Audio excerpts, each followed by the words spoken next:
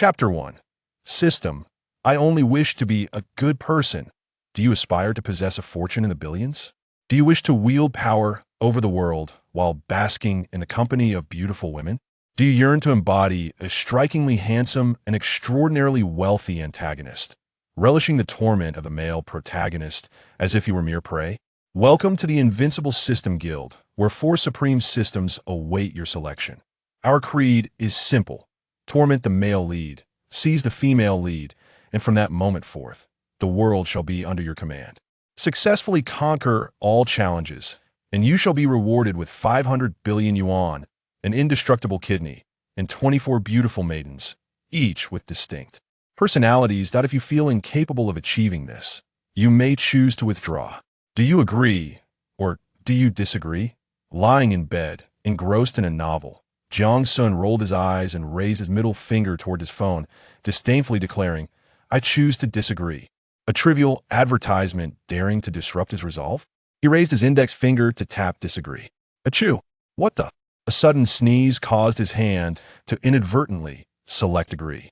And thus, Jiang Xun found himself somersaulting into a new world successfully transmigrated.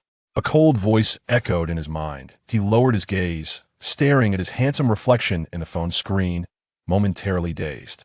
Surveying his surroundings, he was greeted by a myriad of familiar yet unfamiliar figures and structures on the stage before him. A stunning girl, almost impossibly beautiful, sang those years. The air was filled with the deafening cheers of countless boys. Suning Xiong, Suning Xiong, Senior Su, Senior Su, Goddess Su, Goddess Su. The cacophony of admiration resonated through the air. Suning Xiong? Wasn't she one of the female protagonists from the novel he had just read, the true young master of the aristocratic family? The God of War returns? Was this the small auditorium of Haiqing University? Was this the scene from the first chapter of the novel? In the story, as Su Ningxiong sang at the welcome party, she nearly met her demise under a falling chandelier, only to be saved at a critical moment by the male lead, Jiang Tianhao, leading to her secretly harboring feelings for him. What followed was the typical trope of urban power fantasies, where Jiang Tianhao, upon discovering a jade pendant, was revealed to be the true young master of the Jiang family.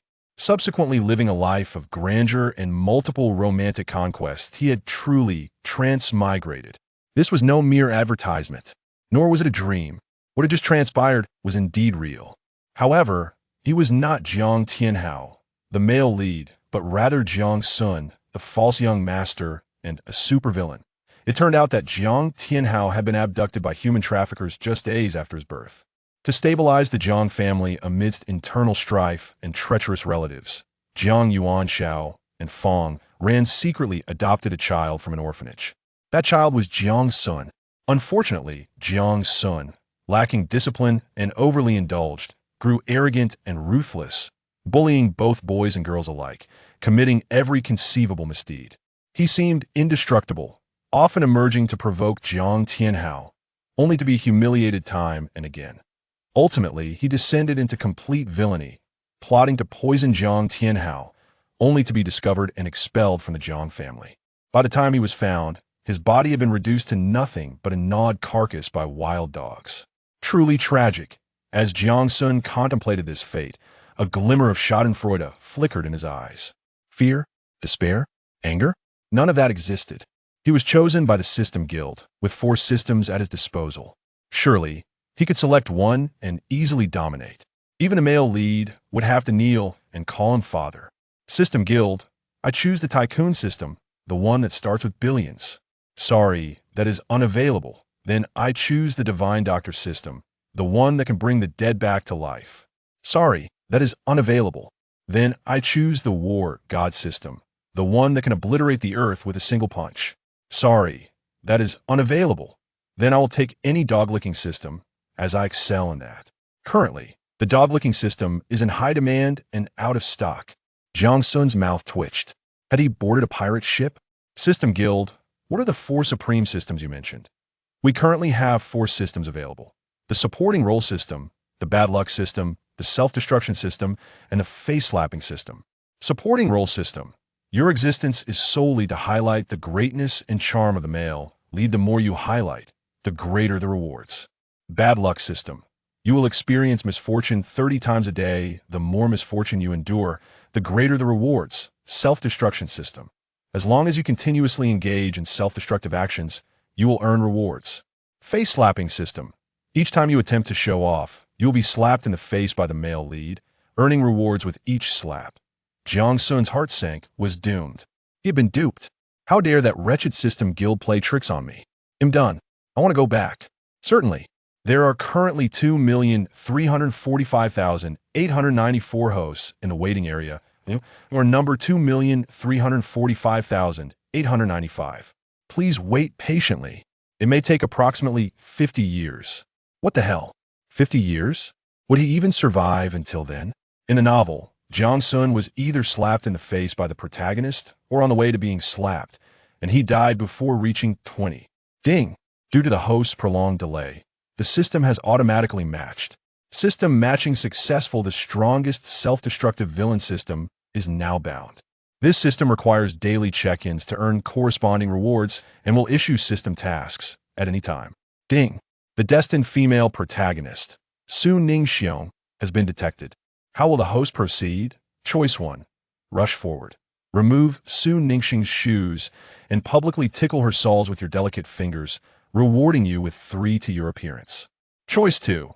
Deliver 3 slaps to Su Ningxiong's head, 3 pinches to her nose, and 3 squeezes to her cheeks, concluding with the remark, "Beauty, are you a pig?" Rewarding you with 5 to your stamina. Choice 3. Force Su Ningxiong to sing Little Bunny Be Good on stage, rewarding you with 10 to your defense. Choice 4. Humiliate Su Ningxiong with words, driving everyone present to madness, with rewards unknown based on the level of madness among the audience. P.S. The time limit is 10 minutes. P.S. Failure to complete the task will result in severe punishment for the host. Remember, upon hearing the system's tasks, Jiang Xun pondered for a moment, then raised his head to gaze at Su Ningxiong on stage. Back to the very beginning. Your youthful face resides in my memories. At last, we have arrived at this day. The old photograph beneath the table. Countless memories intertwined. Today, the boy must meet the girl for one last time. Su Ningxiong's voice was pure, flowing like a clear spring down a mountainside, melodious like the song of a yellow oriole.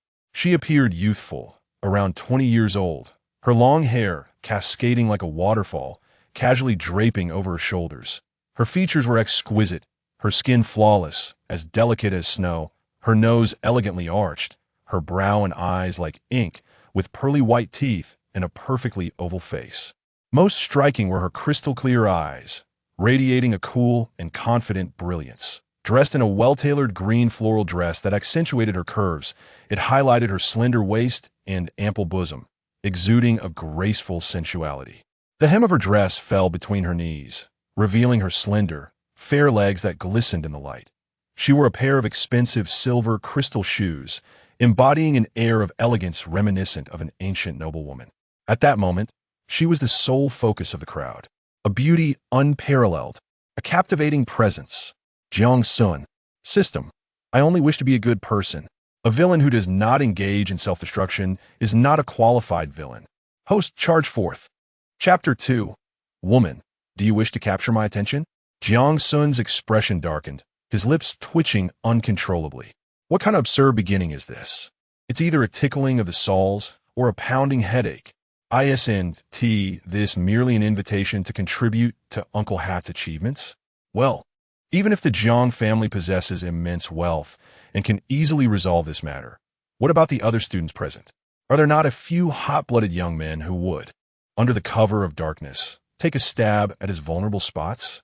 System, the world is so splendid, yet you are so irritable. This will not do. We must prioritize harmony and avoid impulsive actions. Furthermore, are you aware of Su Ningxiong's background? Su Ningxiong, 20 years old, a sophomore in the music department at Haicheng University. Her father is Su Mingyuan, the chairman of the Su Group, and her mother is Li Wanning. Both the Su Group and the Jiang Group are among the top enterprises in Haicheng, with a total asset value of approximately 400 billion. Moreover, Su Ningxiong has possessed a remarkable musical talent since childhood. She debuted last year, and her first album sold over 3 million copies. earning her the title of the new queen of the music scene with her stunning beauty and sweet voice, garnering 5 million fans. Ninjangezva Sumingwan is a fierce protector of his daughter. Once he hears of any wrongdoing towards her, he instantly enters a berserk mode. Su Ningxiang suffers from severe misandry and has never had any physical contact with men. Goodness, since you are so well informed, why let me walk into danger? Jiang Xun was furious. Time remaining, 9 minutes and 24 seconds. Please enjoy the remaining moments of beauty. Should the host fail to complete the task, there will be dire consequences, including being pursued by a pack of wild dogs for an hour. The host grew up in an orphanage, facing numerous hardships before becoming a top real estate salesperson, known for being cunning, treacherous, and unscrupulous, adept at underhanded tactics. Once a female salesperson insulted you, calling you a wretched creature born of a mother, but raised without one. While you feigned indifference, you secretly affixed double-sided tape to her license plate, resulting in her receiving a fine of 212 points deducted.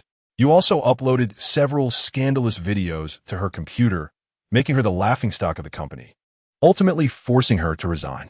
Well, to be honest, I quite enjoy Jiang Xun as the antagonist. Tormenting the male lead brings me joy. Jiang Xun hastily interrupted the system from continuing its narrative. He relished in being the old trickster and enjoyed deceiving others. Moral coerción? He had no morals to bind. However, this system knows far too much. Someday, I shall treat it to a millennium of punishment followed by a journey to the Western paradise. Suddenly, an idea struck him, and he quickly inquired, "System, where's my novice gift pack?" Novice gift pack successfully distributed. Would you like to open it? Open. Host defense, 200. Host charisma, 15. Host strength, 5. Ding. Severe warning.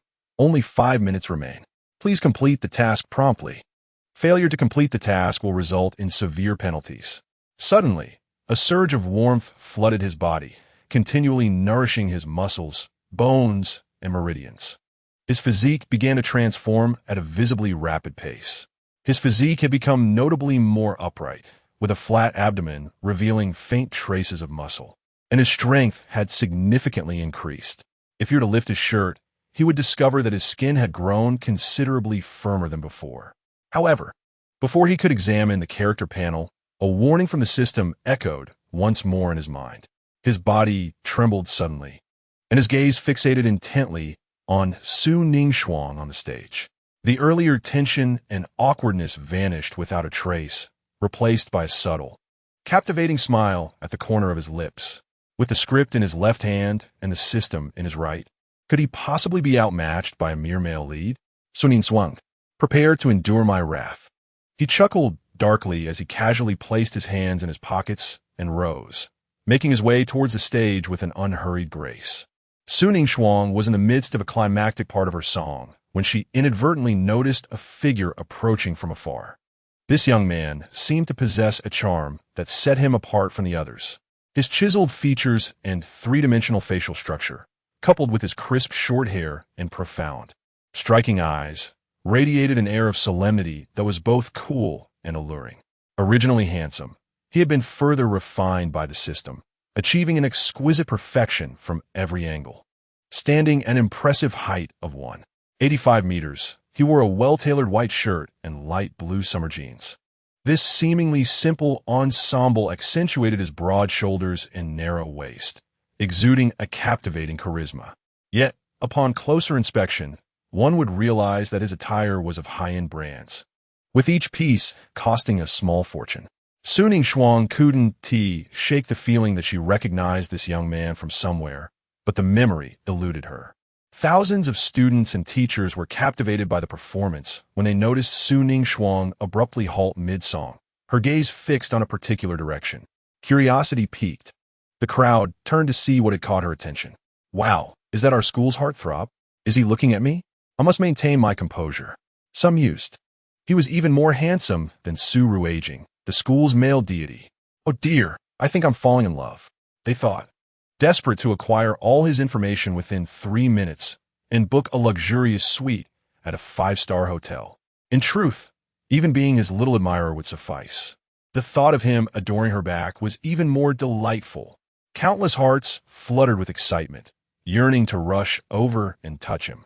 Despite being under the scrutiny of thousands of eyes, Jiang Xun displayed no signs of anxiety or awkwardness.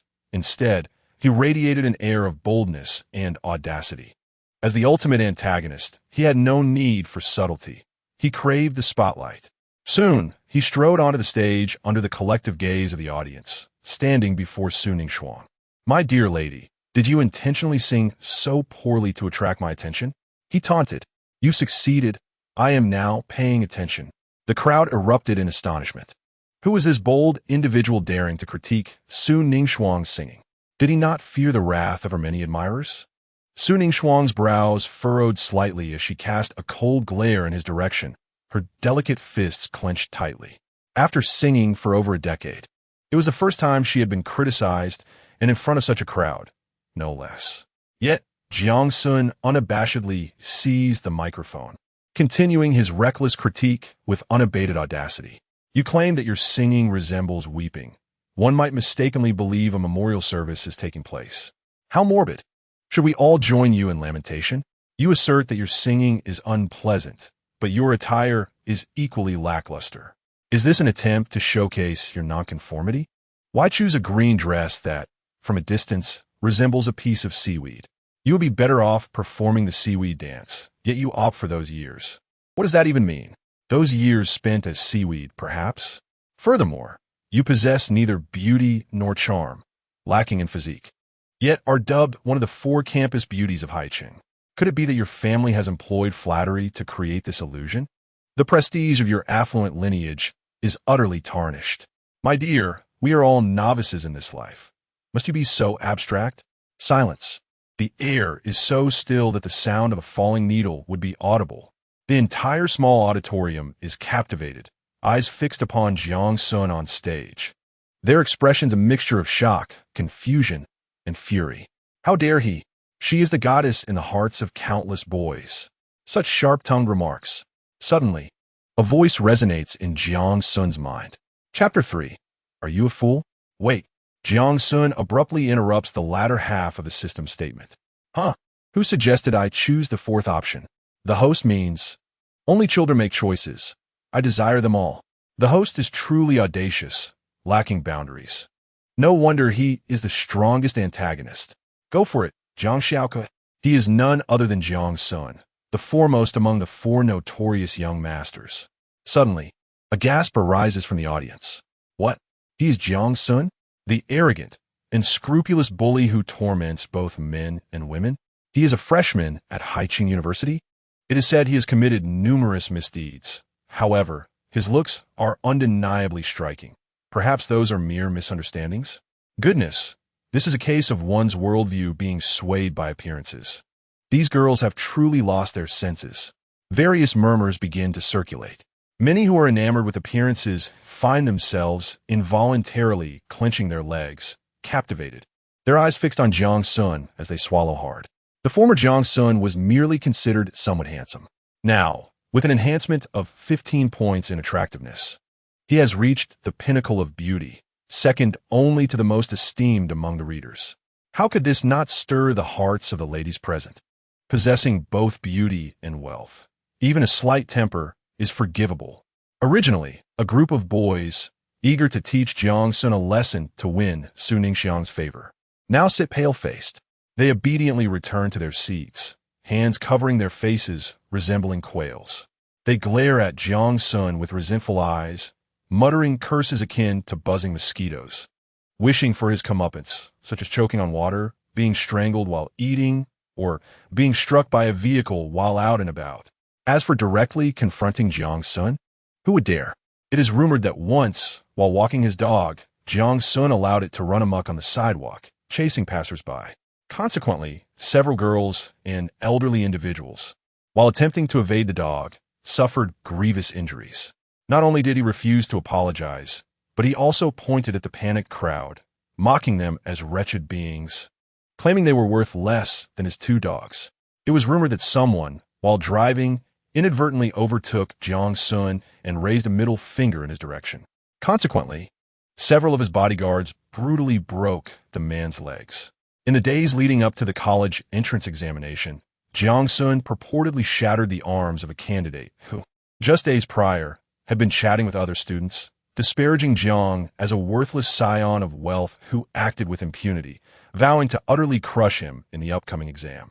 It could be said that in the vast expanse of Haicheng, only Jiang Xun had the audacity to bully others, while no one dared to retaliate against him.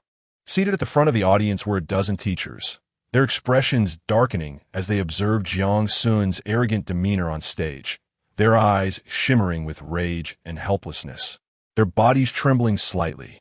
Indeed, wherever Jiang Xun was present, tranquility was a mere illusion. Yet, how could they dare to confront this little tyrant? What if he took offense and disassembled their bones, tossing them into a pot for broth? Their only recourse was to surreptitiously call the principal, hoping he would arrive swiftly to mitigate the situation's impact. Among them, a student smirked, his ordinary features betraying an air of confidence and arrogance. Jiang Xun? The foremost among Haicheng's four notorious scions? I hadn't intended to make you my offering so soon. Yet here you are, eagerly presenting yourself. This can only enhance my standing in Suning Shuang's eyes. He was Jiang Tianhao, the male lead of the return of the true heir, recently cast out by his master. He had secured a place as a freshman at Haicheng University, told that his fortune awaited him there. On the first day of registration at Haicheng University, he fortuitously encountered Suning Shuang. Captivated by her breathtaking beauty and exquisite figure, he immediately designated her as one of the central figures in his harem. He had planned a heroic rescue to win her heart, subsequently leveraging the power of the Su family to ascend to the pinnacle of success, ultimately amassing a harem of 4 or 5 dozen diverse beauties. Little did he know that Jiang Xun would publicly humiliate Su Ningshuang. Was this not akin to delivering his own head on a platter? He silently scoffed. Jiang Xun, while you have unwittingly granted me the opportunity to win the heart of a beauty, you have also insulted my woman, thereby sealing your fate. I have decided to shatter your limbs and cast you onto the streets to scavenge with the wild dogs. Just as these thoughts coursed through his mind, Jiang Xun lowered his gaze to Su Ningshuang's feet and inquired, "You don't have athlete's foot, do you?" "No." Su Ningshuang shifted aside, her eyes furuing. She wondered what nonsense he was up to. Coming from a prominent family in Haicheng, how could she be unaware of Jiang Xun's infamous reputation? Yet, she was not of the same ilk as this reckless second-generation rich kid, and their interactions were few. Not long ago, the Jiang family had sought to propose a marriage to the Su family, only to be graciously declined by her father, Su Mingyuan, on account of his daughter's disinterest in men.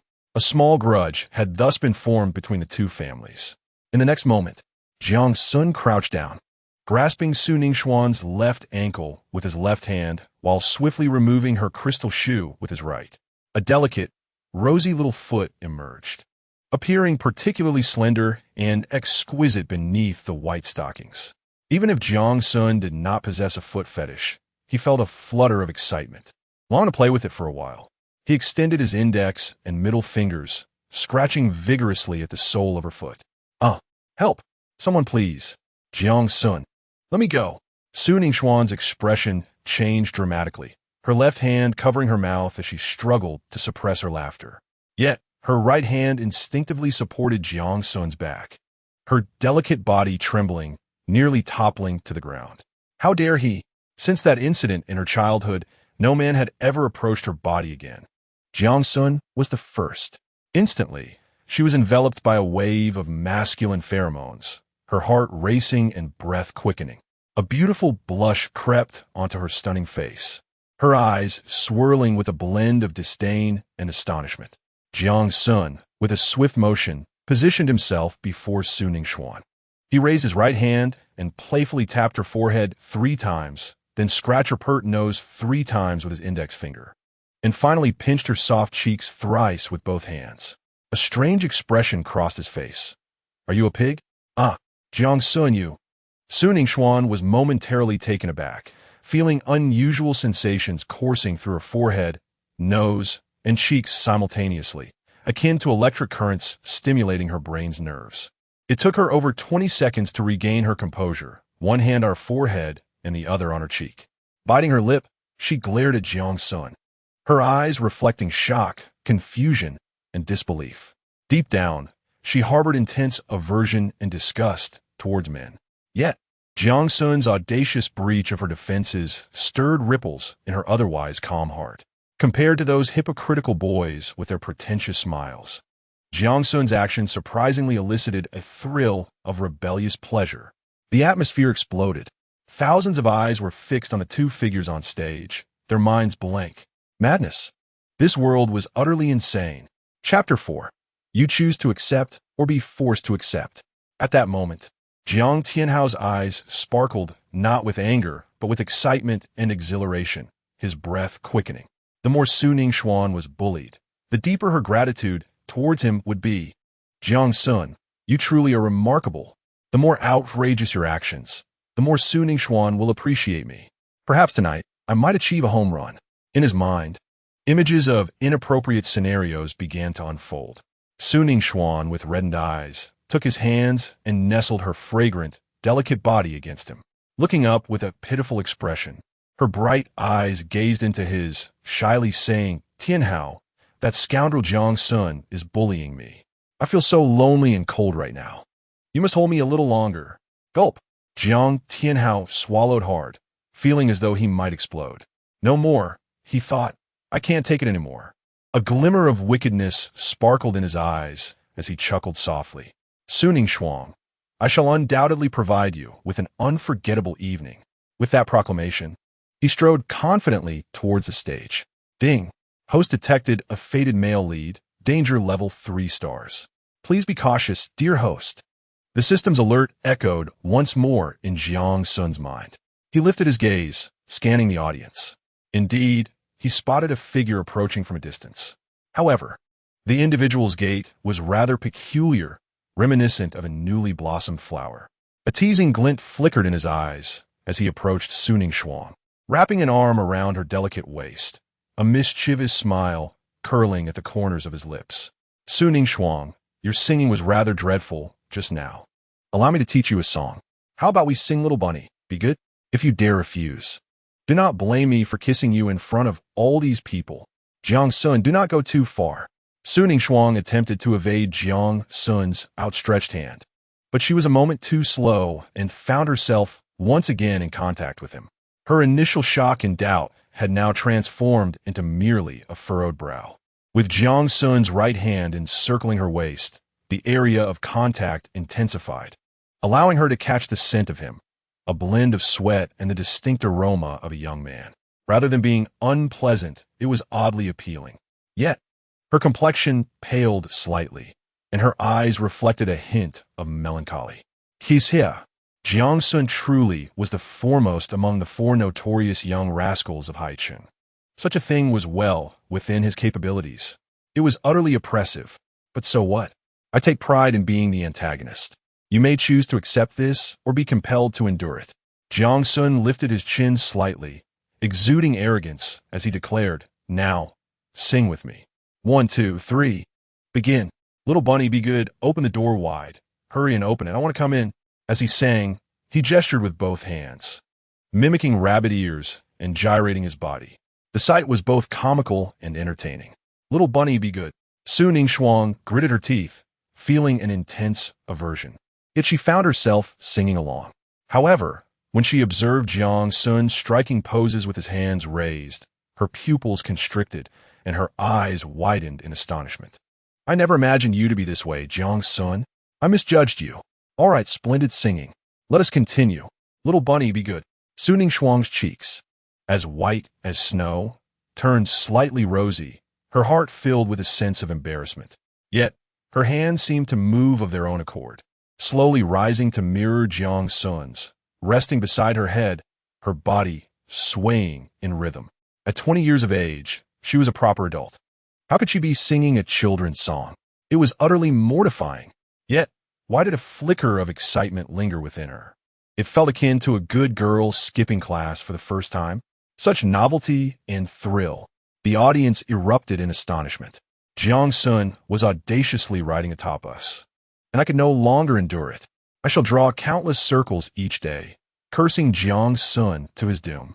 Jiang Xun audaciously bestowed 3 blows upon my wife, playfully pinching her nose and cheeks, a blatant provocation against us. Moreover, he had the audacity to tickle Su Ningxuang's soles, a gross overstep. Oh, how my heart aches. My wife's purity seems compromised. Do you not sense the palpable chemistry between the two? It resembles that of lovers. Countless young men are pounding their chests in despair, lamenting their plight. Yet, they merely engage in empty bravado. None dare to confront them. They are known for their malevolence, their misdeeds, infamous for their cruelty. The very demons that silence the cries of children. Jiang Xun, release my wife. No, I mean senior sister Su. Did you hear me? At that moment, Jiang Tianhao rushed forth, striking the edge of the stage with both hands, executing a graceful front flip that landed him smoothly on stage. He bellowed with confidence. Ding! The host has completed the task of removing Su Ningxuang's shoes and publicly tickling her soles with delicate fingers, earning a beauty reward of 3. Ding! The host has accomplished the task of delivering 3 playful taps to Su Ningxuang's head, 3 pokes to her nose, and 3 squeezes to her cheeks, earning a stamina reward of 5. Ding! The host has violently compelled Su Ningxuang to sing Little Bunny Be Good on the spot, earning a defense reward of 10. Ding!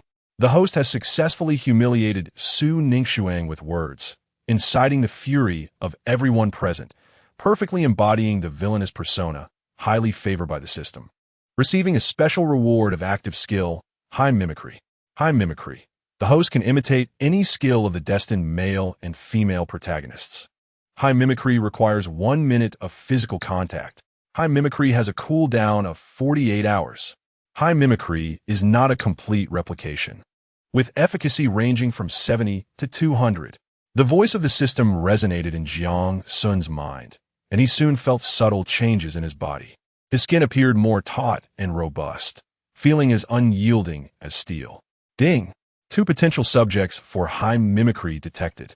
Destined female protagonist Su Ningxuang's vocal prowess, elite level, acting skills, professional level, and dance foundation, professional level. Destined male protagonist Jiang Tianhao's Thunder Palm, elite level. Phantom Step, elite level. Without a moment's hesitation, Jiang Xun discarded Su Ningxuang's 3 skills. He was a supervillain, not a budding star in the entertainment industry. What need had he for such skills? Jiang Tianhao's abilities were far more impressive. 1 for offense, 1 for evasion. Truly the hallmark of a villain. 1 minute of physical contact with a man? That felt somewhat distasteful. Jiang Xun's eyes darted, and a flash of inspiration struck him. He tilted his head, casting a sideways glance at Jiang Tianhao, boldly proclaiming, "Oh, which woman forgot to fasten her pants and let you out? Who do you think you are to meddle in my affairs? Do you dare to challenge me? Or shall I make you call me grandfather?" Level classification. From lowest to highest. Novice, professional, elite, master, grandmaster, great-grandmaster. Chapter 5. Do you know who I am? Do you know who my father is? How dare Jiang Tianhao provoke Jiang Xun? Surely he must be out of his mind. You are gravely mistaken. While Jiang Xun hails from an impressive family background, he himself is nothing more than a pitiful weakling. Just 2 days prior, when Jiang Tianhao registered as a freshman, he single-handedly took on 4 ruffians. A worthless rich second generation like Jiang Xun could last at most 5 rounds. No, I wager 3 spicy strips that Jiang Xun will last no more than 3 rounds. If he lasts 3 rounds, I shall live stream while doing a handstand. If he manages to endure even 1 round, I shall eat live on stream. What the hell? Are you really using this as an excuse to get free food and drink? Countless teachers and students witnessed the confrontation between Jiang Tianhao and Jiang Xun, their eyes sparkling with excitement and anticipation. Finally, someone dared to step up and teach that scoundrel Jiang Xun a lesson. It was a moment of public jubilation, a true service to the community. Jiang Tianhao basked in the audience's murmurs, a triumphant smile plastered across his face. He relished this feeling of being a hero in front of others. With a deliberately furious expression, he pointed an accusatory finger at Jiang Xun, passionately admonishing him. Jiang Xun, do not presume that your family's wealth allows you to act with impunity. Today, I, Jiang Tianhao, shall avenge Sister Su and teach you a lesson, you scoundrel. Having trained for over a decade in the arts of wind and thunderpalm and ghostly steps, he once achieved the remarkable feat of taking on 10 retired soldiers alone. A worthless rich kid like Jiang Xun, he would knock him down with a single punch. Oh, do you think you're qualified to play the hero and save the damsel?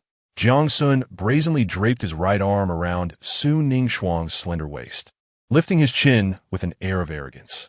Su Ningxuang was taken aback by Jiang Xun's persistent advances. Her cheeks flushed a deep crimson, resembling a ripe apple. Unable to contain herself, she whispered, "You shouldn't provoke him. He seems quite formidable." What? Jiang Xun was momentarily stunned by her words. Was she genuinely concerned for him? Had this young lady lost her mind? Su Ningxuang quickly recognized the flaw in her statement. Why was she worrying about a bully who tormented her? It certainly wasn't due to Jiang Xun's flawless good looks, nor was it because Jiang Tianhao, who had just leered at her for several seconds, was decidedly average in appearance. "I'm merely worried about you losing face for the Jiang family," she replied, turning away with a deliberately expressionless demeanor. However, her slightly flushed cheeks betrayed her inner turmoil. Seeing Jiang Xun still holding on to Su Ningxuang and whispering sweet nothings to her, while her cheeks bloomed like cherry blossoms, sent Jiang Tianhao into a furious rage, his eyes reddening as his body trembled. He concluded that Su Ningxuang must be under Jiang Xun's coercion, forced to endure and fake a smile. His heart ached. Su Ningxuang was meant to be his woman. "Jiang Xun, you tread the path of heaven, yet refuse to walk it. You have barged into the gates of hell. You have sealed your fate. Rest assured, I can take on 10 of your kind," Jiang Xun declared, shaking his shoulders as he strode confidently towards Jiang Tianhao, nostrils flaring in defiance. "Jiang Tianhao, I adhere to a certain principle when it comes to fighting. I am permitted to strike your face, but you are not allowed to strike mine." Before the words even left his lips, a strikingly handsome meteor fist was unleashed. Bang! You despicable and shameless rich heir. How dare you strike my face? Jiang Tianhao, caught off guard, received a fierce blow to the nose, instantly feeling a mix of pain and sting, tears and snot streaming down his face.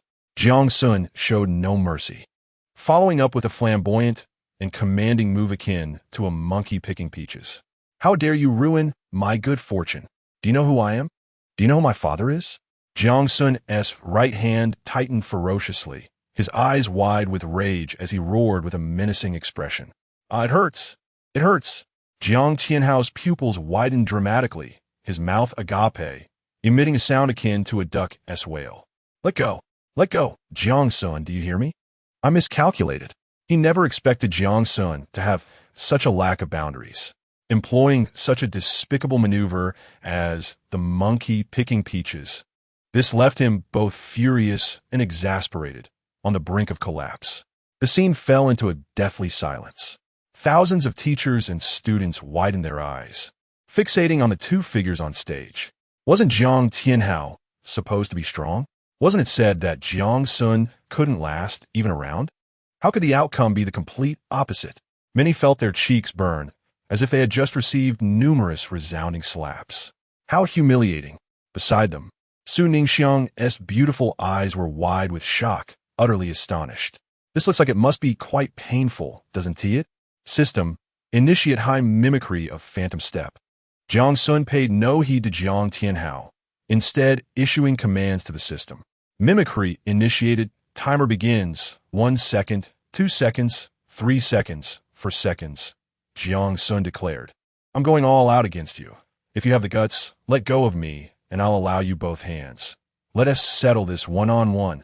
Jiang Tianhao, his face pale from the pain, cold sweat pouring down, trembled all over, yet Jiang Xun refused to release him. Gritting his teeth, he exclaimed, "If you're a man, don't resort to these underhanded tactics. Whether I'm a man or not, your future wife knows the truth. Just ask her. Damn you, will you let go? Call me grandfather 3 times, and I shall spare you. I won't call you anything. What are you going to do about it?" It's breaking. It's breaking. I'll call grandfather, grandfather, grandfather. My good grandson calls so sweetly. I've already called you grandfather 3 times. So please let me go. I'm sorry. I'm the villain. I've gone back on my word. Damn it. 56 seconds, 57 seconds, 58 seconds, 59 seconds, 60 seconds. Mimicry successful. Host has successfully mimicked the skills of the destined male protagonist. Phantom step at master level. A voice echoed in Jiang Xun's mind. His eyes bulged in astonishment, nearly popping out of their sockets as he gasped in shock. Is this mimicry or an upgrade? Jiang Tianhao's Phantom Step is at the elite level, while his is at the master level. Just ask if you're afraid. The system is magnificent. Seeing that the mimicry was complete, he realized it was inappropriate to continue holding on to his opponent. So he released and took a few steps back. With his hands clasped behind his back and head held high, he boasted loudly, Jiang Tianhao, since you have called me grandfather several times, I shall grant you, my obedient grandson, a reprieve. Now be gone. Ah, it hurts. Jiang Tianhao's younger brother finally escaped the clutches of the tyrant Jiang Xun. He contemplated turning around to comfort his little brother, but the thought was quickly abandoned. After all, such an action would be too disgraceful. If he dared to do so, all the girls in the school would undoubtedly blacklist him at once. How could he ever hope to build his harem then? Instead, he clenched his fists tightly and jumped in place several times to alleviate the pain. It took several minutes for the discomfort to subside slightly. Suddenly raising his head, he glared at Jiang Xun with a face full of indignation and shouted, Jiang Xun, I formally challenge you. I must avenge the grievance of my brother. Ding. What choice will the host make in response to the challenge from the fated male lead? Choice 1. Kneel and call the fated male lead daddy. Reward. A 3-day nightmare tour. Choice 2. Expose both identities and voluntarily leave the Jiang family. Reward. The title of the world's #1 coward. Choice 3. Accept the challenge from the fated male lead. Reward. Unknown. The higher the negative emotional value of the fated male lead, the better the reward. As Jiang Xun prepared to speak, the system's voice echoed in his mind. His eyes suddenly gleamed with excitement. To torment the male lead? The system truly understood him well. Chapter 6. Let not be a farce. Jiang Xun, as a supervillain chosen by the System Guild, was the most exceptional and formidable existence. His motto was a glimmer of cold light, a myriad of brilliance. What harm is there in tormenting the male lead? Kneeling on the ground to call the male lead daddy, exposing their identities, voluntarily leaving the Jiang family? Only someone with a head full of water would choose those two. Without a moment's hesitation, Jiang Xun chose the third option. Jiang Tianhao, you are already my defeated foe. What gives you the audacity to challenge me again? Jiang Xun raised his chin, casting a sidelong glance, exuding an air of superiority. Dominant, arrogant, unassailable. Upon hearing this, Jiang Tianhao's face flushed crimson once more, resembling liver in color. Waves of fury surged within him as he clenched his fists and roared, if it weren't for your despicable tactics, how could I have lost to you? At this point, he felt the pain from his little brother's earlier ordeal flare up again. The grievance of a stolen wife. The hatred of a captured brother. Today, he must return the favor to Jiang Xun tenfold. You called me grandfather earlier. Jiang Xun replied with an air of indifference. You ambushed me. You call me grandfather. Your methods are despicable and shameless. You call me grandfather. You are utterly shameless. You call me grandfather. Ah, Jiang Xun. I'll fight you to the end. Jiang Tianhao's defenses crumbled in an instant. His face reddened with rage. A sinister expression overtook him as he shouted, stepping forward with an ethereal grace, his form resembling a ghost. In an instant, he charged toward Jiang Xun, raising his right hand to deliver a fierce slap to Jiang Xun's handsome face.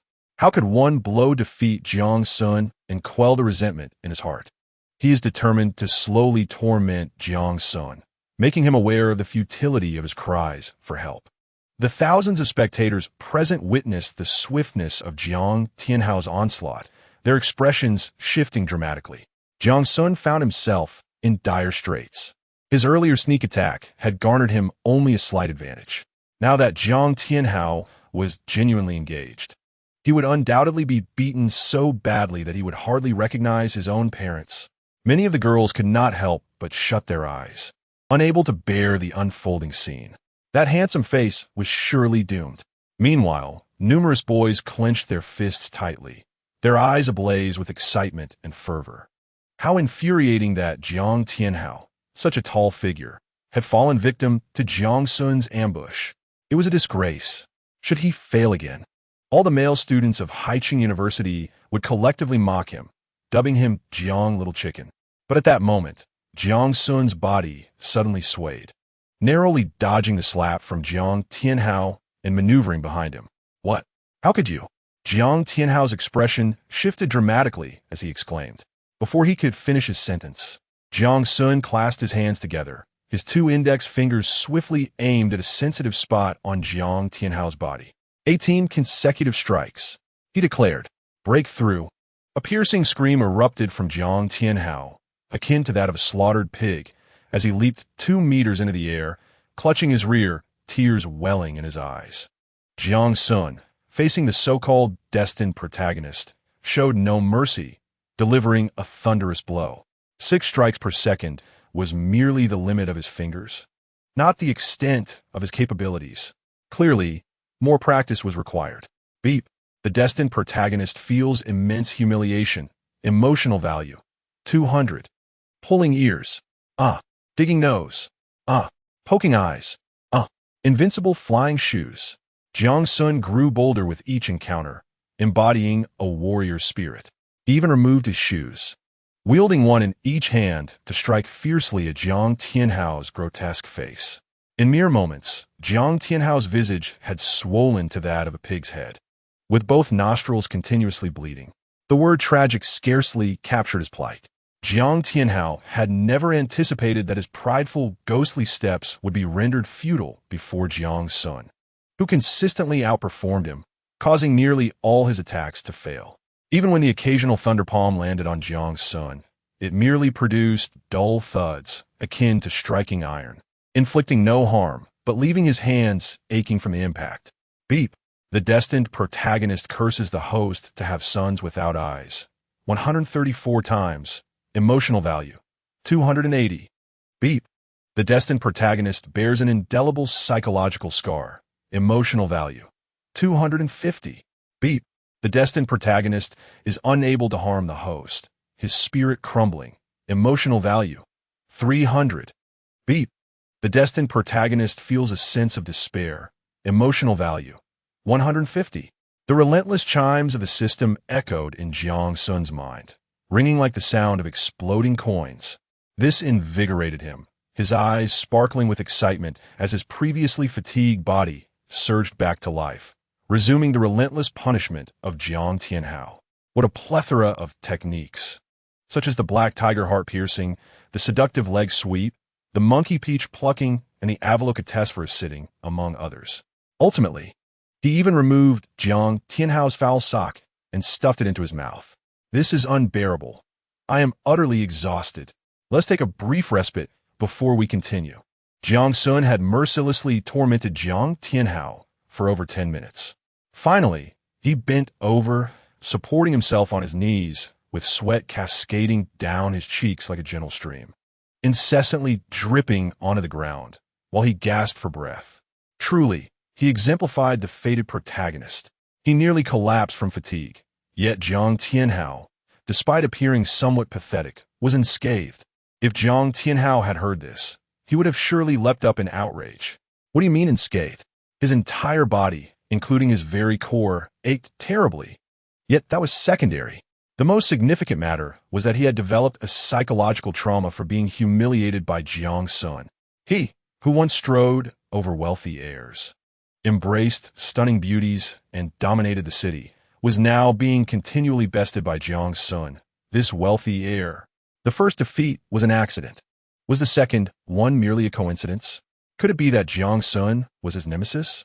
Ding! The host has completed the challenge of the fated protagonist, leaving an indelible psychological scar on the opponent, and the opponent's emotional value has reached 35,783.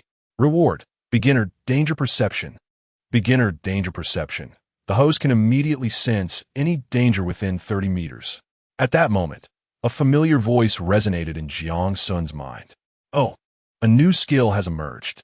Beginner danger perception? That sounds rather impressive.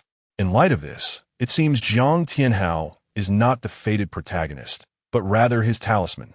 He hurried over, feigning concern as he helped Jiang Tianhao up. While brushing off the dust from his clothes, he consoled him. Jiang Tianhao, let me clarify. You initiated the altercation. I merely acted in self-defense, so I will not compensate you a single penny. However, since you have tarnished my reputation and laid hands on me, shouldn't you offer me some form of compensation? Given your apparent poverty, I won't ask for much, just 1 million. How does that sound? What?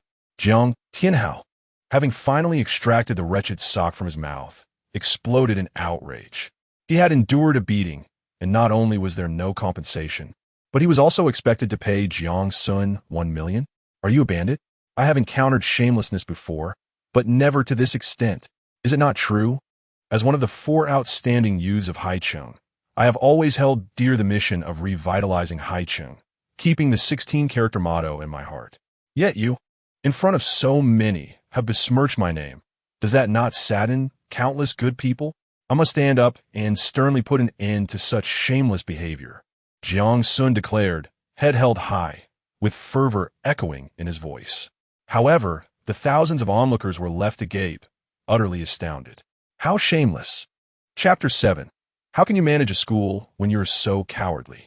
Jiang Xun dares to call himself a good person? Am I hearing correctly? If Jiang Xun is a good person, then does that mean there are no bad people left in the world? Lousy has stripped down to his trousers, and yet, I am presented with this? Jiang Xiajiji is nothing but a worthless coward, a spineless wretch. Damn it, who just suggested live-streaming excrement? Step forward immediately. Had I known Jiang Xiajiji was this incompetent, I would have taken to the stage myself. Countless teachers and students have been utterly disheartened. I had initially hoped to witness Jiang Xun being ruthlessly humiliated by Jiang Tianhao, yet the outcome was precisely the opposite. It was once again a staggering blow to the face. Jiang Tianhao, with his large pig-like visage, faced such humiliation, filled with resentment as he exclaimed, Jiang Xun, first you harassed Sister Su, then you assaulted me, and now you are extorting me. I will report you and let Officer Hat capture you.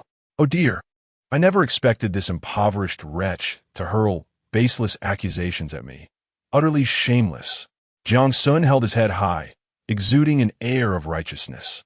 Who has harassed her? We were merely engaged in friendly discourse. Do you understand? I struck you only because you initiated the aggression, and as for extortion, that was merely compensation for your actions against me. If you find this unacceptable, why not ask everyone? I trust their judgment is keen. Jiang Tianhao wiped the blood from his nose, standing tall and defiantly declaring, Jiang Xun, even if you wield immense power and wealth, instilling fear in everyone, Jiang Tianhao, at that moment, an enraged roar echoed through the air. It was Principal Tao Jinkuan. The elder, not yet 70, possessed a lean frame and gray hair. He wore a white shirt above and black trousers below, exuding vitality and good health.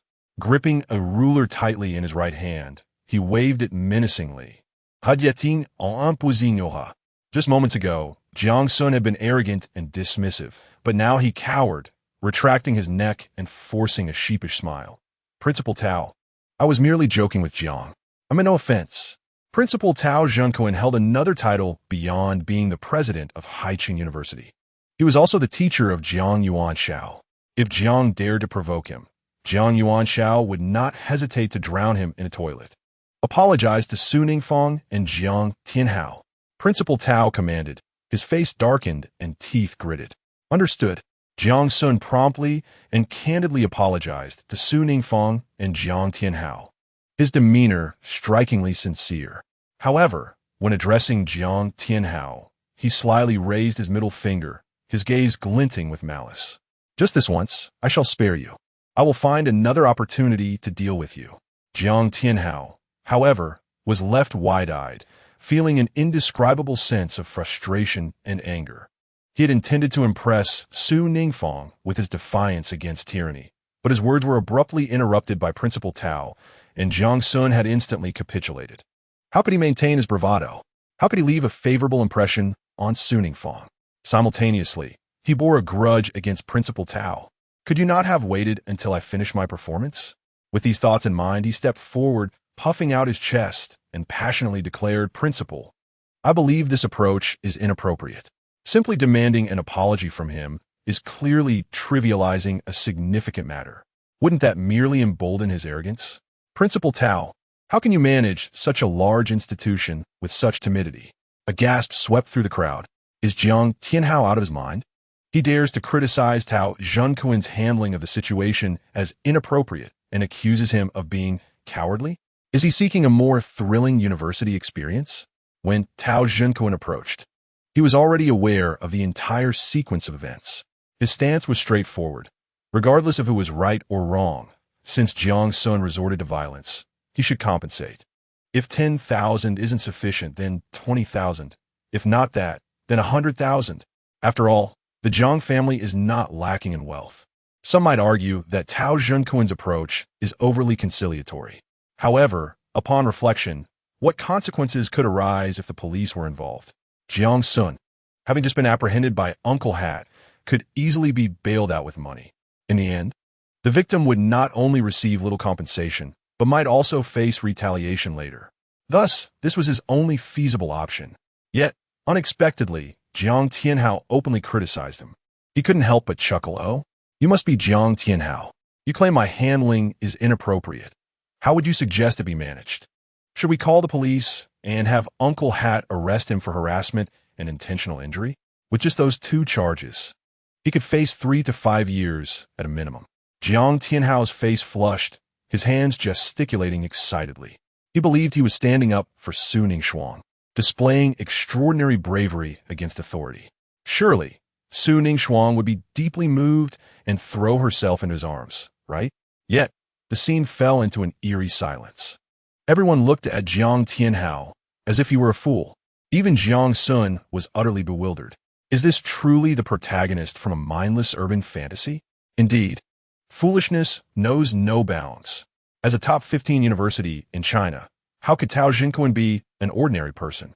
His students, apart from Zhang Yuanshao, include numerous influential figures in politics, business, and the military. He has cultivated an impressive network of talent. In the original story, Jiang Tianhao saved Su Ningxuang and garnered support from the Su family.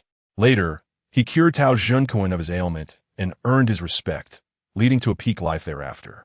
But now, in a bid to highlight his own significance, he is humiliating Tao Zhenkuan. This is nothing short of dancing on a grave. You are impressive. Indeed, Tao Zhenkuan's expression darkened, and the corners of his mouth twitched subtly. After over 40 years of teaching, this was the first time he had encountered such an audacious student. You are remarkable. He grasped the ruler tightly in his right hand, a faint smile appearing. Jiang Tianhao, you allege that Jiang Xun harassed Su Ningxuang and intentionally harmed you. And you intend to report this, correct? Why don't we ask everyone if they agree with your assertion? If they do, I will personally call the police and have Uncle Hat arrest him. What do you think? Principal Tao, are you serious? Jiang Tianhao's eyes lit up, still oblivious to the gravity of the situation. Absolutely. Tao Zhenkuan nodded solemnly. Jiang Tianhao turned his head, his face filled with eagerness as he addressed the audience with a loud voice. Surely, you all witnessed what transpired? Jiang Xun first harassed Sister Su, and then he assaulted me without cause. I believe we should unite to send this troublemaker to prison. Beside him, Jiang Xun nodded repeatedly, exclaiming, yes, yes. I am the troublemaker. I am no better than a scoundrel. You all ought to step forward and testify for Jiang Tianhao to ensure my rightful place in jail. Upon hearing this, the crowd's expressions darkened, their lips twitching in disbelief. Jiang Xun, do you not possess any sense of shame? Who dares to speak ill of you? Wouldn't that be akin to lighting a lantern in a latrine, courting disaster? I was merely dozing off and saw nothing. Did Jiang Xun strike anyone? I was unaware. My eyesight is poor. I could hardly discern what occurred on stage. I was preoccupied with a severe stomachache. Both teachers and students in the audience fervently shook their heads in denial. Jiang Tianhao was left dumbfounded by this scene. What was happening? How was it possible that not a single person supported him? He glared fiercely at the thousands in the audience, perceiving them as a flock of sycophants, weak and ineffectual. I shall remember all of you. His face flushed crimson, resembling that of a liver, as he turned to Su Ningxuang, waving his hands and calling out, Sister Su, tell them, did Jiang Xun not harass you and intentionally injure me? We must stand firm and not yield to malevolent forces. Chapter 8. Who are you to me? What gives you the right to decide for me? Su Ningxuang furrowed her brows, harboring an indescribable aversion towards Jiang Tianhao. This boy was nothing short of a lunatic.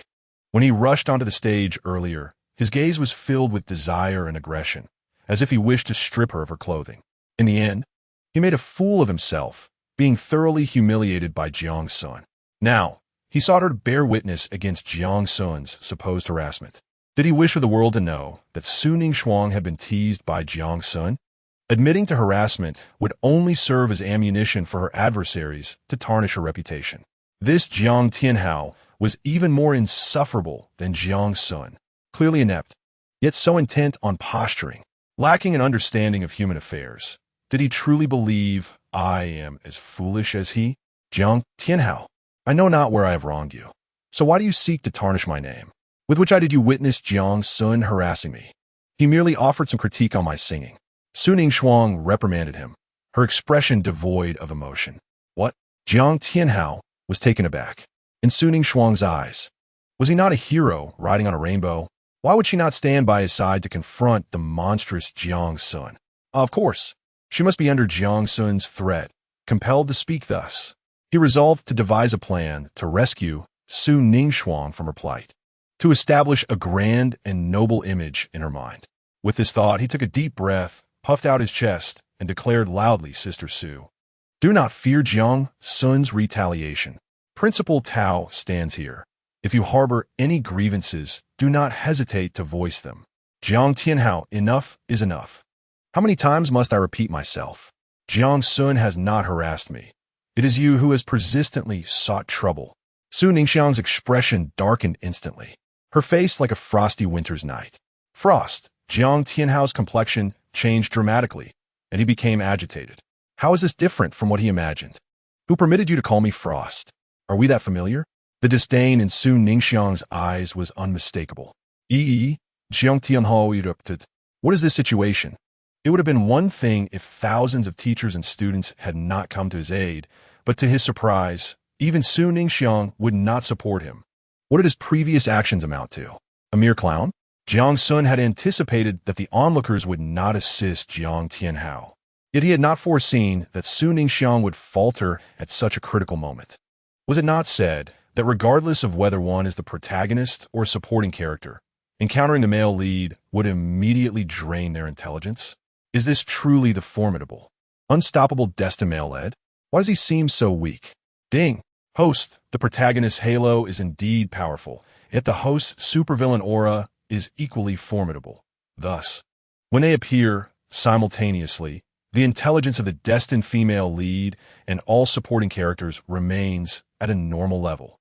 If he were not present at the scene, even if Jiang Tianhao possessed a face akin to a shoehorn, stood at a height of 1.40 meters, and had not bathed for 3 months, all the girls would still deem him the most handsome in the world, weeping and pleading for him to grant them a few injections.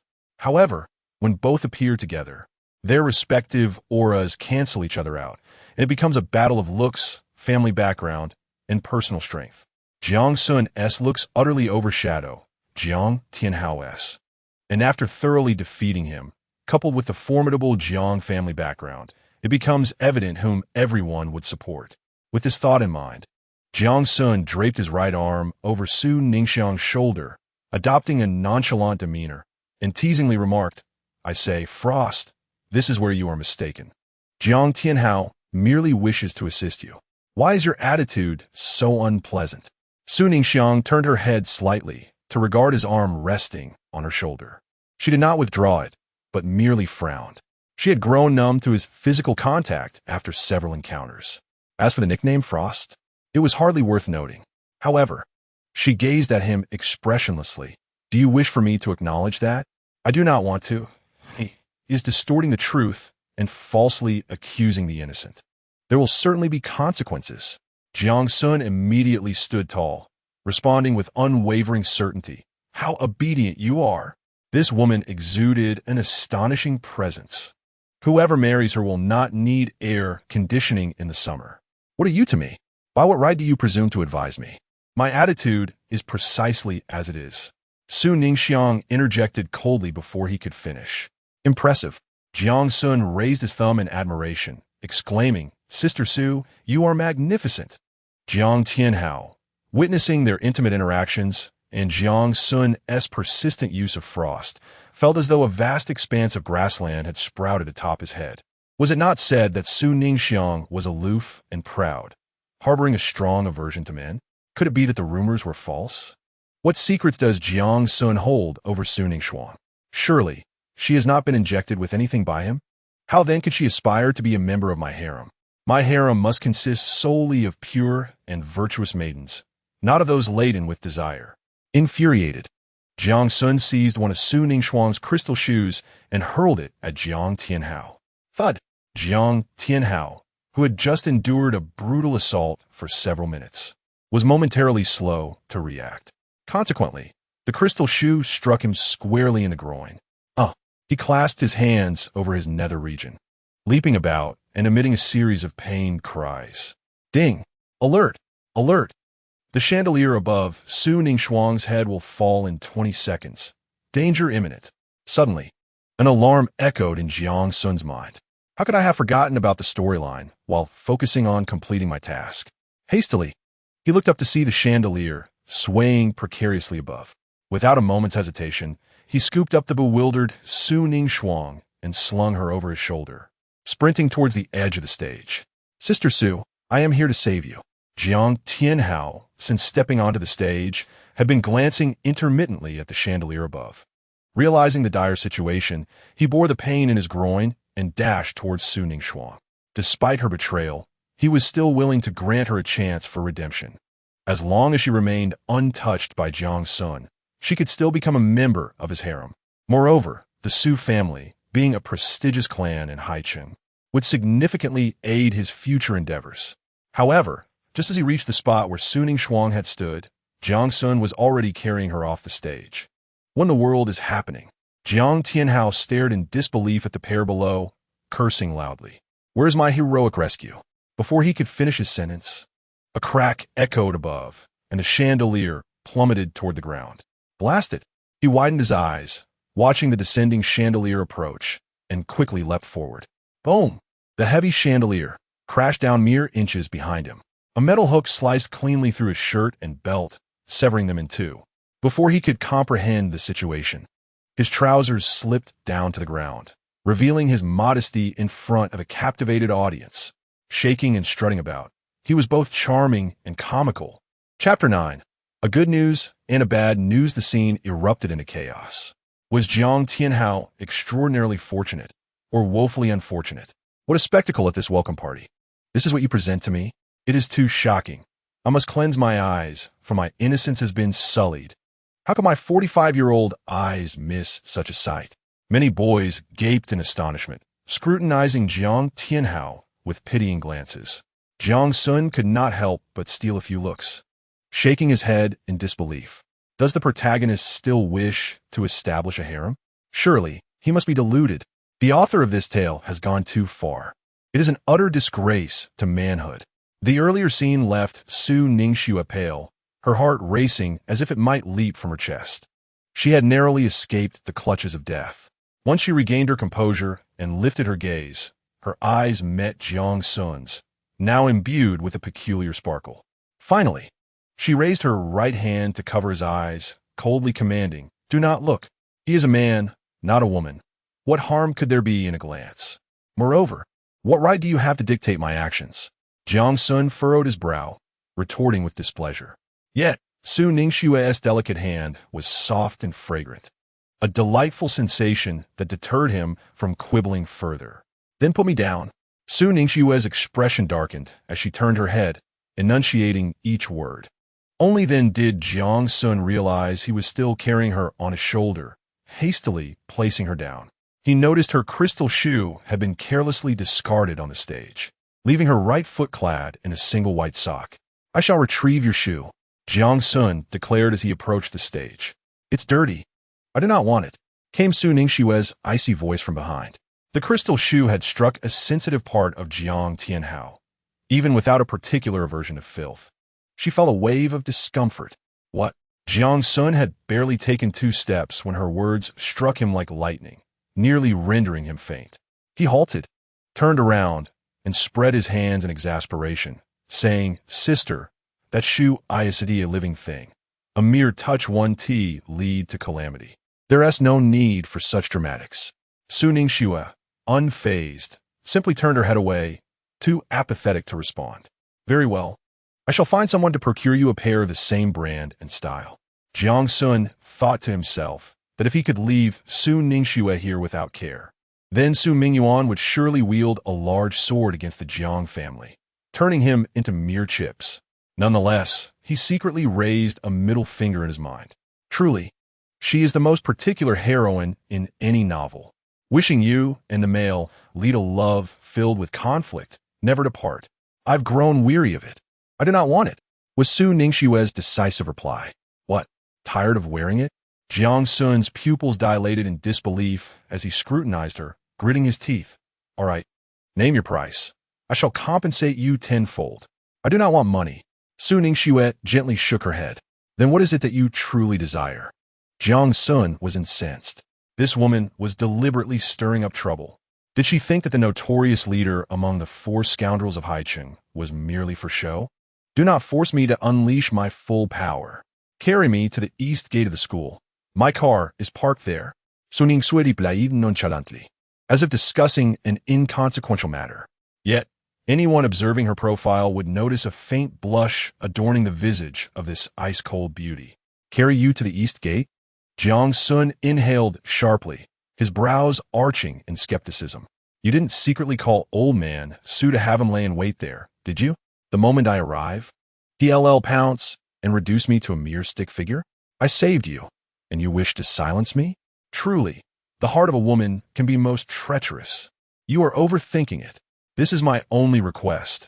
Whether you comply is entirely up to you. Su Ningxue's brows knitted slightly, her tone tinged with irritation. Does he perceive her as an ungrateful, heartless, and malicious woman? Very well, I shall heed your words. If old man Su dares to take action, I assure you he will regret it. Jiang Xun now possesses a system, his confidence soaring to unprecedented heights. Even Jiang Tianhao, the destined male protagonist, has been reduced to calling him grandpa. Why should he fear that old man Su Mingyuan? Techniques like 1,000-year kill and monkey-stealing peaches are at the ready. With his clarity, he turned his back to Su Ningxuan, his knees slightly bending. Su Ningxuan gazed at his broad shoulders, her delicate face blushing uncontrollably. Her heart raced like a startled deer, her breaths coming hastily. This was her first time making such a request to a boy, an absolutely unprecedented moment. Finally, she bit her lip and slowly climbed onto his back. Her snow-white arms gently encircled his neck, her cheek resting on his shoulder. The scent of his masculine pheromones became somewhat intoxicating to her. This scene did not escape the eyes of many students, leaving them in a state of shock. Surely, this must be a dream. How could the goddess of countless boys actively seek to be carried? This was utterly contrary to the natural order. Is this not a case where boys are bad and girls do not love? Jiang Xun quickly put Su Sr. down. Jiang Tianhao happened to witness this scene, his eyes instantly turning blood red as he let out a heart-wrenching roar. Unbeknownst to him, Jiang Xun whistled in his direction, deliberately casting a provocative sidelong glance. I want to put her down. If you have the capability, come at me. You exhibitionist. TSK, hurry and hide your little worm, lest it be snatched away by some little bird from school. He even wiggled his hips at Jiang Tianhao before swaggering out of the small auditorium. Jiang Xun, I'll settle this with you. Jiang Tianhao, seething with rage, leapt off the stage, sprinting after Jiang Xun. Yet, Tao Jinquan raised his hand to stop him, expressing his dissatisfaction. Jiang Tianhao, shouldn't you put on some pants first? This is quite inappropriate and unbecoming. Can't I just get some fresh air? Jiang Tianhao retorted angrily, feeling the heat of multiple setbacks. Well, getting some fresh air is fine, but I'm certain you wouldn't want everyone to see you, would you? Tao Jinkun pointed to the students recording videos with their phones, a knowing smile on his face. Oh no! Stop filming, stop filming. Do you hear me? Don't you dare zoom in. Jiang Tianhao's face turned green as he hastily covered his crucial areas with both hands, roaring in despair. His composure shattered, tears streaming down his face in utter heartbreak. The small auditorium was not far from the east gate of Haicheng University, a mere 10-minute walk. Hian Sun Gidit Suninzwang, embracing the cool night breeze, feeling the softness pressing against his chest. A faint, sweet fragrance surrounded his nose. However, at this moment, he harbored no thoughts of Suning Xuan, only wishing to expedite her departure. In truth, with respect to age, beauty, and family background, Suning Xuan was quite a suitable match for Jiang Xun. Yet, his impression of her remained merely average. Among the various fated heroines, Su Ningfang stands as the most formidable to conquer, requiring over 100 chapters to unveil her essence. She is riddled with flaws, boastful, excessively meticulous, pretentiously aloof, assertively dominant, and a relentless workaholic. Being her friend is challenging enough, let alone being her spouse. Moreover, her past is marred by notorious deeds, casting a long shadow over her character. Su Ningfang would never harbor feelings for him, and Su Mingyuan would undoubtedly disapprove. With such thoughts lingering, Jiang Xun covered the 10-minute distance in a mere 5. Butler Xie Yuan was standing beside a sleek black Maybach, patiently awaiting Su Ningfang.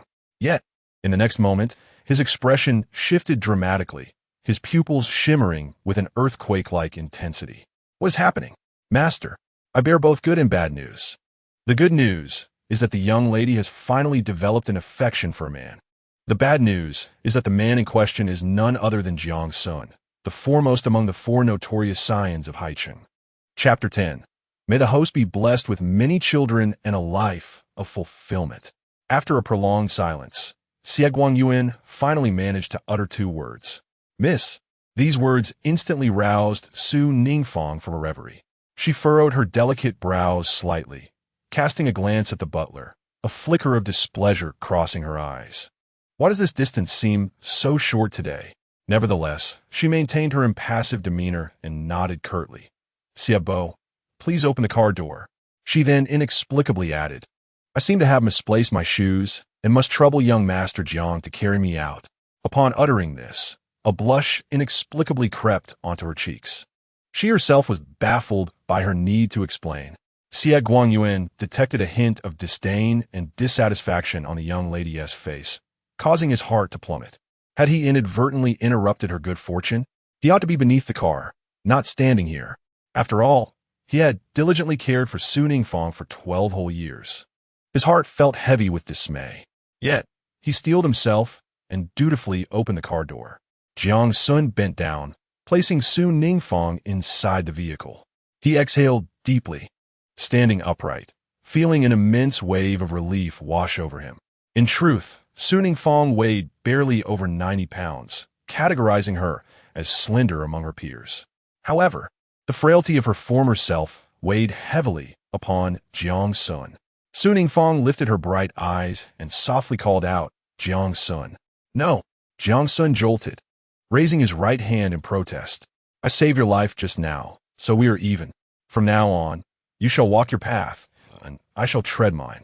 Let us coexist without interference. With that, he waved goodbye to Su Ningfang and turned to walk away into the distance. Su Ningfang gazed at his averted demeanor, her exquisite face etched with shock and disbelief. Was she being rejected? Miss. Xie Yuan suddenly sensed an overwhelming aura of menace emanating from the young lady, his face paling with trepidation. Home. Su Ningfang slowly closed her eyes, taking a full minute before finally uttering those 2 words. Yes. Xie Yuan exhaled deeply, nodding vigorously. The lady and Jiang Xun are certainly not involved in that sort of relationship. He swears it. But what was that look in Su Ningxiang's eyes just now? Was there a hint of longing? Could it be that she has developed feelings for me? How is that even possible? She suffers from misandry, and even the male lead, Jiang Tianhao, took over 100 chapters to win her over. How could a mere villain like me conquer her in half an hour? I once vowed to provide a home for all beautiful heroines, How could I hang myself on this particular tree?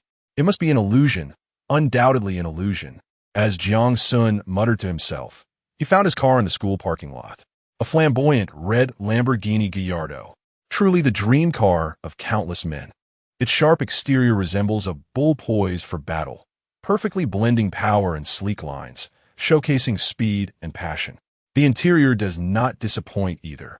The steering wheel exudes a sci-fi vibe, making one feel as if they have stepped into a science fiction film. As for its performance, everyone who has driven it speaks highly of it. Have most people never driven one? Then forget I said anything. Jiang Xun couldn't help but exclaim, a true villain deserves such treatment. It's absolutely top-notch. Suddenly, a thought struck him, and he hastily summoned his character panel. Host, Jiang Xun title, minor villain. Young master of Shun Su strength, 70 defense, 260 agility, 55 stamina, 60 attractiveness, 97. Note, a score of 60 is passing for an average adult male. 70 is moderate. 80 is good. 90 is excellent. Mission, 25 special skills. High imitation. Basic danger perception common skills. Ghost step, master level, evaluation. You are merely a minor villain who will not survive beyond 50 chapters. Apart from your near-perfect attractiveness and indestructible defense, you are utterly lacking. Tremble in the shadows of the protagonist. What the hell? Jiang Xun erupted in frustration. What's wrong with being a villain? Do villains not have dignity? It's not like I chose to be one. I was compelled. And what on earth is this young master of Shun Su nonsense? My stamina is rated at 60, which is passing. Ding, as a supervillain. Any attribute below 90 is deemed trash. The system's cold voice suddenly echoed. What? By that standard, it seems I only have my defense and attractiveness exceeding 90. Clearly a weakling. System, I recall you mentioned that daily check-ins yield rewards, correct? Indeed, host. It appears I have yet to check in today, right? Yes, host. Check-in. Check-in successful. Host receives 100,000 descendants doom charms. Wishing the host an abundance of offspring and a prosperous life. System, how is your mother? Jiang Xun was instantly overwhelmed. You wretched system. You reward me with descendants doom charms while wishing me abundance? What does that mean? Are you attempting to gift me several green hats? Beware, or I shall uninstall you. Once the system is uninstalled, the host will be ruthlessly eliminated by the male lead. Is the host certain about the uninstallation? Ahem, I was merely jesting. Suning Shuang quietly gazed out at the bustling nightscape and the ceaseless flow of vehicles, replaying the events that had transpired in the small auditorium like a slideshow in her mind. An inexplicable sense of discomfort gnawed at her heart, akin to a blade slicing through her. Siebo. Suddenly, she lifted her gaze to Xie Guangyuan in front of her and called out, Miss. Xie Guangyuan turned his face slightly, responding softly, Am I unattractive? Suning Shuang bit her lip, struggling to pose the question. Huh? Xie Guangyuan was momentarily taken aback, then burst into hearty laughter. Miss, how could you possibly be unattractive? I have encountered countless young women, from noble families to commoners, and none possess your beauty. He continued. What were those phrases? Drowning fish and falling geese, captivating nations and cities, as beautiful as flowers and the moon. Well, my character, then? Is it unpleasant? Suning Shuang inquired once more. This left Xie Guangyuan momentarily speechless. How was he to respond? Suning Shuang's aversion to men, coupled with her icy demeanor, made her character seem less than favorable. Yet how could he voice such sentiments? Was that not akin to stabbing her in the heart? He quickly laughed it off, miss. Regardless of others' opinions, I genuinely believe your character is rather admirable. I see. Suning Shuang ehalit softly. Pour sin her lips, her gazevavering. After a brief pause, she suddenly declared, Siebo, find someone to investigate Jiang Xun. The more detail, the better. What? Miss, you at her words. Xie Guangyuan's expression changed drastically as he slammed on the brakes. Do not let anyone else know. Suning Shuang fixed her expressionless gaze upon him, her tone resolute and commanding. Xie Guangyuan, under her intense scrutiny, felt cold sweat trickle down his back, his complexion paling. Finally, he could only nod with great difficulty. Miss, I understand. Chapter 11. Young Master. You were truly inhuman before. Ah, perverted scoundrel. How did you enter my bedroom? Someone help. Capture the perverted scoundrel. The following morning, a series of blood-curdling screams echoed from the bedroom of Jiang Xun's villa, reminiscent of a slaughterhouse. He clutched a blanket tightly against his chest, eyes wide with vigilance as he stared at the imposing figure before him, shouting fiercely, "I warn you, I have a terminal illness. If you lay a finger on me, I will ensure you suffer the same fate." The man before him was in his 30s, standing a towering 6 feet tall, with a rugged beard, dark skin, and a muscular frame that exuded an overwhelming presence. Dressed in a deep blue summer tracksuit and sporting a pair of expensive branded sneakers, his physique was akin to granite, stretching the fabric of his clothes to its limits, radiating raw power. Yet, despite his formidable appearance, a look of helplessness adorned his honest face as he sighed. "Young master, I am Jiang. I have only been away for a week. How could you not recognize me? Wait, young master, you seem even more handsome than before." "What? Jiang?" Upon hearing that name, Jiang Xun's eyes suddenly sparkled with intrigue. According to the novel's narrative, Jiang is Jiang Xun's foremost bodyguard. A former soldier, he was pursued by enemies and inadvertently saved by Jiang Yuanshao. In gratitude, he chose to remain at the Jiang family's side. Jiang is formidable and deeply loyal to Jiang Xun. Even after discovering that Jiang Xun was merely an imposter and that Jiang Tianhao was the true heir, he remained steadfast. He faced Jiang Tianhao in 100 rounds without faltering, yet ultimately fell prey to the latter's protagonist aura. In the end, he was left mutilated, his limbs shattered, tongue severed, and eyes blinded, all in an effort to protect Jiang Xun, after which he vanished without a trace. About a week prior, Jiang Xun had tasked him with certain matters, and he had only just returned at 5 o'clock this morning. Jiang nodded vigorously, moving closer as he pointed to his darkened visage, filled with grievance, and said, "Young master, I understand that the punishment from the master is indeed harsh, and you feel wronged. However, you cannot deliberately ignore my existence, can you? My loyalty to you is unwavering." Seeing his expression, Jiang Xun felt a wave of revulsion wash over him. "Uncle, at your age, could you refrain from playing the pitiful card? It's utterly nauseating." Nevertheless, to maintain the facade of a grand villain, he continued to act the part. He stamped his foot fiercely, contorting his face into a menacing scowl, and proclaimed, "Am I not entitled to feel aggrieved? That old fellow only knows how to turn his elbows outward. His heart has strayed to the Cape of Good Hope in Malaysia. That Song Jingyang looks down on me, belittles me. Did I err in breaking his arms?" Song Jingyang was the one who boasted before the college entrance examination that he would surpass Jiang Xun. In the end, he was left crippled, missing his chance at the examination. Jiang had been representing him in this matter throughout the week. Indeed, he fervently shook his head. "Young master, you are magnanimous, embodying the grace of a statesman. Let us not stoop to squabbling with those wretched commoners. Look at how that old man has acted." Jiang Xun waved his fist, seething with rage. "In the past, I received 30 million in pocket money each month, with no fewer than 20 bodyguards by my side, exuding an air of authority wherever I went. But now, those 20 bodyguards are gone. I am left a solitary figure, and my allowance has been suspended. Is this any way to live? I might as well starve." Young master, Jiang, witnessing his escalating fervor, hastily grasped his arm and fervently implored, "You know well how dire the ramifications of this situation are. It has already stirred significant controversy online. Many netizens have commented that a scoundrel like you ought to be imprisoned for life to prevent further harm to society. Even the provincial authorities are paying close attention to this matter. The master's handling of it is to quell the public's anger and silence their voices. In a few days, when the storm has settled, you can apologize to the master, and in a moment of weakness, he will surely restore your previous privileges."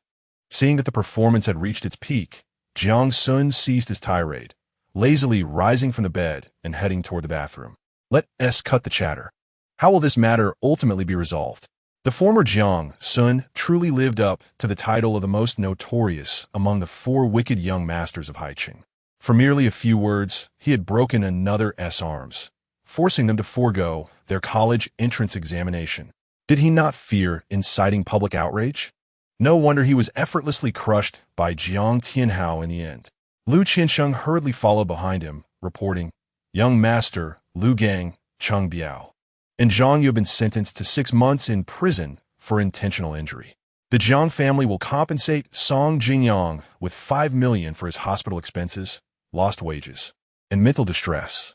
Lu Gang, Cheng Biao, and Zhang, you were the 3 bodyguards who had broken Song Jingyang's arms." Upon hearing this, Jiang Xun furrowed his brow and halted his steps. He turned around and fixed a piercing gaze on Lu Qiansheng, coldly stating, "Is it not possible to add an extra 3 million to their compensation and release them?" Lu Qiansheng shook his head, troubled. "Young master, this incident has stirred too much trouble and garnered significant attention. Even if the court wished to show favoritism, they cannot. Moreover, this is a case of intentional injury, and the circumstances are quite severe. 6 months is already a light sentence." "Damn it," Jiang Xun muttered under his breath, then inquired, "How much compensation did the old man offer them?" 1 million each. That's insufficient. Jiang Xun waved his hand decisively. "Add another 1 million each and deduct it from my bank account. Find an opportunity to convey to them that they should reflect on their actions while inside and strive to return early. I will keep 3 spots for them here, waiting endlessly for their return." Upon hearing this, Lu Qiansheng's eyes reddened. "Young master, you have grown." The former Jiang Xun would either beat or scold them and often coerce them into wrongdoing, without a single word of concern afterward. This time, however, his conscience had finally resurfaced. "Of course, they were imprisoned because of me. If I don't care about them, are they even human?" Jiang Xun retorted with exasperation. Lu Qiansheng's lips twitched in response. "Young master, you truly were unkind in the past." Yet his face was still filled with gratitude and joy. "Young master, I believe they will surely appreciate your kindness." Jiang Xun waved him off indifferently and then entered the restroom to freshen up. "Oh, young master." Lu Qiansheng suddenly recalled something while standing outside the restroom, a peculiar expression crossing his face. "Miss Gu Yuxuan has come to visit and is currently in the hall." "What? Gu Yuxuan is here?" Jiang Xun paused at the mention of her name, turning around. He grasped Lu Qiansheng's left wrist firmly, pointing at his watch, and spoke deliberately. "It is not yet 7 in the morning. You mean to say this woman came to see me?" Ding. Congratulations to the host for activating the plot of the Return of the Dragon King, the twin sister in the doghouse. Suddenly, a familiar system voice echoed in his mind. Chapter 12, Dog Liquor, High-End Green Tea. Jiang Xun was momentarily taken aback. What the hell is this? Is this not the novel, The True Young Master of the Aristocracy Returns? How can there be another plot about the return of the Dragon King? The twin sister in the doghouse? Could there be 2 male leads? Ding! The host guessed correctly, yet also incorrectly.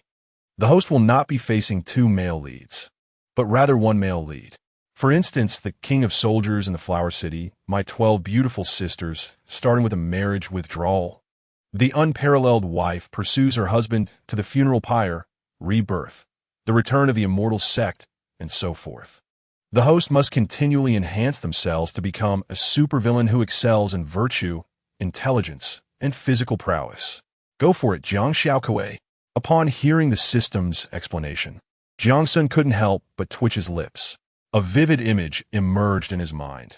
Dozens of male protagonists charging fearlessly toward the Emerald Lake Manor, chanting slogans. Jiang Xun was doomed. The male protagonists would prevail, and the world would be at peace. He shuddered involuntarily. Damn it! Once again, he had fallen victim to the system's schemes. This was evidently a gathering ground for male protagonists. With his frail physique, how could he withstand so many of them? Young master, I suspect that Miss Gu is moved by your sincerity and has come to see you early in the morning, said Lu Qiansheng, his face adorned with a lewd grin. Sincerity? Jiang Xun scoffed, his expression filled with disdain. Clearly, she was just fawning. How could the young master be a sycophant? Lu Qiansheng maintained a serious demeanor, stating, Young master, I cannot allow you to belittle yourself like this. All right, not a sycophant. Is that acceptable? Jiang Xun raised his left hand, pinching the bridge of his nose as he began to recall the relevant plot concerning Gu Yuxuan. A few minutes later, A peculiar expression crossed his face. "Uncle Lu, I need you to do something for me. Please, young master, say it." Jiang Xun leaned closer and whispered a few words. Lu Qianxing's face was filled with shock and disbelief. "Young master, this. Just do as I say." "Yes, young master." Lu Qianxing nodded gravely and turned to leave. "Uncle Lu, what is your monthly salary?" Jiang Xun inquired with curiosity. "Young master, I earn 100,000 a month, with 1 day off each week. From this month onwards, your salary will be 1 million. The remainder will be deducted from my allowance." "What? Young master, 1 million? This is too much." Lu Qianxing's body trembled as he turned around, eyes wide in disbelief. "A 10-fold increase in salary. Just ask if you're afraid. I have never been stingy with my own people." Jiang Xun patted his shoulder, smiling. "If others wish to follow me, their salaries will increase proportionately." He scoffed at his predecessor's approach, expecting the horse to run swiftly while denying it grass to eat. If not you, then who would fail? In the future, he would have to deal with countless male protagonists, naturally seeking to win over all potential allies. A mere few million would ensure a group of bodyguards remained utterly devoted to him. Could there be a more advantageous deal? Despite Jiang Yuanshao halting his allowance, he had accumulated over 300 million through pocket money alone over the years. What would he do? The life of a wealthy heir was simply so unadorned. "Young master, I assure you, they will certainly be willing to work by your side." Lu Qianxing wiped away a tear from the corner of his eye, deeply moved. "My principle is simple. I feast, and my people shall sip the broth," Jiang Xun declared grandly, waving his hand. "From now on, those who follow me shall reap abundant rewards." "Yes, young master." Lu Qianxing bowed respectfully to him and replied loudly. Jiang Xun waved his hand, signaling him to leave. As Lu Qianxing turned to exit Jiang Xun's bedroom, he tilted his head at a 45-degree angle, and a few tears lingered in his eyes. "Master, the young master has finally begun to mature." After uttering these words, he rubbed his eyes and made his way to the lobby on the first floor of the villa. He greeted a young woman, around 20 years of age, before striding away. This young lady donned a white Chanel gown, the hem slightly lifted. The bodice featured ethnic-style dark embroidery, while the sleeves were crafted from high-quality silk, light and seamless, rendering her appearance exquisitely serene and graceful. A black bow tied at the neckline added a touch of purity and vivacity, enhancing her ladylike charm. Her long, slender legs were encased in white stockings, subtly exuding allure. With a classic oval face, her skin was as white as cream, and her gently arched brows framed a pair of enchanting eyes that sparkled like stars. Her crimson lips, delicately pressed together, glimmered alluringly under the sunlight. Compared to Suning Shuang, she radiated less chill and aggression, instead embodying a softness and tranquility. Both were stunning beauties, yet they evoked entirely different feelings. She observed Lu Qianxing hastily departing, with Jiang Xun nowhere in sight, her dark brows slightly raised, a flicker of puzzlement passing through her eyes. Upon hearing his name, shouldn't she have rushed down immediately? What on earth was going on? At that moment, Jiang Xun was leisurely brushing his teeth, displaying no signs of urgency whatsoever. The previous incarnation had harbored feelings for a girl, Gu Yuxuan, the esteemed daughter of the Gu family. Gu Yuxuan was gentle and kind, dignified and virtuous, the epitome of a refined young lady, equally adept in both social and domestic spheres. In stark contrast to Suning Shuang, they were polar opposites. Over 2 months ago, the previous incarnation confessed his feelings to Gu Yuxuan, only to be politely rebuffed. She even remarked that the Gu family was of modest standing and unworthy of Jiang's esteemed lineage, urging him to seek a more suitable partner. However, merely half a day later, Gu Yuxuan took the initiative to add him on WeChat, expressing her regret over the earlier rejection and her desire to get to know him better. Thus, the previous incarnation and Gu Yuxuan commenced their romantic involvement. Yet, it became evident that Gu Yuxuan was a high-end manipulator, resorting to various acts of charm and emotional manipulation. She coaxed Jiang Xun into purchasing an array of designer handbags, clothing, cosmetics, and even luxury cars. Over the course of their 2-month relationship, Jiang Xun had invested nearly 10 million in her. Yet, There had been no intimate encounters. Not even a kiss, just the occasional holding of hands. Furthermore, a little over a month ago, Gu Yuxuan abruptly approached the previous incarnation, revealing that her father's company was facing a financial crisis and urgently required 500 million. She hoped he could lend her the money. Upon hearing the staggering sum, he hesitated. However, seeing her tear-streaked face and shattered demeanor softened his heart, prompting him to transfer the 500 million to her. Who would have thought that the entire amount would vanish without a trace, not even creating a ripple? Gu Yuxuan was left utterly panicked. Chapter 13. The Beautiful Twin Sisters. Gu Yuxuan sought out Jiang Xun early that morning. He wished to borrow several billion from him to salvage the Gu Group. However, Jiang Xun was acutely aware of the entire narrative. Both the Gu Group and the Jiang Group were referred to as conglomerates, yet there existed a chasm of difference between the two. The Jiang Group rose to prominence under the stewardship of Jiang Yanxiao's father, Jiang He, and it was through the relentless efforts of 2 generations that the formidable Jiang Group was forged. With immense strength, profound heritage, and an extensive network, it stood unrivaled. In stark contrast, the Gu Group merely flourished due to Gu Yuxuan's father, Gu Qixing, who seized the opportunity presented by favorable national policies to venture into the real estate sector, thus initiating its ascent. The total assets of the Jiang Group were approximately 500 billion, whereas the Gu Group's assets barely reached a meager 20 billion. Such a comparison was indeed stark. Moreover, the recent financial crisis faced by the Gu Group was no mere coincidence. In his fervor to amass wealth, Gu Qixing aggressively acquired land and recklessly borrowed from banks, selling the constructed buildings thereafter. It could be said that any misstep in this triad of endeavors would lead to catastrophic failure. Yet, in his pursuit of exorbitant profits, Gu Qixing relentlessly cut corners during construction, compromising quality and frequently engaging in substandard practices. Consequently, the properties erected by the Gu Group often suffered from peeling walls, poorly designed drainage systems, and significant discrepancies between actual and advertised square footage, leading to a rapid decline in reputation. At the end of last year, a newly constructed building by the Gu Group, which had not even been put on the market, was reported to be leaning at a 15-degree angle to the left, igniting a considerable uproar in Haicheng. Many prospective homebuyers swiftly redirected their attention to developments by other real estate companies. Even with a drastic reduction of prices from 15,000 to 5,000 per square meter, interest remained non-existent.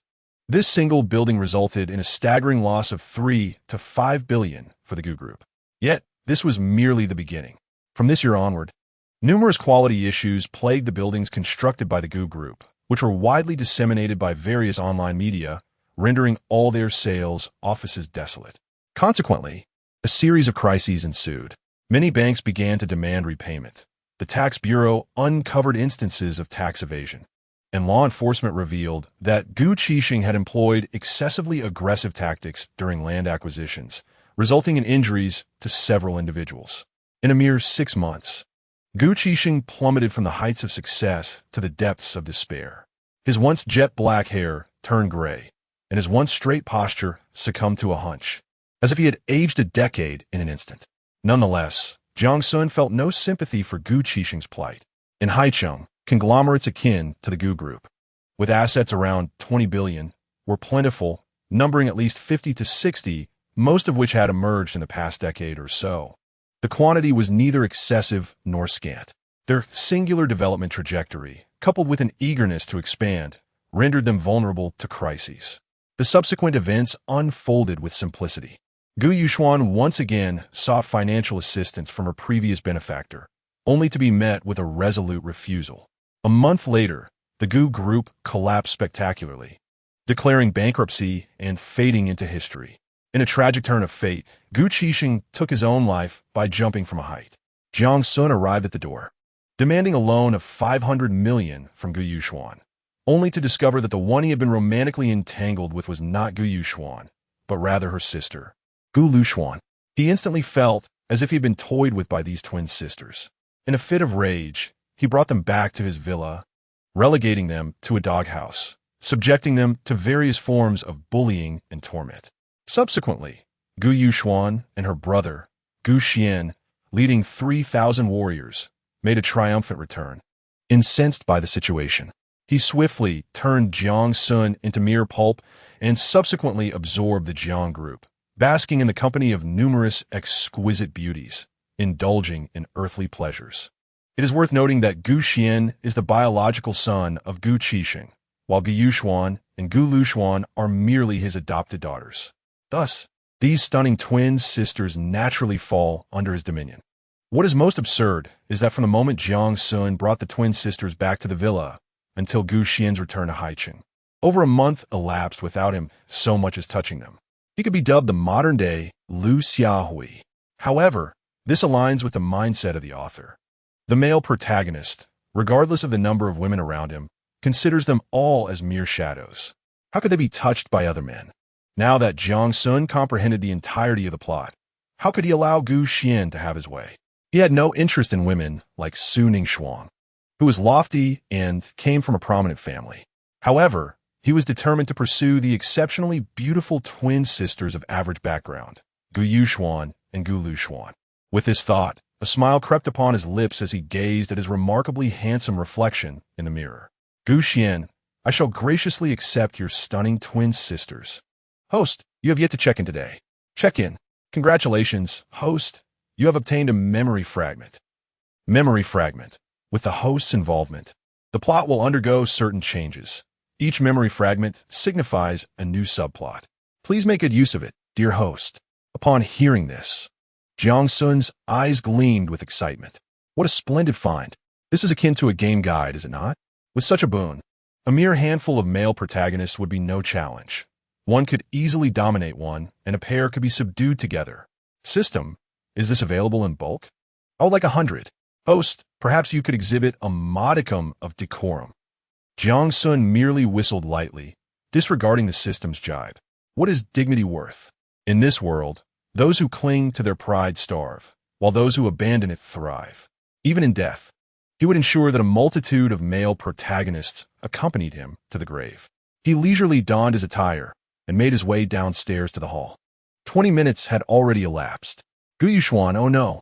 Gu Luxuan, upon finally seeing Jiang Xun, revealed a beautiful countenance tinged with a hint of grievance. She lightly stamped her foot and, with a playful reproach, said, Jiang Xun, do you not wish to see me? I have been waiting here for 23 minutes, and my legs are gone numb. As she finished speaking, she briefly lost her train of thought. In just a few days apart, how did Jiang Xun seem even more handsome than before? It felt as if a little deer had struck her heart. Jiang Xun's eyes sparkled as he beheld Gu Luxuan. Indeed, she is the protagonist of the return of the Dragon King, the twin sister residing in a doghouse. Just behold her striking beauty, her alluring figure, and those delightful expressions. She is truly comparable to Su Ningxuang. Absolutely astonishing. With a smile gracing his lips, he warmly greeted, Isn't this Sister Gu? Did you come to see me early in the morning for something significant? Let me take a guess. Jiang, I came to you because I've already guessed it. Jiang Xun interrupted her with a radiant smile. You must be ready to return the 5 billion, right? Sister Gu is indeed a person of her word. One can't help but admire that. Huh? Gu Luxuan's eyes widened in shock, her cherry lips slightly parted. She felt so awkward that she wished she could vanish into thin air. Chapter 14. While others deceive their fathers and sons, you deceive your sister? Gu Luxuan had intended to borrow another 3 or 4 billion from Jiang Xun. Little did she know that his one remark had silenced all her carefully prepared words. How could she muster the courage to continue asking for money? Seeing her on the verge of collapse, Jiang Xun couldn't contain his joy. His impression of Gu Luxuan was neither entirely favorable nor entirely unfavorable. Although she was quite the high-end green tea, she did provide emotional value. With constant praises of Jiang, you're so impressive, and Jiang, you know so much. Along with occasional delightful surprises, she was anything but just a green tea. She was a wonderful sister. For someone not lacking in wealth, trading 10 million for 2 months of companionship with a stunning Gu Luxuan seemed quite a bargain. Had her past self not forced them to reside in a doghouse, Jiang Xun would not have returned. Wouldn't that have been a win-win situation? However, Before he could manage these twin sisters, he needed to temper their arrogance. Only then could they discern who the true elder and younger sibling were. With this thought, a joyful smile illuminated his handsome face. Sister Gu, let's postpone the matter of repayment for now. How about joining me for breakfast first? As he spoke, he turned and strolled toward the dining room. Gu Luxuan could only lightly stamp her foot in frustration, keeping her head down as she followed Jiang Xun. Upon reaching the dining room, Jiang Xun discovered a lavish breakfast spread, recently purchased by Lu Qiansheng, featuring an array of over 20 dishes. There were xiaomai, beef buns, crystal shrimp dumplings, hamburgers, millet porridge, soy milk, and much more. Ignoring Gu Luxuan, he pulled out a chair, sat down, and slowly savored the crystal shrimp dumplings. Gu Luxuan sat opposite him, several times tempted to speak, yet worried about interrupting his breakfast. She held her tongue. After indulging in breakfast for over 10 minutes, Jiang Xun reluctantly set down his chopsticks. Jiang, I actually do have something I want to trouble you with. Gu Luxuan finally seized the opportunity to speak. Jiang Xun looked up just as he noticed two figures entering from outside, and he smiled gently. Sister Gu, don't rush. Let us wait for them to come in, and then everyone can listen to what you have to say. How's that sound? Them? Who are they? Gu Luxuan, facing away from the villa's entrance, had not noticed anyone entering. However, when she turned her head, she was instantly struck with terror. A loud crash echoed in the air. She fell to the ground, both herself and her chair. Sister? Gu Luxuan's small face was as pale as a sheet, her voice trembling with an infinite quiver. The two figures before her were Lu Qiansheng and the genuine Gu Yuxuan. Both Gu Yuxuan and Gu Luxuan were second-year students at Haiqing Art University, albeit in different disciplines. Gu Yuxuan was studying fashion design, while Gu Luxuan was in the sports department.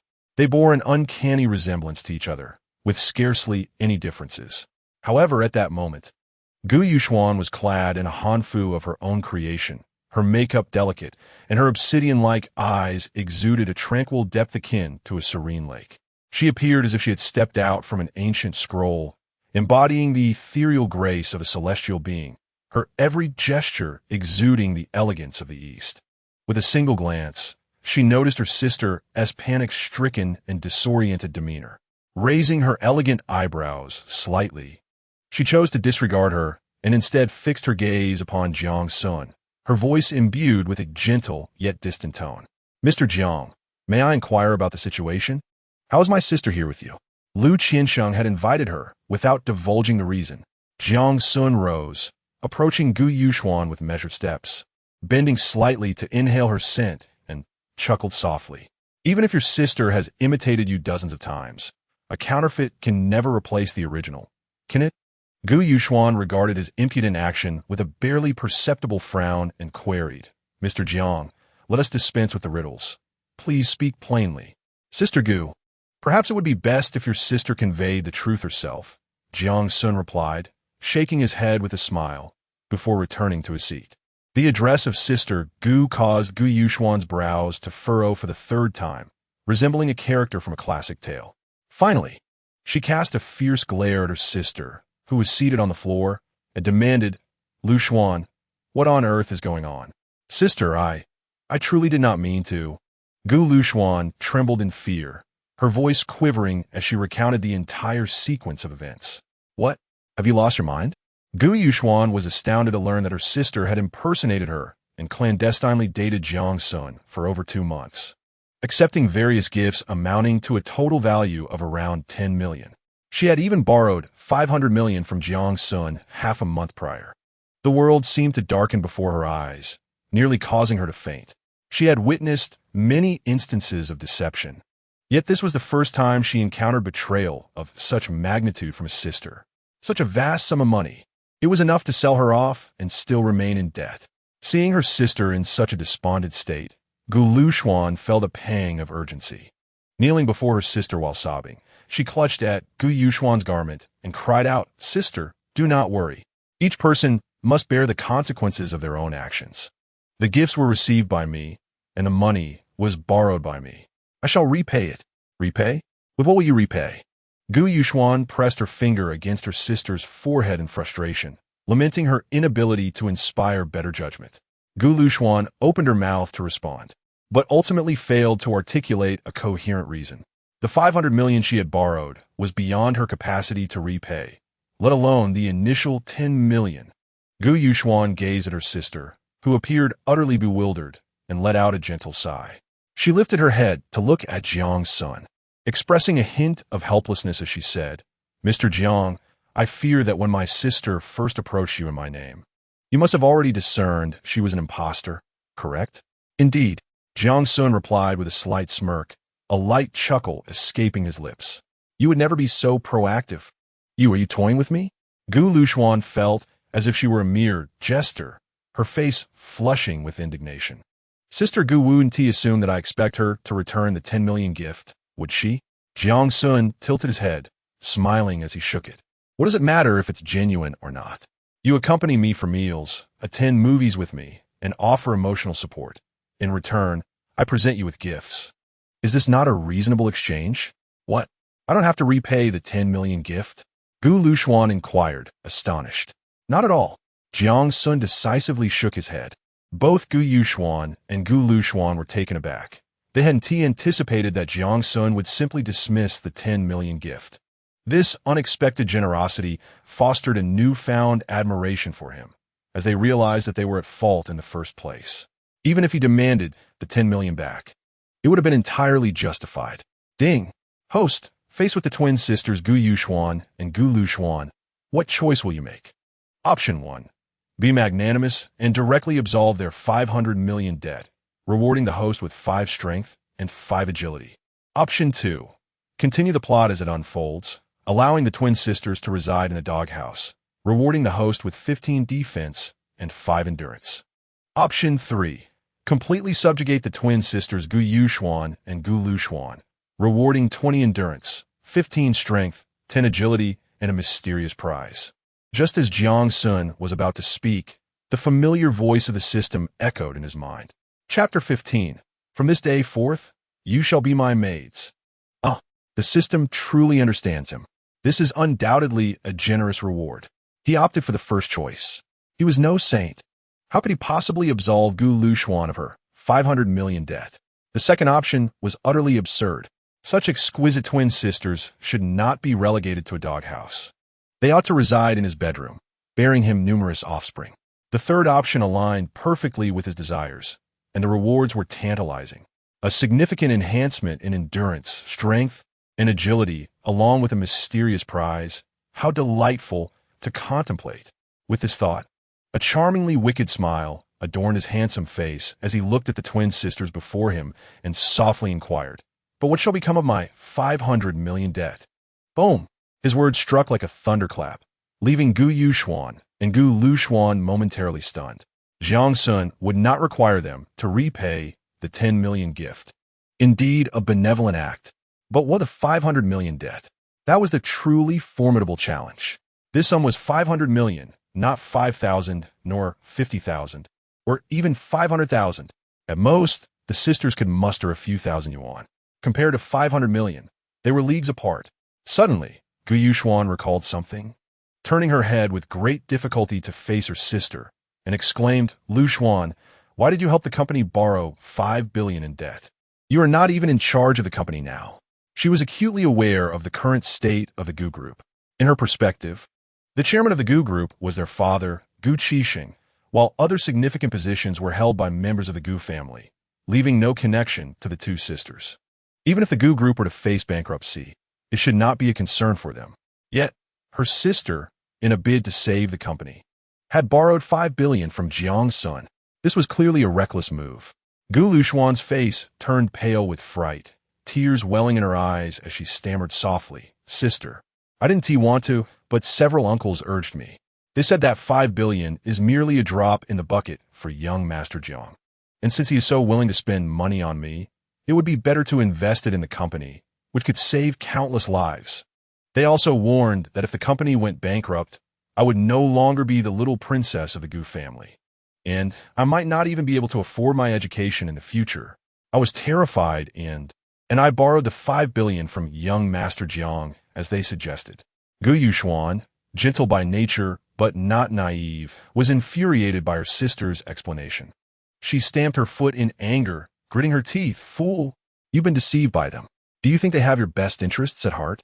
The buildings constructed by the GU Group in recent years have repeatedly encountered issues, all due to their embezzlement and manipulation, leading to a plummet in quality. I can assure you, if that $5 billion falls into their hands, they will certainly pocket $2 or $3 billion first, and only a fraction will be used for the company. The current GU Group is akin to a ship on the verge of capsizing. No one can save it. What? Sister, they wouldn't be so excessive, would they? They are still members of the GU family.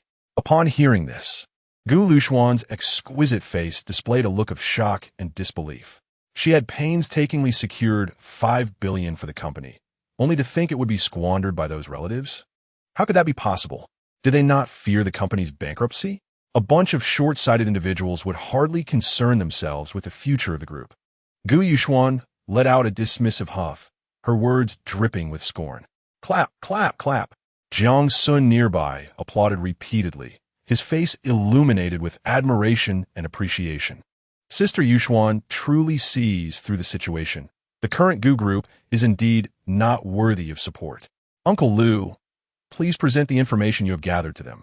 Yes, young master. Lu Qiansheng extracted a piece of paper from his pocket and handed it to Gu Yuxuan before stepping aside. Gu Yuxuan took the paper, glancing at it, her expression rapidly shifting to one of horror as she clenched her teeth and muttered, "They are nothing but beasts." Seeing her sister so enraged, Gu Luxuan hurriedly leaned closer. Soon, her eyes widened, revealing shock, disbelief, and profound despair. The content on the paper was quite straightforward. It detailed how the GU Group planned to allocate the $5 billion. Each of Gu Qixing's 4 brothers was set to receive $60 million. A sister and a younger sibling each took away $60 million. Gu Qixing secretly deducted $100 million. In the end, only $40 million remained. For the crumbling GU family conglomerate, this amount is merely a drop in the bucket. I overestimated them. Gu Yuxuan wore a bitter smile, believing they would at least retain $200 million. Who would have thought that had they gone mad? Gu Luxuan exclaimed in a state of despair. $500 million reduced to $40 million. Not even a tenth. What a slap in the face. Jiang Xun approached the 2 sisters, bending down with a smile as he gazed at Gu Luxuan. Sister Luxuan, it was you who borrowed money from me initially, yet you acted under your sister's pretense. Would you consider that fraud? The fraudulent amount is $500 million. Sister Luxuan, how many years do you think that merits? His voice, akin to a devil's whisper, pierced through the air, deeply unsettling the hearts of the sisters. Thud! Gu Luxuan's legs weakened, and she collapsed to the ground. Her complexion as pale as a blank sheet of paper, her rosy lips losing color in an instant. Jiang, oh no, young Master Jiang, I was deceived by them. Even if she lacked legal knowledge, she understood that a $500 million fraud charge would undoubtedly lead to a minimum sentence of 10 years. At just 20 years old, with her life just beginning, how could she bear to spend it in prison? Gu Yuxuan sighed deeply. Raising her left hand to pinch her brow, she remarked softly, "Young Master Jiang, my sister impersonated me during our first date, and you recognized her deception but chose not to expose it. My sister borrowed $500 million from you, fully aware of the outcome, yet you still lent her the money. Did you intentionally set a trap for her to fall into? What exactly do you want?" Upon hearing this, Gu Luxuan trembled, her eyes brimming with tears as she looked at Jiang Xun. Jiang Xun's lips curled into a smile, and he chuckled softly. Sister Yuxuan, you are unjustly accusing me. I did not compel her to impersonate you on our date, nor did I force her to borrow money. All of this was done willingly. I know. Gu Yuxuan nodded helplessly. My demands are simple. Starting today, you 2 sisters shall be my maids, attending to my laundry, cooking, providing massages, bathing, and warming my bed. Jiang Xun finally revealed his intentions. Chapter 16. Gu Yuxuan, do you believe you are worth $500 million? What? To be your maid? Gu Luxuan stared in shock at Jiang Xun. The second daughter of the Gu family serving as his maid? Is this a joke? However, Gu Yuxuan remained composed. Showing no surprise, she merely smiled faintly. It seems young Master Zhang's true colors have finally been revealed. Sister, Gu Luxuan called out anxiously. Do you think we have anything left that is worth his attention? Gu Yuxuan countered, "Is it our family background or abilities?" E, E, E. Gu Luxuan was rendered speechless by her sister's inquiry, ultimately lowering her head in defeat. The two sisters truly had nothing left to offer beyond their bodies. In terms of family background, who could rival the Jiang family? In terms of ability, they are merely sophomores. What capabilities could they possibly possess? Jiang Xun extended his right hand, gently lifting Gu Luxuan's exquisite chin, and chuckled. "Do not forget that I have invested a staggering 500 million in you. In the grand scheme of the world, which woman could possibly be worth such an amount? If I were to seek other women with this sum, how many could I acquire? 500? Or perhaps 5,000? You have struck a remarkable deal this time. But that money isn't mine to spend." Gu Luxuan pouted, her face a portrait of grievance, turning away as she muttered softly. Gu Yuxuan sighed deeply, bowing profoundly to Jiang Xun, and spoke gently, "Master, I wish to serve as a maid in the villa, yet I have a few modest requests that I hope you might consider." "Sister." Gu Luxuan watched as her sister, entangled in her plight, became subservient, tears cascading down her cheeks. How proud was her sister once. This was all her fault. "Speak." Jiang Xun replied with an air of indifference. "Firstly, I implore you to release my sister. I am willing to do anything for you." Gu Yuxuan insisted. "Sister, no. This situation arose because of me. If anyone should leave, it should be you." Gu Luxuan sobbed, her eyes glistening with tears. "No." Jiang Xun replied decisively, "I refuse." "Gu Yuxuan, do you truly believe you alone are worth 500 million? You overestimate your own value." Gu Yuxuan opened her mouth, but ultimately, a sigh escaped her lips. She understood that this request was somewhat excessive. After all, what man would willingly part with a pair of exquisite twin sisters? Yet even with a minuscule chance, she longed to try. It seemed, however, that her hopes were in vain. "Secondly, my sister and I are still students. I hope you will allow us to continue our education. However, during after-school hours and holidays, we shall remain in the villa to attend to your needs." Gu Yuxuan continued. "Proceed."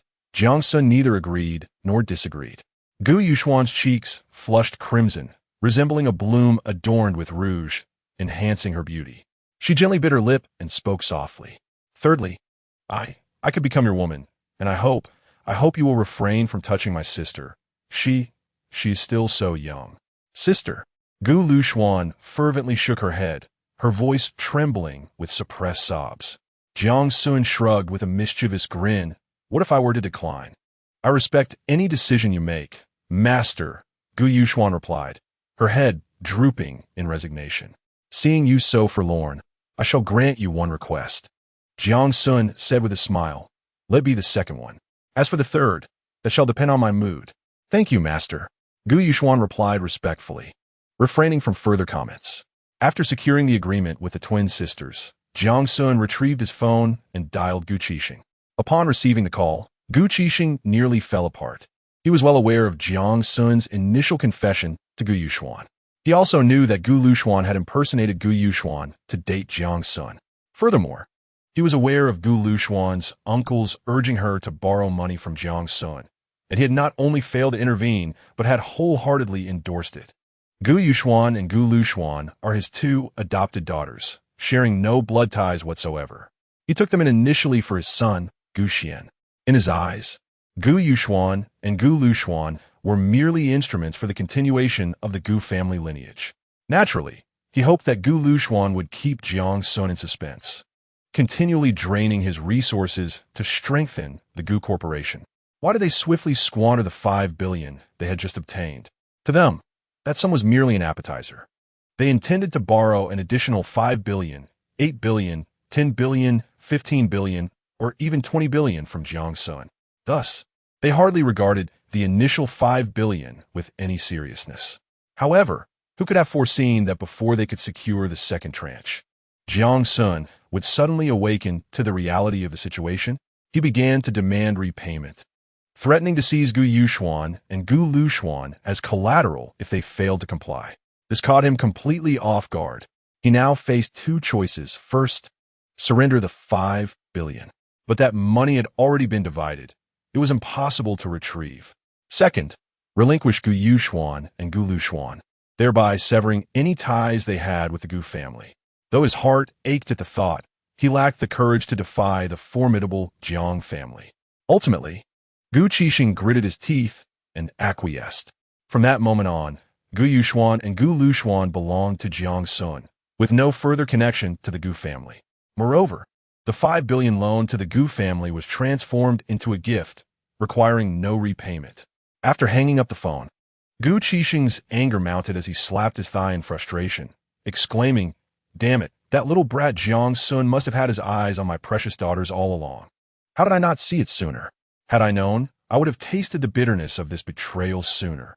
Suddenly, a thought struck him, and he sprang to his feet, rushing out of the office while calling out to his personal assistant, "Quickly contact Gu Qihai and the others.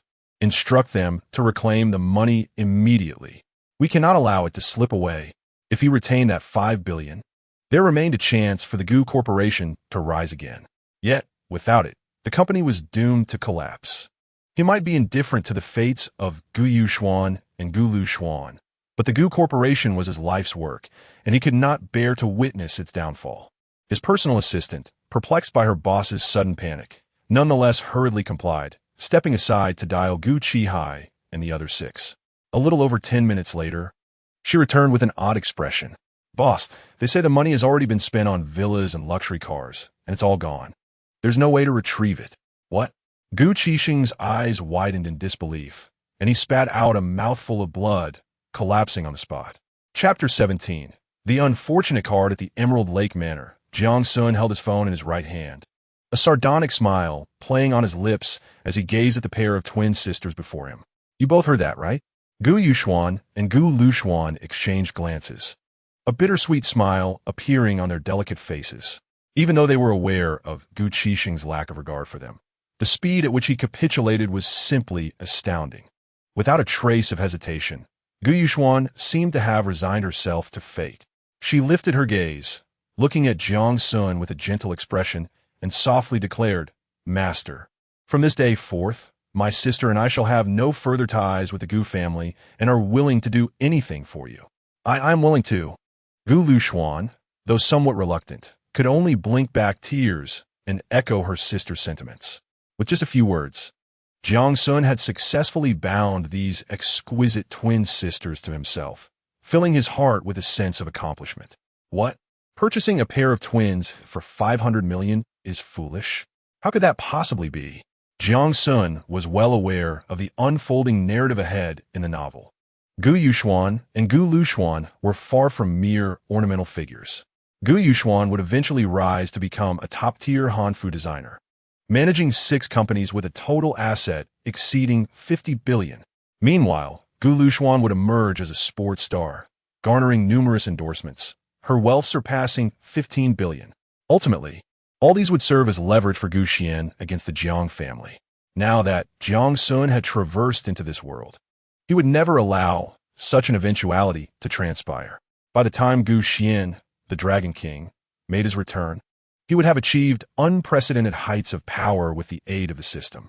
Furthermore, he had fully claimed the twin sisters for himself. What else could they do but futilely roar in frustration? With this thought in mind, he instructed Lu Qiansheng to print 2 copies of the maid employment agreement and handed them to the sisters. Their SA salary? And such a considerable one? The sisters glanced at the contract, utterly bewildered. They had assumed Jiang Xun would subject them to relentless torment and humiliation in exchange for the 500 million. To their surprise, not only would they receive a monthly salary of 100,000, but they would also enjoy vacations on both regular and public holidays. Most importantly, this contract was not for life. It lasted merely 10 years. This meant that after a decade, they would be free. As they lifted their heads to behold Jiang Xun's strikingly handsome visage and tall, imposing stature, their hearts inexplicably fluttered, akin to a fawn's first encounter with the world. Their emotions soared from the depths of despair to the heights of elation, becoming increasingly complex in their feelings for Jiang Xun. Gratitude, reliance, infatuation, fondness, and a hint of curiosity intertwined within them. A charming blush suddenly appeared on Gu Yuxuan's fair cheeks, resembling ripe red apples. She softly asked, "Master, Is everything written in the contract true? Do we only need to serve as maids for 10 years? Of course. Do you think I would deceive you? Jiang Xun replied nonchalantly. Having engaged with numerous girlfriends in his past life, he adeptly understood the nuances of women's emotions. With just a few simple words, he could send their feelings on a tumultuous roller coaster ride, leaving them utterly disoriented. 10 years, at most a month, and he was confident he could make this pair of twin sisters devoted to him, unwavering in their loyalty. Thank you, Master. Gu Yuxuan expressed her heartfelt gratitude repeatedly. After reviewing the contract a few more times and confirming its legitimacy, the sisters signed their names without hesitation. Ding!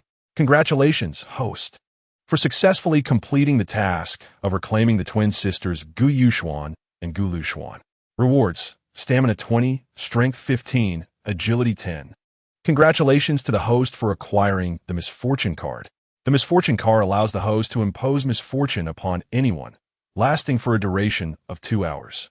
While Misfortune card does not endanger life, it can easily lead to social embarrassment, so please use it with caution. The familiar voice of the system echoed in Jiang Xun's mind. He immediately felt a surge of immense power coursing through his body, nourishing and transforming him. In just a matter of seconds, his physique had undergone a remarkable transformation. His 8-pack abs became subtly visible, with smooth lines exuding strength.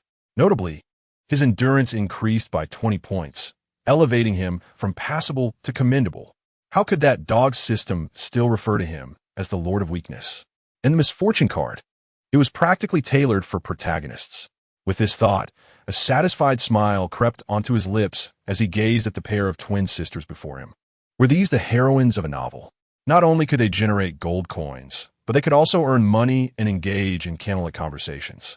It was simply delightful. He took out his phone, added the sisters' contact information and WeChat, and then transferred 2 million to the elder sister, Gu Yuxuan. 1 million was an advance payment for their salaries. The other million was to see if there was anything else needed for the villa. Purchase it all. Do not hesitate to spend, and if the funds run low, feel free to contact me at any time. By the way, if you need a vehicle when you go out, feel free to choose from those in the garage. Do not be polite. The Emerald Lake Manor was a gift from Jiang Yuanshao for his 18th birthday. Situated on the eastern outskirts of Haicheng, it is secluded yet picturesque, nestled among the most luxurious villa clusters in the city. The entire villa is designed in a modern style, spanning 3 levels, each approximately 800 square meters. The interior design alone cost several million. The renovations, furnishings, and appliances were all top-tier international brands, totaling nearly 40 million. Additionally, the courtyard covers over 3,000 square meters. Designed in the style of a Jiangnan garden, complete with flowing streams, pavilions, and winding paths, creating an enchanting scene akin to a paradise. Originally, Jiang Yuanshao had arranged for over 20 servants and gardeners, but following the Song Jingyang incident, they all vanished. Thus, this vast villa was now left with only the 4 of them. Gu Yuxuan and Gu Luxuan stared in astonishment at the wealth Jiang Xun had just bestowed upon them. Coupled with his instructions, was this what a true heir of a wealthy family looked like? How extravagant! How could they not be moved by such a generous master? Observing the sisters' astonished expressions, Jiang Xun stepped forward, wrapping his arms around their delicate waists with a gentle smile. I am about to head to school. Should you 2 little maids show some appreciation? Gu Yuxuan and Gu Luxuan found themselves in an unprecedentedly intimate position with a man. Inhaling the rich scent of masculinity emanating from him, their hearts racing, and their exquisite faces flushed with a charming rosy hue, as if intoxicated. After merely 3 seconds of hesitation, they rose on their toes, slightly pouting their warm, rosy lips, and leaned in to kiss Jiang Xun. Jiang Xun's pupils constricted, shimmering with astonishment. He had merely intended to test the effects of his training, only to discover that they had kissed on the lips. His original plan was for them to kiss on the cheek. After all, training should progress step by step. He never anticipated that these twins would behave in such a manner. Master, this was my first kiss.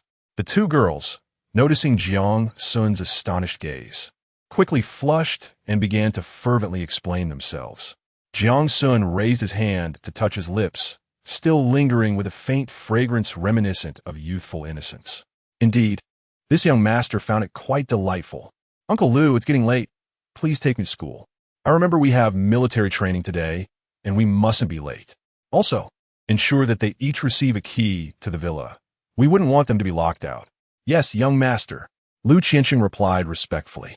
Jiang Xun accompanied Lu Qiansheng to the garage, where 8 luxury vehicles stood in immaculate order, each valued at over 500,000.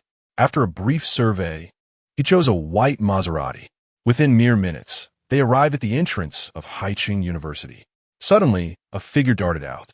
"Jiang Xun, you lawless scoundrel, intentionally harming others. I will never let you off the hook." Chapter 18. The third male protagonist, Yifan Gu Yuxuan and Gu Luxuan, watched as the car gradually disappeared, both unable to suppress a sigh of relief. However, their exquisitely beautiful faces betrayed them, flushing once more. How could they not realize that Jiang Xun had intended for them to kiss his cheek? Yet, in unison, they had opted for a kiss on the lips, as if bound by an unspoken understanding. In just half an hour, their lives had undergone a dramatic transformation. Previously, they were the esteemed eldest and second daughters of the Gu family. Now, they've been relegated to mere maids of the Jiang family. Surprisingly, rather than feeling disheartened, their hearts brimmed with joy and a sense of liberation. Gu Luxuan blinked her enchanting eyes, feeling a flutter of excitement. "Sister, the master is even more handsome than before, resembling a character from a novel, and he is so approachable, lacking any arrogance. He offers us such generous salaries. He is nothing like the rumors suggest. It seems we've stumbled upon good fortune." She gazed at the opulent villa, her admiration and dreams for the future unmistakable. Who would have thought that Gu Luxuan would ever reside in such a lavish abode? Many of the rumors circulating were distorted and exaggerated, hardly credible. Gu Yuxuan exhaled deeply, whispering, "We have finally escaped the Gu family, free from those individuals. From now on, the master will be our support. You mustn't throw tantrums in his presence, understand?" Despite their prominent status as the renowned daughters of the Gu family, life had not been easy for them. They were illegitimate daughters, and the men of the Gu family often regarded them with lecherous and unrestrained gazes. Some even dared to extend their hands towards them when they were merely in their early teens. Gu Yuxuan and Gu Luxuan were acutely aware that being raised by the Gu family meant they had little hope of altering their fates. In pursuit of greater autonomy, the two young women, upon graduating from high school, diligently toiled to earn their university tuition and living expenses, refraining from drawing a single cent from the Gu family. And their visits home became exceedingly rare. Upon learning of this, Gu Qixing did not intervene. Rather, he secretly relished the prospect of a reduced financial burden.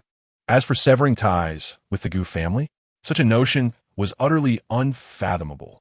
They were born into the Gu family and would remain bound to it in death. Now, Jiang Xun had miraculously alleviated the immense weight pressing upon them, rescuing them from peril. How could they not feel elated and profoundly grateful? In their eyes, Jiang Xun was an impeccable and towering figure, irreplaceable. Even if she were to beckon them into her bed, hesitation would scarcely linger, only a touch of shyness and bashfulness. "Sister, when have I ever displayed a temper in front of him? I was merely jesting." Gu Luxuan pouted her rosy lips, feigning a coy demeanor. Jiang Xun gazed at the youthful maiden standing before her vehicle, momentarily taken aback, then rolled down the window, her curiosity piqued. "Little sister, do I know you?" The girl before her appeared quite youthful, perhaps 17 or 18. She carried a pink backpack, donned a white t-shirt, a white skirt, and white shoes paired with white socks. Her entire ensemble was a pristine white. Coupled with her porcelain-like, delicate skin, she exuded an ethereal, flawless aura. Even more captivating was her twin ponytails, swaying gently with her agitation. A harmonious blend of youthful exuberance and the exquisite beauty of girlhood that rendered one unable to look away. Ding! Congratulations, host, for activating the plot of Rebirth Exploration of Beauty. Suddenly, the familiar voice of the system resonated in Jiang Xun's mind once more. She blinked in confusion, her thoughts in disarray. Was it truly necessary to be so chaotic? To activate 2 novels so early in the morning? Could she not be granted a modicum of time to acclimate? Immediately, a portion of the rebirth exploration of beauty storyline flooded her consciousness. Song Ziyu, the younger sister of Song Jingyang, a senior at Haicheng No. 1 High School. She had just celebrated her 18th birthday a few days prior. Not only was she the belle of Haicheng No. 1, but she also excelled academically, consistently ranking among the top 5 students in every examination. Furthermore, she was the leading female protagonist of rebirth exploration of beauty. Naturally, the male lead was the boy accompanying her, Yi Fan. As his name suggested, he was of unremarkable appearance and background. However, this male lead was notably the weakest among the 3 she was familiar with. Jiang Tianhao, in the early stages, wielded the wind, thunder palm, and ghostly steps, later mastering the Ghost Gate 13 needles. Not to mention, he held the identity of the true young master of the Jiang family, if not for Jiang Xun's understanding of the plot and the system's assistance. She would have been ruthlessly tormented countless times. Gu Xian was even more formidable, a veritable return of the Dragon King, possessing unparalleled skills to crush Jiang Tianhao, along with 3,000 equally impressive warriors. Even with the system support, Jiang Xun would still find herself thoroughly outmatched by Gu Xian. As for Yi Fan, he had neither a system nor extraordinary abilities, only a rather inconsequential jade pendant. And the memories of the past decades return, a true display of ineptitude. According to the original narrative, Yi Fan incites Song Ziyu to confront Jiang Xun at the entrance of Haicheng University, seeking to create trouble for him. However, having just been threatened by Jiang Yuan Shao, Jiang Xun, feeling cornered, dares not provoke further conflict and can only retreat into the school with a face full of frustration. This act undoubtedly signifies his surrender, leading to a significant decline in his reputation, and he becomes the target of countless jeers and scorn. Meanwhile, Yi Fan seizes this opportunity to establish himself as a paragon of justice before Song Ziyu, embodying the image of a valiant man unafraid of the powerful. From that moment on, Song Ziyu secretly harbors feelings for him, and their interactions multiply, ultimately culminating in an inevitable union. Contemplating this, Jiang Xun cannot help but grimace in frustration. The mind of this dog author must be saturated with cholesterol. Such a ludicrous plot could even be conceived. Even if Yi Fan is the protagonist, there is no need to portray the antagonist as so dim-witted, is there? 2 high school students berating the scion of a prestigious family and still managing to walk away unscathed? Do you think the phrase prestigious family of Haicheng is akin to a public restroom, open for all to gain experience? Ding. The host faces the provocations of protagonist Yi Fan and heroine Song Ziyu. What shall he do next? Option 1. According to the script, retreat into the school with a tail between his legs. Reward: Agility 5, Defense 5. Option 2. Teach the protagonist a lesson with violence. Reward: Strength 8, Endurance 8. Option 3. Humiliate the heroine with words, leading to a trust crisis between her and the protagonist. Reward: Unknown, dependent on the heroine's emotional value. Just then, the voice of the system echoed in Jiang Xun's mind once more. Upon hearing this, a slight smile crept across his lips, revealing a rather sinister grin. Every encounter with the protagonists yields a task. Ultimately, are they the ones gaining experience from him? Or is he the one completing tasks through them? If only such tasks could arrive 100-fold. Choosing the first option is akin to a vow of never becoming a coward. Options 2 and 3 seem to be simultaneously attainable, especially the reward for option 3. Why does it seem so familiar? He feels a surge of eagerness. Chapter 19. A true man should be like this. Jiang Xun raised his left hand, massaging his brow, and smiled at Lu Qinqing ahead. Uncle Lu, someone is insulting me. Young master, allow me to dispatch them. No need, I will handle them. As you wish, young master. Lu Qinqing intoned in a deep voice. Could 2 high school students truly harm the young master? Does he truly believe he is blind? He simply parked the car diagonally at the entrance of Haicheng University, disregarding whether other vehicles could enter. He emphasized an air of dominance and unreasonableness. Lu Qinqing exited the driver's seat, opened the car door for Jiang Xun, and bowed slightly. Young master, please. Jiang Xun adjusted his attire and stepped out slowly. He surveyed his surroundings as he made his way toward Yi Fan and Song Ziyu. He stood tall, exuding an exceptional aura. His attire was simple yet refined, undeniably tasteful, and the sunlight bathed him, as if cloaking him in a golden radiance. A confident smile adorned his handsome face, presenting a flawless visage from every angle. Noble, humble, and approachable. At this moment, a multitude of students congregated at the entrance of Haiqing University, all poised to enter the institution. Upon catching sight of Jiang Xun, a wave of gasps rippled through the crowd. Wow, who is he? He is utterly handsome. I wish to engage in a deeper conversation with him. He is none other than Jiang Xun, the heir of the Jiang Group, a freshman this year, possessing both beauty and wealth, coupled with an impressive physique. He epitomizes the quintessential male protagonist from a novel, irresistibly charming. What type of girl could capture his interest? I can be both sweet and salty, capable of embodying a mature woman or a cute girl. I even have the skills to impress with my charm. Only a small fraction of the girls had seen Jiang Xun the previous evening in the auditorium, and due to the dim lighting, many did not get a clear view. However, at this moment, the full brilliance of his celestial looks was unveiled. A perfectly sculpted physique, a luxury sports car worth over $5 million, an illustrious family background. It struck the hearts of all the girls like a barrage of bullets. They were enraptured, bewitched, consumed with fervor. Yet, Jiang Xun remained oblivious to the adoring gazes, walking straight to a spot 3 meters away from Yi Fan and Song Ziyu, where he halted. Lu Qiansheng emerged from the vehicle, producing an opulent folding chair, which he delicately unfolded and placed behind Jiang Xun. "Young master, please take a seat." As Jiang Xun settled, he noticed 4 school security guards standing nearby, anxiously observing him. "Uncle Lu, how unfortunate that our car broke down right at the school entrance.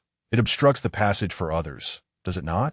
Please take these 4 packs of cigarettes to the guards as a token of apology." "Understood." Lu Qiansheng nodded, retrieving 4 packs of cigarettes from the car and handing them to the guards with a casual demeanor.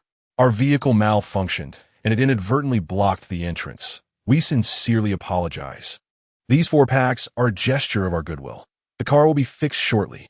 The security guards, initially contemplating how to persuade the driver to move the car, were taken aback by the unexpected offer of gifts.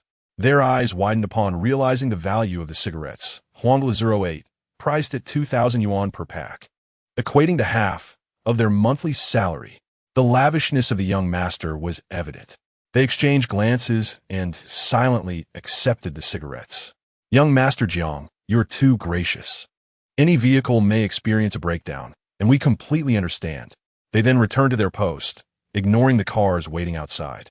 Anyone who dared to challenge Jiang Xun would find themselves at a loss, for after all, it was his car that had malfunctioned.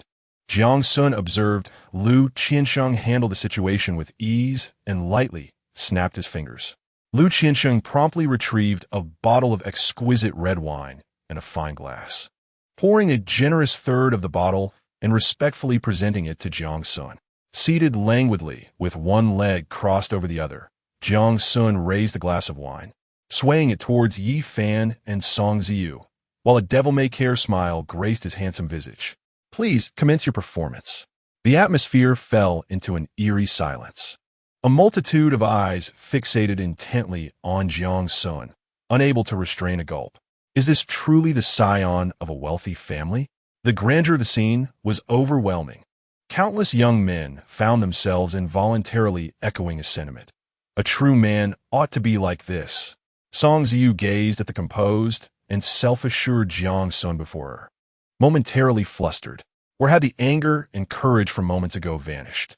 After several deep breaths, she mustered the courage to inquire, You are Jiang Xun?" "Indeed, I am Jiang Xun," he affirmed with a nod. "How could this be?" Even though Song Ziyu had an inkling of the answer, she still exclaimed in astonishment. Her brother had clearly informed her that Jiang Xun was merely a spoiled rich brat, uneducated and unscrupulous, a bully and a vile character, grotesquely ugly to boot. How could he possibly be so handsome? He resembled the male protagonists of those idol dramas. It was enough to make one's cheeks flush. Upon hearing this, Jiang Xun chuckled derisively. "Little sister, Do you truly believe anyone would dare impersonate me? Jiang Xun, do not presume that your family's wealth grants you immunity from justice. The world operates on the principle of fairness. Your numerous transgressions have drawn the ire of the heavens. Do you not fear retribution? I truly wonder how your parents raised you. Yi Fan declared, determined to seek justice for those whom Jiang Xun had wronged. He noted that Song Ziyu's gaze towards Jiang Xun had shifted, her expression suddenly changing as she stepped forward, raising her voice in admonition. In his previous life, he had lived in a state of cowardice, unable to win Song Ziyu's affection. In this life, he was resolved to rectify many of those past regrets. Thus, upon his rebirth, he endeavored to establish his presence before Song Ziyu. Yet, the current narrative deviated somewhat from his memories. For instance, he recalled that Jiang Xun had neither been seated nor holding a glass of red wine, nor had he been offering cigarettes to the security staff. Nevertheless, these discrepancies were trivial.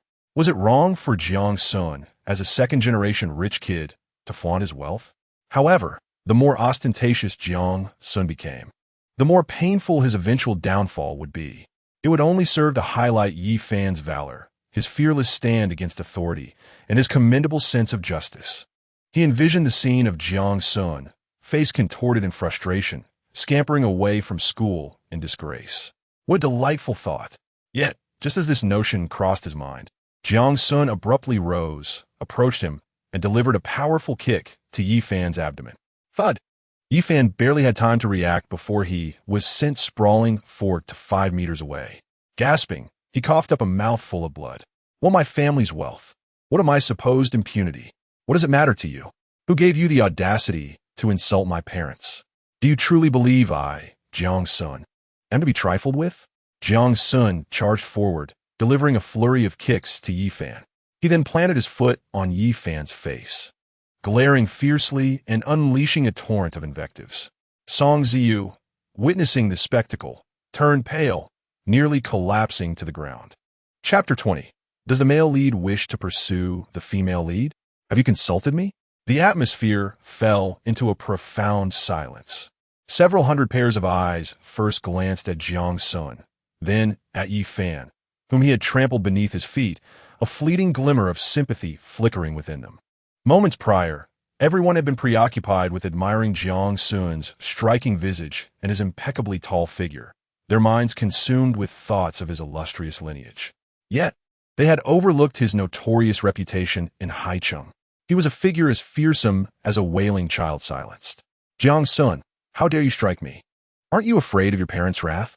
Yi Fan finally regained his senses, astonishment illuminating his eyes as he could not help but exclaim. He, a dignified, reborn individual, have been struck? How could the narrative have diverged so drastically? What did my parents' potential punishment have to do with you? Who do you think you are to chastise me? Jiang Xun replied, deliberately leaving several shoe prints on Yi Fan's exceedingly ordinary face before he relented and leisurely returned to his seat. Song Ziyu hurried over, her heart sinking upon seeing Yi Fan sprawled on the ground, his complexion as pale as a ghost, devoid of any color. His face and body bore countless imprints of shoes, and a trace of blood lingered at the corner of his mouth, reminiscent of a victim of cruel torment. How tragically pitiable. Yi Fan, are you all right? Song Ziyu bent down, exerting all her strength to help Yi Fan to his feet, gently brushing the dust off his clothing. Although it was Yi Fan who had urged her to confront Jiang Xun, this incident ultimately stemmed from her actions. Witnessing his current state, her heart ached as if pierced by daggers. Ding, the female lead feels fear towards the host.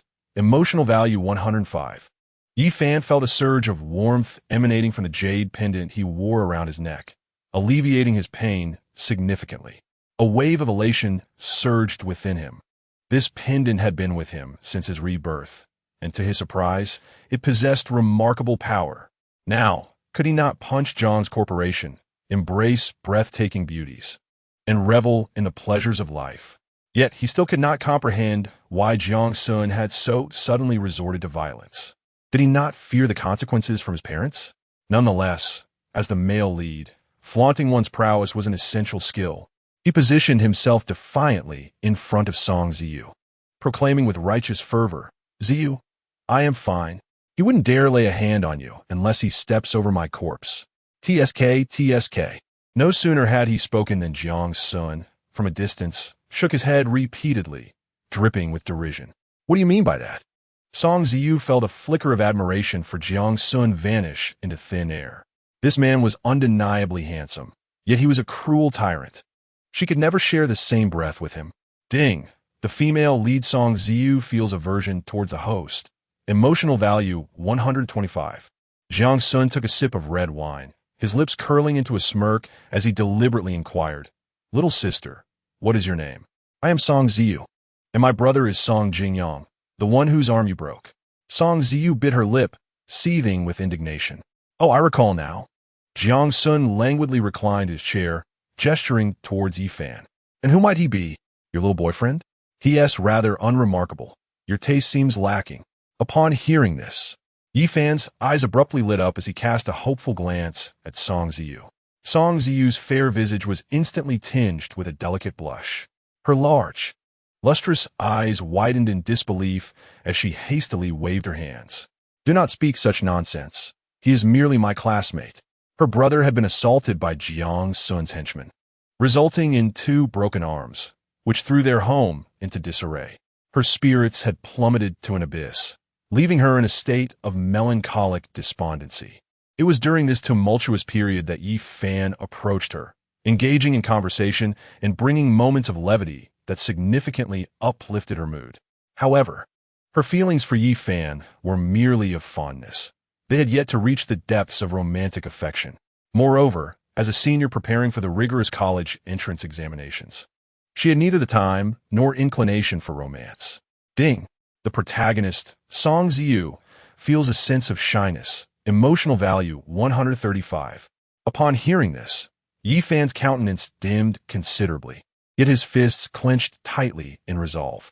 "Song Ziyu, although our acquaintance has been brief, I, Yifan, shall demonstrate that I am the man most suited for you." "Oh, he's your classmate? Do you hold any animosity towards him?" Jiang Xun smirked, attempting to sow discord between them. Did the male lead dare to pursue the female lead without consulting him? "Jiang Xun, what are you saying?" Yifan's expression transformed abruptly, rage surging as he declared, "He is my good friend. We harbor no enmity." "No enmity? Then why attempt to undermine you?" Jiang Xun's bright, captivating eyes glinted with mischief as he enunciated each word. "If my conjecture is accurate, he must have whispered many ill things about me into your ear. For instance, leveraging his family's wealth to act with impunity, bullying others. Your brother, a paragon of virtue, was injured by me, missing the opportunity to partake in the college entrance examination, and so forth. Am I correct?" At these words, Song Ziyu's heart quaked violently, her lips lightly biting down as her beautiful gaze fixed intently on Jiang Xun, though she remained silent. He had indeed guessed correctly. Ding! The female protagonist is struck with astonishment, feeling incredulous. Emotional value 145. Jiang Xun took another sip of red wine. Continuing, he claimed he would seek retribution on your behalf, venting your brother's grievances. However, his actions not only harmed your brother, but also jeopardized you and your parents. Jiang Xun, cease your unfounded accusations. I am helping her. Yifan's expression shifted, his eyes glaring at Jiang Xun as he bellowed. Jiang Xun rose from his seat, striding forth to push Yifan aside, who stood in front of Song Ziyu. He leaned down, his gaze piercing as he regarded her with a sinister smile. "Song Ziyu, the case against my 3 bodyguards for assaulting your brother has concluded. They have been sentenced to 6 months in prison and ordered to pay your family a substantial sum. What do you intend by confronting me? Do you believe the court's ruling to be unjust? If that is the case, you may pursue an appeal. But why tarnish my reputation here?" But, Song Ziyu stammered, her cheeks flushed under his piercing gaze as she attempted to argue. Ding! The female protagonist, Song Ziyu, begins to feel guilty. Emotional value 156. The true culprit is you, not those 3 bodyguards. Yifan surged forward, positioning himself between Jiang Xun and Song Ziyu, head held high as he glared defiantly at him. The true instigator is I, not those 3 bodyguards? Jiang Xun erupted into laughter. as if he had just heard the most hilarious joke in the world. Song Ziyu, is this your own notion or that of your family? Are they aware that you have come to trouble me? Song Ziyu stammered, I know it's just that. She had secretly come to find Yi Fan without her family's knowledge. If this matter escalated, she truly would be unable to explain herself to her family. At this thought, her delicate face turned even paler, devoid of color, and she trembled on the verge of collapse, nearly falling to the ground. Chapter 21, Does This Even Matter? Jiang Xun turned away from Song Ziyu, facing the crowd of onlookers with a smile as he began to explain. I believe everyone is eager to know the details of this incident, so let me briefly elaborate. It was shortly before the college entrance examination when this young lady's brother, Song Jingyang, boasted that I, Jiang Xun, merely relied on my family's wealth and was, in fact, a useless incompetent. He claimed he would surpass me in the exams, delivering a resounding slap to my face, and uttered many unkind words. I am aware that I am not academically gifted. Apart from my family's affluence, I am indeed lacking. However, what does that have to do with him, Song Jingyang? On what grounds does he target me? Does he consider himself a deity? My 3 bodyguards acted in defense of my honor, breaking his 2 arms. What was wrong with that? I believe my 3 bodyguards epitomize the saying, a gentleman must die for his lord's disgrace. They are valiant men, and I admire them greatly. However, they have committed a wrong and should face punishment. Thus they have been sentenced to 6 months in prison.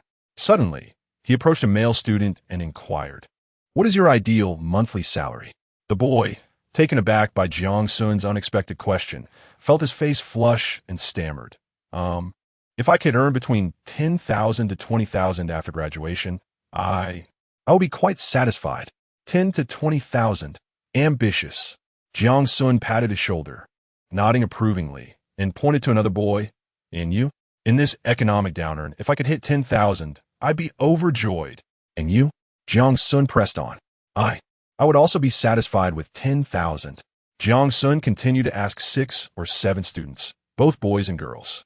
The highest ideal monthly salary mentioned was 30,000, while the lowest was 10,000. This reflects a common phenomenon in Huagua. If one could surpass 10,000, they would truly be ahead of 99 of the nation. A smirk curled at the corner of Jiang Xun's mouth, revealing a reckless yet charming grin.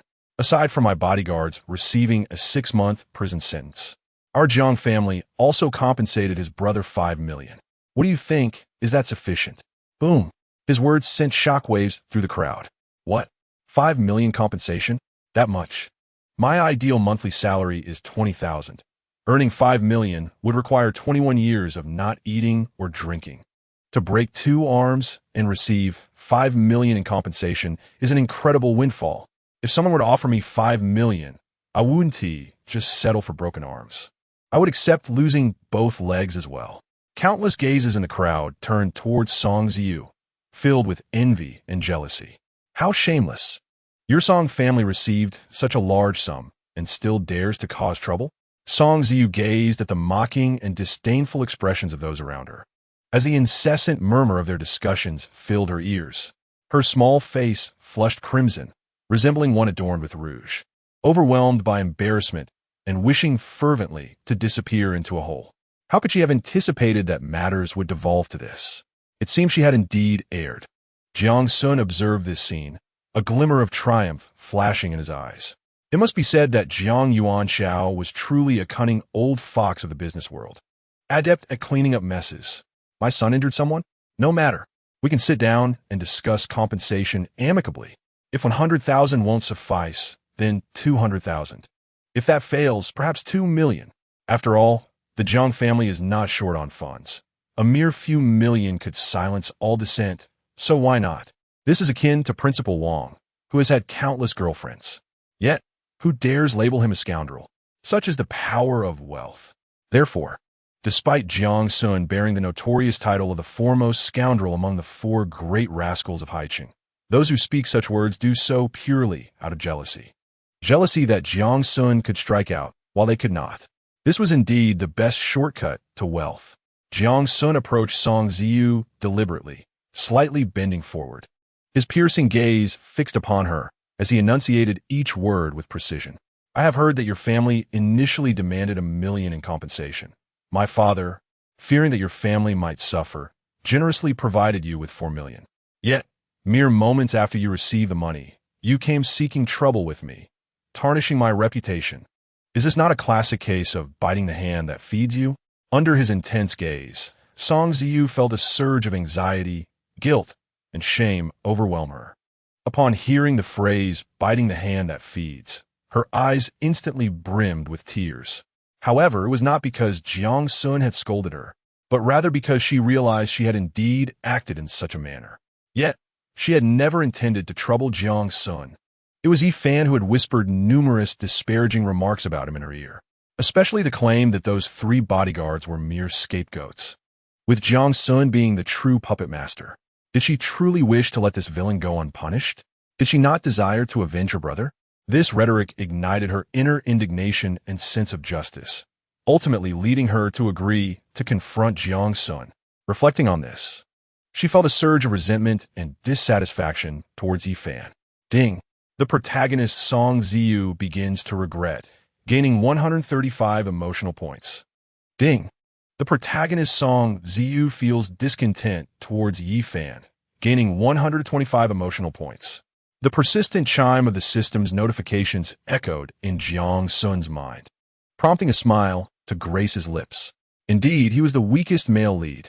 While he exerted even the slightest effort, his adversaries were already crumbling. Jiang Xun, cease your attempts at deflection. Those 3 bodyguards are taking the fall for you.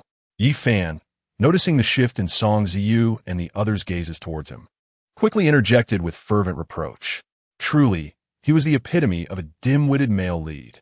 His intellect was verging on negative.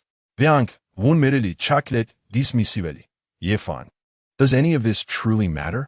Of course it does. Yi Fan retorted rude. Yi Fan, please stop, Song Ziyu exclaimed, her eyes reddening as she stamped her foot in frustration. Huh? See you? Yi Fan, taken aback by Song Ziyu's outburst, stood there dumbfounded, utterly perplexed. Song Ziyu gazed at Yi Fan, whose expression was one of utter confusion, and a flicker of disdain crossed her eyes. Once, she had perceived Yi Fan as considerate, someone who would take care of others and possessed a strong sense of justice. Yet now, he seemed nothing more than a foolish simpleton. How could she have believed everything he said back then? Now, Song Ziyu found herself confronting both Jiang Xun and Yi Fan. The halo of the destined male protagonist had completely faded, and his intelligence began to return to a more ordinary state. She was no longer the naive female lead of the past. Ignoring Yi Fan, Song Ziyu bowed deeply to Jiang Xun. Young Master Jiang, I was wrong. I should not have troubled you. I will leave now. As she spoke, her face flushed crimson, and she prepared to turn away. Ziyu. Yi Fan was taken aback to see her apologizing to Jiang Xun, and he erupted in anger. Stop, came Jiang Xun's chilling voice from behind. Song Ziyu trembled and stood frozen, afraid to move. Jiang Xun approached her, lifting her chin with his left hand, a cold smile playing on his lips.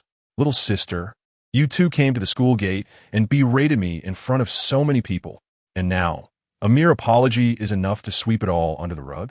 Do you take me, Jiang Xun, for a fool? Either your Song family pays me 5 million and we continue our legal battle, or the court will decide the amount. And we will comply. If they get sentenced to 10 or 8 years, we will accept it. Even if you expose me as the mastermind and I face 20 years, I would accept that too. Boom. Upon hearing this, Song Ziyu's mind exploded. Her small face turned ashen, and despair flickered in her eyes. Chop to the Yudimi Iki, Yi Fan. Why would you harm me? I didn't. Song Ziyu shook her head repeatedly, tears welling in her eyes as she trembled. How could she have anticipated that events would unfold in such a manner? This was entirely different from what Yi Fan had described. He had said that Jiang Xun had just been severely punished by his parents and would dare not act recklessly, merely gritting his teeth in submission. But now, the skies seemed to be falling. Song Ziyu's family was of modest means, not particularly affluent. Her father was an ordinary laborer earning around 5,000 to 6,000 a month, while her mother ran a small supermarket, netting only about 3,000 after expenses. The four of them were cramped in a small apartment of over 80 square meters, consisting of 3 rooms, a living room, and a bathroom. That 5 million was an astronomical sum for her family. Just days ago, the Song family had received that 5 million and were ecstatic, simultaneously cursing Jiang Xun as a nouveau riche fool while spending 3 million to purchase 2 spacious 160 square meter apartments in the Jiang community, even hiring a construction team to renovate the next day. Now, Jiang Xun wanted that 5 million back and sought to continue the legal battle. How could that be possible? If her parents or brother heard this news, they would surely be driven to despair. Notification: the female lead, Song Ziyu, experiences overwhelming despair and regret. Emotional value 314. Yet Jiang Xun afforded her no opportunity to defend herself, chuckling lightly. I will give you 2 days. Do not let me down. Casting aside his words, he turned and approached Lu Qiansheng, thrusting a wine glass into his hands while whispering a few instructions. Following this, the male protagonist, Yi Fan, would undoubtedly employ various means to amass wealth, ultimately aiding the female protagonist in gathering 5 million. Yet, having already been privy to this segment of the narrative, how could he possibly afford to grant him the opportunity to show off? Lu Qiansheng's eyes sparkled, and he vigorously nodded, exclaiming, "Young master, rest assured, I shall fulfill the task. Is the car fixed? Hurry and drive it away. Do not obstruct the entrance to the school." Jiang Xun strolled towards the school gate, hands clasped behind his back, exuding an air of confidence. "Yes, young master." Lu Qiansheng nodded vigorously in agreement. Just as Jiang Xun stepped through the school gates, an irate voice rang out from behind him. "Jiang Xun, I never expected you to coerce such a beautiful young lady. How could you be so heartless? Your actions are utterly shameless." Turning around, he discovered that the gallant defender of justice was none other than Jiang Tianhao. Su Ningxuang stood a short distance away, her enchanting eyes fixed upon him, unblinking. Both of them had witnessed the earlier scene at the school entrance. Jiang Tianhao's intentions were hardly noble.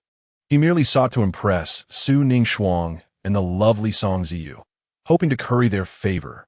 Were Su Ningxuang not present, Song Ziyu would be deemed unattractive, and he would certainly not have shown his face. Jiang Xun regarded him with a look akin to that one might reserve for a fool, sneering, "Jiang Tianhao, is your brain filled with excrement? I compensated their family 5 million.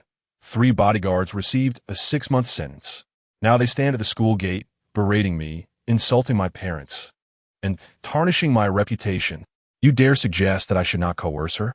And speak of compassion? Your desire to play the saint is your affair. Do not use me to barter for goodwill. It's utterly revolting. I'm late for military training." With that, he hastened toward the playground.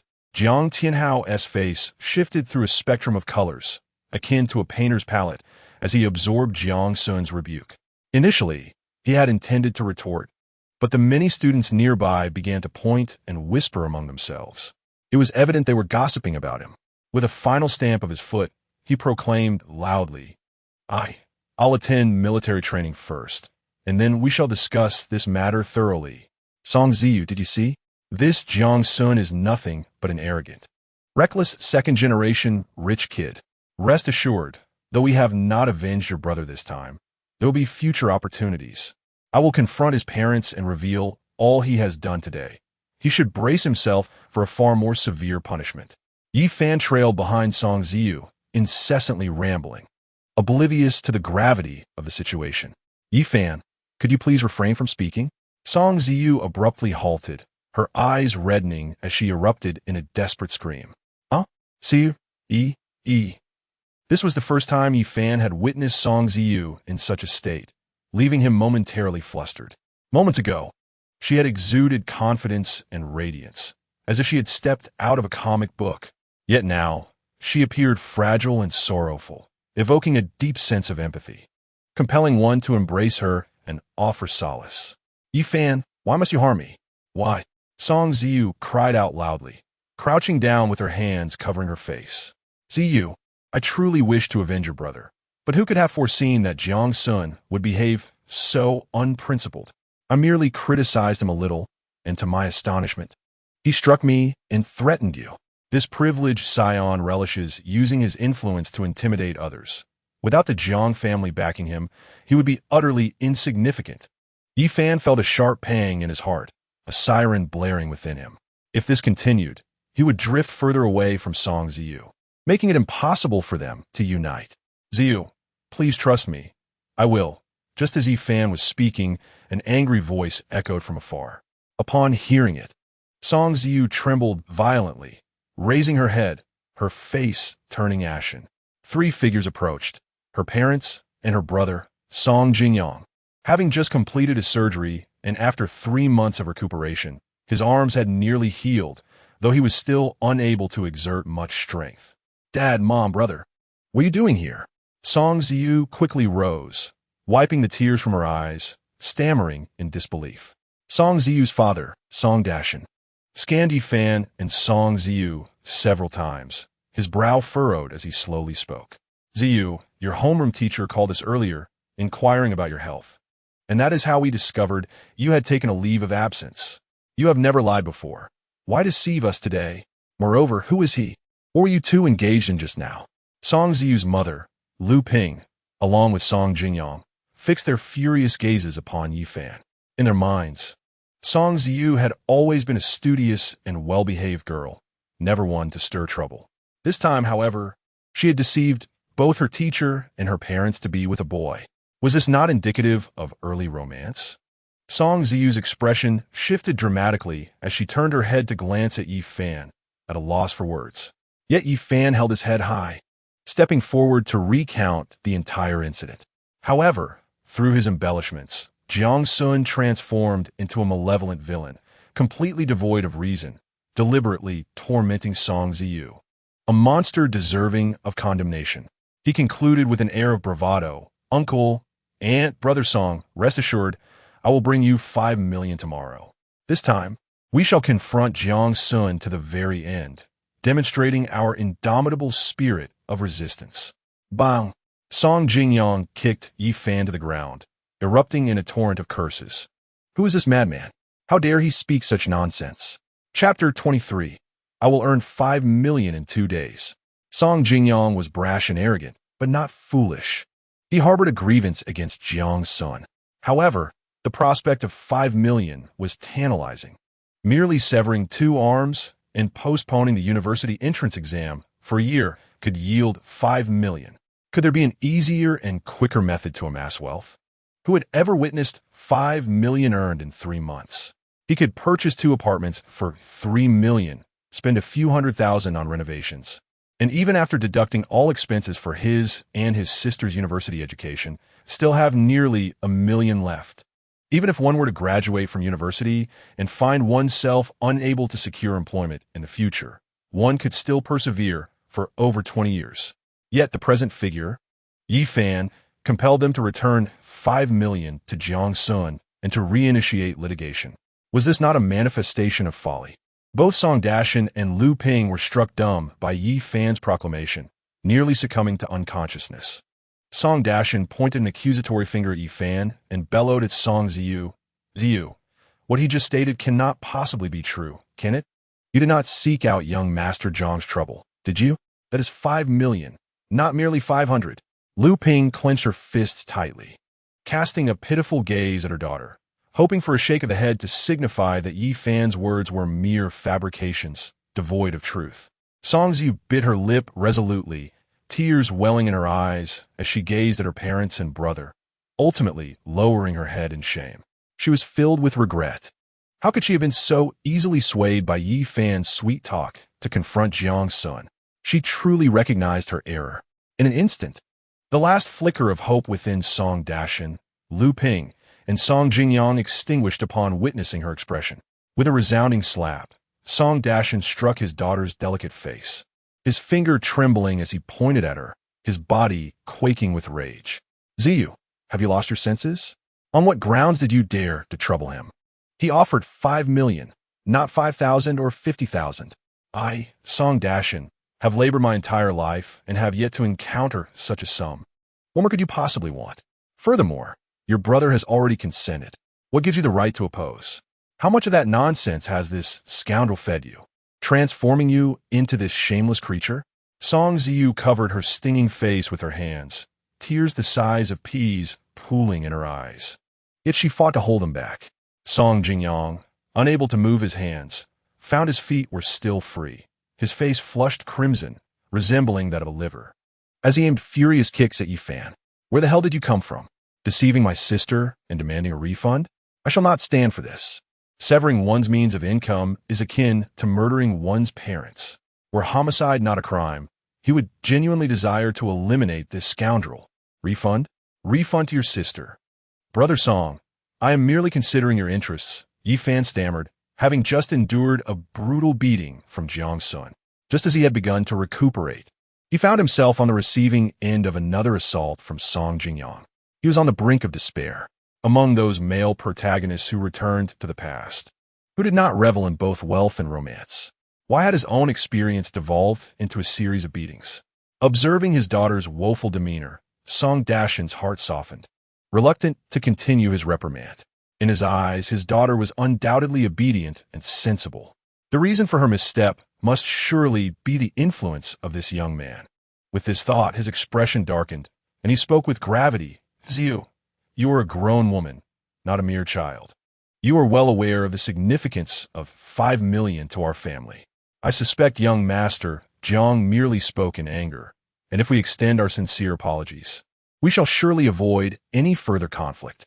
However, you must remember not to trouble young Master Jiang in the future." He shot a fierce glare at Yifan and coldly stated that he should cease all interactions with him, for he is nothing but a scoundrel. "Uncle, it's merely 5 million. Isn't it?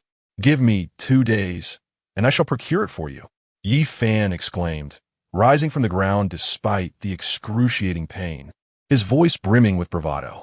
To forbid Song Ziyu from associating with him? How could he possibly marry her under such circumstances? Upon hearing these words, Song Jingyang chuckled derisively. "You believe you can procure 5 million for us? Do you think you are young Master Jiang? Just look at your attire. It surely doesn't exceed 300. Anyone can boast. Please do not blame Ziyu. I swear to you, I can truly earn 5 million within 2 days," Yifan declared, puffing out his chest with pride. "Go roll away." Ding! The host successfully completed the task of teaching the male lead a lesson through violence, rewarded with 8 points in strength and 8 points in endurance. Ding! The host verbally humiliated the female lead, resulting in her developing a resistance towards the male lead, earning 3,798 emotional points.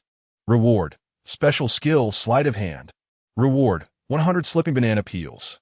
Reward: Novel, ghost blows out the light. Sleight of hand: the host can steal any item from the opponent. 100 slipping banana peels, as the name suggests, ensures the opponent will slip and fall without exception. As Jiang Xun dashed onto the playground, the familiar voice of the system echoed in his mind. Soon after, he sensed subtle changes within his body, as if both strength and endurance had been enhanced, and his mind brimmed with newfound expertise and techniques in thievery. In mere seconds, he felt as if he had trained for tens of thousands of times, now exceedingly adept. He promptly summoned his character panel. Host: Jiang Xun. Title: Minor Villain. Young Master Shinshu. Strength: 93 defense, 260 agility, 55 endurance, 88 attractiveness, 99.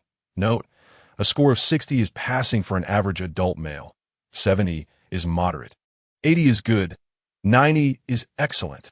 Task: 0, 20 special skills, high imitation, beginner danger perception, sleight of hand common skills, ghostly step, master level, special items, 3 misfortune cards.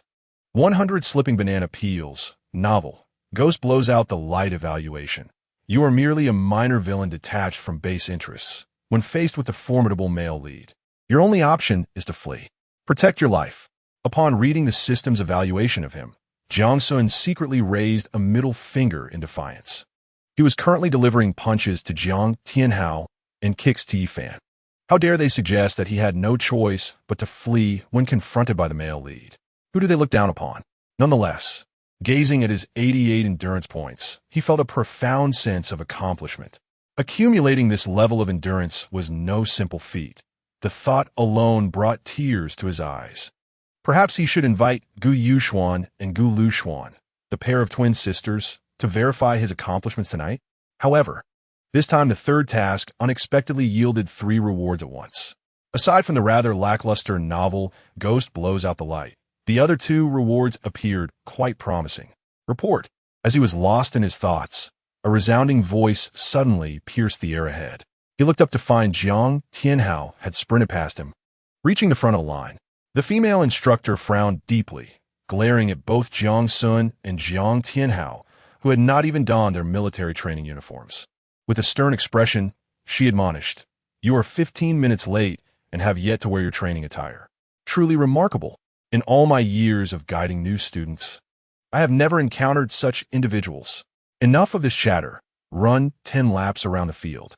A collective gasp echoed through the ranks. The athletic field at Haicheng University was exceptionally spacious, with each lap measuring a full 800 meters, 10 laps equating to an exhausting 8,000 meters. Just hearing that number sent shivers down one's spine. However, for Jiang Tianhao, who had trained in martial arts since childhood, such a distance was merely child's play. Yet, he pondered, how could he truly showcase his uniqueness by simply submitting to punishment? Stepping forward with a salute, he boldly proclaimed, "Instructor, I refuse to accept this." Chapter 24. Preventing Jiang Tianhao from showing off. Behold, this is our protagonist. He is either showing off or on the path to do so. Yet, this scene was familiar to him. Upon spotting the beautiful instructor Shun Xingyao, his eyes sparkled with admiration, rendering him momentarily speechless, prompting him to intentionally provoke her. The outcome was predictable. Shun Xingyao, impressed by Jiang Tianhao's formidable abilities, regarded him with newfound respect. Subsequently, through a series of melodramatic heroics, she wholeheartedly became one of his admirers. Shun Xingyao's background was equally impressive. As a member of the Flying Wolf Special Forces, she was the granddaughter of a founding general of the Huagua, with family members serving in politics, the military, and business. Her lineage was undeniably formidable. One might wonder how a distinguished member of the Flying Wolf Special Forces ended up training a group of university students.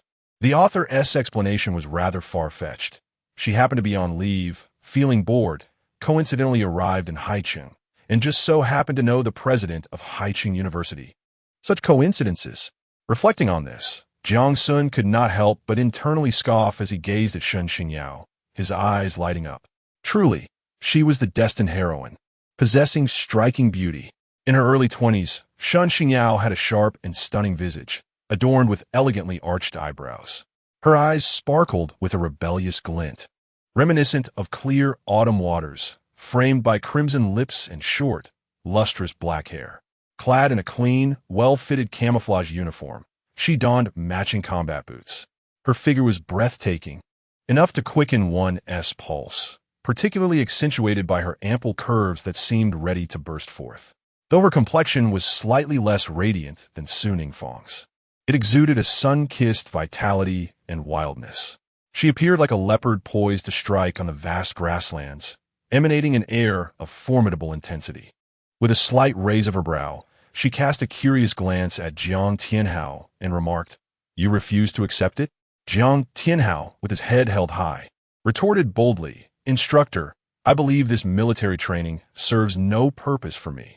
Jiang Gu's audacity was indeed commendable, as it aimed to temper her fierce spirit.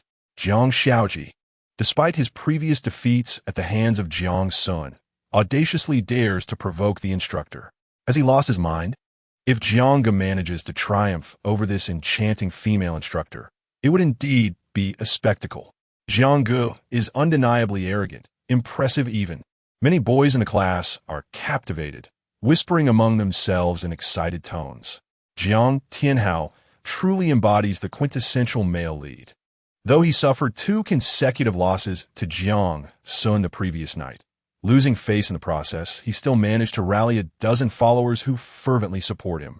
Upon overhearing the boys' chatter, Shun Xingyao crossed her arms, a smirk of disdain gracing her lips. "Young man, you truly overestimate your capabilities. Defeat me, and you may forego the mandatory military training for a fortnight. I shall grant you a pass. Lose to me, and your daily training will increase by 30%. Jiang Tianhao remained utterly unfazed, devoid of fear or anxiety. It was his intention to provoke her. Without such antics, how could he maintain his facade of superiority? He aimed to demonstrate to everyone that he would reclaim the pride he had failed to uphold the previous night. Noticing his opponent had indeed taken the bait, he smirked slightly, leaning in to whisper, "Instructor, is that your proposition?" "Indeed it is," Xun Xingyao replied confidently. Beep. The system detects that the male lead, Jiang Tianhao, is about to perform a showy display. How shall the host respond? Option 1. Join forces with Jiang Tianhao to challenge Xun Xingyao. Reward: 2 pairs of original flavor briefs, agility 5. Option 2. Reluctantly complete 10 laps, ignoring everything that unfolds here. Reward: defense 10, strength 5. Option 3. Prevent Jiang Tianhao from succeeding in his ostentatious display. Reward: endurance 10, agility 15, strength 7. Jiang Xun was merely observing when the system began to stir once more. Was there any doubt in his mind? Option 3 was the clear choice. Did Jiang Tianhao think he could garner the attention of the beauty this way? Had he consulted him first? With narrowed eyes, he scanned between Jiang Tianhao and Xun Xingyao, deliberating on how to fulfill his task, preventing Jiang Tianhao from flaunting himself. This task appeared simple, yet the execution posed some challenges. Undoubtedly, Xun Xingyao's overall prowess was inferior to that of Jiang Tianhao. It would be unacceptable for him to strike first, pummeling Jiang Tianhao and allowing Xun Xingyao to reap the benefits. Such an act would undoubtedly be a slap in the face for the proud and self-assured Xun Xingyao. Wait. Suddenly, he recalled the special skills and items recently awarded by the system, and his eyes brightened. After a series of maneuvers, it would be a miracle if Jiang Tianhao emerged victorious. He approached Jiang Tianhao, sternly declaring, "Jiang Tianhao, cease this at once, do you hear me? Jiang Xun, what do you intend to do? This is between me and the instructor. It is none of your concern. So be on your way." Jiang Tianhao replied, his brow furrowing slightly, a flicker of displeasure crossing his eyes. "Those who impede his showmanship shall be dealt with, regardless of distance." Jiang Xun stood before Jiang Tianhao, his right index finger jabbing insistently at his chest, coldly scoffing. "This is your affair with the instructor, and it has nothing to do with us? What utter nonsense! Your parents have paid for your education at Haicheng University, yet you deliberately arrive late. Such an act is unfilial. The nation mandates that every university student undergoes a 2-week military training, aimed at fostering a healthier physique. Yet you dare to wager on this, which is a betrayal. The instructor is our superior, yet you speak with such insolence, exhibiting aggression that is utterly ungracious. You brazenly disrupt the military training in progress, an act of profound injustice. You are a scoundrel, lacking in loyalty and filial piety, devoid of compassion and righteousness, tarnishing the reputation of Haicheng University beyond repair. I'm ashamed to be in the same class as someone like you." His impassioned rhetoric was fervent and incendiary. In that instant, not only his classmates, but even instructors and students from adjacent classes were taken aback. Hundreds of eyes turned towards Jiang Xun, silently giving him a thumbs up. Impressive. Yet, can such words truly be uttered by Jiang Xun, the foremost among Haicheng's notorious four? It is akin to a scene from the Iron Teeth and Copper Teeth Ji Xiaolan, where He Shin points an accusatory finger at Ji Xiaolan, denouncing him for corruption and treachery. How absurd! Jiang Tianhao, flushed with indignation, appeared as if intoxicated, pointing at Jiang Xun while unleashing a torrent of curses. "Jiang Xun, do not unjustly label me. I merely sought a fair contest with the instructor. How does that equate to betrayal and lack of filial piety? This is utterly preposterous." "How is it not preposterous?" Jiang Xun retorted defiantly. "If you lose to the instructor, what if, in a moment of fervor, she doubles our training? And if I were to win, what if she triples it out of anger?" Jiang Tianhao, upon hearing this, could only roll his eyes in exasperation. "So, whether I win or lose, it is a no-win situation. How can one be subjected to such unfairness?" Chapter 25. Is this the legendary notion that no one can look good for more than 3 seconds? Jiang Tianhao regarded the righteous Jiang Xun before him, inwardly sneering in derision. He had anticipated his opponent's strategy. Jiang Xun's conscience must be severely compromised. Last night, it was because of him that all his grand plans to impress and heroically save the day had gone awry. Ultimately, he had to visit the Gold and Silver Sea Spa, where he consoled his wounded spirit with the company of 3 impoverished yet beautiful young ladies. Now, Jiang Xun openly thwarted his attempts to appear impressive. Today, even the Jade Emperor himself could not deter him. With a grand gesture, he shoved Jiang Xun aside and boisterously declared, "Jiang Xun, step aside.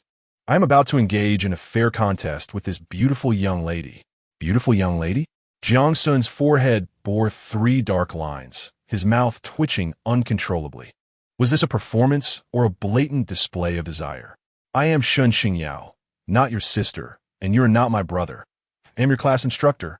Shun Xingyao arched an eyebrow. Her gaze toward Jiang Tianhao filled with disdain and aversion.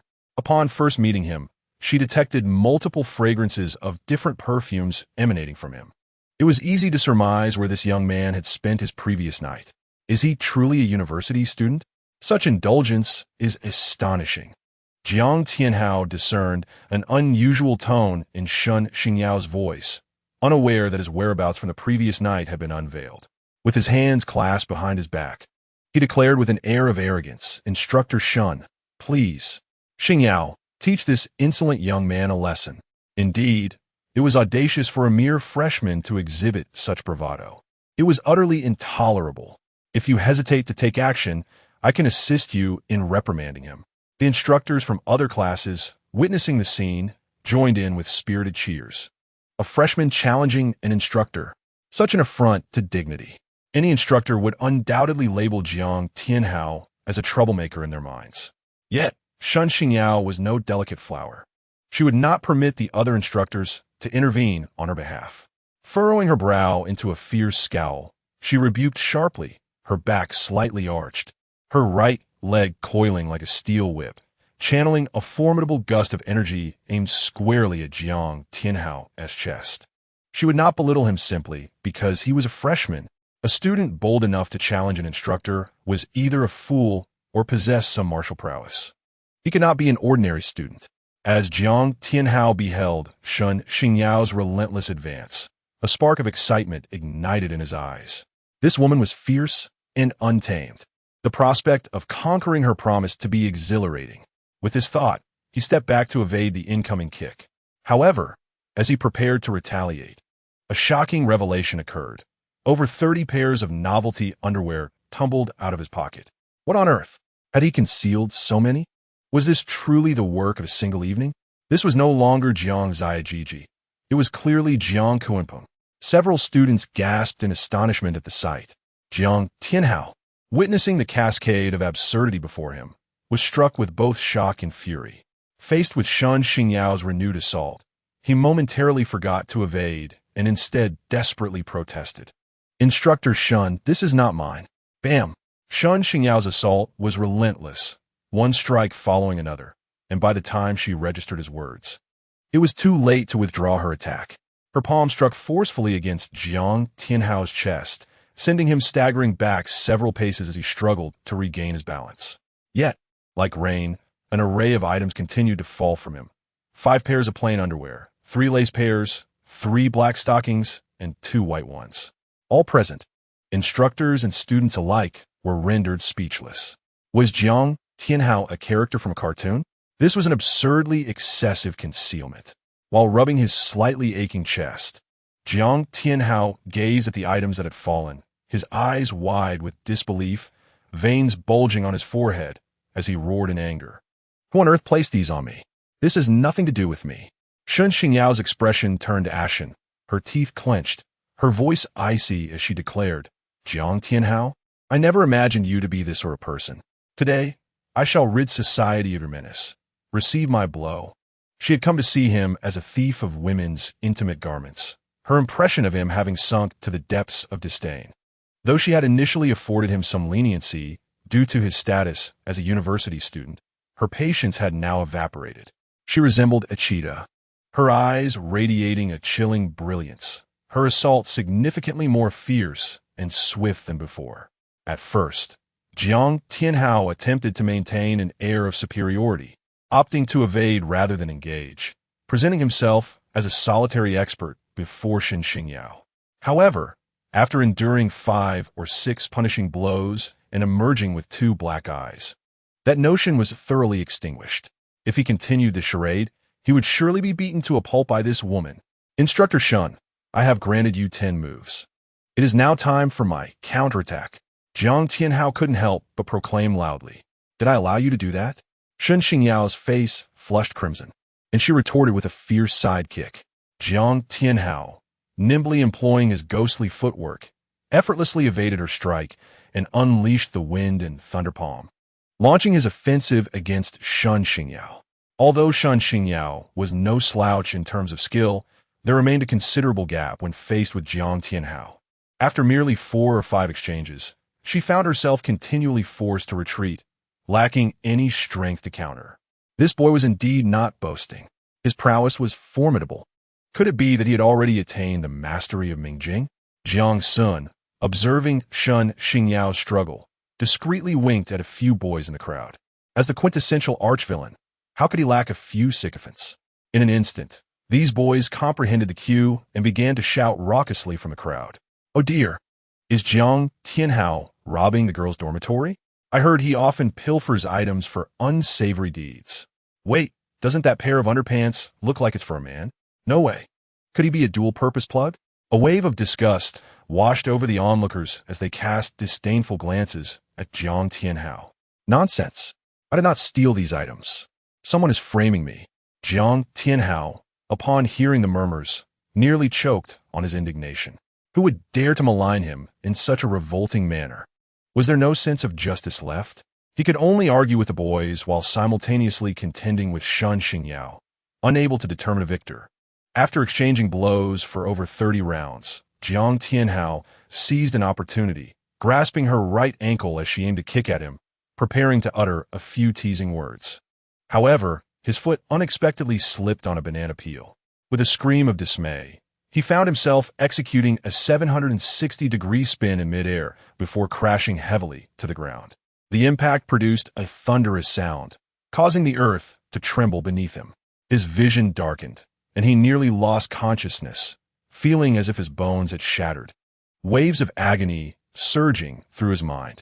The banana peel, having been propelled into the air, landed squarely on his face. The scene fell into a profound silence, with hundreds of eyes fixated on Jiang Tianhao, mouths agape in astonishment, enough to fit an egg. What in the world was happening? Was this what they referred to as the fleeting beauty of a mere 3 seconds? Chapter 26. The Corrupt Referee. This is a corrupt referee. Shen Xingyao, having narrowly escaped Jiang Tianhao's relentless assault, exhaled deeply, retreating several paces. Her delicate face flushed slightly, a few beads of fragrant sweat glistening on her pristine forehead. As she gasped for breath, her gaze fell upon the banana peel. A question emerged in her mind. Was there a banana peel here just moments ago? How was she unaware of it? Jiang Xun had already dashed forward, placing his foot upon Jiang Tianhao's face, declaring triumphantly, 3, 2, 1, time's up. I hereby announce that the winner of this match is Instructor Shen Xingyao. Let us all offer her a resounding round of applause. Shen Xingyao. Jiang Tianhao? Everyone. The applause erupted, albeit reluctantly, as countless students felt that Shen Xingyao's victory was somewhat unmerited, yet they succumbed to Jiang Xun's pressure. As for Jiang Tianhao, a thief of undergarments, he deserved to slip on that banana peel. You've done it again, you scoundrel. You've stepped on my face for the 2nd time. I shall have my revenge. This was a deliberate act of sabotage. I refuse to accept this outcome. I vehemently refuse. Jiang Tianhao protested, his face reddening with anger as he pounded the ground in frustration. Jiang Tianhao, in the realm of competition, victory and defeat are commonplace. Simply strive to win next time. Do not let others look down upon you.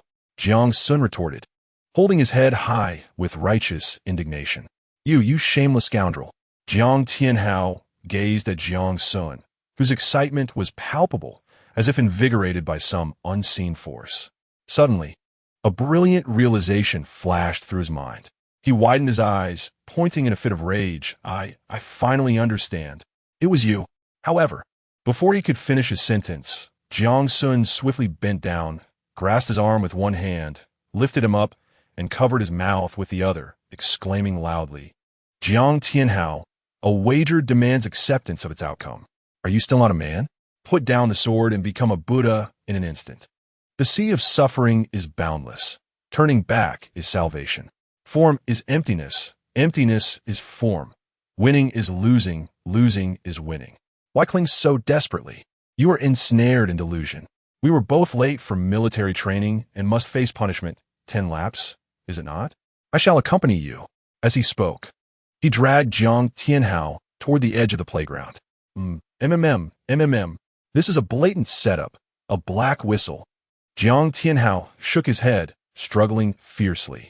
Yet, Jiang Xun was now a different being from yesterday. His strength had increased significantly, surpassing that of an average adult. Meanwhile, Jiang Tianhao had just endured several strikes from Shun Xingyao and was left disoriented, unable to free himself. Shun Xingyao's beautiful eyes lingered on Jiang Xun and Jiang Tianhao for several seconds, lost in thought. Beep. The host has successfully completed the task of thwarting Jiang Tianhao's pretentiousness. Reward: Stamina 10, Agility 15, Strength 7. The host's methods are despicable and shameless, with no bottom line. An additional reward of master-level gambling skills. Keep it up. Jiang Xiaokue. Suddenly, the familiar sound of the system notification echoed in Jiang Xun's mind. Immediately, he felt a surge of warmth flood his mind, as his endurance, agility, and strength began to amplify significantly. Simultaneously, a plethora of foundational knowledge regarding gambling techniques, experiences, and various tricks employed by cheaters emerged in his consciousness. In merely half a minute, he found himself capable of effortlessly ranking among the top 30 gamblers worldwide. In a second-tier city like Haicheng, he could easily dominate the major casinos. It was all that scoundrel Jiang Xun's fault. If it weren't for him, how could Ziyu have faced reprimand from her family? How could I be looked down upon by their family? To think a mere 5 million could sway you all, truly short-sighted. Ye Fan. Shall make you understand the meaning of 30 years in the East, 30 years in the West. Do not bully the young and poor. As Yi Fan muttered angrily, he trudged down the sidewalk, his head hung low, no matter how he explained it. Every member of the Song family remained incredulous that he could amass 5 million in just 2 days.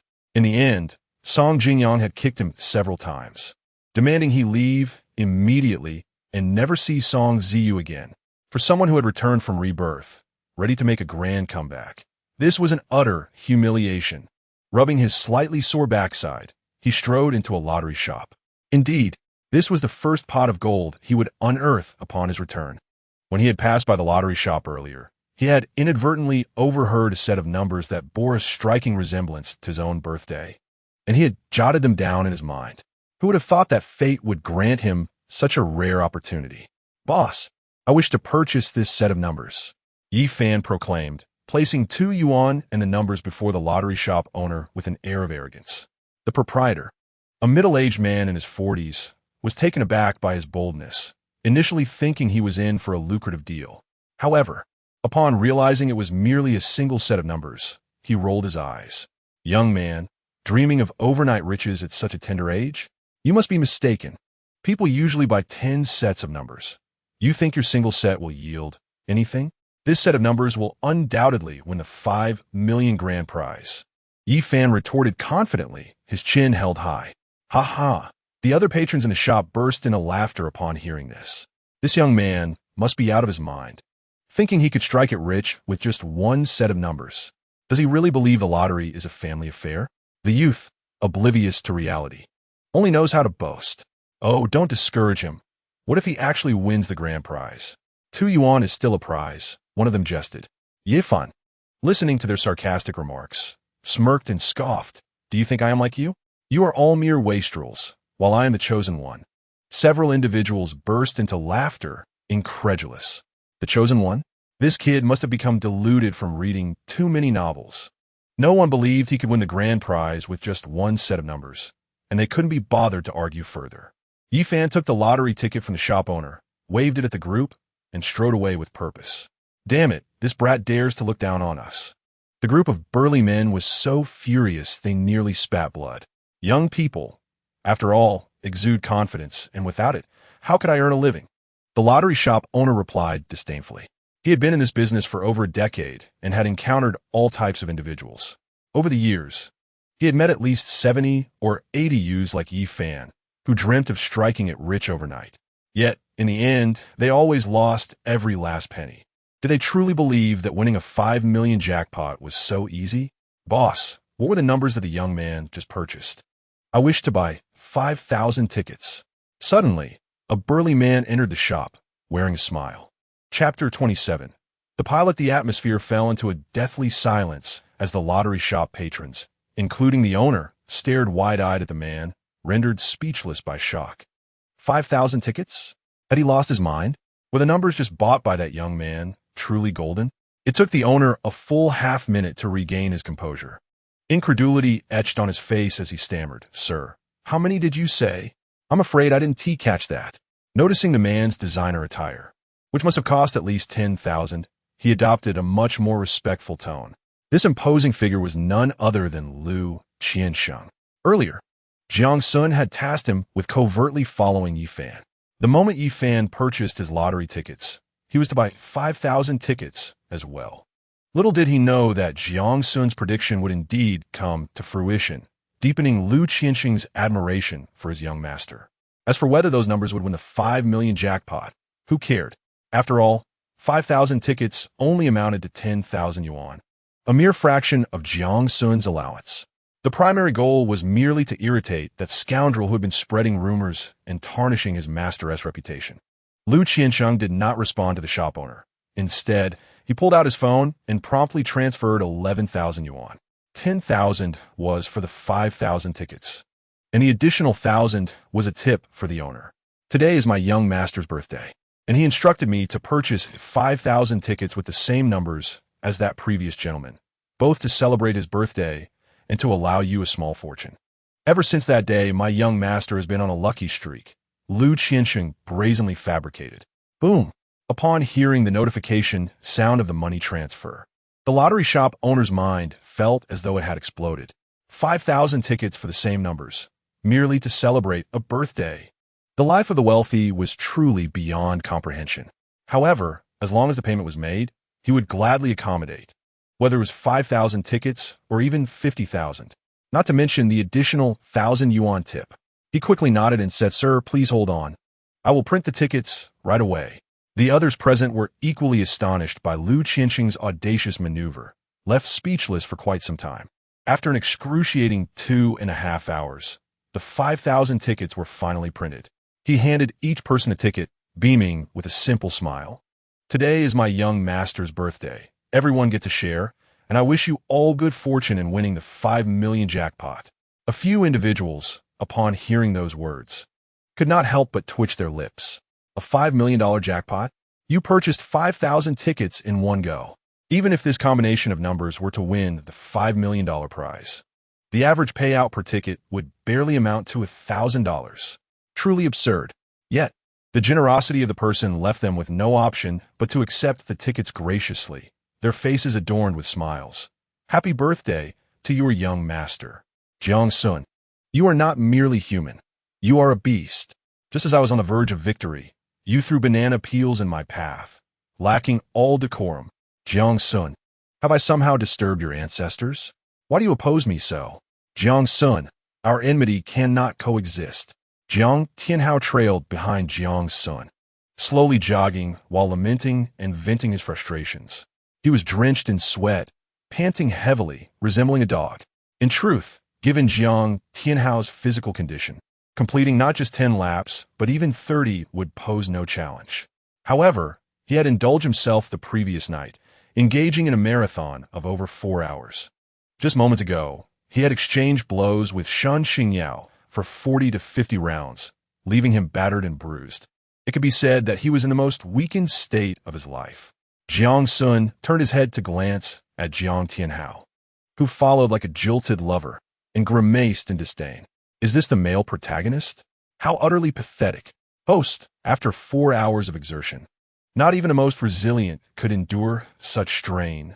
The male protagonist's ability to rise and engage in 40 to 50 rounds with Shun Xingyao, nearly achieving victory, is already quite remarkable. TSK. This is clearly a male protagonist from a male-oriented narrative. In contrast, male protagonists in female-oriented stories often boast of nightly escapades, performing with vigor as if fueled by some elixir. Yet, Jiang Tianhao is indeed impressive. After a failed pursuit of Su Ningxuang last night, he promptly sought out a skilled technician to attain both spiritual and physical renewal. Early this morning, he returned to provoke Shun Xingyao. Are you a teddy bear? Do you feel compelled to flirt with every attractive woman you encounter? It's not that Jiang Xun harbored any lofty ideals. In his previous life, he had also supported several technicians, forming good friendships along the way. However, his current status as the esteemed young master of the Jiang family left little time to cater to the affairs of technicians. Why not cherish the company of his twin sisters? ISN T Song Ziyu, the charming young beauty, appealing? What about Shun Xingyao, the fierce and beautiful Tyrannosaurus? Sunin Swang, golf. She's rather particular, so she doesn't count. With that thought, he rolled his eyes at Jiang Tianhao. I must say, Xiao Jiang, you seem rather feeble. After only 6 laps, you're already exhausted? You ought to replenish your strength. Upon hearing this, Jiang Tianhao reacted as if someone had stepped on his tail, nearly springing up in indignation. Which man would willingly admit to being weak? Which man would acknowledge the need for replenishment? His face flushed crimson, resembling a tipsy individual. As he thumped his chest with his right hand, raising his chin defiantly, his expression one of outrage. Jiang Xun, cease your baseless accusations. Who is being disingenuous here? My physique is robust. I assure you, not only can I complete 10 laps, but even 100 laps would pose no challenge. After uttering these words, he propelled himself forward with such fervor that he nearly left an afterimage in his wake. Truly, what a child! Jiang Xun regarded the fervently sprinting Jiang Tianhao with a disdainful smirk, unimpressed by this exuberant display akin to a playful puppy frolicking across the field. Instead, he summoned his personal panel. Host, Jiang Xun title. Minor villain, pilot strength, 100 defense, 260 agility, 70 stamina, 98 attractiveness, 999999. A score of 100 signifies an unparalleled beauty. None can surpass. Note, a score of 60 is passing for a typical adult male, 70 is average, 80 is commendable, and 90 is exceptional. Task, 120 special skills. High mimicry, basic danger perception, sleight of hand. Gambler's skills, master level. Common skills, ghostly step, master level. Evaluation. You are currently a minor villain detached from base amusements. When faced with a protagonist, you possess the ability to contend for a few rounds, yet for the sake of your own survival, it would be wise to retreat as far as possible. Jiang Xun felt a swell of achievement as he saw his title evolve from young master to pilot. Although he had yet to pilot an aircraft since his arrival in this narrative, with a stamina score of 98, he could undoubtedly best the likes of the 22 and deliver powerful kicks to the Su-30. Oh look, it's the school beauty, Su Ningxuang. She is approaching. Suddenly, a voice exclaimed from the center of the playground. Chapter 28. Could he be? Jiang Xun paused momentarily, following the voice to see Su Ningxuang walking toward him accompanied by 3 other girls, her right hand holding a plastic bag. Indeed, she embodied the essence of a goddess. Upon her arrival on the playground, she captured the attention of countless boys. The previously stern atmosphere of military training immediately softened. Su Ningxuang had adorned herself with an exquisite makeup, enhancing her already unparalleled beauty. Her attire today was a stark contrast to the morning. She wore a white uniform miniskirt paired with knee-high white socks. Her legs were flawless, effortlessly captivating even in sheer white stockings. The stunning length and straightness of her legs, along with the alluring expanse of pale skin between her skirt and socks, formed an irresistible allure that drew the eye. Compared to her demeanor in the auditorium the previous night, she now radiated a blend of youthful innocence and charm, shedding some of the aloofness that characterized her earlier appearance. The dramatic transformation left many boys in awe. Such a version of Su Ningshuang wielded an overwhelming charm that was simply irresistible. Had she taken leave of her senses? Even Jiang Xun found himself stealing a few extra glances before furrowing his brow, murmuring to himself. Based on his understanding of Su Ningshuang, she had consistently embraced a cool and distant persona. What had prompted this sudden change? Could be due to Jiang Tianhao? Jiang Xun, did you see that? At that moment, Jiang Tianhao had completed his lap and approached from behind, wearing an expression of triumphant glee. Su Ningxiang has changed her style, undoubtedly for my sake. And she even came over to bring me water. What does it matter that you saved her last night? This morning, I prepared a heartfelt breakfast for her. Did you notice? She has been gazing at me all along. Sigh, I never intended to delve into romance so early, but with her being so proactive, I cannot let her down, can I? Jiang Xun observed his friend's obsequious demeanor and secretly wished for him to end up with nothing. Yet, he couldn't resist teasing. Weren't you nearly exhausted just now? How is it that you're no longer tired? TCH, Jiang Tianhao shot him a disdainful glance and retorted, a man must never admit to fatigue. My physique is robust. Go ahead and run at your own pace. I still have 3 laps to complete. I must hurry and not keep Shuang waiting too long. With that, he set off, his long legs propelling him forward like a spirited little donkey. Shuang? Jiang Xun felt a shiver of discomfort. This male lead, despite his somewhat lacking prowess, was utterly infatuated. Who does he think he is looking down on? Alas! Apart from the Dragon King Gu Xian igniting some of his fighting spirit, what good were the likes of Jiang Tianhao and Yi Fan, other than to bestow rewards? Shaking his head, he continued his leisurely run. Shuang, just wait a few minutes. I'll finish my 10 laps shortly. As Jiang Tianhao passed by Su Ningxiang and her friends, he enthusiastically waved, almost wagging his tail. The reactions of the other boys were instantaneous. Who is that guy? The goddess Su is actually heading towards him? I know him. His name is Jiang Tianhao. He knows some martial arts and dares to challenge the notorious Jiang Xun. No way. He dares to challenge the infamous Jiang Xun? No wonder he captures the heart of the goddess Su. Is it too late for me to eliminate Jiang Xun? I have 36 strategies to deal with him, all while preserving the balance of nature. Their gazes towards Jiang Tianhao were filled with a mixture of envy and resentment. To have the goddess Su personally deliver water, what luck is this? Forget about challenging Jiang Xun. Many would gladly risk a drowning to see him humbled. Do they think that charging forth in wrath for a fair maiden is mere fantasy? Hearing the boys chatter, Jiang Xun felt 3 lines of black marks appear on his forehead, his mouth twitching uncontrollably. What does this mean? Do you think you're playing a little game of Super Mario? That by conquering all levels and vanquishing the great demon Jiang Xun, you can win the princess's hand? How childish. He took out his phone and snapped several pictures of the loudest boys, his face adorned with a radiant smile. Your ideas are quite intriguing. Perhaps we can have a proper discussion sometime. What? We were only joking. The boys turned pale, cold sweat pouring down their faces, their legs trembling as if they might collapse. Beauty can lead one astray. They had completely forgotten that Jiang Xun was the top among the 4 notorious youths of Haicheng. Was this not dancing on a grave? Ah, how I truly enjoyed your previously defiant demeanor. Jiang Xun gently shook his head, expressing his regret. What has happened to the contemporary university students? They seem utterly devoid of backbone. 1,000 despises upon them. Jiang Xiao, in truth, we hold you in high esteem. A gaggle of young men hastily trailed alongside him, fervently flattering him, hoping he would show leniency and spare them. Our admiration for you flows like an unceasing river, relentless and overwhelming. Enough. Jiang Xun promptly waved his hand at them, his face darkening with clear disdain. Their flattery lacked originality and felt dreadfully outdated. Go where it's cooler. Do not delay me in my running. Indeed, the group of young men obediently retreated to the side. Su Ningxiang observed Jiang Tianhao, his face brimming with self-satisfaction, and frowned slightly. Yet, she chose silence, redirecting her gaze to Jiang Xun, an involuntary smile gracing her lips.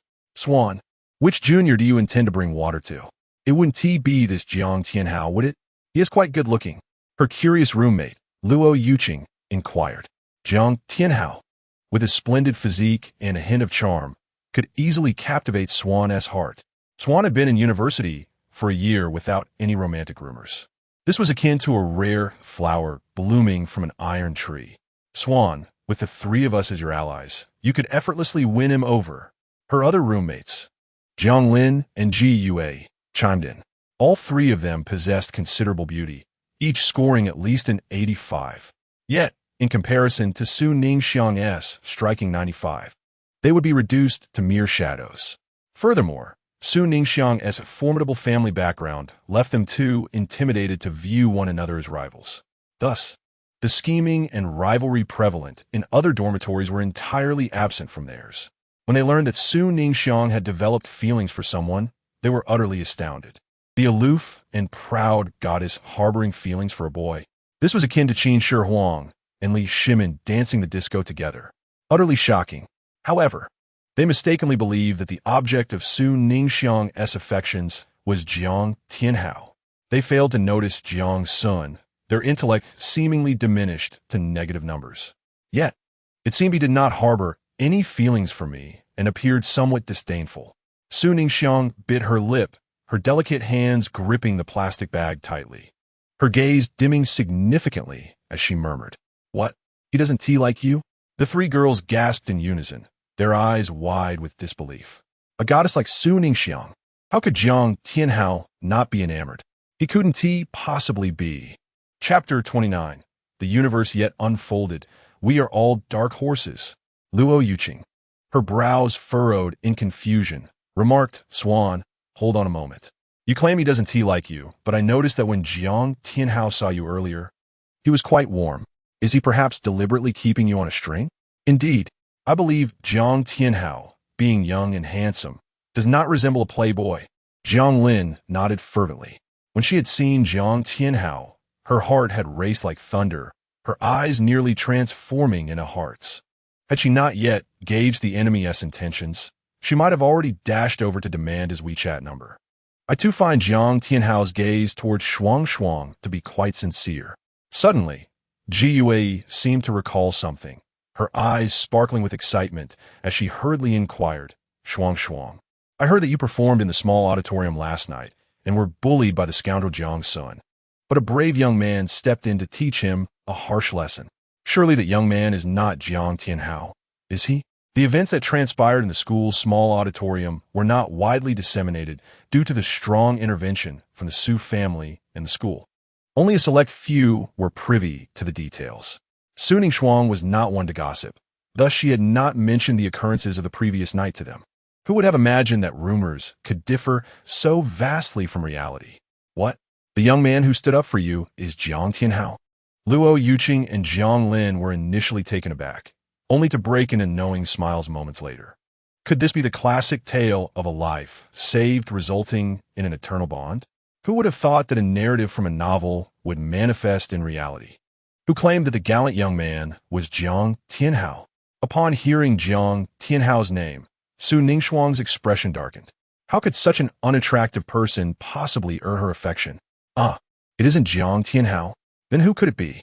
Luo Yuqing, Jiang Lin, and Ji Yue exchanged bewildered glances, curiosity etched on their faces. However, when their gazes fell upon Su Ningxiang, they were instantly taken aback. For Su Ningxiang was gazing into the distance, her exquisitely beautiful face illuminated by a captivating smile. What? The icy beauty was actually smiling? Was this not astonishing?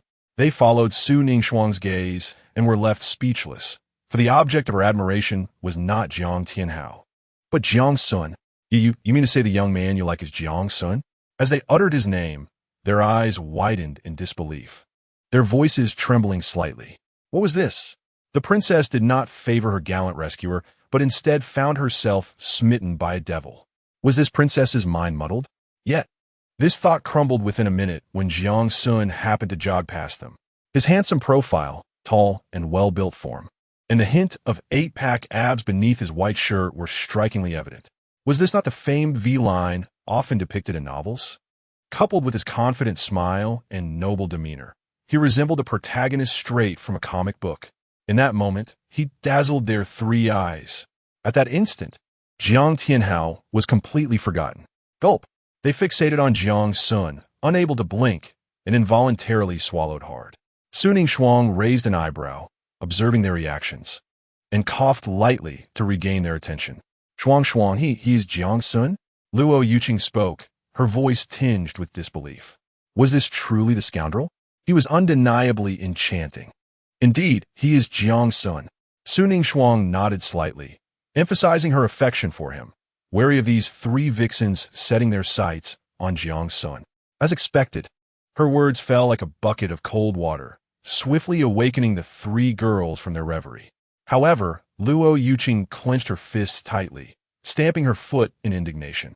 Shuang, how could you possibly like Jiang Xun? I truly believe he is unworthy of you.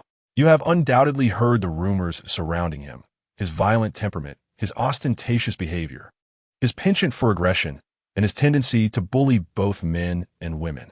If you were to be with him, would you not be subjected to daily abuse?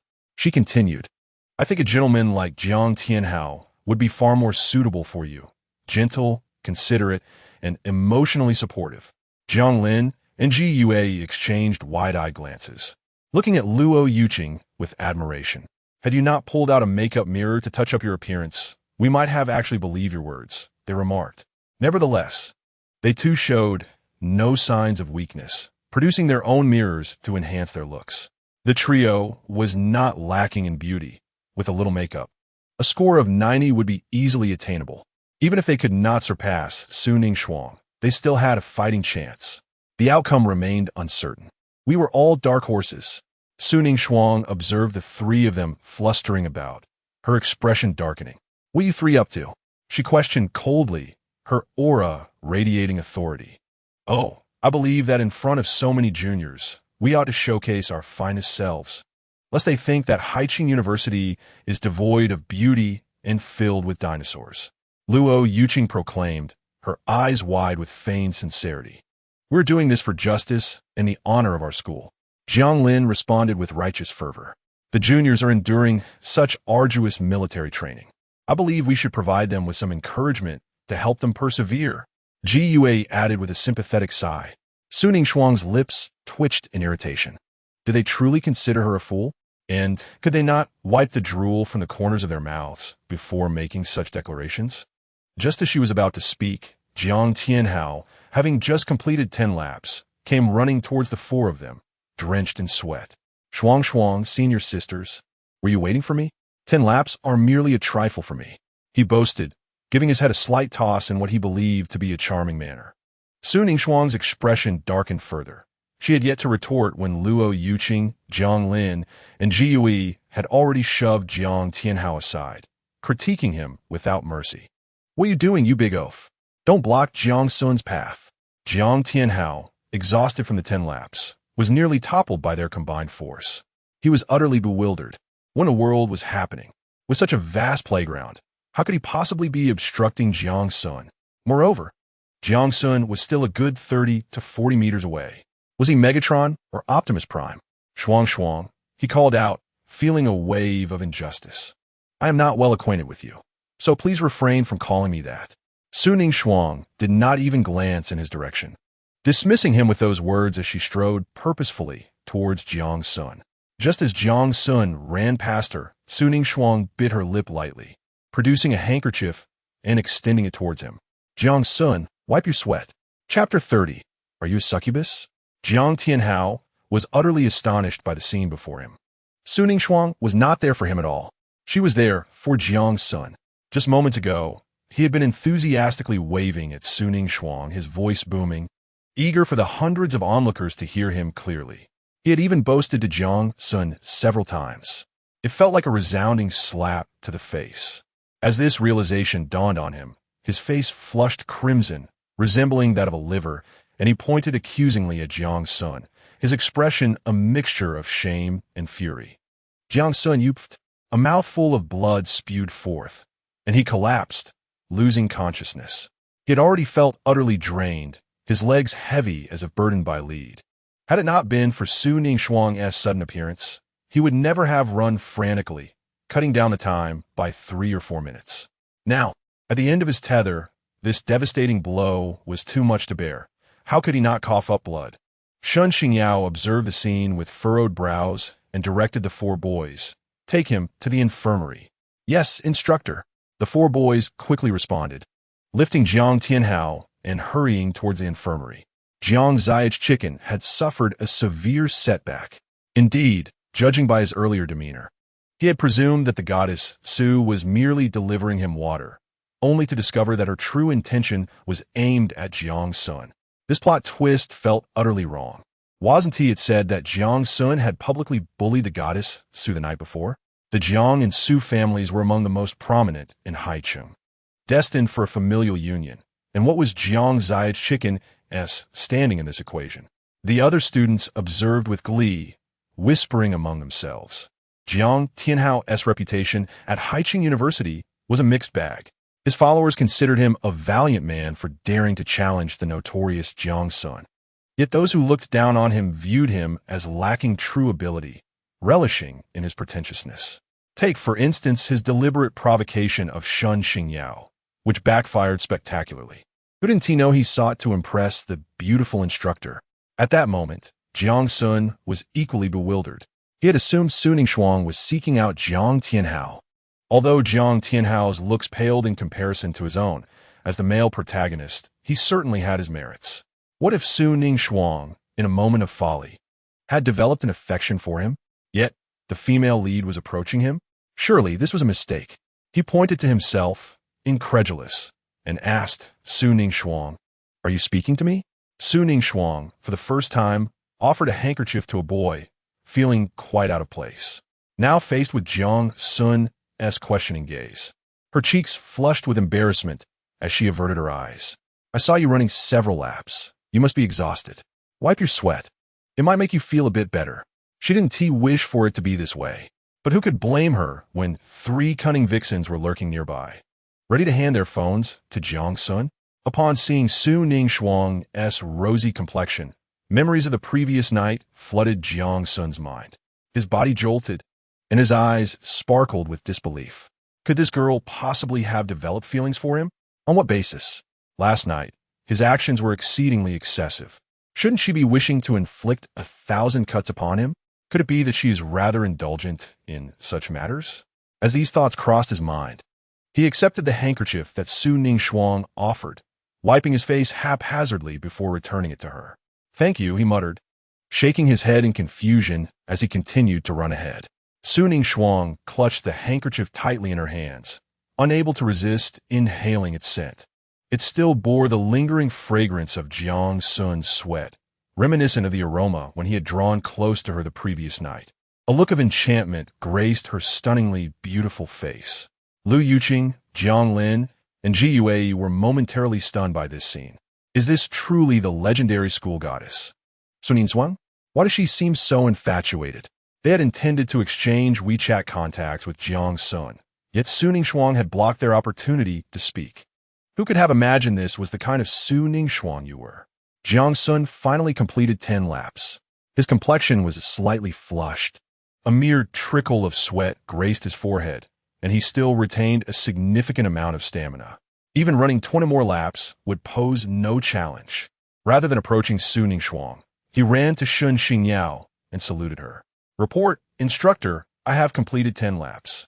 Shun Xingyao instructed the other students to rest in place. With her eyes half closed and a smile gracing her lips, she approached him leisurely, appraising him from head to toe. This young man was indeed exceptionally handsome. Not only did he possess striking features, but his physique was equally admirable, suggesting he had dedicated considerable time to training. Moreover, there was a glint of defiance and reckless abandon in his gaze. No wonder he attracted so many admirers. "Jiang Xun, why did you help me earlier?" Shun Xingyao inquired, tilting her head to scrutinize his handsome face. "I dislike watching Jiang Tianhao show off. If there is pretense to be made, it ought to be by me." Jiang Xun replied with an air of pride. "Oh, I thought you might be interested in me and wanted to gain my attention." Shun Xingyao's eyes sparkled with amusement, her smile radiant. She was quite confident in her looks and figure, having had no less than 50 suitors over the years. She was well aware of the subtle intentions of men, such as Jiang Tianhao, who nearly had his eyes pop out upon seeing her. Instructor, you're overthinking it. I simply find Jiang Tianhao unpleasant. Jiang Xun deliberately turned his head away, his face slightly flushed. Indeed, he harbored some feelings for Shun Xingyao. Yet he knew better than to appear overly eager in the presence of such a woman. The more proactive one is, the less regard they receive. Oh, you don't fancy me? Perhaps you are enamored with that beautiful school goddess? Shun Xingyao raised an eyebrow, glancing at Su Ningxuang in the distance. Instructor, that seems to be a private matter of mine, Jiang Xun replied, his cheeks tinged with color as he deliberately evaded the topic. To his surprise, Shun Xingyao stood on her tiptoes and leaned in close to his ear in front of all those present, whispering in a voice only they could hear, Jiang Xun, you are indeed quite intriguing. She had just gathered some information about Jiang Xun from other students, the leader of the 4 notorious young rascals of Haiqing. His reputation was marred with disgrace, infamous for his misdeeds, causing others to shudder at the mere mention of his name. However, from her perspective, the situation appeared quite different. While it was true that Jiang Xun had instructed his bodyguards to take action against others, most of those incidents were provoked. It was all due to the deliberate provocations from those individuals. Not to mention, the Jiang family had offered substantial compensation afterwards. To her, it seemed akin to a child throwing a tantrum, endearing in its own innocent way. Compared to the ruffians of the capital, he was not lacking in any respect. Moreover, it was astonishing that a scion of the illustrious Jiang family had yet to find himself a girlfriend. How incredibly naive, she pondered for a moment. The position they were in was rather intimate. It appeared as though Shun Xingyao was whispering into his ear, their bodies closely aligned. The others who witnessed this scene were momentarily taken aback. What on earth was happening? Was he some kind of enchantress? First, it was the goddess Su Ningxuang, and now the beautiful instructor Shun Xingyao. It was only the 3rd day of school. For the other boys, this was akin to a dagger to the heart. Su Ningxuang's expression darkened instantly, her eyes flashing with a chilling fury. Her fists were clenched tightly, producing a sharp cracking sound. An overwhelming aura of dominance erupted forth. Luo Yuqing, Jiang Lin, and Ji Yue huddled together, trembling in fear. The goddess was angry. Blood would surely be spilled. Chapter 31. There will always be mischief makers. Su Ningxuang was furious. In her eyes, Jiang Xun had breached her defenses the previous night. This indicated that they were a match made in heaven. Why was this beautiful instructor leaning so close to Jiang Xun? What was so secretive that they couldn't discuss it face to face, resorting instead to whispering? Was this the conduct befitting an instructor? You have crossed the line. With this thought, she emotionlessly picked up several bottles of mineral water and strode purposefully towards Jiang Xun. Jiang Xun had not anticipated that Shun Xingyao would be so bold. He could distinctly feel her ample form pressing against his shoulder, waves of warmth brushing against his ear, reddening it, while the enchanting fragrance of her presence lingered around him. This woman was a siren. Yet, he deliberately shifted to the side, a faint blush creeping onto his face. In his past life, he had been a distinguished salesman, adept at playing the rogue, embodying a gentleman, portraying innocence, and exuding maturity. A mere innocent boy was no challenge for him. Instructor, please maintain your decorum. Shun Xingyao was taken aback, surprised that this younger brother would blush. How pure and adorable. Was this truly the infamous ruffian of Haiqing? He appeared more like a good little brother. With this in mind, she chuckled softly. Or have I failed to maintain my decorum? Just as Jiang Xun was about to respond, a delicate fragrance enveloped him. Following this was the sight of a striking figure. Su Ningxuang thrust a bottle of mineral water into his hand. Drink! The goddess's face darkened, her expression severe, her striking eyes gleaming like drawn swords. Jiang Xun, observing the predatory look on Su Ningxuang's face, couldn't help but stifle a laugh within. Is this the protagonist of the novel? The more you ignore them, the more they are drawn to you. He remained silent, instead seizing the bottle of mineral water, twisting off the cap, and tilting his head back to gulp it down with fervor. Su Ningxuang observed the Adam's apple of Jiang Xun as it bobbed rhythmically, with droplets of water trickling from the corners of his mouth, gliding down his throat. This display imbued him with an added allure and audacity.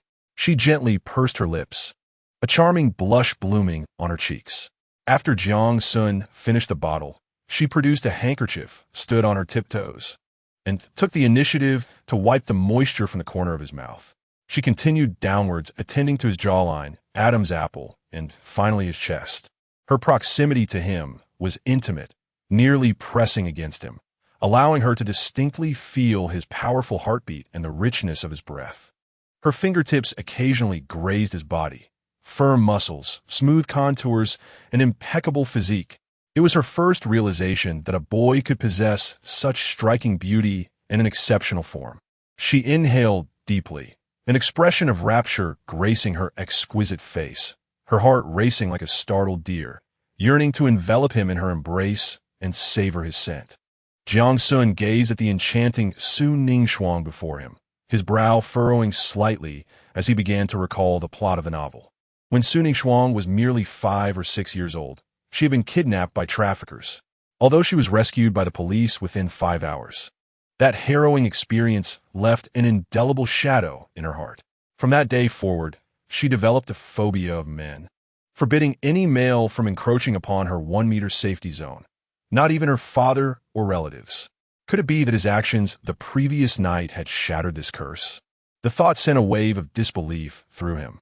According to the novel, Zhang Tianhao had invested 3 to 4 months, comprising 400 to 500 chapters, in attempting to win over Su Ningxuang, who was deemed the most challenging female lead to conquer. Yet here he was, having seemingly triumphed so effortlessly. Was it truly this abstract? Who was the real male lead? Had the system mistakenly opened the wrong instance? He noticed Su Ningxuang attempting to slip her hand beneath her clothing to take advantage of him and quickly restrained her, exclaiming in exasperation, "Su Xuejia, that's enough." Su Ningxuang jolted, her gaze locking onto Jiang Xun's hand gripping hers, and she instantly regained her composure. She had just assisted Jiang Xun in wiping away water stains in front of hundreds of students. This was undeniably a groundbreaking first. Such an act had never even crossed her mind before. Her fair, delicate face betrayed her embarrassment as a flush spread across her cheeks, and she nodded softly. "All right, I understand." With that, she withdrew her right hand, preparing to turn away. "Su Xuejia." Actually, Jiang Xun intended to say more, but Su Ningxuang halted, turning back to him, her beautiful eyes fixed intently upon him. "Jiang Xun, I merely passed by here today. I did not come specifically to find you, nor to deliver you water. Therefore, you need not repeat the same words. I remember every word you have spoken clearly." Jiang Xun found himself momentarily speechless, caught off guard by her declaration. After a prolonged silence of half a minute, he finally spread his hands in resignation and said, "Su Xuejia, what I wanted to express is my gratitude." Su Ningxiang's beautiful eyes widened in alarm, shimmering with a panicked light. The blush on her cheeks had yet to fade and was now deepened, rendering her neck and the roots of her ears a delicate pink. She had actually misunderstood Jiang Xun. How vexing! Could it be that he did not detest her as much as she had believed? But what did his words last night signify? In a flustered state, she raised her hand to tidy the stray strands of hair at her temples and stammered this. "This is merely what I ought to do, and besides, I haven't done anything wrong." As she uttered these words, she had already grasped Luo Yuqing and the others, fleeing in disarray. "Jiang Xun, have you caused another ruckus?" However, they had barely run 7 or 8 meters when an angry voice echoed from not far away. Upon hearing this voice, Jiang Xun's expression abruptly changed, and he instinctively shrank his neck. "Sister Fang, I have been very well behaved today. I neither fought nor teased any girls, nor did I vandalize anyone's car." "Well behaved, you say? Then why have I heard that you are in trouble again? Confess and receive leniency. Resist and face severe consequences. Back home for the new year." A melodious voice rang out, laced with a hint of schadenfreude. Jiang Xun looked up at the newcomer, letting out a deep sigh. "Alas, Sister Fang, there are always villains seeking to harm me." For women gradually approached, coming into view. The foremost woman, approximately 24 or 25 years of age, was strikingly beautiful. Her features seemed sculpted by a master artisan, exquisite and refined. Her long phoenix eyes bore a hint of maturity, gentle and serene, complemented by elegant willow-like brows, elongated eyelashes, and fiery red lips, forming a perfect proportion. She wore a cream-colored spaghetti strap dress, paired with a sheer gray cardigan. The back of the dress revealed a generous expanse of her elegant back, which was otherwise concealed. Her long hair cascaded gracefully over her shoulders, exuding poise and sophistication, resembling a modern urban beauty. Her name was Feng Muqing, Jiang Xun's cousin, the daughter of his uncle, a graduate of Haicheng University, and currently the counselor for their finance class. Chapter 32. Fierce protection. Upon hearing this, Feng Muqing couldn't help but cover her mouth and giggle. Jiang Xun, why don't you admit that you often court trouble? No wonder aunt and uncle sent you to Haicheng University. It is so I can keep an eye on you and prevent you from continuing your mischief. Sister Feng, I am truly wronged. Jiang Xun protested loudly. I am merely a victim. Am I not aware of your grievances? Feng Muqing shot him a playful glare, teasingly scolding. You should know better than to engage in brawls in public places. Are you afraid that others won't know of your reputation as the notorious scion of Haicheng? Have you seen how filthy those insults are? Don't you care? Do aunt and uncle not care? Alas, some people seem eager for me to act. How could I disappoint them? Jiang Xun clasped his hands behind his back, letting out a deep sigh. All right. Feng Muqing reached out to tousle his hair, noticing he appeared even more handsome and fit than before. I know you have faced many grievances lately. Some people enjoy creating trouble for no reason, nitpicking at every little thing. If you encounter any difficulties in the future, come to your sister. I will help you handle them. By the way, in a few days, I would like to treat you to a meal. What do you say? In recent days, she has been preoccupied with school matters, having only met Jiang Xun twice. Yet there was little time for conversation. Now that everything has fallen into place, their opportunities to meet will increase significantly. With this thought, her heart swelled with joy. As exuberant as a child. No problem, Jiang Xun replied without a moment's hesitation. The Feng family is also a prestigious lineage in Haicheng. Feng Muqing's grandfather, who is Jiang Xun's maternal grandfather, Feng Yinqing, serves as the chairman of the Feng Hong Group, with total assets amounting to approximately 200 billion. Feng Muqing is indeed the legitimate daughter of the Feng family. In addition to her role as a counselor at Haicheng University, she also manages a cosmetics company, a beauty salon, and 5 fitness centers, with total assets around 200 million.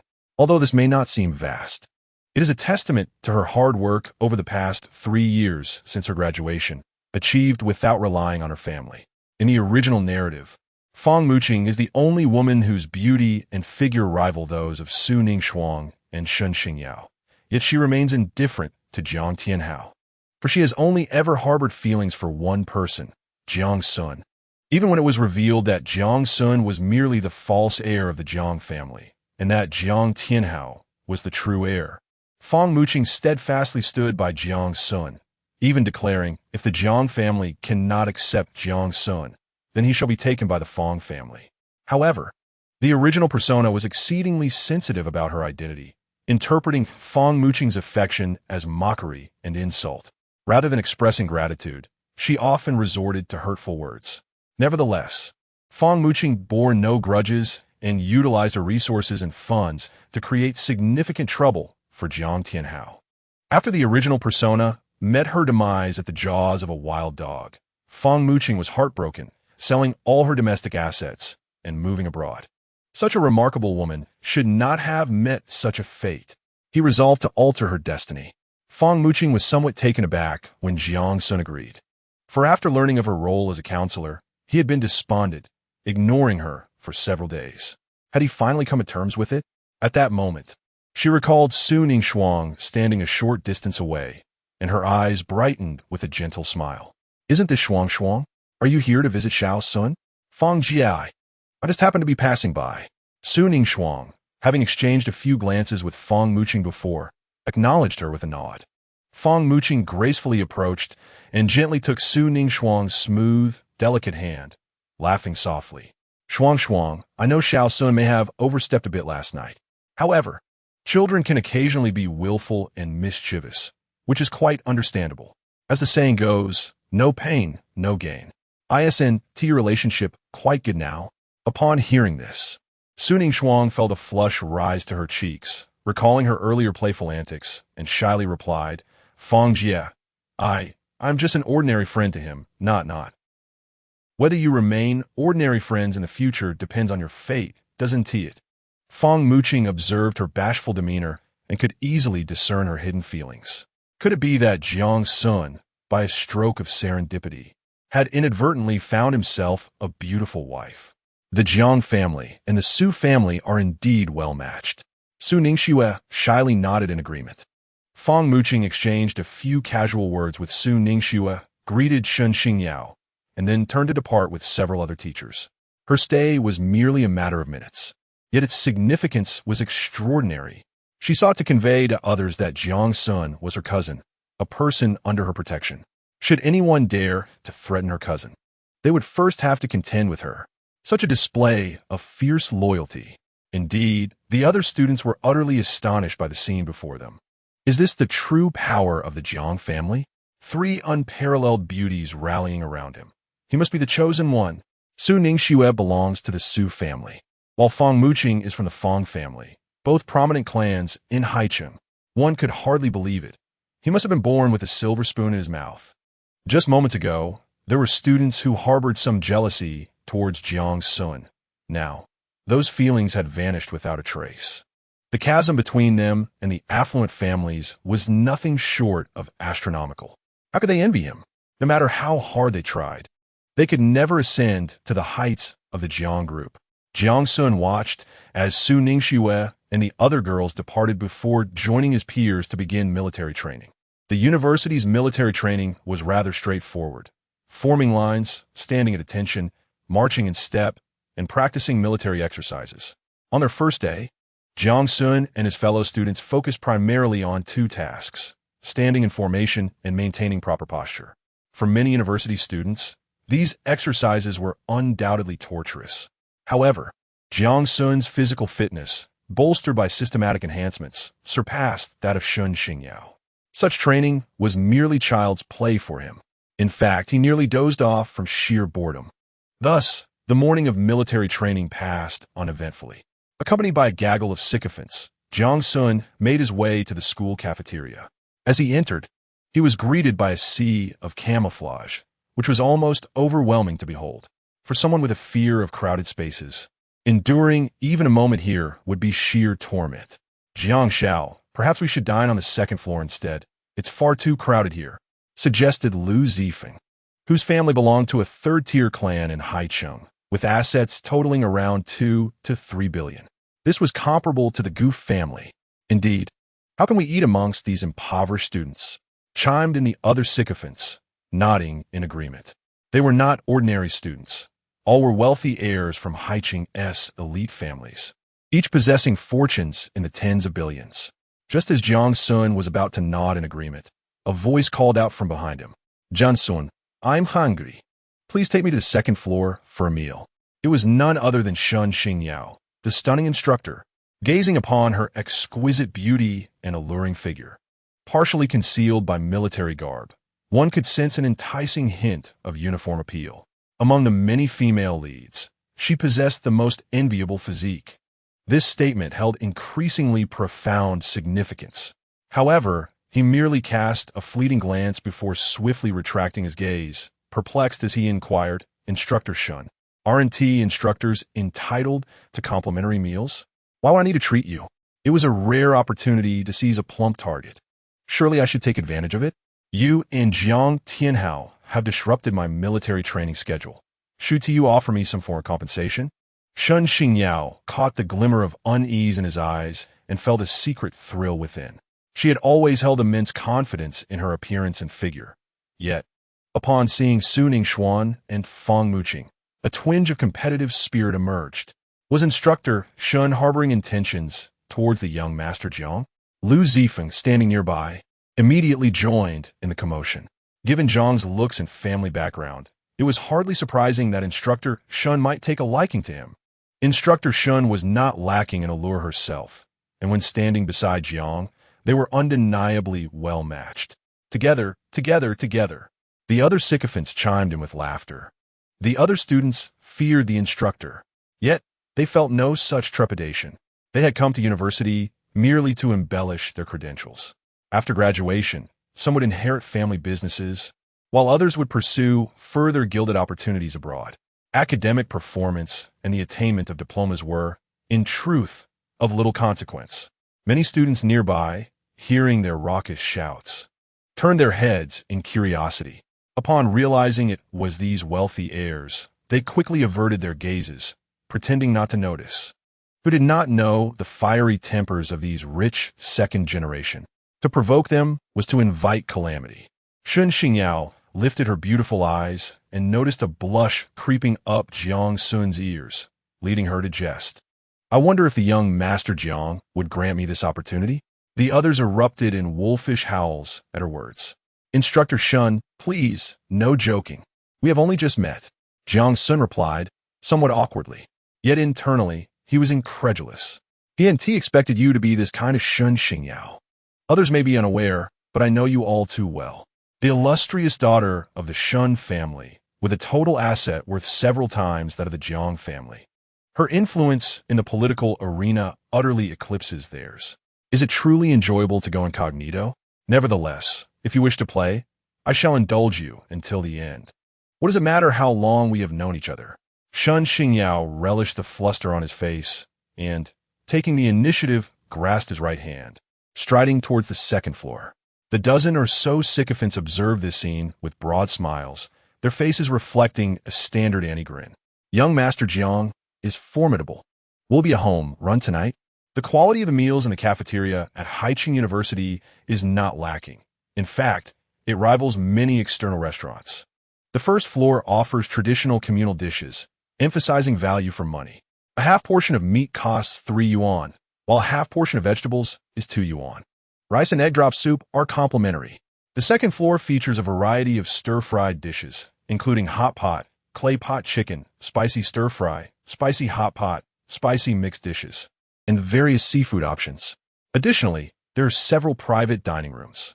While the prices are significantly higher than those on the first floor, they are still cheaper than those found in external establishments. During the military training period, the first floor of the cafeteria was entirely complimentary, while the second floor charged the usual fees.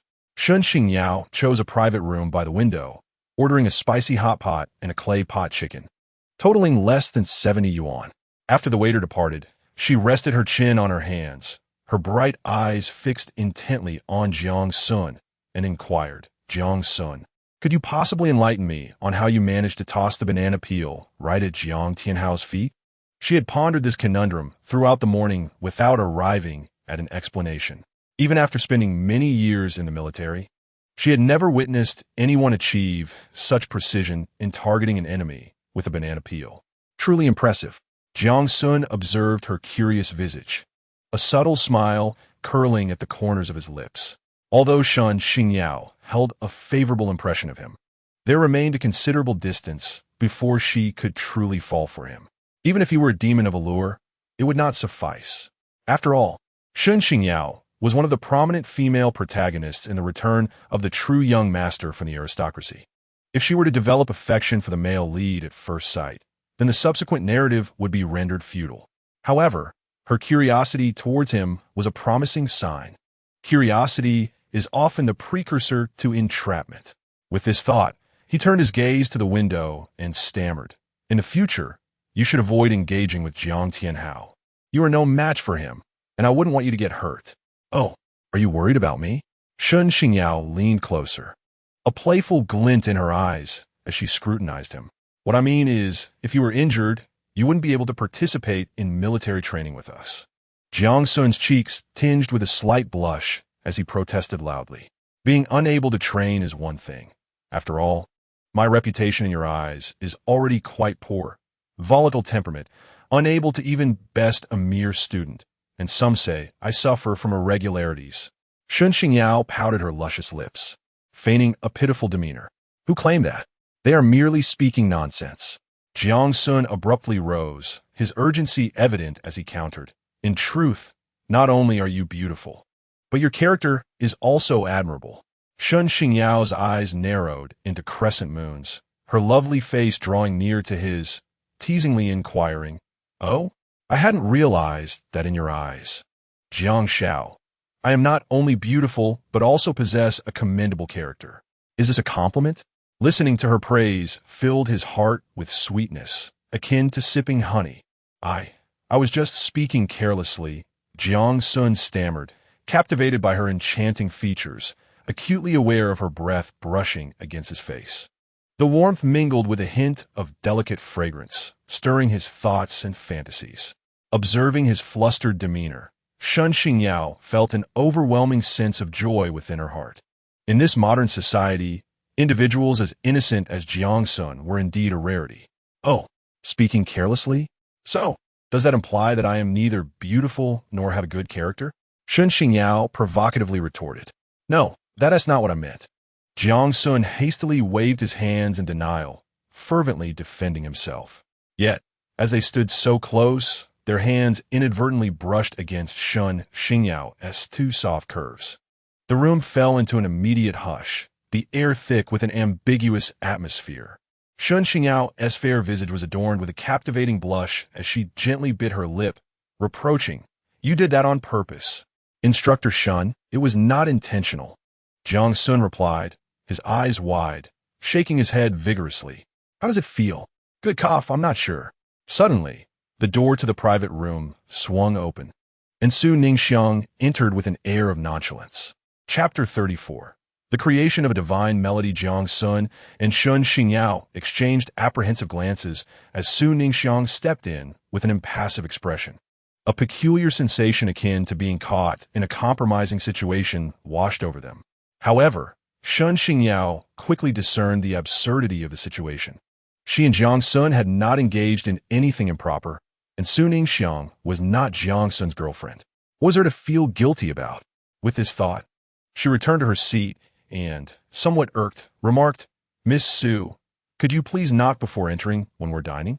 "Oh, my apologies. I came to find Jiang Xun regarding something of utmost importance and completely forgot," Su Ningxiang replied, not even lifting her gaze, her tone breezy yet devoid of any contrition. "Of utmost importance?" Shun Xingyao's lips twitched in curiosity.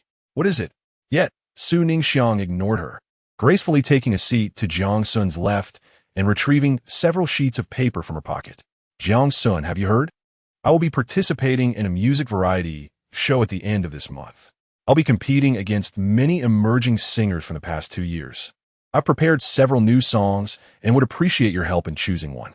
This was Su Ningxiang's trump card, since she had become flustered and speechless upon meeting Jiang Xun. She opted to initiate a conversation.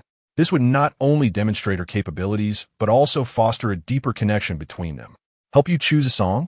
Jiang Xun raised his eyebrows slightly, quickly recalling details from a novel. The show Su Ningxiang mentioned was titled Singers Clash.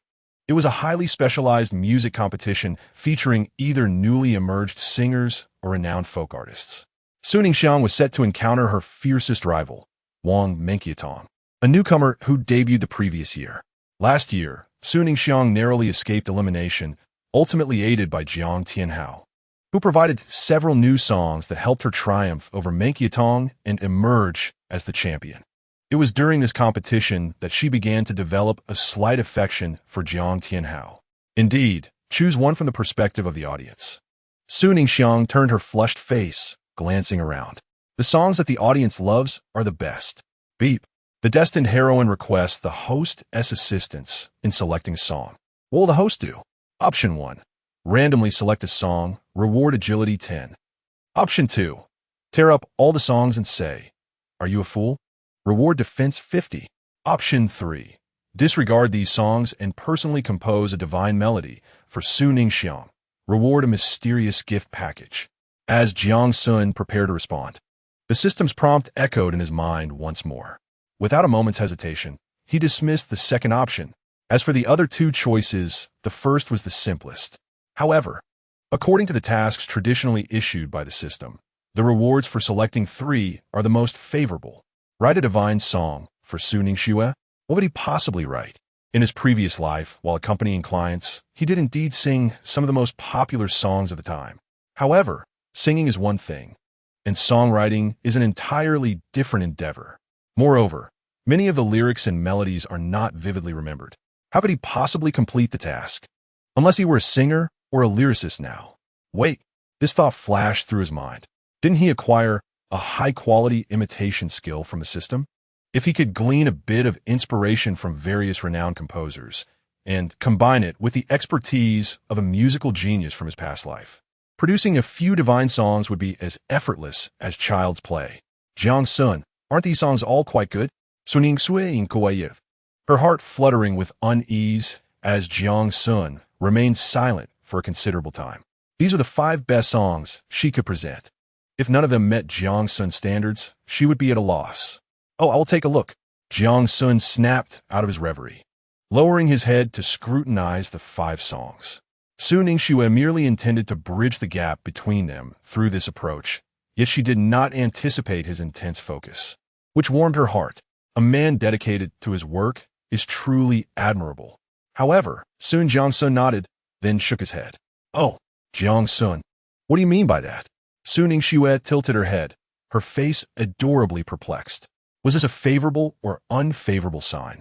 Jiang Xun raised his left hand, pinched the bridge of his nose, and said thoughtfully, Frost, if you were to release an album with these 5 songs, it would not pose much of a problem.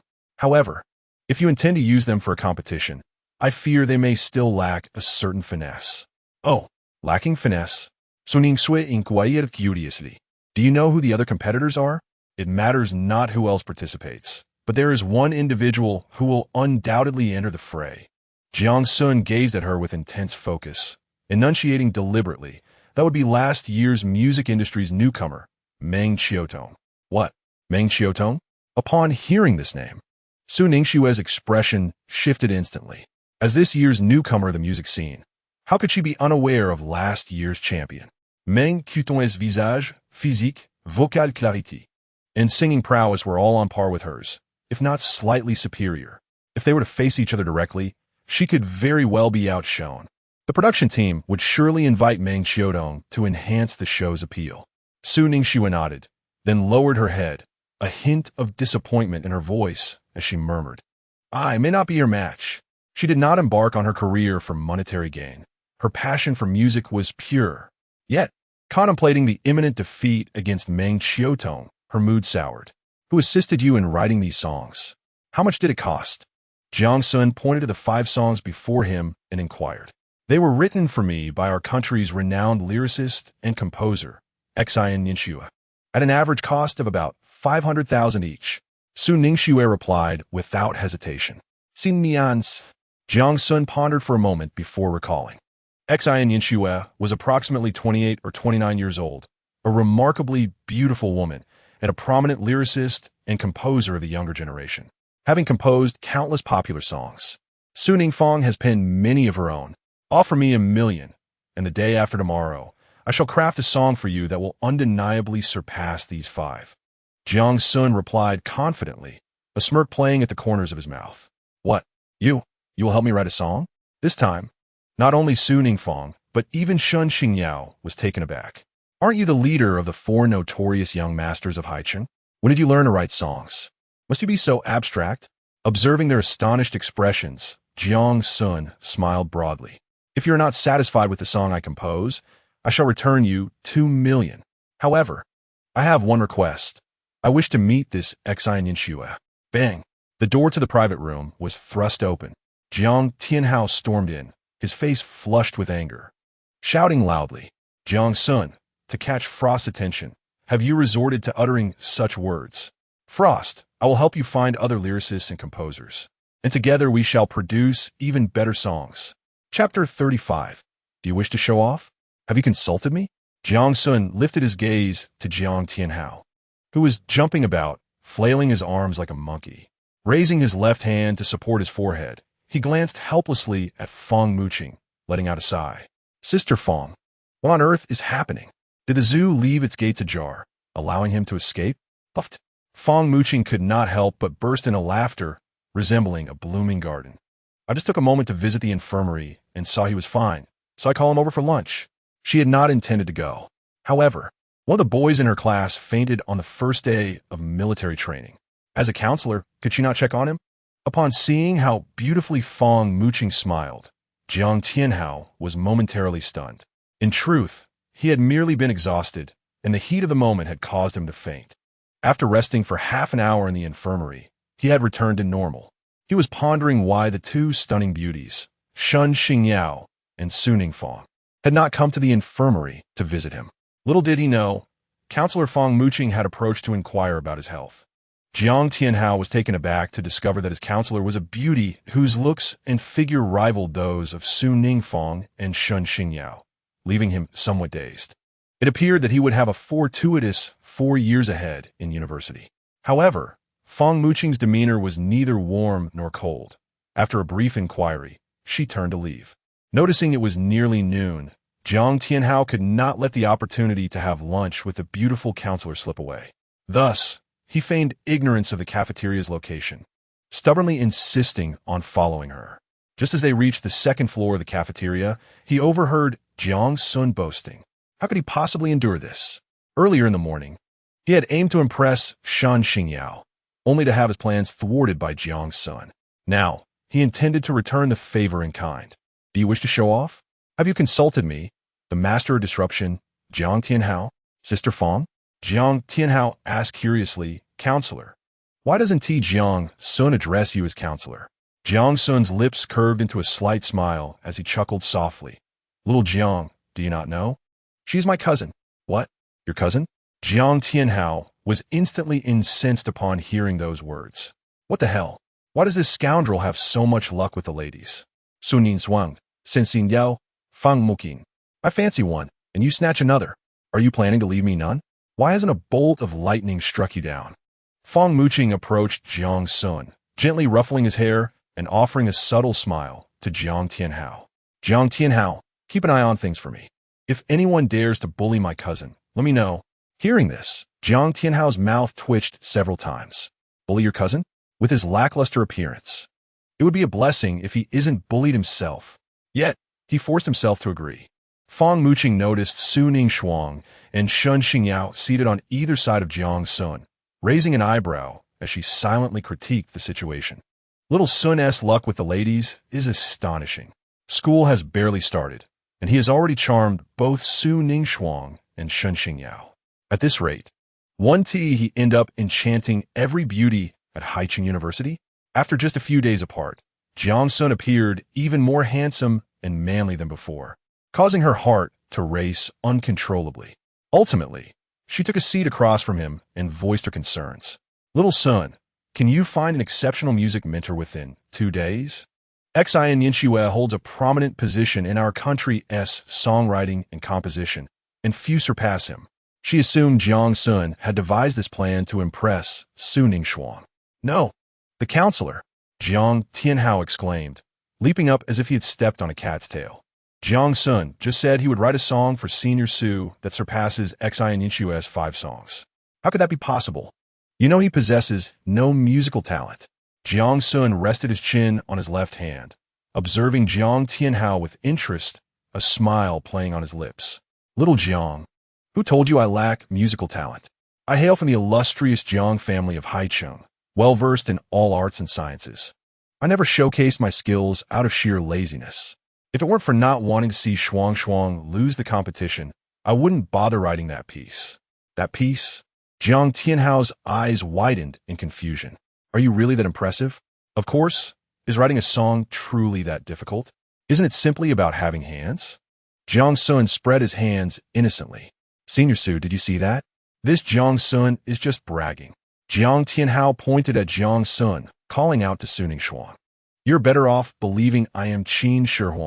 I believe he can write a song. Surprisingly, Su Ningxuang turned her head, gazing affectionately at Jiang Xun, nodding seriously. What was wrong with supporting the man she liked who could write songs? Whether it was 1 million or 10 million for a song, it was entirely reasonable. After saying this, she pulled out her phone and immediately transferred 1 million to Jiang Xun. What? You actually believe him? Jiang Tianhao was utterly bewildered. wishing he could pry open Su Ningxuang's head to see what thoughts resided within. Even if Jiang Xun possesses a modicum more charm than him, is it truly permissible for you to succumb to infatuation? Jiang Xun retrieved his phone, his eyes gleaming upon seeing the 1 million sent by Su Ningxiang, and he promptly accepted the transfer. He extended his right hand towards Su Ningxiang, a smile gracing his face as he declared, "A delightful collaboration." Su Ningxiang, with her smooth, fair hand, reciprocated the handshake. Her cheeks flushed as she replied, "A delightful collaboration indeed. Jiang Xun, you are brazenly committing fraud. I shall report this to the authorities and have you apprehended." Jiang Tianhao exclaimed in exasperation. This world is utterly absurd. Even a mouse has become a bridesmaid for a cat. Could it be that this Su Ningxiang has been replaced by an alien? Jiang Xun openly bullies her. Yet not only does she remain unperturbed, but she also takes the initiative to bring him water. Now, she is spending 1 million on a song that remains elusive. Is this not a blatant mockery of his integrity? Observing Jiang Tianhao's intensely frustrated demeanor, Jiang Xun could not help but chuckle. Little Jiang, how can this be considered blatant fraud? We are both willing participants. What concern is it of yours? You are utterly devoid of talent in songwriting. This is nothing but a pure money grab, Jiang Tianhao declared, standing tall and proud, akin to a heroic figure. This time, he would expose Jiang Xun's facade and restore peace to the world. Purely a money grab? Jiang Xun erupted into laughter, as if he had heard the most amusing joke in existence. Little Jiang, why not inquire of those 3 ladies? Do they believe I am deceiving anyone? My monthly allowance amounts to tens of millions. Would I risk my reputation for a mere 1 million? What? Tens of millions as pocket money each month? Jiang Tianhao was instantly taken aback by this revelation. He had always known the Jiang family was affluent, but not to this extent. Curse it, they are immensely wealthy. How about we place a wager on whether I can indeed write a song? Jiang Xun's lips curled into a playful smirk as he regarded him. Chapter 36. Could he be inebriated? What? A wager? Upon hearing those words, Jiang Tianhao felt a surge of excitement, his eyes sparkling with anticipation. It was inevitable. Ever since the previous night, whenever Jiang Xun was involved, he had met with certain defeat. He desperately yearned for a victory. Jiang Xun's index finger danced lightly over the 5 songs by Xian Ninxue before him, a confident smile illuminating his handsome face. Let us wager on whether my song can surpass these 5. If I win, you shall henceforth address me as brother. If I lose, the same applies. Xiao Xun, Jiang Xun, no. The expressions of Feng Muqing, Su Ningxiang, and Shun Xingyao transformed dramatically as they chorused in alarm. Their support for Jiang Xun writing songs stemmed from a desire not to hurt his pride, but did he not possess a clear understanding of his own limitations? Scoring 456 on the college entrance examination, tone-deaf, devoid of any artistic talent, merely managing to compose a catchy tune was already a considerable achievement, let alone surpassing a master like Xian Ninxue. To their surprise, Jiang Tianhao furrowed his brow, fixating on Jiang Xun for half a minute before scoffing repeatedly. Jiang Xun, I never imagined you would resort to such petty tricks. Do you truly believe that I, Jiang Tianhao, would fall for it? Can the songs you compose truly surpass those of Xian Ninxue, or is it merely a word from Senior Su that holds weight? Even if your work is subpar, if she claims it to be excellent, what recourse do I have? You are rather devious. Jiang Xun never anticipated that his opponent could conjure such elaborate thoughts, and he couldn't help but rise and laugh heartily. Jiang Tianhao, I shall lay my cards on the table. I am, in fact, a genius. This time, I aim to triumph over you solely through my authentic talent. It is insufficient for merely Shuang to declare my song as good. I mean for all 46 individuals in our class to be present. Additionally, with the 4 members of Shuang's dormitory, plus Feng Jie, Instructor Shun, and Xian Yinxue, that totals 53 individuals. Everyone will cast anonymous votes, 1 vote per person. Should you deem this competition unfair, feel free to summon the students and faculty from the music department. Boom! Upon hearing this, the crowd felt as though their minds had exploded. Is it truly necessary to escalate things to such heights? if not for the anonymity of the votes. Many would fear Jiang's family's influence and would cast their votes for him. However, with anonymous voting, it becomes a matter of genuine musical talent. Jiang Tianhao was equally taken aback by Jiang Xun's words. Has this fool lost his senses? How dare he boast so audaciously? Could it be that he has indulged in too much wine? Over the past few days, he had gathered some information on Jiang Xun. Aside from his affluent background and good looks, all other aspects could be disregarded. It's akin to a novice from a beginner's village challenging a level 100 master. Would you call him mad or simply delusional? You cannot be serious. After a considerable pause, Jiang Tianhao finally managed to utter these words. Little Jiang, this time I shall demonstrate to you the vast chasm that separates us, like the heavens from the earth. Jiang Xun held his head high, a subtle smile gracing his lips, with an air of audacity and swagger that he did not attempt to conceal. Incredible. Jiang Tianhao was utterly incensed. Since his descent from the mountain, he had stumbled only a few times in front of Jiang Xun, while maintaining a smooth sail before others. He was the quintessential male protagonist. Yet now, Jiang Xun was putting on an act, clearly aiming to slap his face in front of so many witnesses. How could this be possible? Who does not recognize Jiang Tianhao as the epitome of charm, a striking figure, an invincible prince of face-slapping? He was only ever the one to deliver slaps, never the recipient. As he engaged his mind, clarity dawned upon him, and he began to sneer.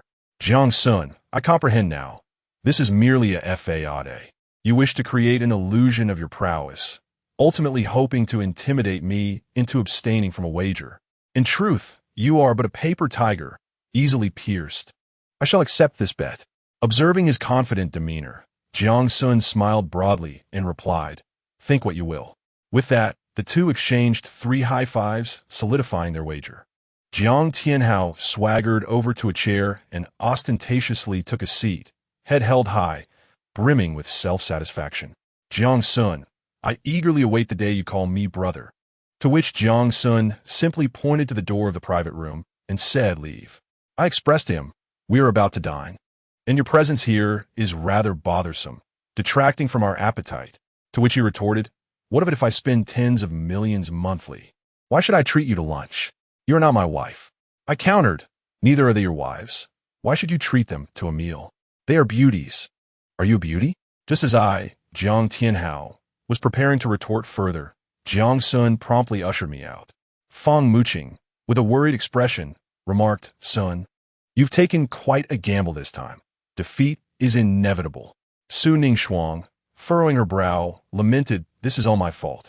Had I not presented those songs, you would have wagered with Jiang Tianhao. What now?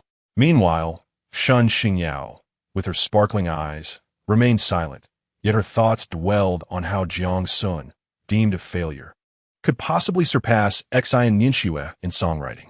After contemplating numerous strategies, all of which ended in failure, only one option remained: to be reborn and cultivate musical talent from the age of 3. Jiang Xun rose, pouring drinks for the 3 ladies, and with a gentle smile, inquired, do you truly lack faith in me, Fang Jia and Ningxuang? Their urgency was palpable. But what of it? Jiang Xun raised his juice glass, taking a delicate sip, and with an air of elegance, declared, since I dare to make this wager, I possess unwavering resolve. This time, Jiang Tianhao shall lose. Fang Muqing, Su Ningxuang, and Shun Xingyao were utterly perplexed by his confidence. At that moment, the server arrived with the spicy hot pot and clay pot chicken, which, given the addition of Su Ningxuang and Fang Muqing to the table, proved insufficient. Jiang Xun ordered an additional small portion of big plate chicken, steamed king crab, salt-edged shrimp, and a bowl of seafood congee for each of them. The 4 refrained from broaching the previous topic, instead engaging in lively conversation as they enjoyed their lunch. Jiang Xun gallantly peeled a plate of large shrimp for the 3 ladies, drawing their admiring glances and smiles. After their meal, Jiang Xun received a call from Lu Qianxing. Chapter 37. Who is the protagonist, after all? Lu Qianxing called to report on the lottery ticket purchases. Jiang Xun was taken aback by Yi Fan's swift actions. It appeared he was eager to show off before Song Ziyu, positioning himself against Jiang Xun. However, with Lu Qiansheng having purchased 5,000 lottery tickets in one go, Yi Fan's dream of a $5 million jackpot was bound to shatter. A vivid image formed in Jiang Xun's mind. Yi Fan, enthusiastically presenting his ticket for the $5 million prize, only to receive a mere $999, which was quite amusing.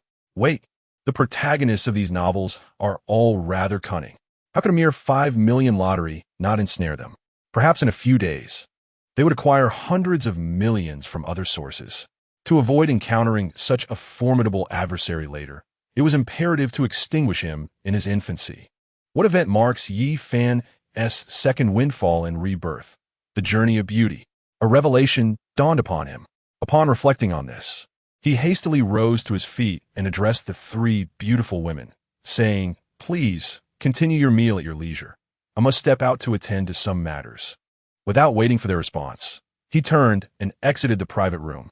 What is he up to?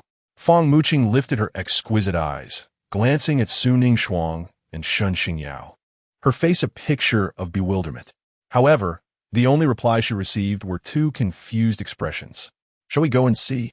We wouldn't want him to create any further chaos. Fang Muqing's bright, dark eyes darted about, her curiosity gnawing at her like an insatiable cat. Su Ningshuang and Shun Xingyao exchanged glances and nodded gently, equally eager to discover what scheme Jiang Xun was concocting. As Jiang Xun stepped out of the private room, he surveyed the second-floor hall and called out, "Lu Zifeng." Lu Zifeng and his entourage of wealthy heirs were gathered in the hall, savoring hot pot and boasting. Upon hearing his voice, they quickly set down their chopsticks and rushed to his side. "Young Master Jiang," he exclaimed, "clear the room." Jiang Xun raised his right hand, his expression solemn, and declared with unwavering authority, "Clear the room?" Lu Zifeng and his companions were momentarily taken aback, but quickly responded, "Understood." They promptly began ushering out the students dining in the second-floor hall and private rooms. Initially, a few students were disgruntled and contemplated protesting, but the promise of a 200 yuan compensation instantly silenced their grievances. Ultimately, even the chef and waitstaff were sent away. What is the meaning of this? Is there no law? Is there no justice? Jiang Tianhao, who had intended to dine on the second floor, found the exorbitant prices disheartening, leading him to retreat to the first floor. Upon witnessing this group of wealthy heirs expelling other students from the second floor, he stormed over, holding his tray, and erupted in indignant outrage, fearful that Fang Muqing, Su Ningshuang, and Shun Xingyao would not hear him. "Shout, Jiang, you have two choices, either descend voluntarily, or we shall throw you down."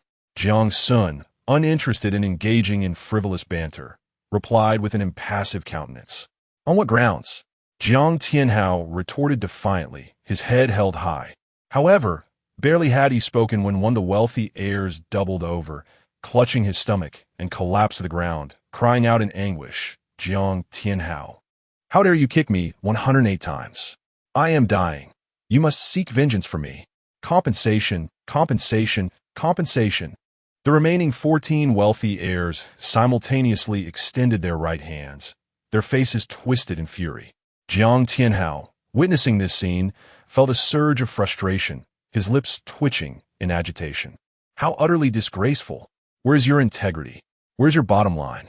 Jiang Xun, I will head to the restroom first, and then I shall settle accounts with you all.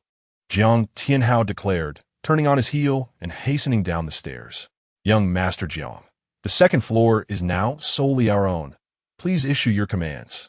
Lu Zifeng patted his chest, brimming with enthusiasm. "Indeed, we await your orders, sixth young master." The other 14 wealthy heirs chorused in unison. Jiang Xun gazed at this spirited group of 15, his heart swelling with fervor and determination. Despite being the primary antagonist in several novels and having committed numerous misdeeds, he felt an undeniable surge of ambition. However, his reputation within the elite circles of Haicheng remains quite commendable. He is the type of friend who would readily sacrifice for his companions, embodying the spirit of camaraderie akin to the legendary song Jiang from ancient times. The 15 wealthy heirs before him have never betrayed him in any capacity. Given this unwavering loyalty, he intends to lead them towards great fortune. With this thought in mind, He raised his right hand and patted their shoulders, beaming with a smile as he proclaimed, "I wish to embark on a business venture with my brothers, aiming for substantial profits. However, each of you must invest at least 10 million, while I shall contribute 100 million. If any brother wishes to withdraw, please step forward. I shall not compel anyone. Young Master Jiang, is 10 million sufficient for such a venture? Should I contribute more?" Lu Zifeng inquired eagerly, his eyes sparkling with enthusiasm. "Young Master Jiang, if you are leading us towards prosperity, how could we possibly refuse?" Another chimed in.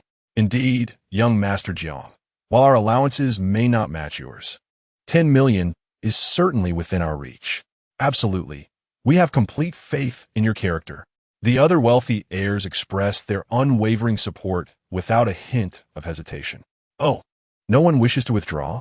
Such trust in me?" Jiang Xun asked, his brow furrowed in confusion. The sheer strength of their enthusiasm left him feeling a tad insecure. Who, after all, was the true protagonist here? You see, 10 million is but a trifling sum, not comparable to 100 million. We are not impoverished. One of the heirs scoffed. "My father gave me 200 million last year to learn the ropes of business, and I ended up losing it all. What can a mere 10 million accomplish? It's merely a game. Indeed, if one must scrimp and save for 10 million, then are we truly brothers?" The others nodded in agreement. Upon hearing their justifications, Jiang Xun felt a wave of speechlessness wash over him. It was indeed naive of him to propose 10 million to a group of heirs each worth billions. It was akin to suggesting 100 yuan to an average person. Who was he looking down upon? Jiang Xun nodded solemnly. "Since none of you wish to withdraw, I shall add one more stipulation. Anything I say henceforth must remain confidential. Should I discover any indiscretion, I shall not hesitate to act decisively." As he spoke, his gaze turned icy, sweeping across each individual, emanating a palpable aura of intimidation. "Rest assured, young Master Jiang, we are not prone to loose tongues." The 15 heirs shuddered slightly, each pounding their chests in assurance. Satisfied, Jiang Xun nodded and retrieved his phone, accessing a map of Haicheng. He manipulated the map, gradually shifting it to the northwestern region. "Do you know what this place is?" Jiang Xun inquired, lifting his gaze to the 15 individuals. The heirs scratched their heads, utterly perplexed, and shook their heads. While they hailed from Haicheng, there were indeed many locales they had yet to explore. "This is Dawang Village, Dahilu Village, and Shuai's Village." A clear, melodious voice suddenly interjected from behind Jiang Xun. Chapter 38. The housing plan. Jiang Xun turned to find Fang Muqing, Su Ningxiang, and Shun Xingyao, each indulging in a delectable ice cream. It was Fang Muqing who had spoken. Jiang Xun furrowed her brows and waved her hand towards them. "Did I not instruct you to remain obediently in the private room? Who permitted your departure? Hurry back." "Oh dear, Xiao Sun, have you grown quite audacious? How dare you speak to me in such a tone?" Fang Muqing immediately seized his ear with her right hand, her voice sharp as she demanded, "Speak honestly. What are you planning? Are you contemplating some heinous crime? You must cease this at once, do you understand? Your uncle has already amassed enough wealth. There is no need for you to take such risks." Sister Fang, who is contemplating any nefarious deeds. Jiang Xun rolled his eyes dramatically. "Look at us. None of us are worth less than several billion. Why would we risk ourselves? And what exactly are you planning?" Fang Muqing tilted her head. Curiosity etched across her face. "This matter may not be wicked in intent, but could cause harm. It would be best if the three of you refrained from involvement. It may not reflect well on you." Jiang Xun pondered before shaking his head resolutely. Upon hearing this, Fang Muqing's expression turned fierce, her demeanor aggressive as she exclaimed, "Will you speak or not? Do you dare to defy me? Shall I inform your uncle and have him revoke your bank card?" Jiang Xun winced at the thought, knowing full well that if Jiang Yuanshao were to find out, he would undoubtedly try to thwart their plans. "All right, Sister Fang, let me finish outlining my plan first, and then you can decide whether or not to join. However, this matter must remain strictly confidential. It is imperative that it does not reach anyone else's ears."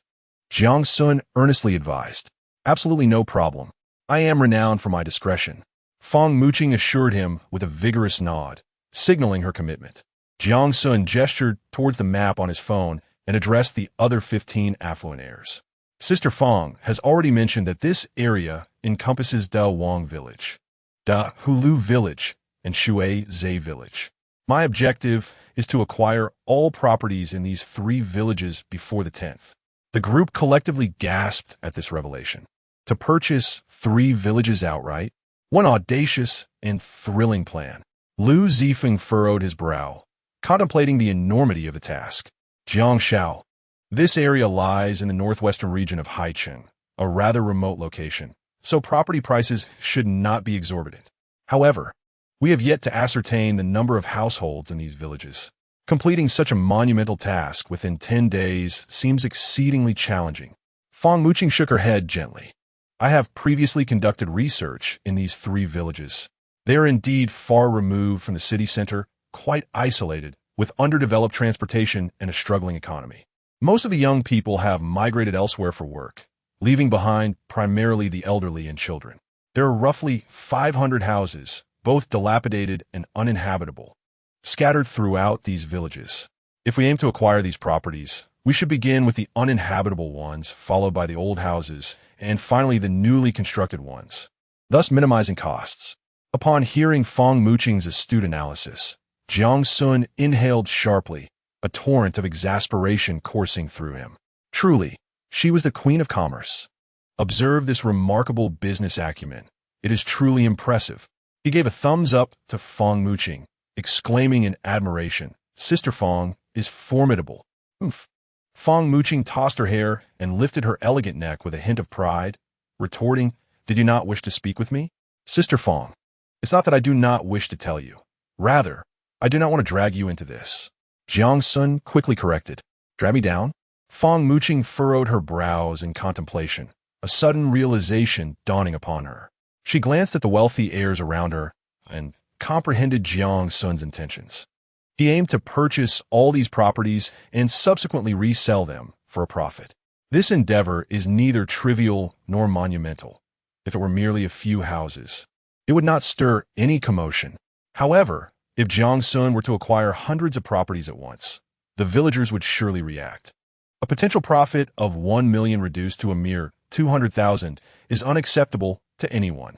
Should the villagers become agitated, it would escalate beyond a mere nuisance. This is precisely why Jiang Xun sought to involve numerous participants in this venture. Profits can be made, but risks must be shared as well. With 16 wealthy heirs collaborating, coupled with formal and legal purchase agreements, even if the villagers protested, they would not pose a significant threat. How could I miss out on such a lucrative opportunity? I shall contribute 10 million as well. Fong Muqing declared, a smile gracing her lips. As a school counselor and a business person, she would not let such a chance slip away, especially with Jiang Xun orchestrating such a grand affair. She felt compelled to lend her support. As for whether this would harm the villagers' interests, that was of no concern to her. What capital is not stained with blood? Agreed, but it shall remain confidential. You need only focus on the profits. Jiang Xun contemplated before nodding in agreement. Regardless of the circumstances, Fong Muqing's role as a school counselor would inevitably impact her reputation for participating in such matters. No problem, Fong Muqing acknowledged, understanding his concern for her. Jiang Xun then turned his attention to Lu Zifeng, patting him on the shoulder with a serious tone. Young Master Lu, I entrust you with the funds and tasks. Ensure everything is executed flawlessly by the 10th. Follow Sister Fong's guidance for the specific steps. However, I have 2 stipulations. First, do not engage in coercive tactics, as the repercussions could be severe.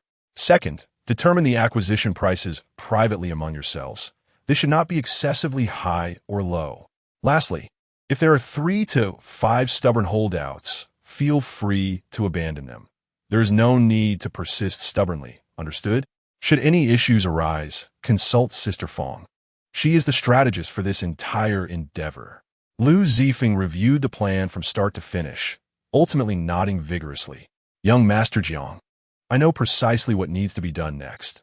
Rest assured, I will see to it that this matter is handled impeccably.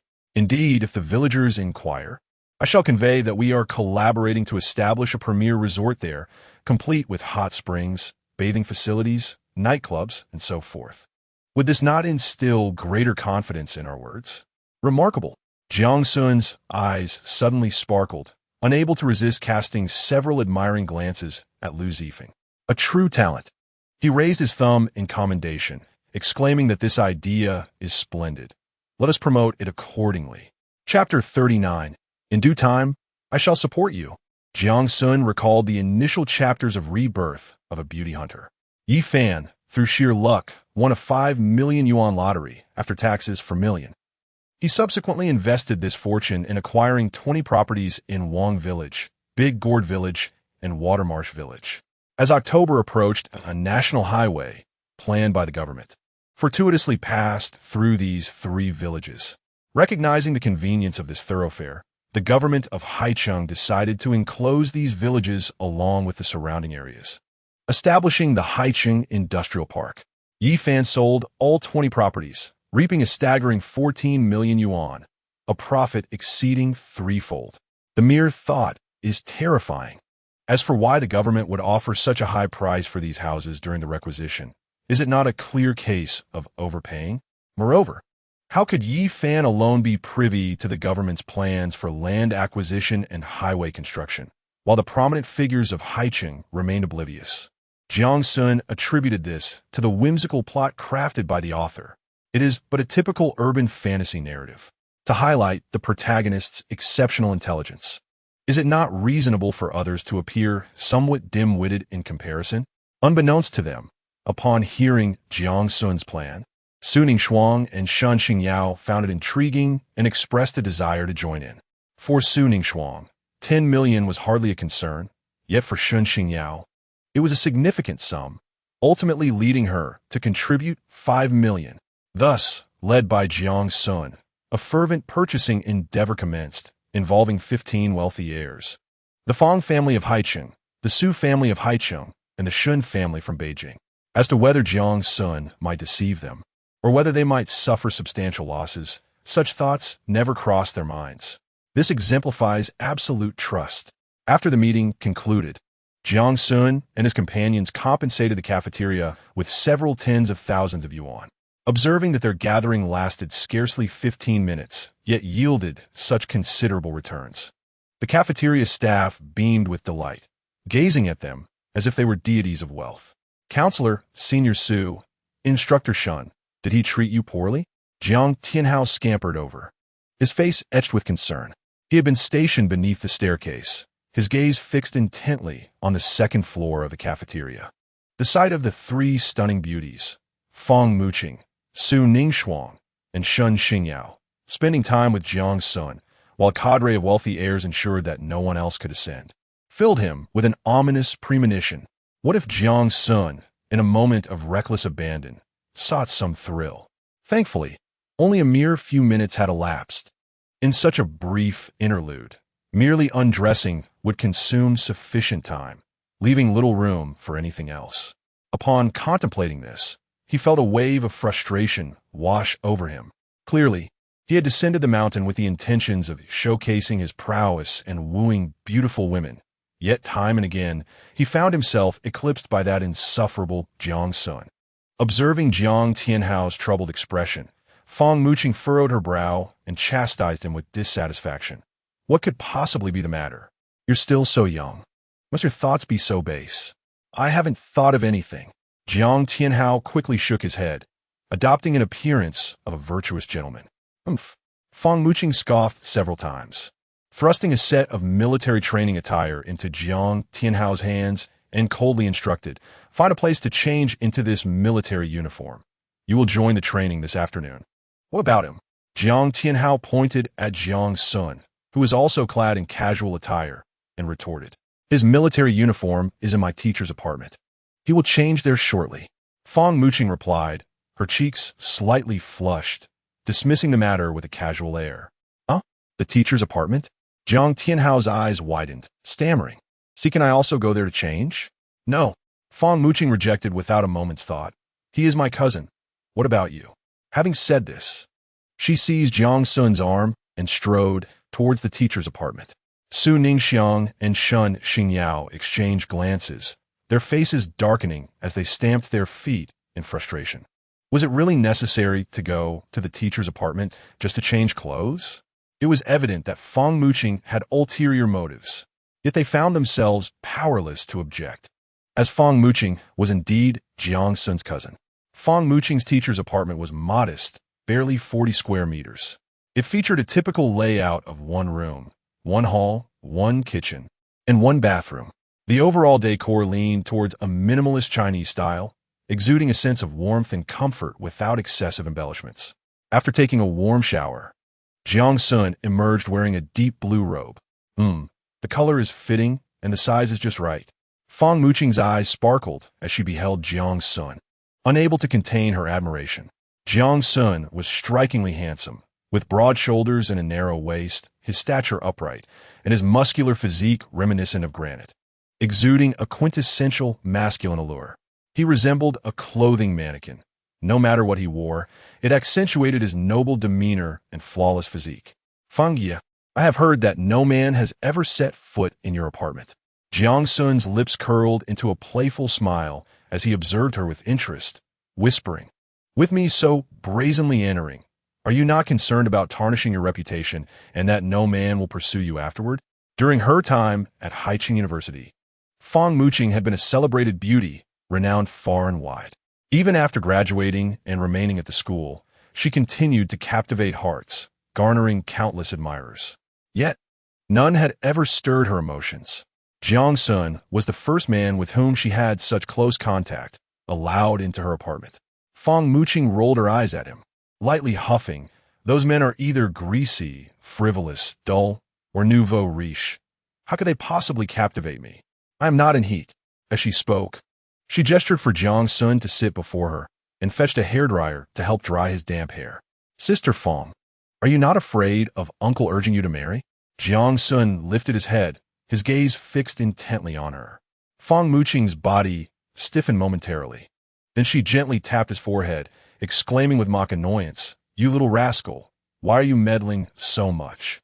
I'm only 25 this year, not 52. If I don't marry, then so be it. At worst, you'll have to support me." "All right, I shall support you then." Jiang Xun grinned, laughter dancing in his eyes. "Don't be ridiculous. Do I really need you to support me? You should first take care of yourself." Feng Muqing's cheeks flushed at his words, playfully pouting. Jiang Xun had short hair, which dried quickly in 5 or 6 minutes.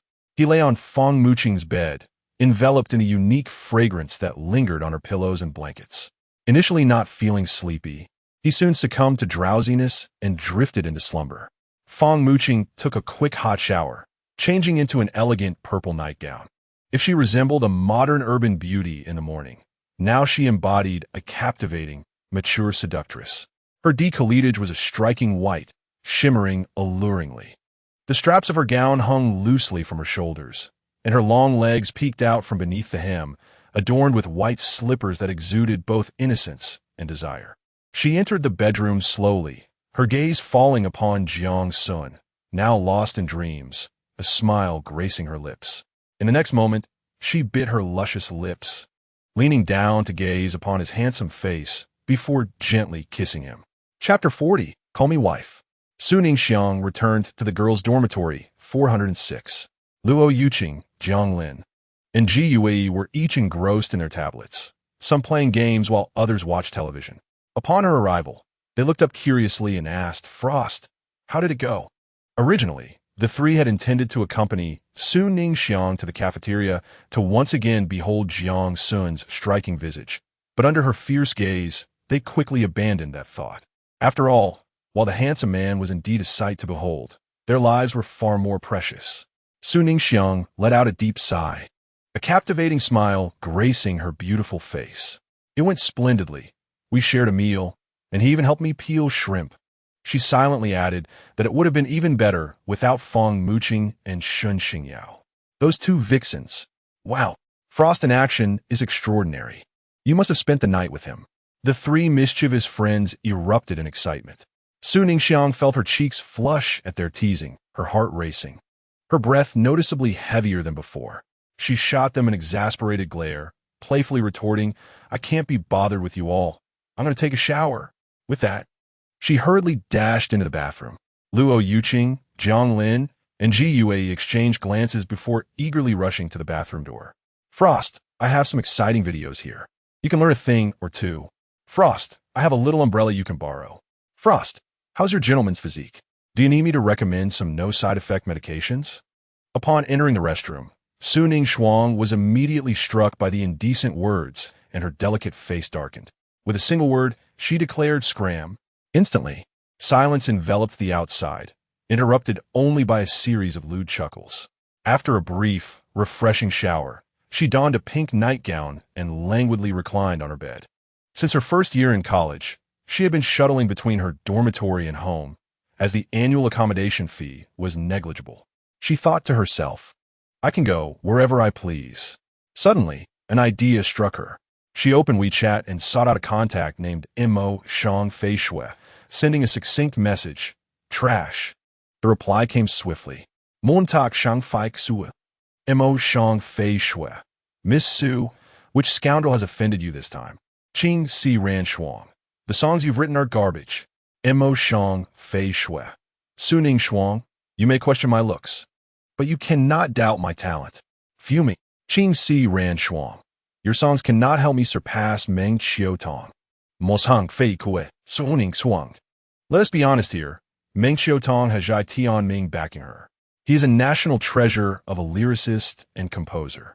When she was thriving, I was nothing more than a mere cell. Aside from the bedroom, I cannot fathom how I could outshine her. Perhaps surrendering would be wiser. Losing to Meng Qiu Tong is not shameful. Qing Si Ran Shuang. I have found a master who will utterly crush you in every aspect. Mo Shang Fei Shui. What? You found a master? Male or female? How handsome? How old? Qing Si Ran Shuang. Male, 19 years old, with unparalleled looks. Asprendi physique. Mo Shang Fei Shui. What? A male? Is this really you, Shuang Shuang? You actually dared to utter the word, man. Goodness gracious. Su Ning Shuang had known Xian Shui for over a year, evolving from mere acquaintances to confidants. It could be said that Xian Shui played a significant role in Su Ning Shuang's rise to prominence this year. However, Xian Shui had a rather peculiar personality, shy and introverted in reality, yet exuberantly liberated online, where she drove at full throttle. Su Ning Shuang briefly recounted the wager between Jiang Xun and Jiang Tianhao, inviting her to visit Haiqing University in 2 days. Upon learning that an uneducated rich heir dared to challenge her friend, Xian Shui's interest peaked. She thumped her chest, vowing to personally investigate who this Jiang Xun was that had so captivated Su Ning Shuang. If his talent was indeed exceptional, she might even assist Su Ning Shuang in assessing his driving skills. Regarding Xian Shui's reckless driving, Su Ning Shuang could only respond with one word, scram. Fang Muqing harbored complex feelings towards Jiang Xun. After Jiang Xun was taken from the orphanage by Jiang Yuan, Xiao, and Fang Ran, he had indeed quelled the instabilities that threatened to surface. Yet, to fully seize control of the Jiang Corporation, they required immense time and effort, leaving them with little opportunity to care for an infant barely a few months old. Entrusting him to a nanny did not sit well with them either. After much deliberation, the couple decided to temporarily entrust Jiang Xun to Fang Ruan's elder brother, Fang Hongming, who was also the father of Fang Muqing.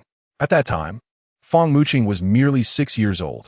From that moment onward, Jiang Xun followed Fang Muqing like a shadow, and the two reveled in their daily play. By the time Jiang Xun turned 10, Jiang Yuanxiao had firmly grasped the reins of the Jiang group, leading to a stabilization of affairs. He then departed from the Fang family to return to the Jiang household, resulting in a significant decrease in their encounters. Fang Muqing planted a fleeting kiss on Jiang Xun's lips, her delicate fingers gliding gently over his warm mouth as she gazed into his fair and flawless visage, its contours smooth and exquisite, resembling a work of art. With her pale cheeks slightly flushed, she chuckled softly, Xiao Sun, do you remember when we played house as children? They all wanted me to be their bride, but you angrily pushed them aside, declaring that I could only be your bride, not anyone else's. I thought we could never be together. Yet who would have imagined that fate would play such a grand jest? Initially, she regarded Jiang Xun merely as a charming and amusing cousin, but later discovered that he was not the biological son of Jiang Yuanshao and Fang Muqing, but rather adopted. They shared no blood ties whatsoever. From that moment, her feelings for Jiang Xun began to subtly transform. After exchanging a few more words, Fang Muqing removed her slippers and climbed onto the bed. She nestled obediently beside Jiang Xun, wrapping her left arm around his waist, burying her head in his embrace. Inhaling the familiar and rich scent of masculinity emanating from him, her lips curling into a gentle smile as she quickly drifted into slumber. Jiang Xun slept for 40 minutes. Upon opening his eyes, he was greeted by a stunningly beautiful face, with crescent-shaped eyes and a smile radiant as a flower, resembling a fairy descended from the heavens. Stirring his heart, Fang Jia. Jiang Xun blinked and couldn't help but exclaim. Little did he know, Fang Muqing gently caressed his cheek and softly replied, "Call me wife." Huh? Jiang Xun was instantaneously taken aback. 3 large question marks appeared above his head. What in the world was happening? Had he crossed over again? This plot seemed to have never appeared in the novel. He swallowed hard, gazing at Fang Muqing's alluring red lips, so close before him, yearning to taste them. However, after a moment's contemplation, he reached out his right hand to touch her forehead, finding it slightly warm but not overly concerning. Thus, he quietly inquired, "Fang Jia, are you feeling unwell?" Fang Muqing's delicate body quivered slightly, her eyes suddenly regaining clarity. As she noticed Jiang Xun's unwavering gaze upon her, her mind felt as though it had exploded. What had she just been doing? What had she just been saying? She had always believed she was dreaming, confessing her innermost thoughts. Upon contemplating this, she hastily seized the summer quilt, enveloping herself entirely, resembling a colossal maggot, writhing incessantly and emitting soft grunts. Xiaoxuan. It was not I who spoke just now, but my twin sister, Fang Muyu. Jiang Xun observed her antics and burst into hearty laughter. Miss Fang is quite vexed. She abruptly sat upright, casting the quilt aside, and captured Jiang Xun's lips with fervor. Jiang Xun offered no resistance. Instead, he embraced her slender waist tightly. Fang Muqing's cheeks flushed a deep crimson, her breath coming in uneven gasps. She shot him a flirtatious glance, playfully chiding, "I never imagined you possessed such charm. Who knows how many young ladies will succumb to your allure in the future." Despite her typically boisterous demeanor, she remained a pure and innocent flower at heart. That had been her first kiss, exceedingly awkward. I wonder if Sister Fang will fall for me? Jiang Xun mused, a subtle smile gracing his lips as he chuckled softly. How infuriating. You ask knowingly. Fang Muqing tidied her disheveled hair, feigning annoyance. Did you know I liked you all along? Not for long. Jiang Xun feigned contemplation, replying, I realized it 5 years ago when you spied on me while I was bathing. Who spied on you bathing? Fang Muqing's cheeks flared as if aflame, her head nearly steaming. I accidentally walked in. I had no idea someone was inside. So, you inadvertently gazed for 4 or 5 minutes. Not at all. It was merely 3.5. After exchanging playful banter, Jiang Xun and Fang Muqing donned their military training uniforms and departed the teacher's dormitory, heading to the playground.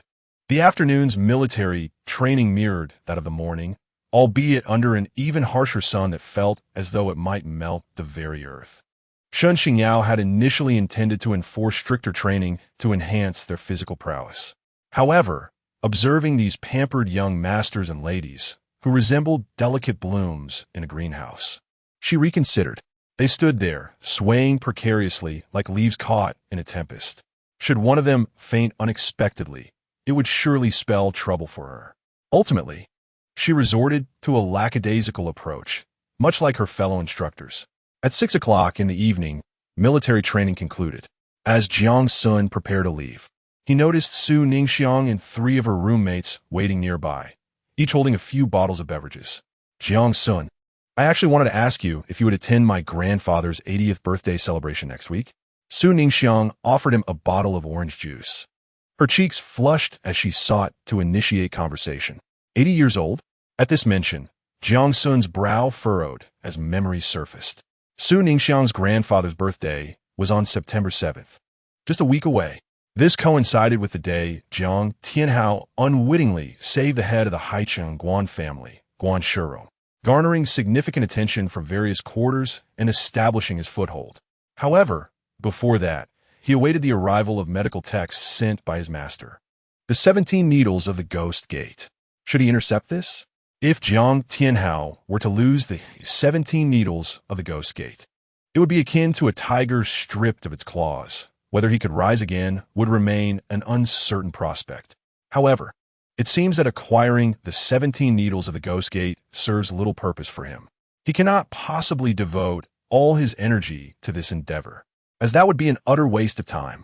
Perhaps he could allow Jiang Tianhao to study the 17 Needles of the Ghost Gate first, and then he could create a high imitation. What's wrong? Are you unavailable next week? Su Ningxuang, noticing his prolonged silence, grew somewhat disappointed. Assuming he was reluctant to attend her grandfather's birthday celebration. How could that be?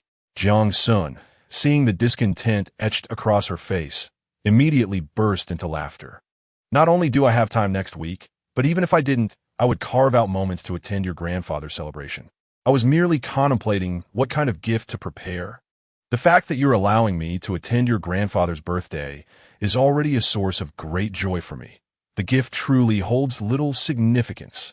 At that moment, Su Ningxuang's face lit up with a radiant smile, akin to a garden in full bloom, stunningly beautiful. I cannot allow that. I must meticulously prepare a gift and not be outdone by others. Jiang Xun replied resolutely, holding his head high. Seeing his exaggerated expression, Su Ningxuang couldn't help but cover her mouth and giggle. Like Jiang Xun, she too had to return home that evening, while her 3 roommates planned to dine outside the school. It was at this juncture that Jiang Xun's gaze shifted to Su Ningxuang's 3 roommates. Although they were slightly less striking than Su Ningxuang, they still possessed the allure of campus beauties. Moreover, due to their affiliation with the music department, they naturally exuded an artistic charm. Jiang Xun held little interest in them, but forging a friendship was certainly plausible.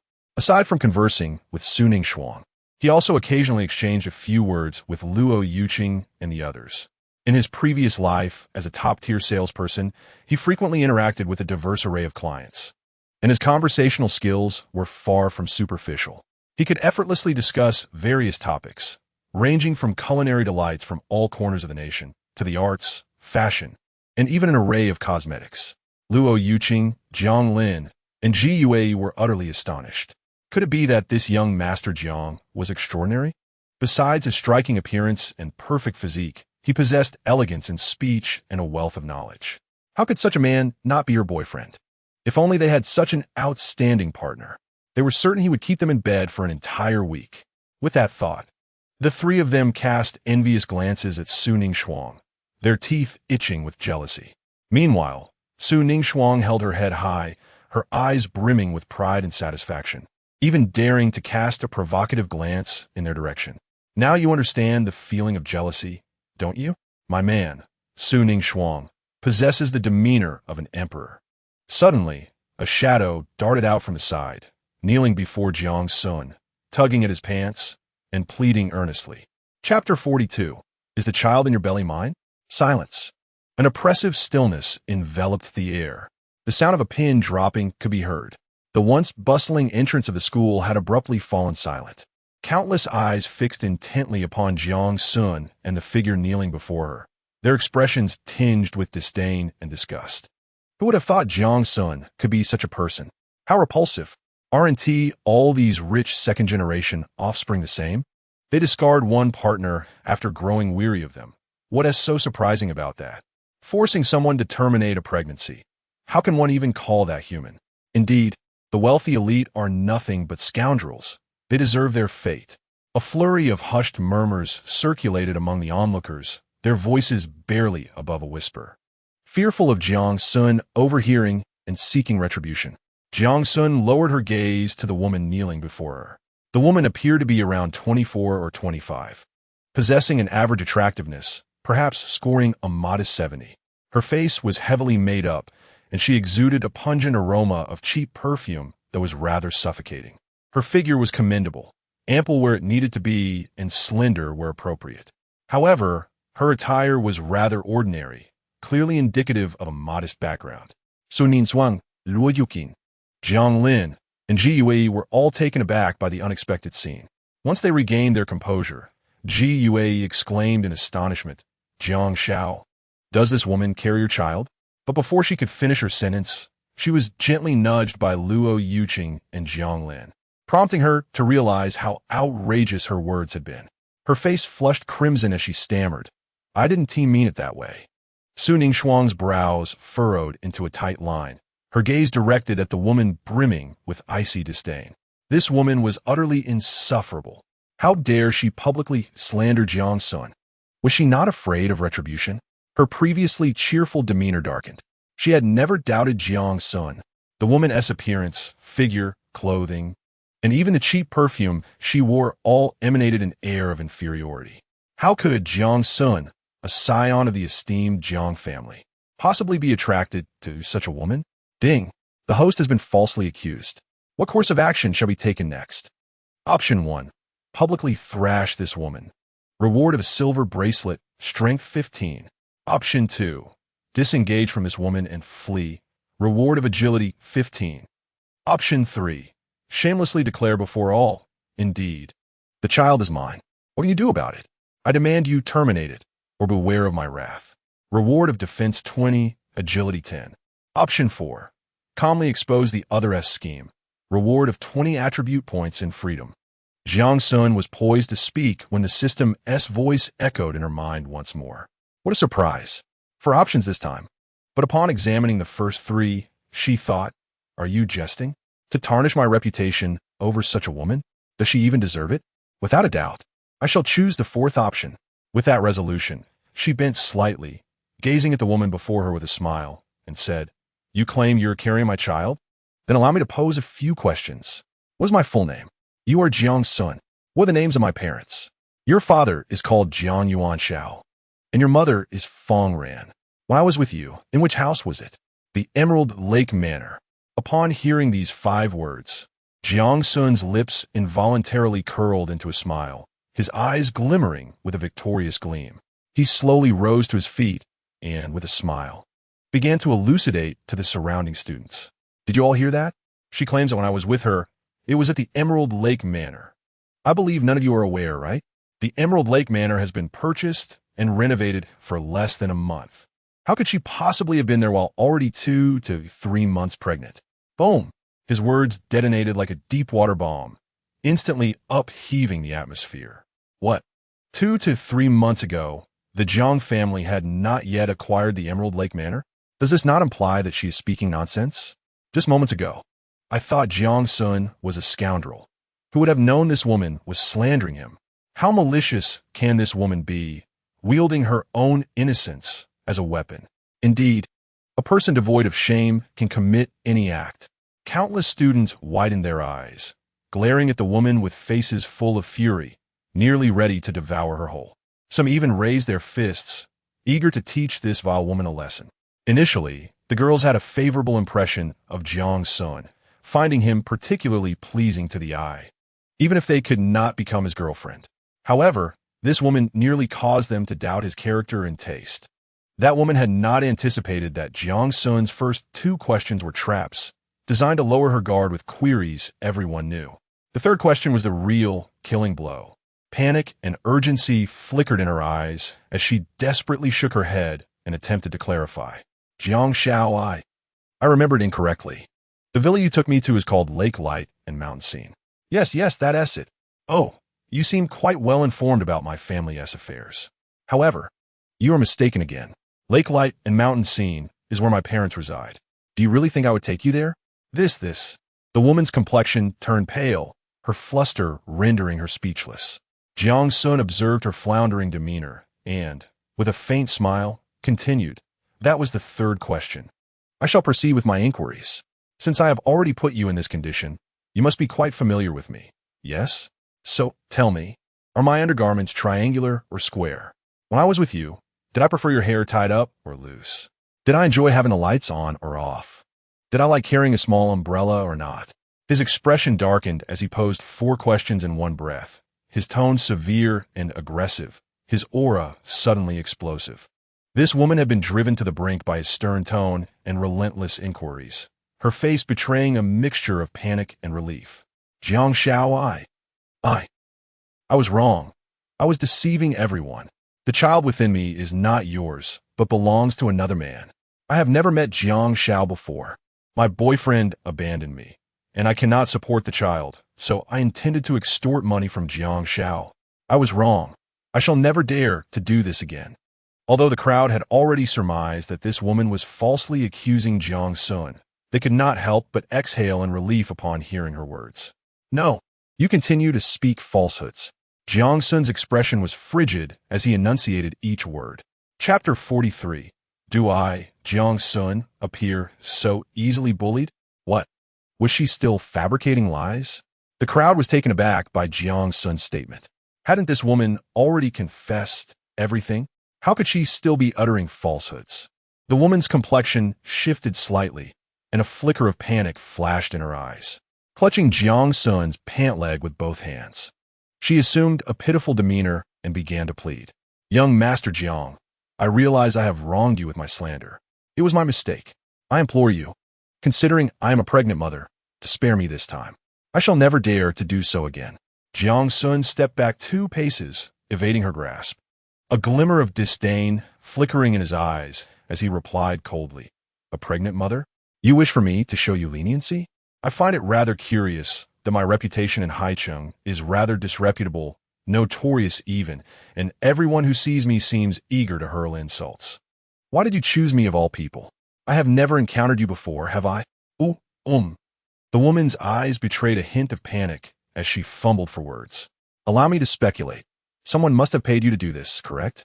Jiang Xun crouched down, locking eyes with her, a mocking smile playing on his lips. Did that person not tell you that Jiang Xun is hot-tempered and would undoubtedly erupt in fury, ready to strike you in front of so many witnesses? This would tarnish my reputation, achieving your objective.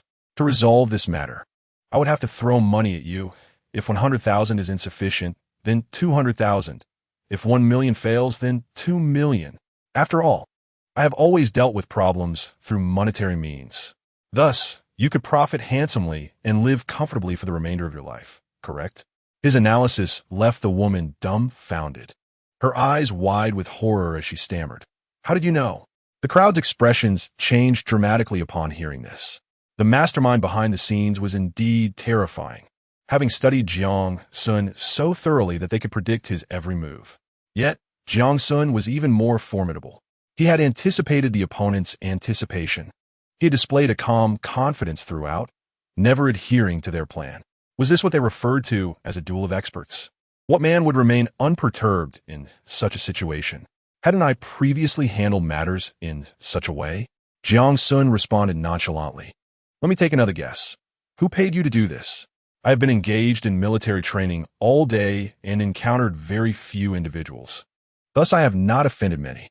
The only person I might have wronged is Jiang Tianhao, but he is straightforward and would not resort to hiring someone to slander me. So it cannot be him. If not him, could it be some rival suitor attempting to tarnish my reputation with the label of a scoundrel?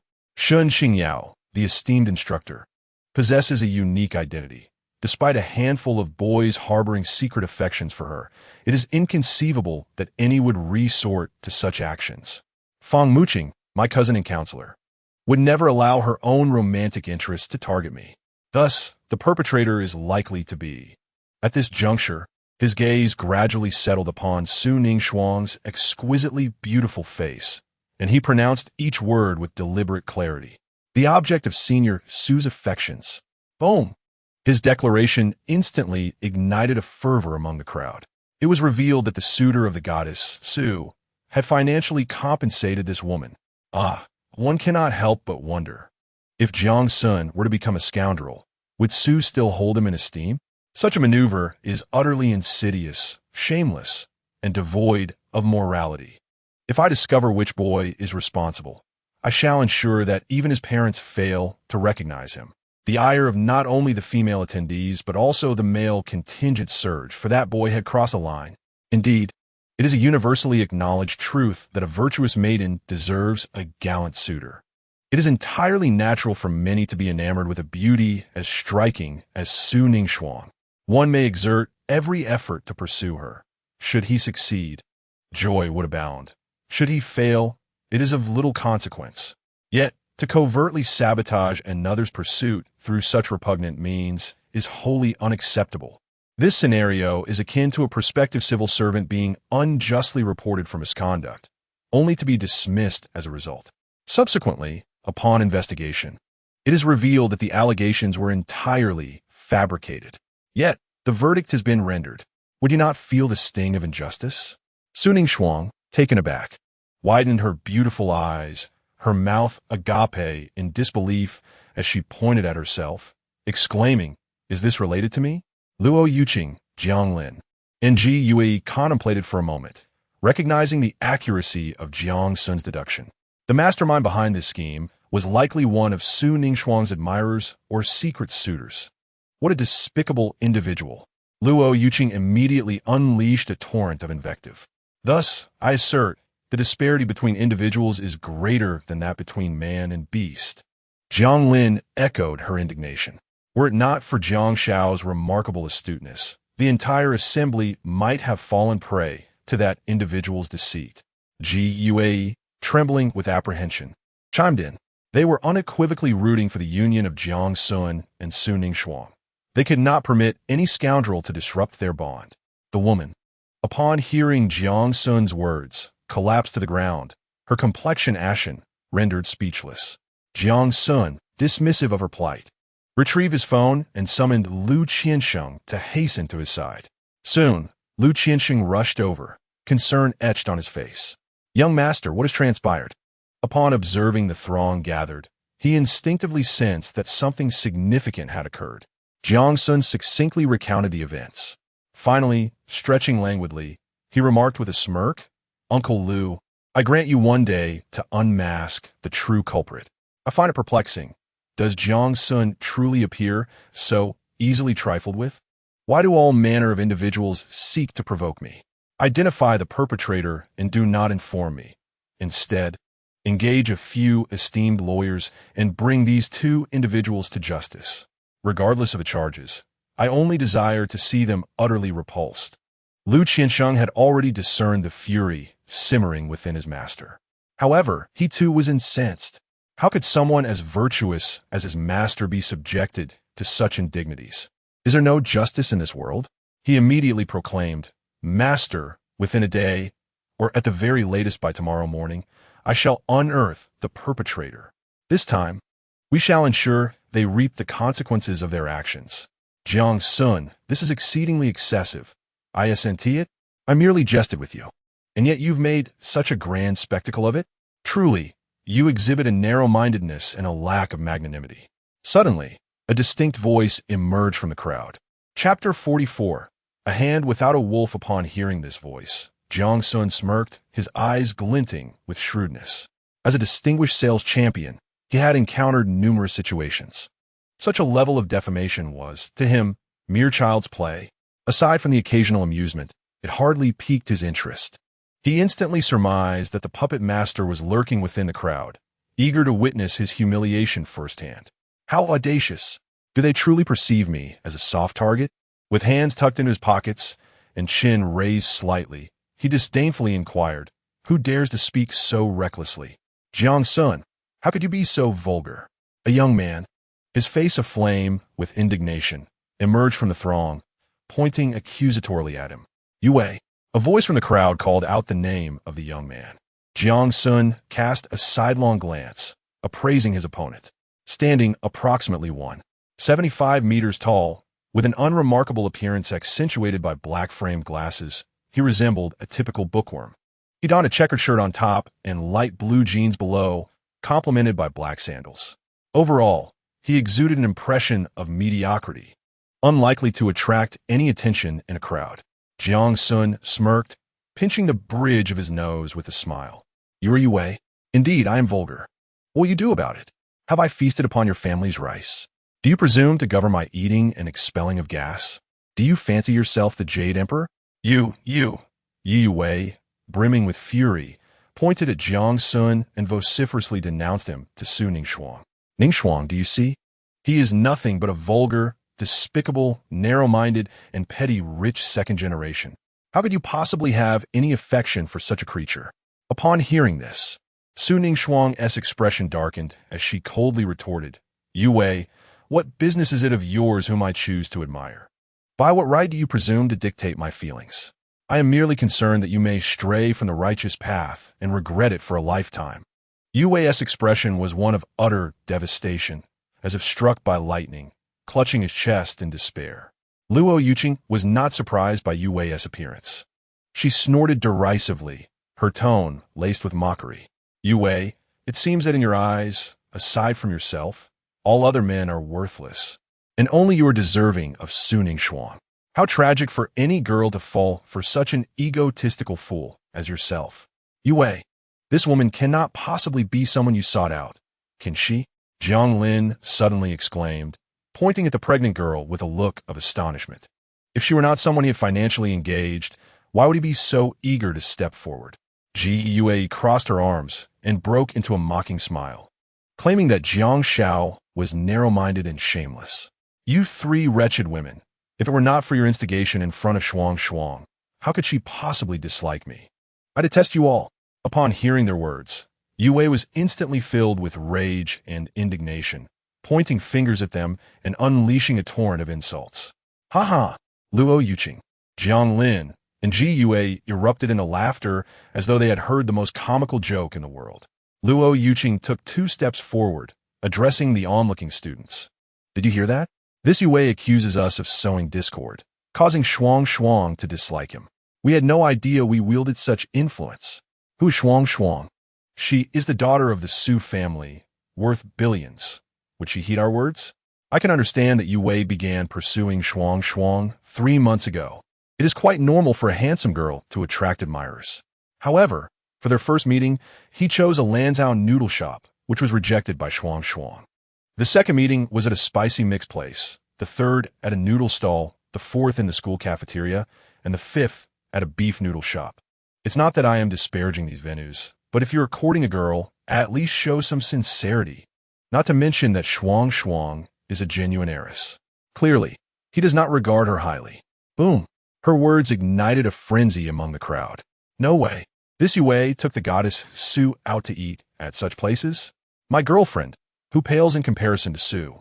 I took to a respectable restaurant for our first dinner. This Yue was evidently trying to pull a fast one while attempting to appear unique. Wouldn't a girl truly be enamored by such a man? Many students regarded Yue with newfound scorn and disdain, while the so-called simp is indeed repulsive. Your supposed sincerity is nothing but a farce. Su Ningxuang, I always thought you were different from other girls. I never anticipated you would be so materialistic and shallow. Hearing the murmurs of the surrounding students, Yue's face turned crimson, resembling a liver, and he immediately criticized Su Ningxuang. With an impassive expression, Su Ningxuang looked at him and retorted, How am I materialistic and shallow? What is wrong with Lanzhou noodles? What is wrong with spicy mix? What is wrong with noodles? What is wrong with beef noodles? Yue raised his chin defiantly and countered, Are those things inedible? I am a person who seeks a spiritual connection. What I eat is all the same to me. I originally thought you were a talented girl from the music department, pursuing the same spiritual depth as I do, but who knew you were just as superficial and ignorant as the other girls, only chasing after base pleasures. Ha ha ha. At that moment, Jiang Xun could no longer contain his laughter. What are you laughing at? Why disdain the most are those second-generation wealthy individuals like you. Aside from squandering their family's fortune, what else can you do? Yue shot him a glare filled with indignation, standing on his moral high ground to deliver a scathing critique. You are absolutely correct. As a worthless scion, all I am capable of is wasting my family's money.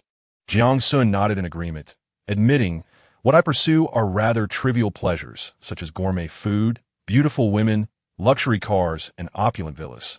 I often find myself looking down upon my own desires. It is individuals like you who have transcended such base interests and begun to seek spiritual fulfillment that we ought to emulate. How perceptive of you. I share the same sentiment. Yue responded, puffing up with pride at Jiang Xun's unexpected flattery. It was indeed a point of pride that he could earn the respect of such a wealthy heir. However, Jiang Xun then posed a perplexing question. This esteemed senior, pursuing spiritual elevation, how could such objects reside in your pocket? Does this not reflect a pursuit of base interests? With that, he abruptly lunged towards Yue, reaching into his pants pocket and extracting several items, astonishingly revealing 5 protection pouches. Chapter 45. Another attempt at moral coercion? An uproar ensued. Hundreds of students stood agape, their jaws nearly hitting the floor at the shocking spectacle before them. Was this revelation not absurdly grand? Just moments before, Yue had proclaimed himself a seeker of higher ideals, only to have such items pulled from his pocket. Was a slap in the face. How could one claim to be high-minded while being so hypocritical? Yue, taken aback by Jiang Xun's discovery of his clandestine possessions, turned crimson as if he had consumed too much alcohol. He stomped his foot in frustration, pointing an accusatory finger at Jiang Xun, exclaiming, "You shameless scoundrel! How dare you tarnish my name with these items? I will not let this go." Before he could finish, a male voice chimed in from the crowd. "With your pitiful self, how dare you pursue Senior Su? Who granted you such audacity?" Jiang Tianhao emerged from the throng, seizing Yue's wrist with one hand while the other delved into his pants pocket. He soon produced a supermarket receipt, clearly indicating a purchase made at 6 o'clock the previous evening for a box of protection pouches. "What is this? If you did not buy it, why is the receipt in your pocket? Are you trying to deceive us?" After saying this, he flung Yue several meters away and raised the receipt high for all to see. Such a once-in-a-lifetime opportunity to display superiority could not be monopolized by Jiang Xun alone. The spotlight must also shine on him. At this point, Yue had no retort. "Indeed, I once believed he was a remarkable talent, yet it now appears he is merely a charlatan. Such a person is utterly repugnant, presenting a facade of seriousness while harboring a mind full of deceit. A box of protection pouches contains 10, does it not? Have the others already been used? Which girl has lost her senses to fall for him? It makes me want to retch." Many students, upon viewing this slip, found Yue even more repugnant. He professes to pursue the ethereal aspects of life, claiming to be indifferent to material concerns, yet he secretly indulges in such base desires. He claims to be enamored with Su Ningxuang, while simultaneously engaging in fervent interactions with other girls. Is this Yue not the epitome of scoundrel? Just as Yue thought one Jiang Xun was insufficient, another male appeared, stripping him of his dignity entirely. Enraged, he shook his fists and bellowed, "Who are you? Have you conspired with Jiang Xun to slander me? I will not let you escape unscathed." "Conspire with you?" Jiang Tianhao cast a disdainful glance at Jiang Xun and scoffed. "He is my foremost adversary. I would rather ally with a dog than with him.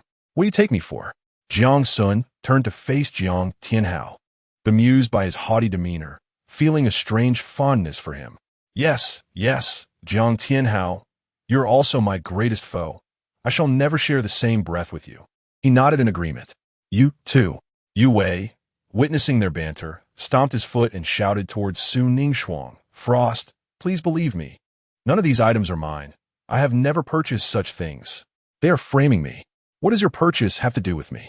Moreover, we are not even friends. How dare you call me Frost?" Su Ningxuang, already skeptical of Yue's character, now found him utterly revolting. Hypocritical, shameless, despicable, insidious. This is the so-called prodigy of the Chinese department? He is nothing but a stain on its reputation. "Frost, aye." Yue gazed at Su Ningxuang's impassive expression, feeling a mixture of rage and frustration, rendered speechless. Jiang Xun, weary of entangling with such a character, called out to Lu Qianxing nearby, "Uncle Lu, did you see that? He is hiring people to defame me and tarnish my reputation. Call the police and have the officers take him away." "Yes, young master." Lu Qianxing, equally disgusted by Yue's shamelessness, promptly agreed. Upon hearing this, Yue's expression shifted dramatically, and he resorted to threats. "Jiang Xun, we are all students of the same school. Do you truly wish to bring about mutual destruction? I represent the Chinese department. If anything happens to me, the entire Chinese department of Haicheng University will suffer." In mere moments, he had bound his fate to that of the Chinese department. What a blatant moral coercion. Jiang Xun could not help but laugh aloud. "Yue, Do you hold yourself in such high regard? Mutual destruction? Do you possess the capability to bring about such an end? And as for being a representative of the Chinese department, with your conduct, you hardly qualify. Rest assured, even if you perish, the Chinese department shall endure. Seeing that Jiang Xun remained unfazed, Yu Wei, in a fit of rage, surged towards him, pointing an accusatory finger at his nose and unleashing a torrent of invective. Jiang Xun, I perceive you to be nothing but a cowardly wretch. The one whom Shuang truly admires is not you, but me. She has confided in me that a talent like mine from the Chinese department is deserving of being with a music prodigy, such as herself. She is merely deceiving you. Do you not comprehend? You foolish imbecile. You delude yourself into thinking you have captured the heart of a music genius. Yet in her eyes, you amount to nothing. As he grew increasingly agitated, he disparaged Jiang Xun to the point of rendering him worthless. Su Ning Shuang's expression shifted, and she opened her mouth to offer an explanation. But Jiang Xun waved his hand dismissively. Shuang, there is no need for you to clarify. I am fully aware of your true sentiments. He then lifted his head, a playful smile gracing his features as he regarded Yu Wei, cheekily winking as he inquired, Have you finished? Or would you care to elaborate further? Is it not the case that you are a talent from the Chinese department? Surely your literary prowess surpasses this pitiful display? Why, you're not angry? Yu Wei exclaimed, eyes wide in disbelief. Jiang Xun extended his right hand, enveloping Su Ning Shuang in his embrace, a provocative grin adorning his face. Why should I be angry? A great ape prances before me, performing a spectacle. I cannot be more delighted. How could I possibly feel anger? Hey. Jiang Tianhao was displeased, exclaiming, Jiang Xun, where do you think you're placing your hands? Retract them immediately. Jiang Xun shot a fierce glare at Jiang Tianhao, but to prevent an outburst, he ultimately withdrew his right hand. With his arms crossed over his chest, he languidly smiled against the backdrop of the setting sun. Yu Wei, what schemes do you harbor in your heart that I am unaware of? You merely wish to provoke me into action, thereby turning your disadvantage into an advantage. Whether I let you off the hook or you manage to extort some compensation from me, either outcome is beneficial for you. However, the wealth of the Jiang family does not come from the wind. Why should I part with it for you? Chapter 46. Toppling the idol, every word Jiang Xun uttered resonated with clarity, his diction precise and his logical reasoning impeccable, leaving the audience captivated. Wow, is this truly the impulsive Jiang Xun we once knew? No wonder I sense something amiss with Yu Wei. He has been deliberately provoking Jiang Xun with those words, revealing his ulterior motives. Yu Wei's heart and soul must be tainted.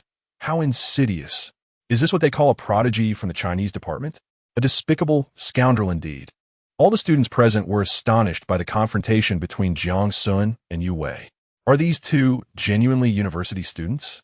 Observe how they dig pitfalls for one another, testing each other at every turn, each step laden with meticulous calculation. A slight misstep could result in total ruin. It is akin to the strategists Zhuge Liang and Sima Yi during the Three Kingdoms period, maneuvering from afar, orchestrating grand battles. Unbelievable. Yu Wei had not anticipated that the Jiang Xun standing before him was no longer the impulsive and willful boy of yore. He was now a seasoned individual, having navigated the world for over a decade, having interacted with the lower echelons of society and catered to the middle class as a top-notch sales representative. Composure and keen observation are his essential skills. Quick-witted and vengeful, these traits define his very nature. His eyes widened in astonishment as he exclaimed, Jiang Xun, you. His entire scheme had been laid bare by Jiang Xun, leaving him on the brink of utter failure. How could he possibly turn the tide now? He was utterly flustered. With his hands casually tucked into his pockets, Jiang Xun whistled and broke into a smile, addressing him, Uncle Lu. Yes, young master. Lu Qianxing responded promptly. Do I appear to be a fool? Jiang Xun raised his voice, inquiring loudly. No, young master. You are the wisest and kindest person in the world. Lu Qianxing quickly retorted. I am affluent, but I am neither a fool nor a plump target. Jiang Xun raised his voice once more. As long as I refuse to part with it, not even millions or a mere few coins can be pried from me. Young master, I am in good spirits today, Please assist me in donating 5 million to the school and provide additional meals for every teacher and student. Certainly, young master. Lu Qiansheng replied respectfully, standing tall. I will arrange it immediately, and I believe that starting tomorrow, the teachers and students of the school will enjoy complimentary meals thrice daily. The exchange between the two ignited a fervor among those present. No compensation taken. Instead, he donates money to the school. How audacious! How impressive! Truly the scion of the Jiang family. Jiang Xun, you scoundrel, I shall contest you. Yue realized that Jiang Xun sought to humiliate him in this manner. Overwhelmed with embarrassment and anger, he clenched his fists and lunged at Jiang Xun. Seeing Lu Qiansheng poised to act, Jiang Xun admonished loudly, Uncle Lu, do not engage. Half closing his eyes, he regarded the menacing Yue, sneering coldly. If you throw that punch, I assure you that you will find yourself behind bars. Care to test that? Aye. Yue, confronted by Jiang Xun's unsettling calmness, felt his composure waver. The prospect of their grasping any incriminating evidence sent his mind racing. The Jiang family of Haiqing indeed possessed such power. Having already faltered several times, the risk of further missteps could lead him straight to incarceration. After a prolonged moment of hesitation, he ultimately refrained from striking. Jiang Xun raised his chin slightly, his gaze filled with defiance and audacity. What coward! Truly a disgrace to the Chinese department. Jiang Xun, you mind your tongue. Yue's face flushed crimson like liver. He shouted. Yet, his voice lacked conviction, resembling a stray dog bereft of its home. Jiang Xun cast a scornful glance at him, snorted dismissively, and returned to Su Ningxuang's side, curious as he asked, Is this fellow truly a prodigy from the Chinese department? So impressive? The four girls, previously captivated by Jiang Xun's striking demeanor and composed demeanor, were now entirely absorbed by the inquiry. After a moment of thought, Su Ningxuang responded first. I heard he once wrote a novel online that garnered considerable attention. I believe it was titled The Story of Our Romantic Adventures on the Tomato Novel Network. Lu Yuqing chimed in to elaborate. The narrative unfolds around Su Mo, amidst the turmoil of his life, encounters 3 remarkable women. This poignant tale has resonated with over 400,000 readers, captivating even a significant number of students in the school who ardently admire it. Jiang Lin and Ji Yue eagerly chimed in, their enthusiasm palpable. I never imagined you all knew my name. It seems my talent has illuminated the entire school. Yue exclaimed, his pride swelling as he tilted his head, nearly wagging his tail in delight. Jiang Xun, noting that Uncle Hat would take a while to arrive, seized the opportunity to bring Yue down from his pedestal. He retrieved his phone and opened the Tomato Novel app, locating the work titled The Tale of My Romantic Adventures with Her. However, after glancing at the synopsis and skimming through several minutes of content, he found it utterly unengaging. He raised his left hand, pinching the bridge of his nose, and cast a bemused glance at Su Ningxuang and the others. Have any of you read this novel? Is it truly as touching as they claim? Why do I fail to see its emotional depth? Goodness, how can such a mediocre novel attract 40,000 readers? Are these people blind? Jiang Tianhao beside him was engrossed in the novel, his phone in hand, unleashing a torrent of sarcastic remarks. What do you mean by that? Is the novel not moving? He retorted. Su Mo and his 3 female companions support and understand each other, embarking on a journey to the pinnacle of life. How inspirational is that? A woman from the crowd promptly voiced her dissent, revealing herself as one of Yue's readers and fans. Jiang Xun couldn't help but glance at Jiang Tianhao, his admiration evident. Little Jiang, I didn't realize you possess such discernment. You've made progress. Oh please, I read novels too, you know. I can distinguish between good and bad. Jiang Tianhao shot him a glare, his expression a mix of pride and defiance. Pointing to the novel on his phone, Jiang Xun laughed at the crowd. You all find this novel moving? I truly fail to see where the emotion lies. First of all, Sumo has graduated for 4 years, having changed jobs 6 times, working in state-owned enterprises, private firms, and more. Yet, he never lasted more than 5 months at any of them. Why is that? If one job doesn't keep you, perhaps it's the company's fault. But 6? That seems to reflect on him instead. Today, Countless graduates strive desperately to enter state-owned enterprises, only to be met with barriers, while he treats them with disdain. This illustrates that he is someone with lofty aspirations, yet lacking in practical skills, obstinate and dismissive, unwilling to endure even a modicum of hardship. Chapter 47. A hungry wolf in sheep's clothing. Jiang Xun's perspective on the book diverged markedly from that of other readers, revealing a critical eye that sought out the underlying flaws. Thus, his interpretations were distinct from theirs. To those readers, Su Mo embodied the pursuit of freedom and individuality, a spirit admired by countless young souls. However, to Jiang Xun, Su Mo was nothing short of failure. So many companies cannot retain you. Who do you think you are? Do you aspire to soar? He continued addressing the surrounding students, stating that for an ordinary university student, the opportunity to enter a state-owned enterprise is akin to a stroke of luck from ancestral blessings. Yet, this individual has repeatedly turned down such chances. In reality, could such a person truly exist? Personally, I remain indifferent. Even if I do not graduate from university, I can return home to inherit my family's wealth. However, for the vast majority of university students, this novel is evidently a toxic brew for the soul found online.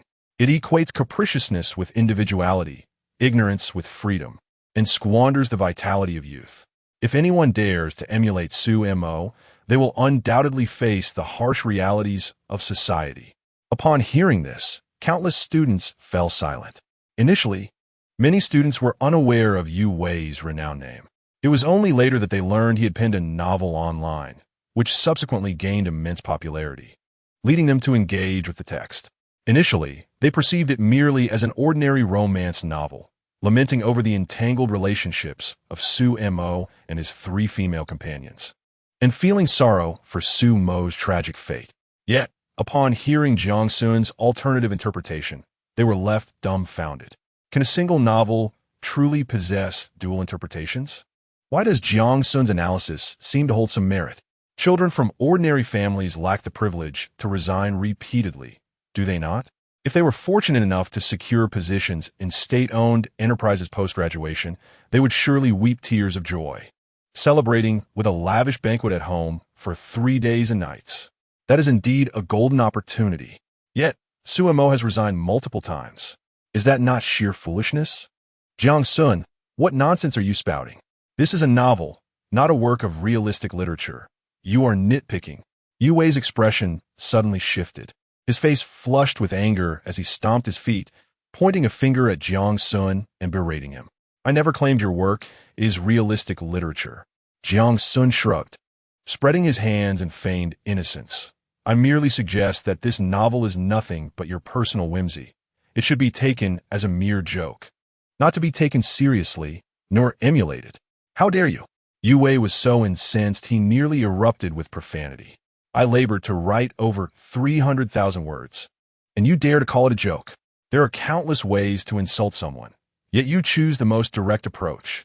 Little did he know that Jiang Xun was ignoring him and continued speaking. Beyond this issue, Su Mo's character is also deeply flawed. What manner of individuals are his three female companions? One is a down-and-out artist, another a technician, and the last a waitress. They're all from the lower echelons of society, struggling to make a living. Yet he uses various sweet-talking methods to persuade them to invest their hard-earned savings in his ventures. And what does he offer in return? Lanzhou beef noodles, cold mixed noodles, spicy mixed dishes, potato noodles, rice noodles, and other mundane fare, while incessantly brainwashing them to pursue something of spiritual significance, rather than chasing after trivialities. What does this signify? Ultimately, he has attempted entrepreneurship 3 times, failing miserably in the first 2, yet achieving success only in the third. But where are his 3 female companions? None remain by his side. What does this indicate? It is evident that Su Mo harbors no genuine affection for these 3 women. He merely toys with their emotions and exploits their bodies while simultaneously swindling away their hard-earned savings. As I observe that his narrative still has tens of thousands of words to unfold, it appears that, following this trajectory, Su Mo is destined to encounter a true affluent beauty, ultimately marrying her and fathering children, thereby ascending to the pinnacle of life. The preceding three women are but stepping stones on his path to success. Such a man, would you deem him a lovesick romantic or a perpetrator of emotional fraud? His proclamation resonated like thunder, leaving all the students present in a state of shock. Can it truly be said that the distinction between a love-struck man and a con artist lies merely in perspective? Su Mo has long been regarded as a figure of greatness and positivity in the minds of many female readers. Yet in this moment, that image crumbled to dust, utterly collapsing. After all, no one perceives a scoundrel as a virtuous individual. Jiang Xun, you scoundrel! You may insult me, but you must not defame my novel, Yue exclaimed, his face flushed with rage. This book embodies years of my dedication. It is my envisioned utopia, a pursuit of freedom and love. How could it be so utterly misrepresented through your words? This is sheer jealousy, naked jealousy. Yue, you speak truly. This is indeed your ideal realm. Jiang Xun retorted with a smirk, his disdain palpable. Do you not relish exploiting various psychological manipulations to ensnare numerous women into serving you?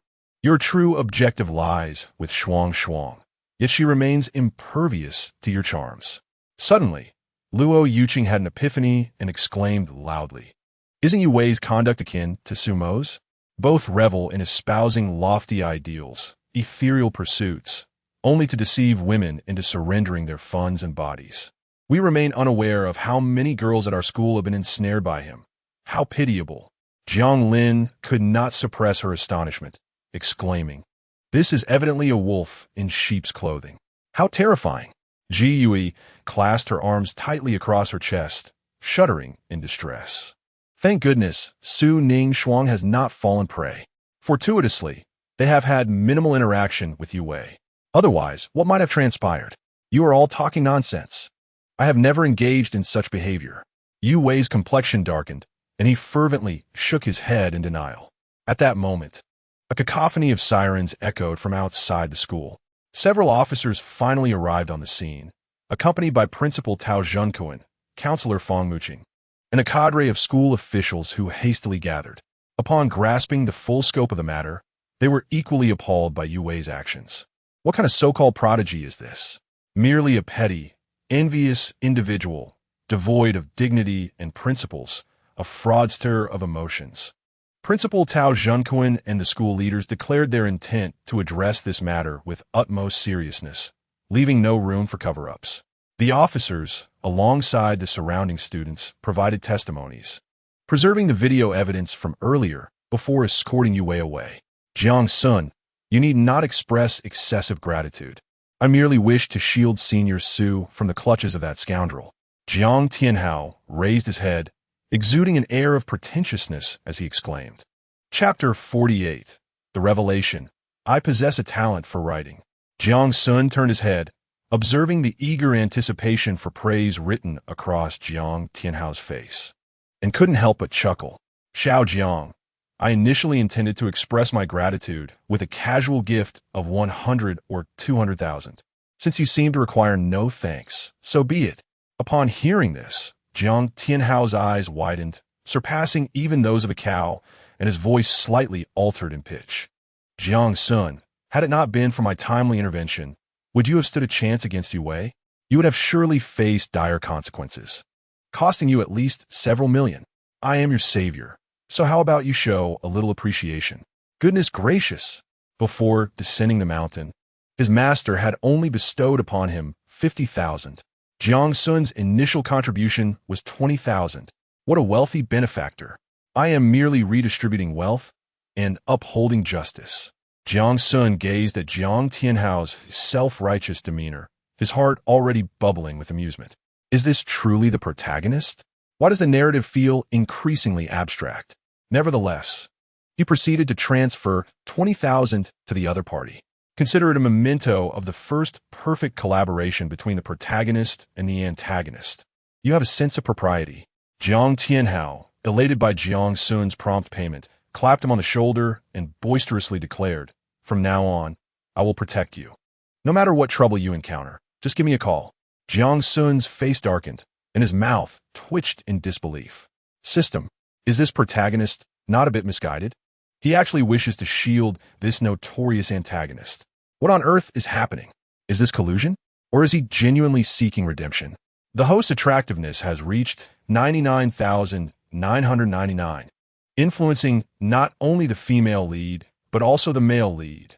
The system's response echoed in Jiang Xun's mind. Oh my, isn't this akin to captivating the world? Jiang Xun nearly fainted. Who would have thought that this esteemed sales champion could also rely on his looks for sustenance? Xiao Sun, you didn't impulsively strike anyone, did you? Fong Muqing hurriedly approached Jiang Xun, scrutinizing him closely several times before loudly disputing with Tao Jinkuan. Principal, doesn't this qualify as justifiable self-defense? If someone were unjustly accused, would you also be tempted to kick them a few times? She was only aware of the initial events and had no knowledge of the subsequent developments. She assumed Jiang Xun had, as before, directly pummeled Yue Wei. Tao Zhenkuan's face darkened, teeth clenched as he retorted, "Am I the kind of unreasonable person?" While his actions were certainly wrong, Yue Wei, as a senior from the Chinese department, has committed an even more egregious error. I suggest expelling Yue Wei while Jiang Xun writes a self-reflection. Principal Tao, Sister Fong. You misunderstand. Jiang Xun quickly raised his right hand, correcting loudly, "I never laid a finger on him." What? You didn't strike anyone? The 7 or 8 individuals stood in shock. You, the young master of the Jiang family, actually managed to restrain yourself? How remarkable. Surely, you haven't been replaced by aliens? Luo Yuqing, Jiang Lin, and Ji Yue chattered excitedly, recounting the subsequent events. The gazes directed at Jiang Xun transformed dramatically. Oh heavens! Oh earth! Which celestial fairy has rescued this individual? Tao Jinkuan's eyes were reddened with emotion as he heavily patted Jiang Xun's shoulders, exclaiming, at last, "You resemble a proper person." Jiang Xun's expression darkened. 3 lines of discontent etched across his forehead. Such sentiments need not be vocalized. Tao Zhenkuan nodded vigorously, casting a glance towards the other school leaders, and coldly declared, "If even Jiang Xun can undergo such a profound transformation, then Yue Wei's actions are utterly reprehensible. I propose we revoke his enrollment and publicly denounce this matter throughout the school." Absolutely, we concur. The other school leaders unanimously agreed. Regardless of the severity of Yue Wei's misconduct, especially considering that Jiang Xun was the victim, this situation demanded serious attention. Only through such measures could the school uphold its image of justice, transparency, and fairness. However, at that moment, a male student stepped forward, hesitantly stammering, "Principal Tao, while Yue Wei's actions were indeed excessive, he is a talented figure in our Chinese department with significant renown online. Wouldn't expelling him adversely affect our reputation? Indeed, he is a celebrated talent in our department. How would the online readers react to his expulsion?" Several other students, all from the Chinese department, nodded in agreement. Regardless of Yue Wei's character, his fame and influence were undeniable. Each time they mentioned Yue Wei, they felt a sense of pride.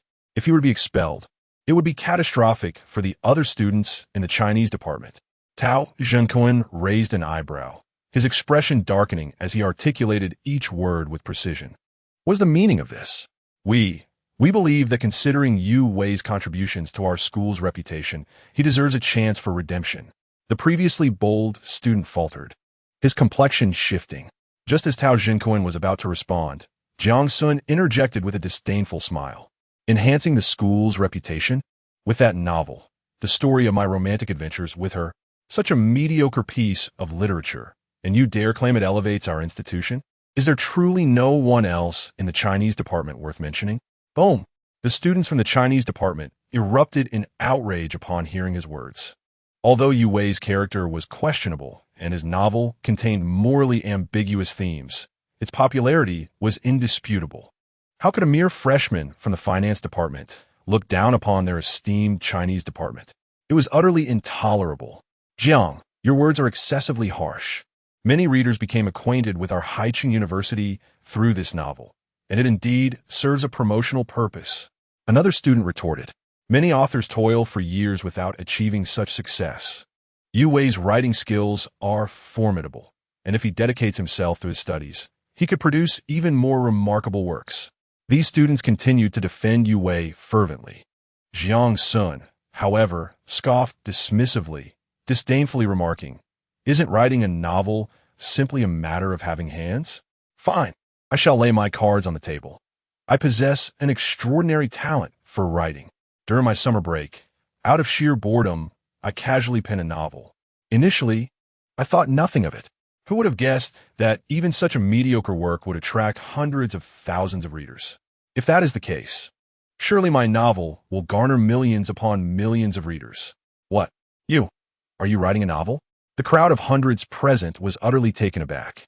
"You, the illustrious young master of the Jiang family, who spends his days indulging in pleasure and stirring up trouble, actually has time to write a novel? Surely, you have not mistaken the scene. Moreover, you are enrolled in the finance program, not the Chinese literature program." Chapter 49. If you are a hero, come to the Tomato website to compete. Jiang Xun did not desire this predicament. Yet, how could he resist when the system rewarded him with the novel Ghost Blows Out the Light? It allowed him to flaunt his prowess while crafting a persona of a literary genius, enhancing his reputation and earning a little pocket money in the process. What could be more delightful? However, the scene erupted in chaos. Jiang Xun actually wrote a novel? How outrageous! I struggled to compose 3,000 or 4,000 words, and his work couldn't possibly be more than 2,000 or 3,000 words, could it? Rather than believe Jiang Xun could write a novel, one might as well believe I am Qin Shi Huang. Indeed, who does not know that Jiang Xun lacks any aptitude in this regard? Almost all the students were incredulous about Jiang Xun's ability to write a novel. After all, given his status and demeanor, if one were to claim he could seduce women, drive recklessly, fight, or squander money, everyone would undoubtedly believe it. The threshold for writing novels is exceedingly high. Without a modicum of talent, one simply cannot succeed. Fang Muqing was equally dumbfounded, her face filled with disbelief as she inquired, "Xiao Sun, what did you learn to write novels? Is it true that you, this little rascal, possess any literary talent? Why was I unaware of this?" Tao Zhenkuan shook his head repeatedly, hardly convinced. "Principal Tao, Sister Fang, you are not unaware of my penchant for low profile?" Jiang Xun shrugged, spreading his hands in a gesture of resignation. "Moreover, this is purely a personal hobby. I have no intention of profiting from it. Had I not seen the Chinese literature department elevating Yue to such heights, I would not have brought this novel forth. How many words does your novel contain? 100 words? 1,000 words? Or perhaps 10,000? Tao Zhenkuan remained skeptical of his perseverance, suspecting he had merely scribbled a few hundred words, perhaps even something of an inappropriate nature. "Oh, approximately 200,000 words." Jiang Xun retrieved his phone and shared the system-rewarded Ghost Blows Out the Light with Fang Muqing, lazily stating, "Sister Fang, please assist me in applying for an author account on the Tomato website. I shall begin updating from tomorrow." He cast a glance at the students from the Chinese literature department and grinned. "Did you not claim that Yue is remarkable? Allow me to show you what true creative genius looks like.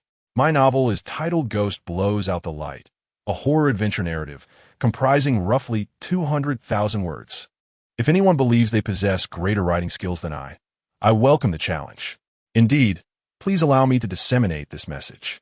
Not only does it pertain to the Chinese department of Haicheng University, but it also includes the Chinese departments of Haicheng University of Science and Technology, Haicheng University of Technology, and Haicheng University of Arts.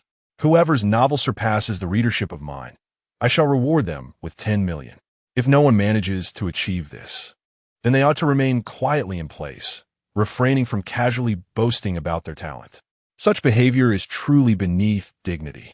Haicheng University, Haicheng University of Science and Technology, Haicheng University of Technology, and Haicheng University of Arts are the 4 most renowned universities in Haicheng, even though the latter 3 may not rival Haicheng University in prestige.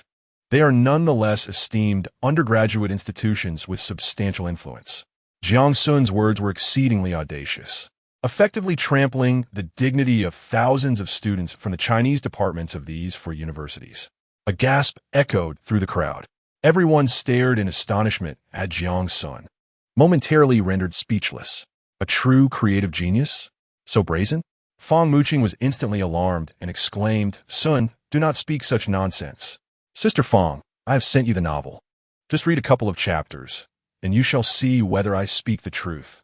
Jiang Xun replied, hands in pockets, slightly raising his chin, exuding an air of confidence that was undeniably charming. Is he truly that remarkable? Fong Muqing blinked her beautiful eyes, hastily retrieving her phone to download Ghost Blows Out the Light. She glanced at the opening lines, momentarily taken aback, then looked up at Jiang Xun, somewhat astonished, and asked, "Is this your work?" "Absolutely," Jiang Xun affirmed. "It appears to be quite well written." Fong Muqing nodded, then lowered her head to continue reading. In no time, she finished a chapter, clutching her phone to her chest. Her face turned pale, and she gasped for breath. After a full half-minute, she shot Jiang Xun a resentful glance, biting her silver teeth, and exclaimed, "Sun, are you doing this on purpose? Such terrifying content will give me nightmares. However, it is truly riveting. The finest novel I have encountered in years. Compared to the novel written by Yu Wei, there is no comparison whatsoever. To juxtapose this novel with Yu Wei's work is an affront to its brilliance," she pronounced earnestly to Principal Tao Jinkun. "Principal Tao, although I have only read one chapter, the prose is profound and the storyline is captivating. Not just these students from the Chinese department, but even writers under 30 would likely find a challenge." "What? He is that impressive?" Tao Jinkun exclaimed in surprise. "Does this young man even understand what a novel is? Perhaps you should read it before commenting," Fong Muqing suggested tentatively. "Then I shall glance through it." Tao Jinkun waved his hand and commanded Jiang Xun, "Hurry and send me that so-called ghost story to review.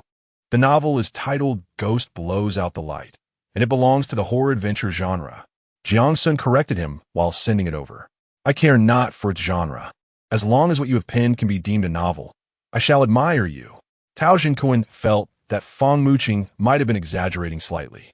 Even students from the Chinese department, let alone those under 30, cannot rival Jiang Xun. With his current capabilities, if he could manage to write a 2,000-word novel, it would be a blessing. However, after glancing at the beginning of his work, he couldn't help but exclaim in surprise. Raising his head, he looked at Jiang Xun and remarked, "I never expected you to possess such talent. I had underestimated you." After uttering these words, he returned to reading, and soon his astonishment grew, accompanied by exclamations of disbelief and surprise. The students, witnessing this scene, were left utterly astounded. Could Jiang Xun's novel truly be so terrifying as to frighten even the principal? Their curiosity piqued. Tao Jinkun read intently for several minutes until other leaders prompted him multiple times, bringing him back to reality. "Well, Jiang Xun's novel is, how shall I say, fairly mediocre. Just passable. As for your bet, I think it's worth a try. Let us see what you're made of." Jiang Xun smiled at the students from the Chinese department and requested, "Please help me spread the word. If you're a hero, come to the Tomato website to support me. I await your arrival." Chapter 50.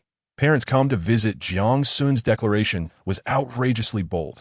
He was essentially challenging thousands of students from 4 universities single-handedly.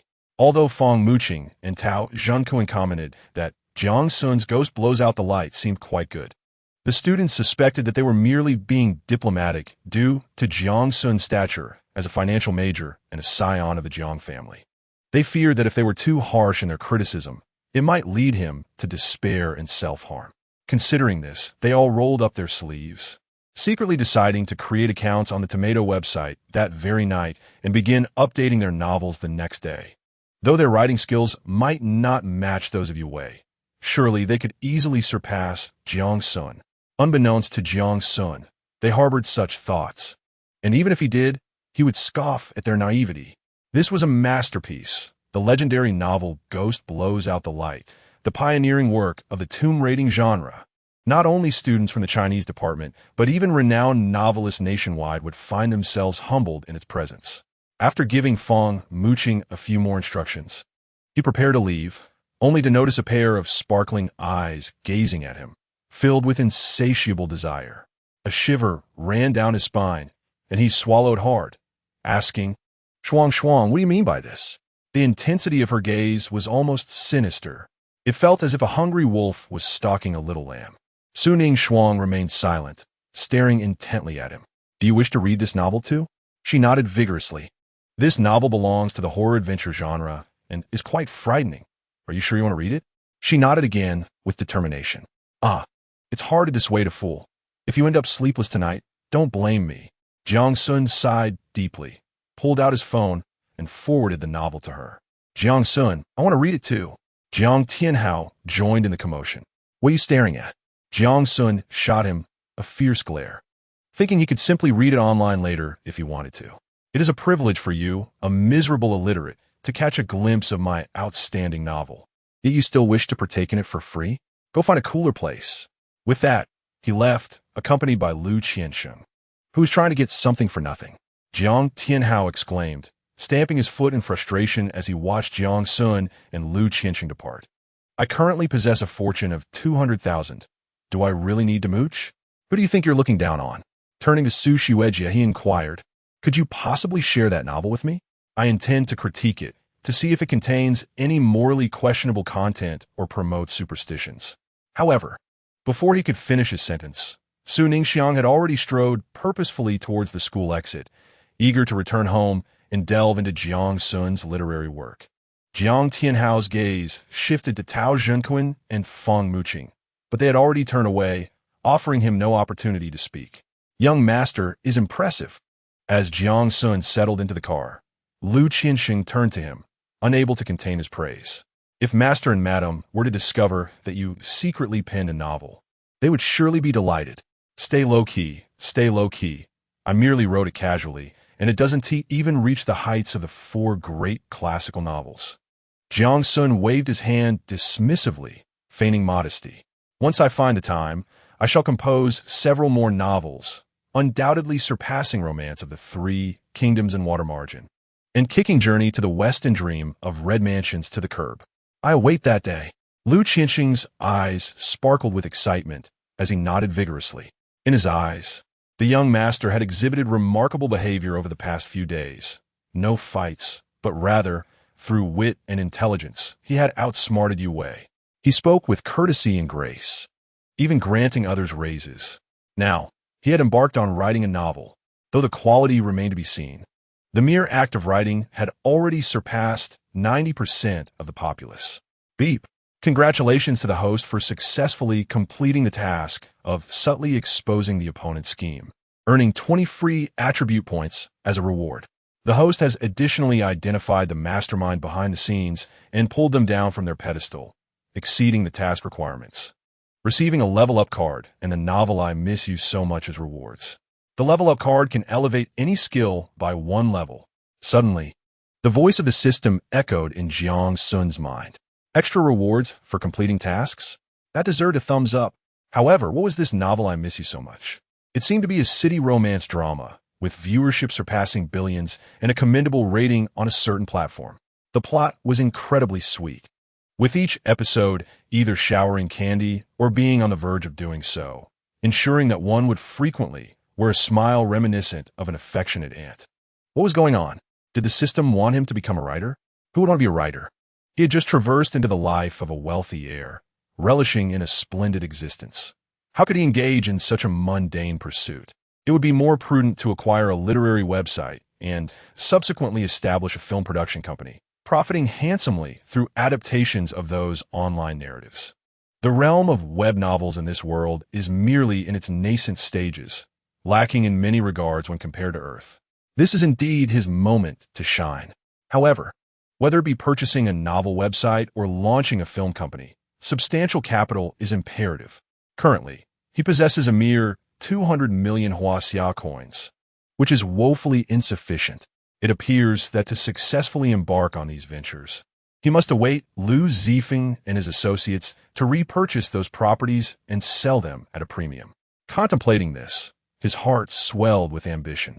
Moreover, even without relying on other web novels, the 2 novels bestowed upon him by the system, along with their online copyrights, physical rights, various adaptation rights for film and games, could yield him a fortune. Additionally, once the film company is established, which actress would not desire to portray a role within? They would undoubtedly heed his command. System, elevate my stamina to 100. The thought of the beautiful twin sisters residing in the villa filled Jiang Xun with exhilaration, prompting him to issue the command without hesitation. Yes, host. Jiang Xun felt an enveloping warmth throughout his body, his previous weariness dissipating significantly. With a stamina of 100, what is there to fear? Not only twins, even triplets or quadruplets would not daunt him. As for the remaining 10 attribute points, they could be reserved for future needs. Moments later, at the Emerald Lake Manor, Jiang Xun had just leaped from the vehicle and was eagerly making his way toward the hall. Yu Xian, Lu Xian, come out quickly. Let your master embrace you. To his surprise, upon entering the hall, he found a middle-aged man and woman seated on the sofa. Meanwhile, Gu Yu Xian and Gu Lu Xian, the twin sisters, stood obediently beside them, clad in black and white maid outfits. Gu Lu Xian even cheekily made a face at him. The sight of the two middle-aged individuals caused him to nearly lose his composure, almost collapsing onto the floor. It was none other than his stepfather Jiang Yuanshao and his stepmother Fong Ran. Chapter 51. The burdensome task. My apologies, I seem to have taken a wrong turn. Farewell. Jiang Xun uttered these words, turning swiftly to make his escape. He had only traversed into this world a day ago, while he could manage to deceive others. The prospect of confronting the parents of his predecessor, with whom he had lived for nearly a decade, filled him with trepidation, as if his true identity would be unveiled at any moment. Initially, he had intended to lay low for a month, amassing some wealth before making his departure. Little did he know that this plan would be thwarted before it even began. What a pity, the twins he had finally acquired. Son, do you truly wish to avoid seeing us? Fong Ran, upon witnessing this scene, felt her eyes welling with tears, rising hastily to exclaim, Old Jiang, look at what you've done. If it weren't for you, would Sun have to endure such hardships? Those people were clearly looking for trouble. Yet all you know is to punish Sun and even cut off his allowance. Witnessing Xiao Sun's timid demeanor, so unlike his former self, is truly heart-wrenching. He is our child. Her words were directed towards Jiang Yuanshao, filled with sorrow and desperation, almost on the brink of collapse. Jiang Yuanshao, troubled by his wife's remarks, muttered softly to himself, I have not treated him harshly. I merely withheld his allowance for a month. He still possesses several billion in his bank account, ample for months of indulgence. Is that not a different matter altogether? Fong Ran retorted defiantly, insisting that we are addressing the core issue. That Song Jingyang openly insulted Xiao Sun. Young and impulsive, Xiao Sun retaliated. But is that truly a fault? If someone were to insult you, could you bear it? Fong Ran firmly declared that if anyone dared to insult her, she would not hesitate to break their legs. I do not claim he was wrong. Jiang Yuanshao turned away, glancing around with an air of unease, stating that it was the method that mattered. He could have acted discreetly. Yet, he chose to publicly confront and strike another in front of numerous onlookers. Surely, that is excessive? You are well aware of the severe repercussions that incident caused. Many online have condemned him for being lawless, for wielding power recklessly, to the extent that even the police station could not withstand the overwhelming public outcry. Indeed, Jiang Yuanshao's punishment of Jiang Xun was not solely due to his directive to 3 bodyguards to break Song Jingyang's arms, but rather because Jiang Xun's reckless actions had dire consequences. Even though he endeavored to mitigate the fallout, he ultimately paid a significant price. Otherwise, how could 3 bodyguards be sentenced to 6 months in prison and compelled to compensate Song Jingyang 5 million? This was a most astute aspect of how he managed Jiang Xun's affairs.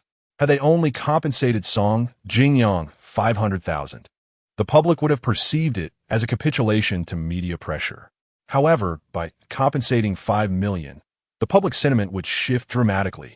Almost everyone would envy and resent Song Jingyang for receiving such a substantial sum. Consequently, animosity towards Jiang Xun would diminish, with some even coming forward to defend him. That Song Jingyang insulted my son deserves his punishment. Fong Ran crossed her arms defiantly, embodying an unreasonable stance. Although Jiang Xun is not their biological son, they have treated him as such for years, fearing even the slightest injustice against him. Her pampering has fostered a volatile and impulsive character in Jiang Xun, rendering him a reckless young man. Just as he had one foot out the door, Jiang Xun froze upon overhearing their conversation. Was this a reconciliation rather than than an inquisition? He suddenly felt a glimmer of hope, as if there was a chance for redemption. Ding! The host encounters their parents. What will they do next? Option 1. Rush forward and deliver 15 swift blows to Jiang Xun, exclaiming, "Father, you have wronged me for a month. Unless you grant me 10 billion.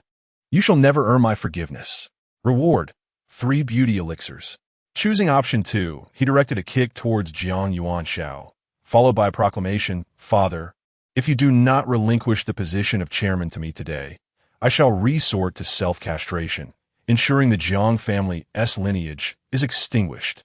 Reward: a vial of evil-repelling pill.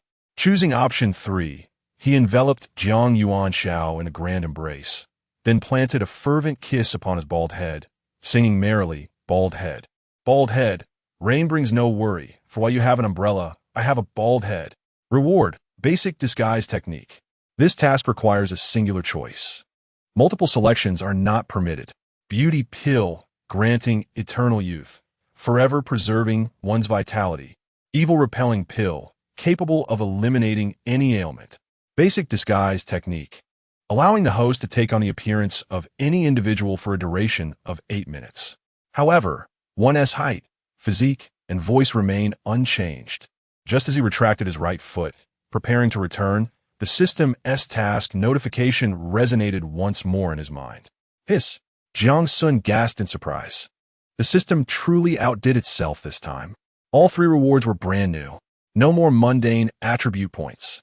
Each reward was more explosive than the last. Yet, these 3 tasks were increasingly outrageous. This was not a system mission.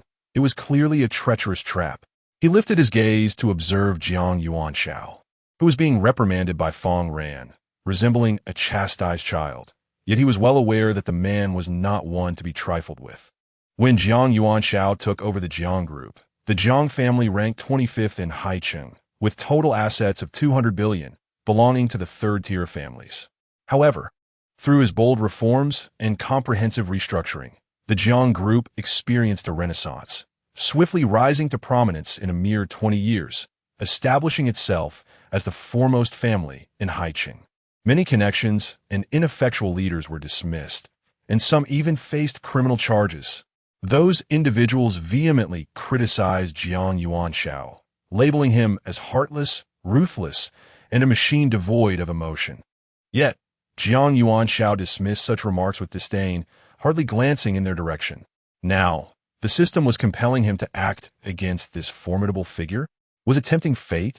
Countdown begins. 60 seconds, 59 seconds, 58 seconds, 57 seconds, 56 seconds. As despair began to set in, the system's audacious voice echoed once more. How outrageous! I merely wish to develop in seclusion, yet this wretched system forces me towards self-destruction.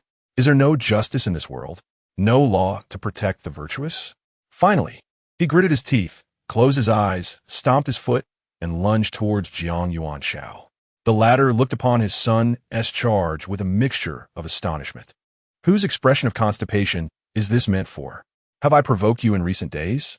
Little did he know, Jiang Xun had embraced his waist and planted a forceful kiss on his forehead, exclaiming loudly, bald head, rain brings no worry, for while you have an umbrella, I have a bald head. Oh yes. Silence. A deathly stillness. The sound of a pin drop could be heard. Chapter 52. This son might yet be redeemable. After approximately 2 minutes, Jiang Xun slowly lowered his head, gazing at his son's arm wrapped around his waist. He reached up to touch the part of him that had been kissed by Jiang Xun. Then, mechanically turning his head, he glanced at his wife and spoke. Darling, why don't you slap me across the face? I need to ascertain whether I am dreaming. Coughing lightly, Fong Ren covered her mouth and stammered an explanation. Old Jiang, our son is merely expressing his affection for you. Have you considered how many years it has been since he has been close to you? Ah. Jiang Xun's pupils constricted, his countenance drastically altered, and he immediately let out a heart-wrenching scream. You scoundrel! Who permitted you to kiss me? Darling, I am no longer pure. Saying this, he forcefully shoved Jiang Xun aside and rushed into the restroom on the first floor of the villa, using all his limbs to propel himself forward. Jiang Xun, witnessing this scene, felt 3 lines of black run across his forehead, his facial muscles twitching violently. What on earth is happening? He had initially assumed his father would be angry, perhaps even scold him soundly. Who would have thought he would be even more finicky than Suning Xuan? It was just a kiss, not a violation. This man with Virgo tendencies. Sun, how long has it been since you were close to us?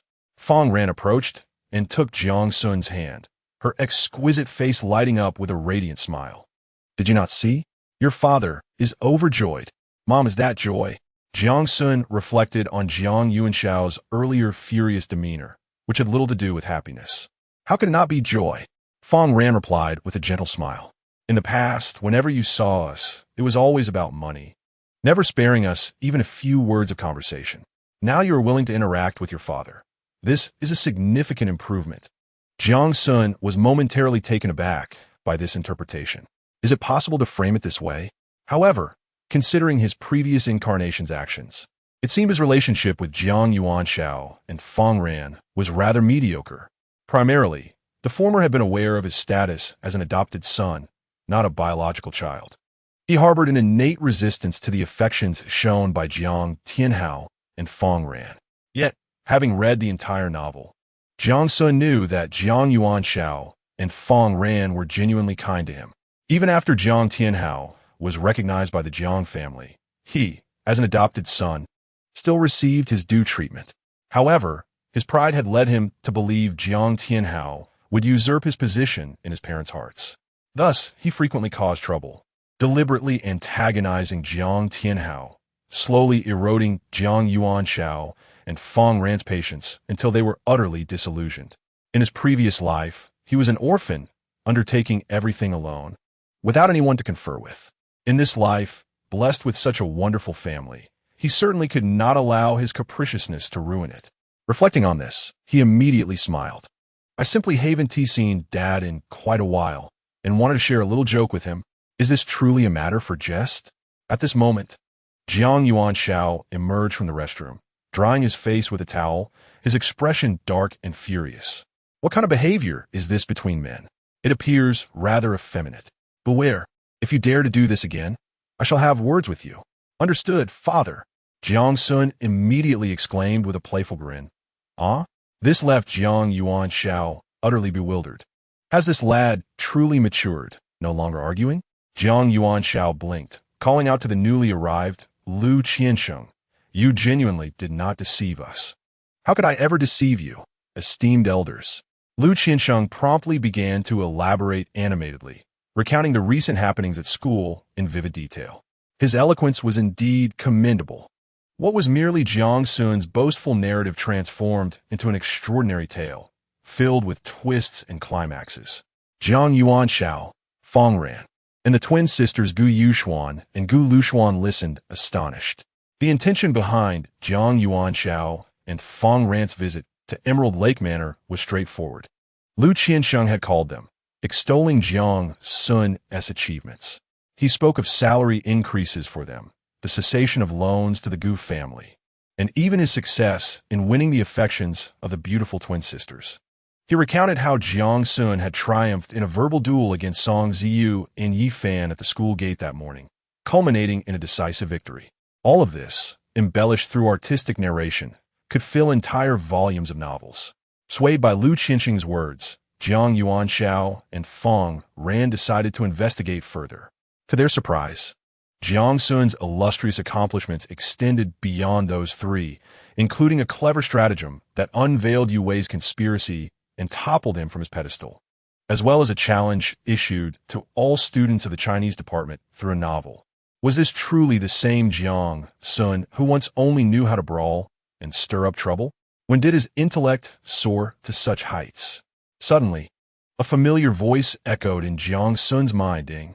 The host has completed the task of giving Jiang Yuanshao a grand embrace, planting a hearty kiss upon his bald head, and singing a few lines about baldness amidst rain, rewarding you with a basic disguise skill. Host is a coward, too timid to choose the first or second options. 1,000 times disdain. Jiang Xun secretly raised a middle finger to the system. How dare the system label him a coward? Were those two options ones that any normal person would dare choose? If he had the audacity to select them, Jiang Yuanshao would certainly grant him a rebirth. Xiao Sun, when did you write a novel? How could I be unaware? Fong Ran's eyes sparkled with delight as she beamed at her son, struggling to contain her joy. The more accomplished her son became, the more pride she felt as a mother. Oh, it was just something I scribbled down a few months ago when I had some free time, Jiang Xun casually replied. Old Jiang, did you see that? Our son has finally grown up. Fong Ran turned to Jiang Yuanshao, her eyes brimming with tears of joy. Jiang Yuanshao nodded approvingly at Jiang Xun. Xiao Sun, you have finally matured, learning to think before acting and no longer allowing others to exploit you. Given this, I shall restore the pocket money I previously suspended. However, to encourage your future progress, I am establishing a rule. Report to school punctually every day, and you will be rewarded with 10 million in pocket money. If you can maintain this for a month, you will receive an attendance bonus of 30 million. And if you take no more than 2 days off each quarter, I shall grant you an additional 100 million. Each year, one may take a leave of absence for a maximum of 6 days. Should one manage to persevere beyond this, an additional reward of 300 million will be bestowed. How do you perceive this regulation? His concern does not lie with Jiang Sun's endeavors in writing novels or engaging in other pursuits. Rather, it is the manner in which he conducts himself in life that captivates his attention. It can be said that the various undertakings of Jiang Xun over the past few days have been quite enlightening to him, leading him to believe that this son may yet be redeemable. As for the trifling sum of several hundred million as a reward, to him, is akin to a mere drizzle. What? One must attend school to receive pocket money? Old Jiang, that seems rather harsh, does it not? Fong Ran felt a twinge of displeasure. Mother, I actually believe that father's rule is quite commendable. I concur. I also wish to acquire more knowledge at school, to eventually inherit the company. Jiang Sun promptly nodded in agreement. With over 50 million in pocket money each month, that amounts to over 600 million annually. Coupled with quarterly bonuses and year-end rewards, it totals to several billion. Only a fool would decline. However, Fong Ran still felt a pang of sorrow, tears welling in her eyes.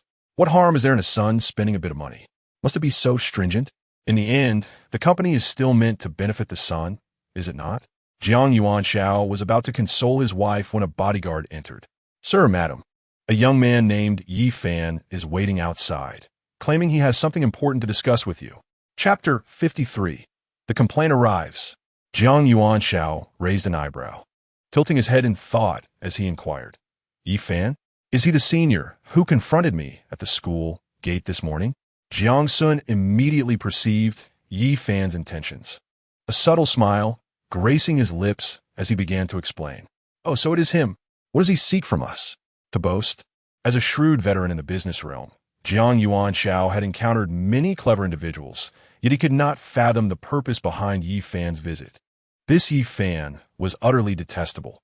The case had already reached a conclusion, yet he colluded with Song Ziyu to corner Xiao Sun at the school gate, tarnishing his reputation. How could one be so malicious? What could he possibly want from us now? Does he expect our gratitude? Fong Ran clenched her fists tightly, indignantly exclaiming, of course. He has come to lodge a complaint. Jiang Xun crossed his arms and chuckled nonchalantly. When I struck Song Jingyang, you imposed a severe punishment upon me.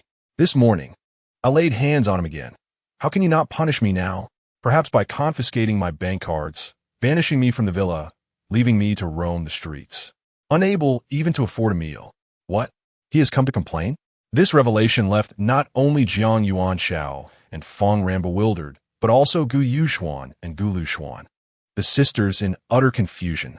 To bring such grievances before one's parents. Yi Fan's thought process is truly peculiar. It's akin to a modern-day rendition of Why Do You Accuse This Official?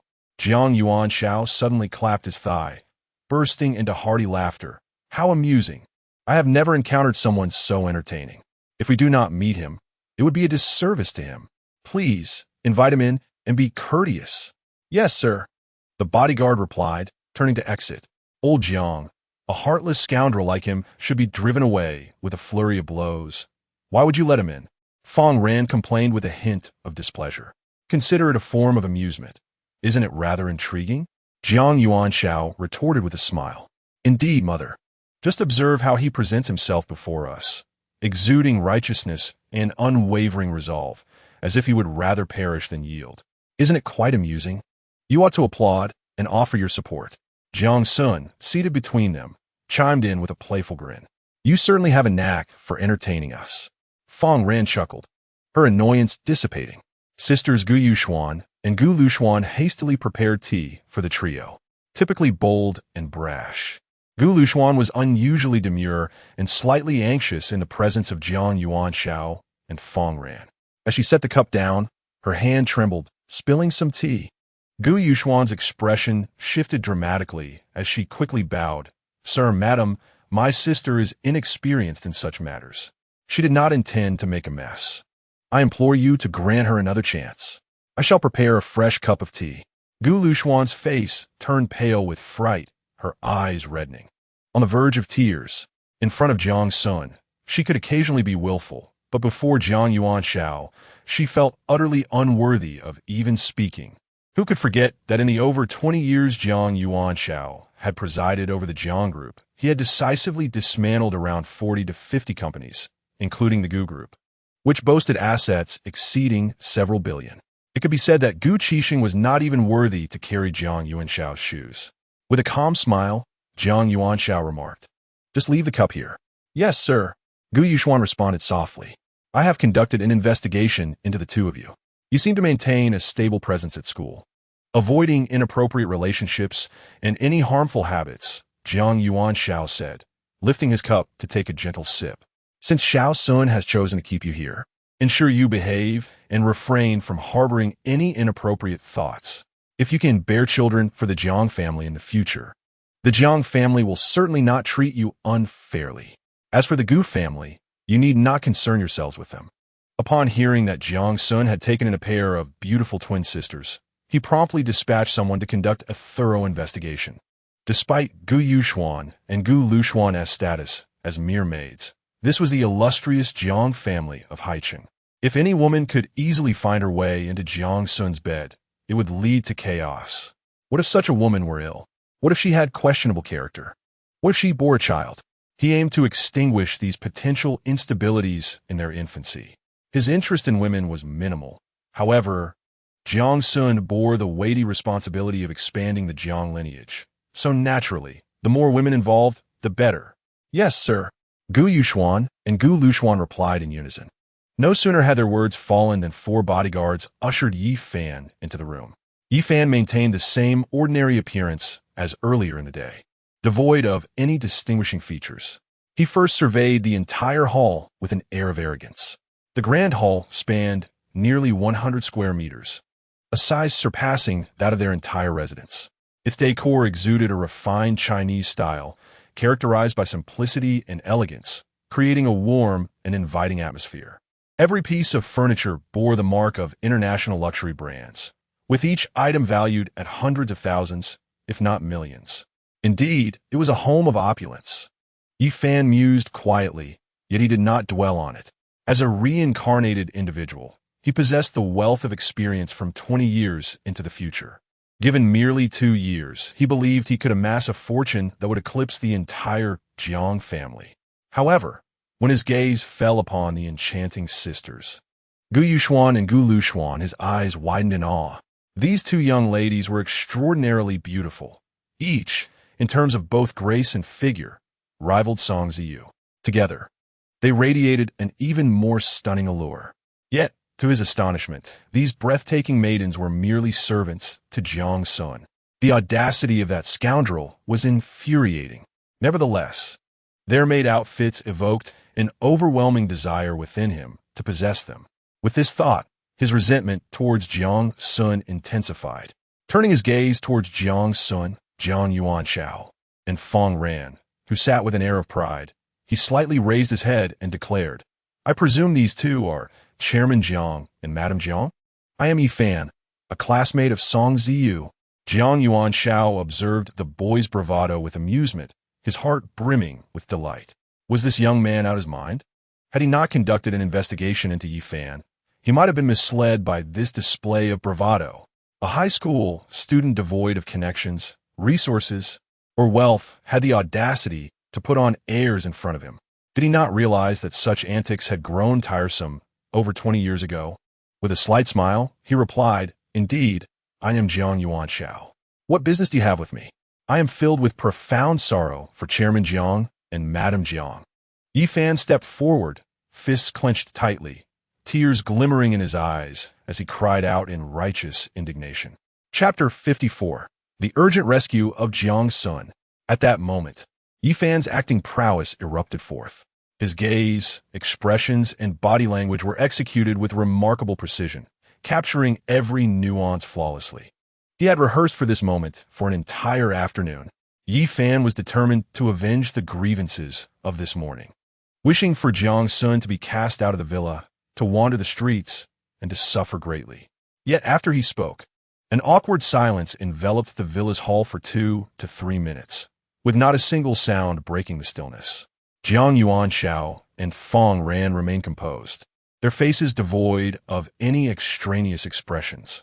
Gu Yuxuan and Gu Luxuan stood nearby, their lips curling into faintly mocking smiles as they observed him silently. Meanwhile, Jiang Xun sat between Jiang Yuanxiao and Fong Ran, casually crossing his legs as he focused on his phone, responding to a message from Suning Fong. She inquired whether the novel Ghost Blows Out the Light could be shared with Luo Yuqing and her friends. Having been pestered by them for half an hour to the brink of madness, Jiang Xun held a favorable impression of Luo Yuqing, Jiang Lin, and Ji Yue. They were passably attractive and possessed bold, passionate personalities.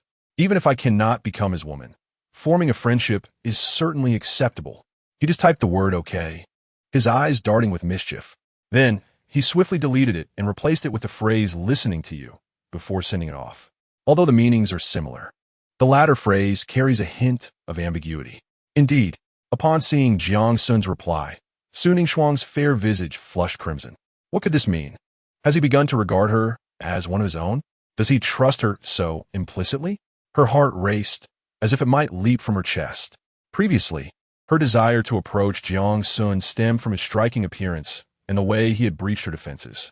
However, during her recent 20-minute sojourn in the car, captivated by Ghost Blows Out the Light, she found herself utterly enthralled by the tale's terrifying adventures, intricate twists, and imaginative storytelling. It was her first realization that a man could indeed possess both talent and charm. Soon after, her thoughts drifted to the wager between Jiang Xun and Jiang Tianhao scheduled for the day after tomorrow. If she had previously held little faith in Jiang Xun, now she felt his chances of victory were at least 70%. Is it not entirely normal for a man who can pen novels to compose a few songs as well? With this in mind, she expressed her gratitude to Jiang Xun and proceeded to share Ghost Blows Out the Light with Luo Yuqing, Jiang Lin, and Ji Yue, admonishing them to keep it strictly confidential, lest they bear the consequences. Lastly, she sent a message to Xian Ninxue, Frosty Tresses. I have a feeling you will suffer a devastating defeat the day after tomorrow. Snow on the path. At that moment, Yi Fan felt an indescribable awkwardness. Was his presence truly so insignificant? Could it be that his acting was overly dramatic? Yet, despite his earnest efforts, why could these people not cooperate a bit? With this thought, he stamped his foot in frustration, the expression of indignation on his face intensifying as he called out loudly, "Chairman Jiang, Madam Jiang, my words are no mere alarmism. If you do not take action, the Jiang family is in peril." "What nonsense are you spouting?" Fong Ran exclaimed, a look of anger crossing her face as she rebuked him loudly. "You come to us suddenly, only to speak in riddles that no one can understand. You talk of peril. Why, it is you who are in danger." Despite being over 40, Fong Ran maintained her beauty remarkably well. With a stunning visage and graceful demeanor, she appeared to be in her 30s. Today, she donned a long purple dress, adorned with an exquisite sapphire necklace around her neck. Just seated there, she exuded an air of affluence and elegance, embodying the essence of a distinguished matron. Observing Fong Ran's agitation, Yi Fan felt not the slightest tension. Rather, he chuckled inwardly. Is she truly this flustered? It seems my earlier words had some effect. Standing tall with resolve, he responded earnestly, "May I inquire, Madame Jiang, how can an esteemed conglomerate ensure its continued prosperity? Is it not essential to find a capable and exceptional heir? The Jiang family may indeed be the foremost aristocracy of Haicheng, yet they now face the daunting challenge of a dearth of successors. If Jiang Xun continues to present himself as a hopeless case, it is feared that Chairman Jiang's decades of hard work will be in vain. The urgency to save Jiang Xun cannot be overstated. I implore you to cease your indulgence and leniency towards him and to enforce strict management." Upon finishing his statement, the entire hall erupted in an uproar. It was truly unexpected that Jiang Xun had guessed correctly. This Yi Fan had indeed come to lodge a complaint. Gu Yuxuan and Gu Luxuan gazed at Jiang Xun with admiration, their cheeks flushed, their hearts fluttering. "Their master is remarkable. What a joke." Fang Ran tilted her head back and scoffed, "I do not require your unsolicited advice on how to educate my son. Who are you anyway?" Although she had been forewarned by Jiang Xun, she was still infuriated by Yi Fan's words. Her son was so exceptional, yet he was being disparaged as a hopeless case. If it were not for the consideration of her status, she would have eagerly removed her shoes to slap that scoundrel several times. However, she reasoned, "I am acting solely for the future of the Jiang Corporation." Yi Fan's expression shifted slightly, feeling somewhat stifled as he exclaimed. Jiang Yuanshao, however, regarded him with a smile and countered, "You're Yi Fan, correct? I am quite curious. How did my son become a hopeless case in your eyes? Has he committed some heinous act that I am unaware of?" Suddenly, Yi Fan recalled something, a glimmer of wild joy flashing in his eyes as he shouted. He hit someone again this morning. He presumed that Jiang Xun, fearing punishment, would not dare to disclose his morning's misdeeds. This time he intended to expose all the wrongdoings of Jiang Xun, ensuring that Jiang Yuanshao and Fang Ran would be utterly disappointed in him, reclaiming the bank card and expelling him from the villa.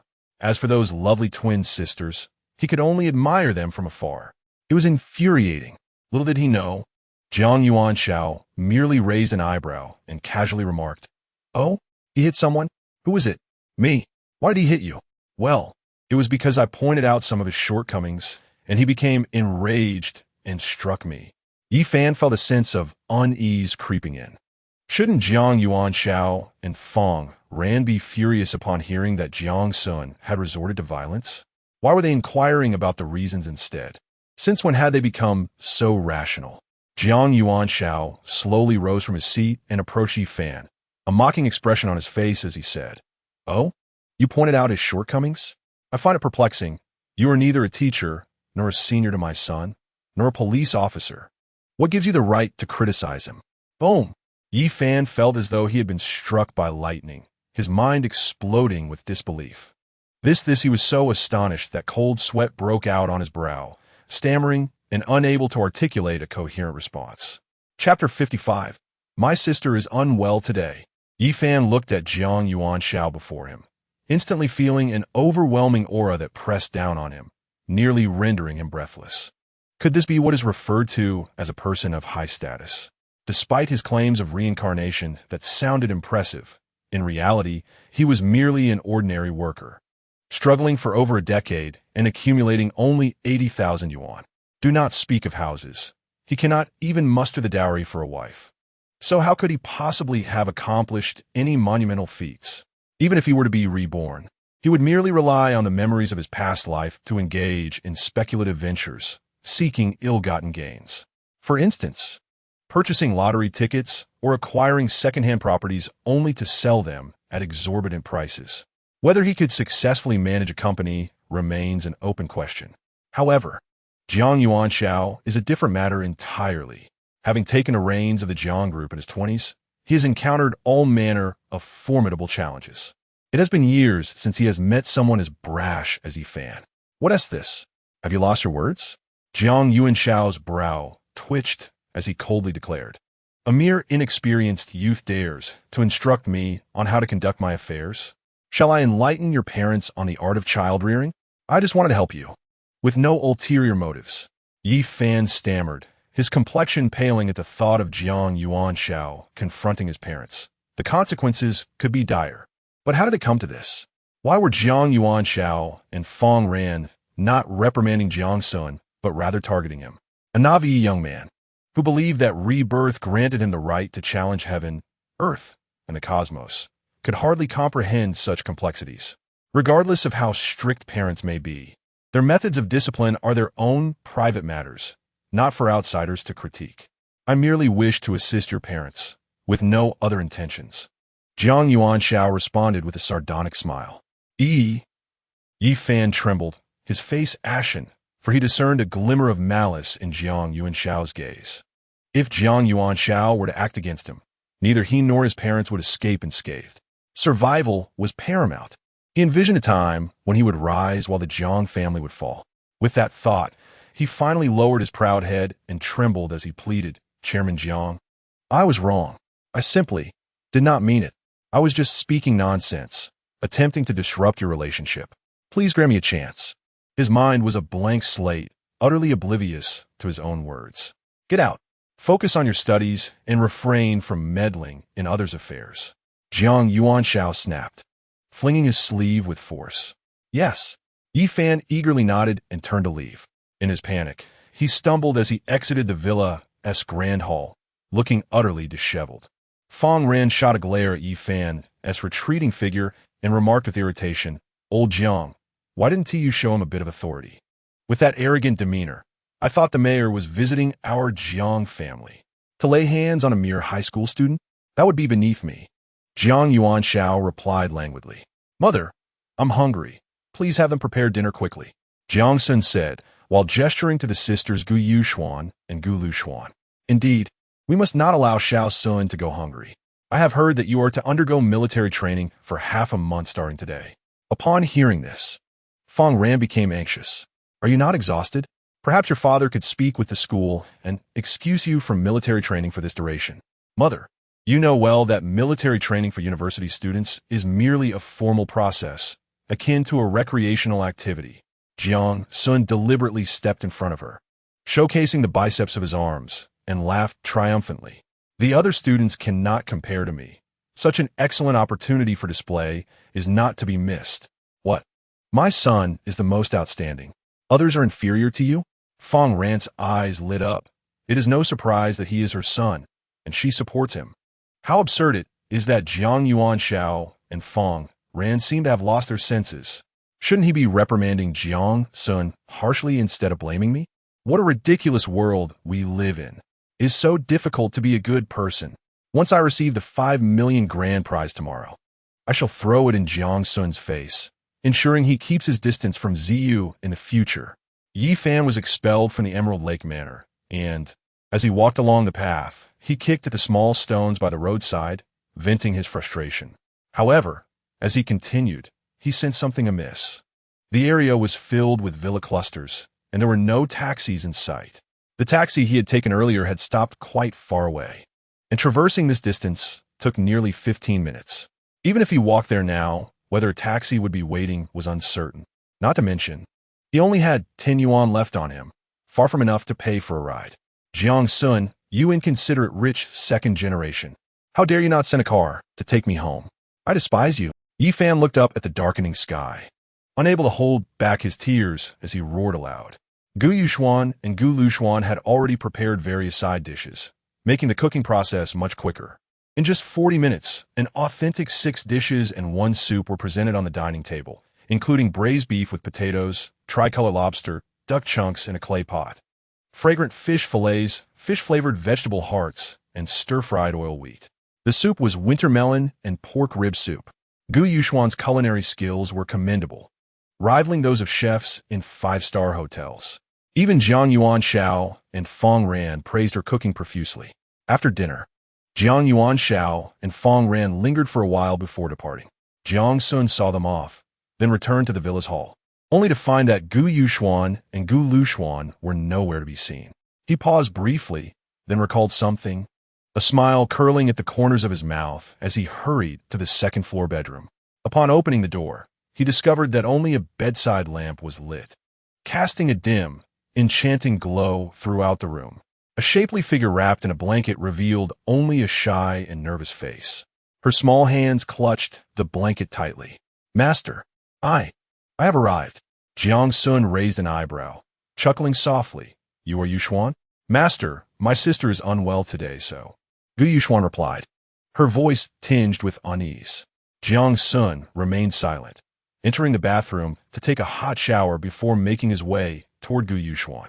In a small nation within Heizhou, a young man in his 20s was stealthily executing a clandestine mission under the cover of night when he suddenly experienced a pang of unease. He raised his hand to rub his chest, furrowing his brow as he muttered to himself, "What is happening? Why do I feel as though something ominous is about to occur?" Chapter 56. It's a hit, truly a hit. The next morning, just past 6:30, Jiang Xun's phone rang. After an exhilarating 3-hour session with Gu Yuxuan the previous night, he had indulged in a comfortable 5 hours of sleep.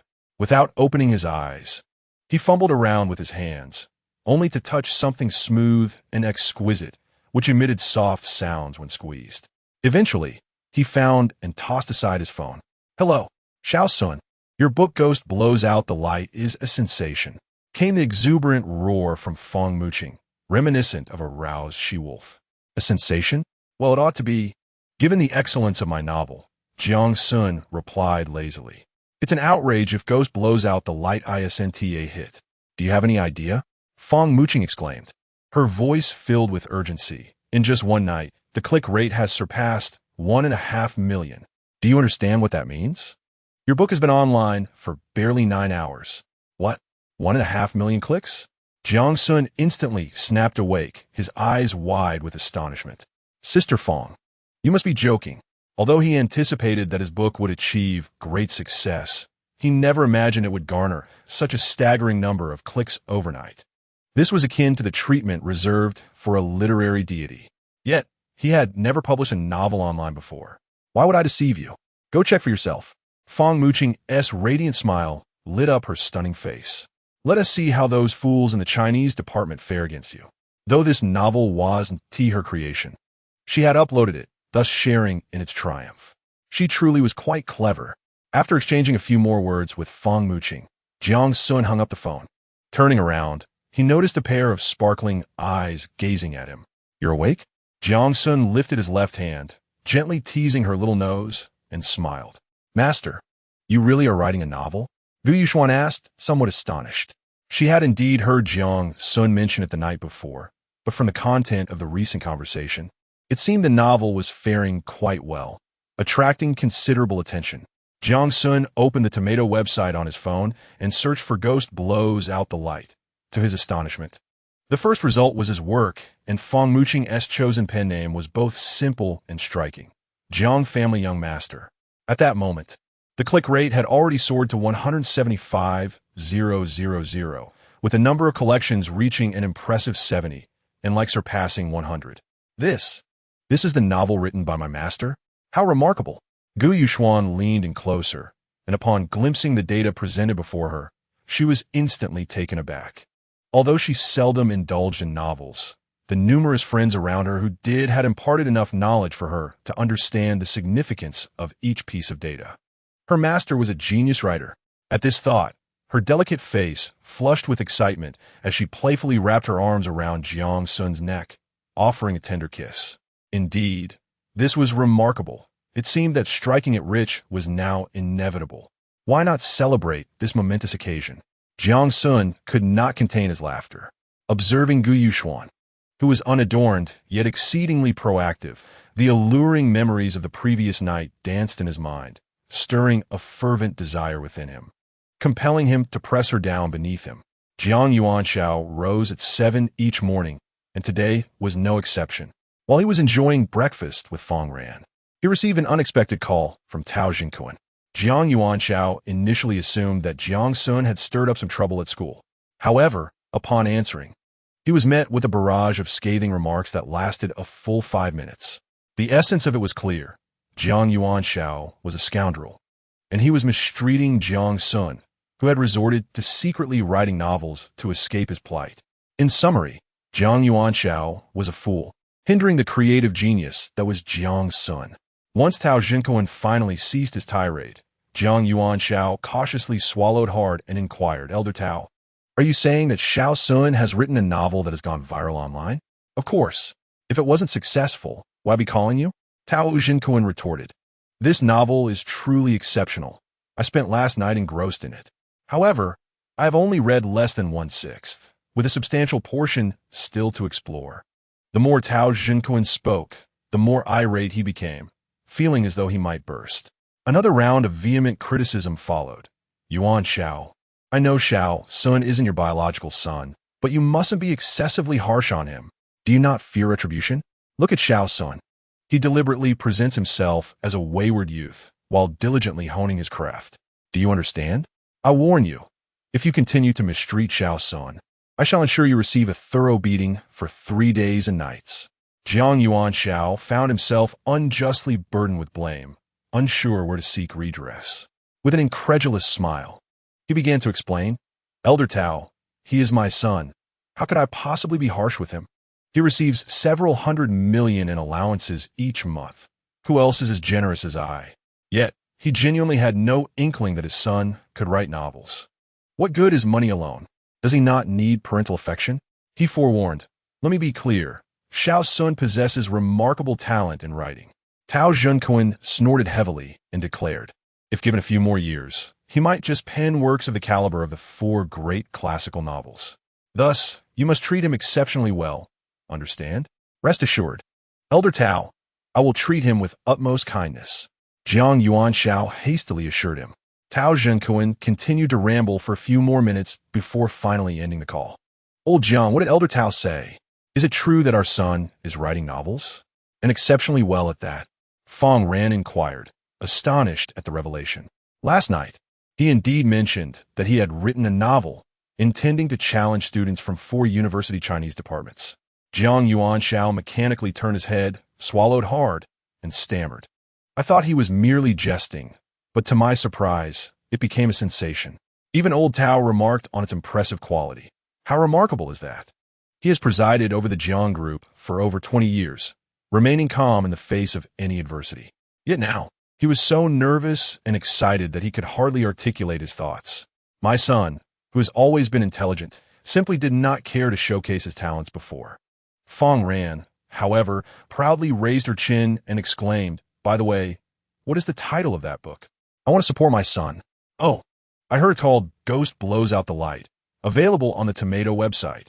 What are we waiting for? Let's take a look. When the couple located the book, they were astonished to see nearly 2 million views, 700,000 to 800,000 collections, and over 1 million likes, with more than 400,000 glowing 5-star reviews.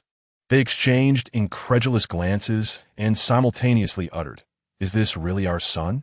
However, Fong Ran's phone soon erupted with calls from her wealthy friends. The purpose of their calls was simple. They hoped Fong Ran would discuss with Jiang Xun the possibility of sharing the subsequent content of Ghost Blows Out the Light with them. They were willing to pay any price.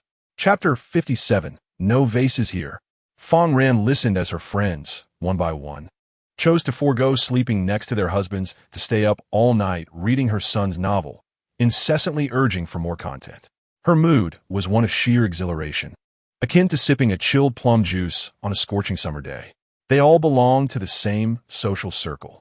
Their usual conversations revolve around newly launched cosmetics, luxury handbags, and various opulent goods, or boasting about their children's remarkable achievements.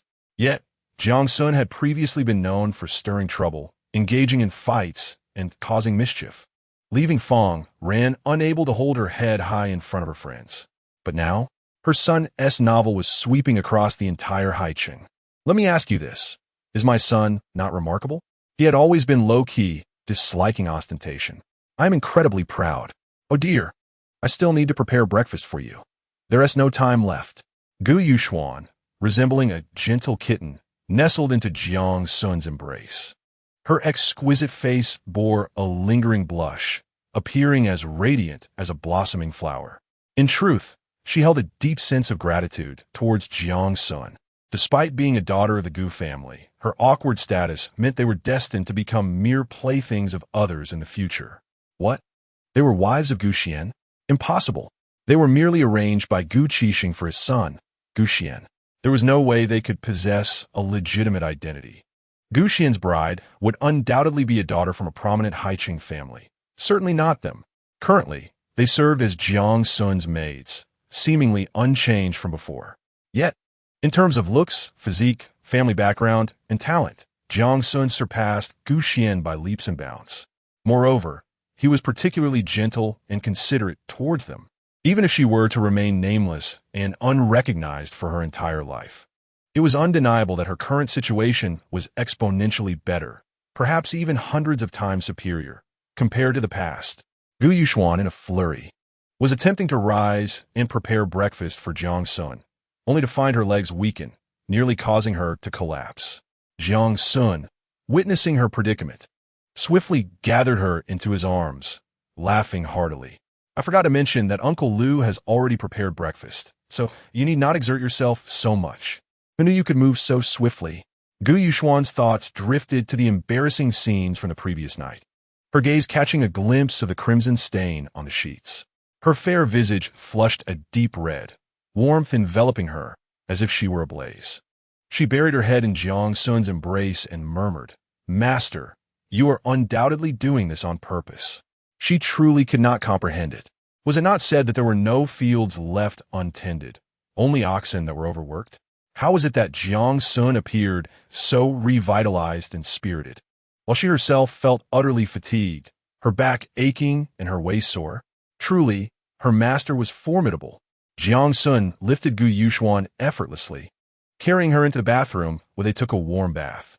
Afterward, they donned their clothes and made their way to the villa's grand hall. Gu Yuxuan's recovery was astonishing.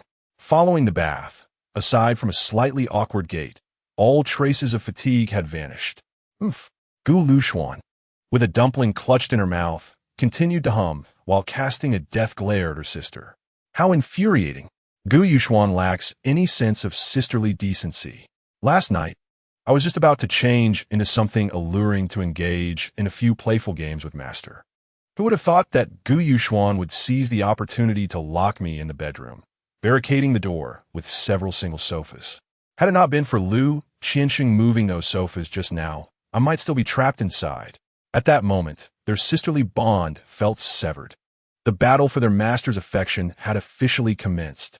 From now on, they would stand as fierce rivals. Observing her sister's furious expression, Gu Yuxuan felt a twinge of guilt. Her intentions had been straightforward, to preserve her sister's purity in case she encountered her beloved in the future. Yet now, it appeared that her sister was far from appreciative. A chill ran through Gu Yuxuan's heart. "Lu Xuan, I didn't expect you to rise so early today. How peculiar." Gu Yuxuan sat beside her sister, awkwardly attempting to strike up a conversation with a forced smile. Hee. Gu Yuxuan grinned, then eagerly served Jiang Xun the dumplings and the lean meat porridge with century egg. She then positioned herself behind him, her petite hands beginning to massage his shoulders, her exquisite face adorned with a smile of flattery. "Master, how did you rest last night? Allow me to massage your shoulders." "Lu Xuan, I heard you were a student in the physical education department at Haiqing Art University?" Jiang Xun did not refuse her massage. Instead, he picked up a dumpling, about to take a bite. Suddenly, a thought struck him, and he looked up with curiosity, asking, "What sports are you proficient in?" "Me? I'm most skilled at basketball, and I also swim, play badminton, and shoot," Gu Yuxuan replied, momentarily taken aback but eager to respond. "What about marathons?" Jiang Xun inquired further. "Marathon?" Gu Yuxian, with a puzzled expression, remarked, "I have participated in a full marathon once and managed to finish, albeit with a mediocre time."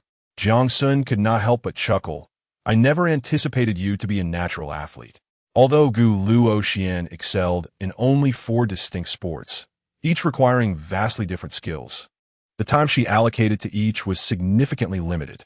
Unless one possesses extraordinary talent, spreading oneself too thin across various disciplines often results in mediocrity. "Well, I haven't competed in many serious events. At most, I am at an amateur level," Gu Yuxian admitted, her cheeks slightly flushed with embarrassment. "Given that, would you be interested in helping me manage a club?" Jiang Xun inquired, turning to her and lifting her onto his lap with a playful curiosity. "A club?" Gu Yuxian gasped, her eyes wide with astonishment and disbelief. Indeed, I am planning to establish a sports club, Jiang Xun declared, gently gliding his right index finger across her soft, rosy lips before leaning in for a kiss, chuckling softly. Since you possess such talent, assist me in forming several teams to participate in more competitions and build our reputation. My lord, I have never managed a club. Gu Luoxian felt a surge of excitement, mixed with apprehension.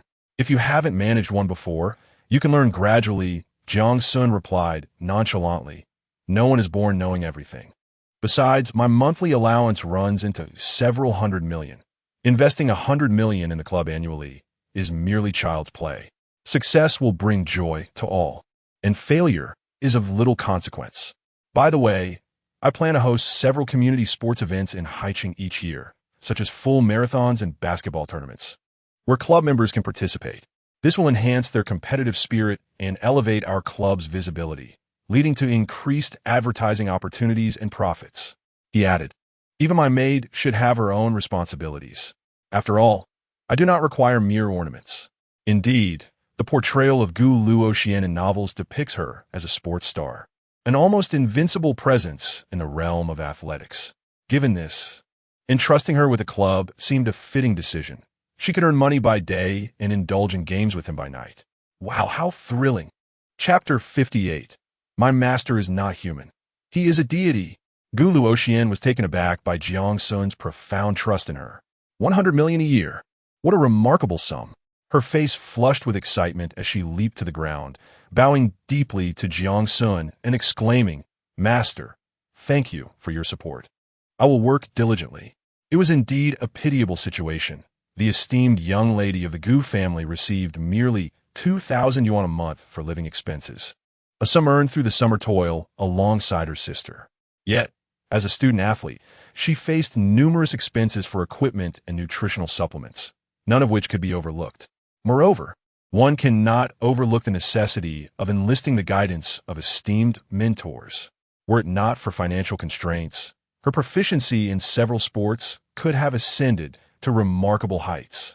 Why would she masquerade as her elder sister to court Jiang Xun, compelling him to lavish his wealth upon her? To put it plainly, it is merely her fear of poverty that drives her. After all, encountering someone as affluent and naive as Jiang Xun has ignited her vanity. With Jiang Xun's generous support for her beloved sports endeavors, how could she possibly contain her exhilaration? I have faith in your capabilities, yet one must also toil diligently. Jiang Xun remarked playfully, a smirk gracing his lips. For this club, you shall hold a 40% stake. Henceforth, whether your meals consist of lavish banquets or simple broths depends entirely on you. What? I possess a 40% stake? Both Gu Luoxian and Gu Yuxuan were taken aback. They had assumed Jiang Xun's delegation of the club to Gu Luoxian meant merely hiring a professional manager, one who would earn a salary in the millions annually. Who could have fathomed such a substantial equity share? Master, this is exceedingly generous, Gu Luoxian exclaimed, hastily waving her hands in gentle refusal.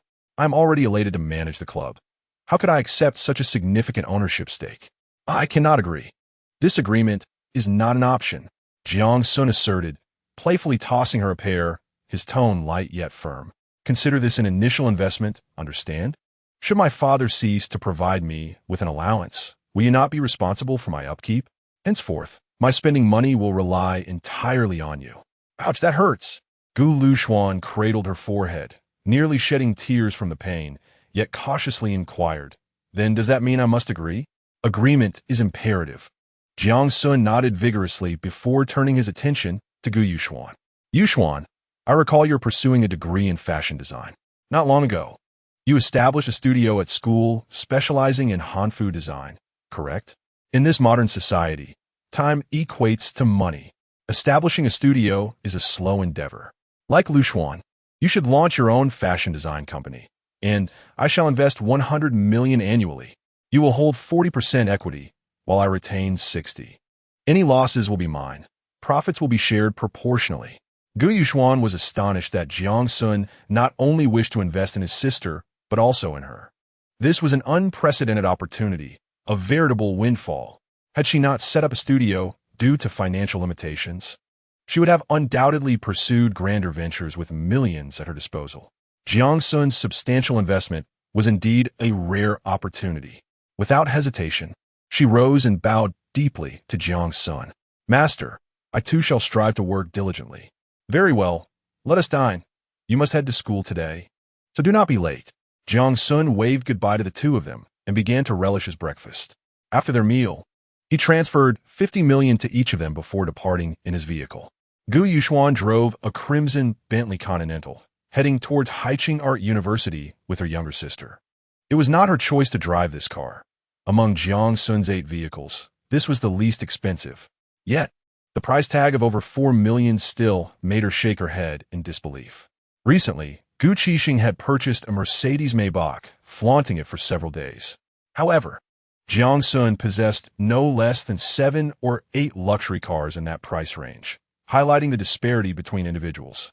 "Sister, how did the master perform last night?" Gu Luxuan, seated in the passenger seat, glanced around eagerly, eager to imprint every detail of the lavish interior in her memory. It was her first time riding in such an elite vehicle. However, thinking of Jiang Xun's handsome visage and perfectly sculpted physique made her swallow hard, prompting her to ask curiously. Upon hearing this, Gu Yuxuan's delicate face, as fair as pure jade, betrayed her with a blush. She turned her head aside, responding awkwardly. "It was fine, I suppose. Now that I think about it, my legs feel a bit weak.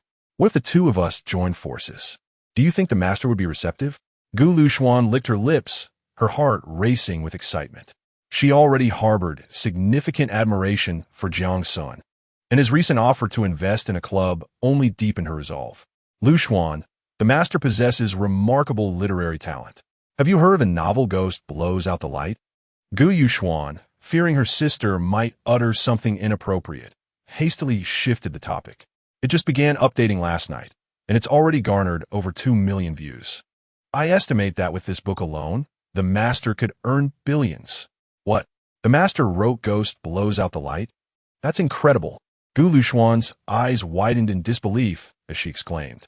She had seen recommendations for the book in her friends group that morning, praising it as exceptionally captivating.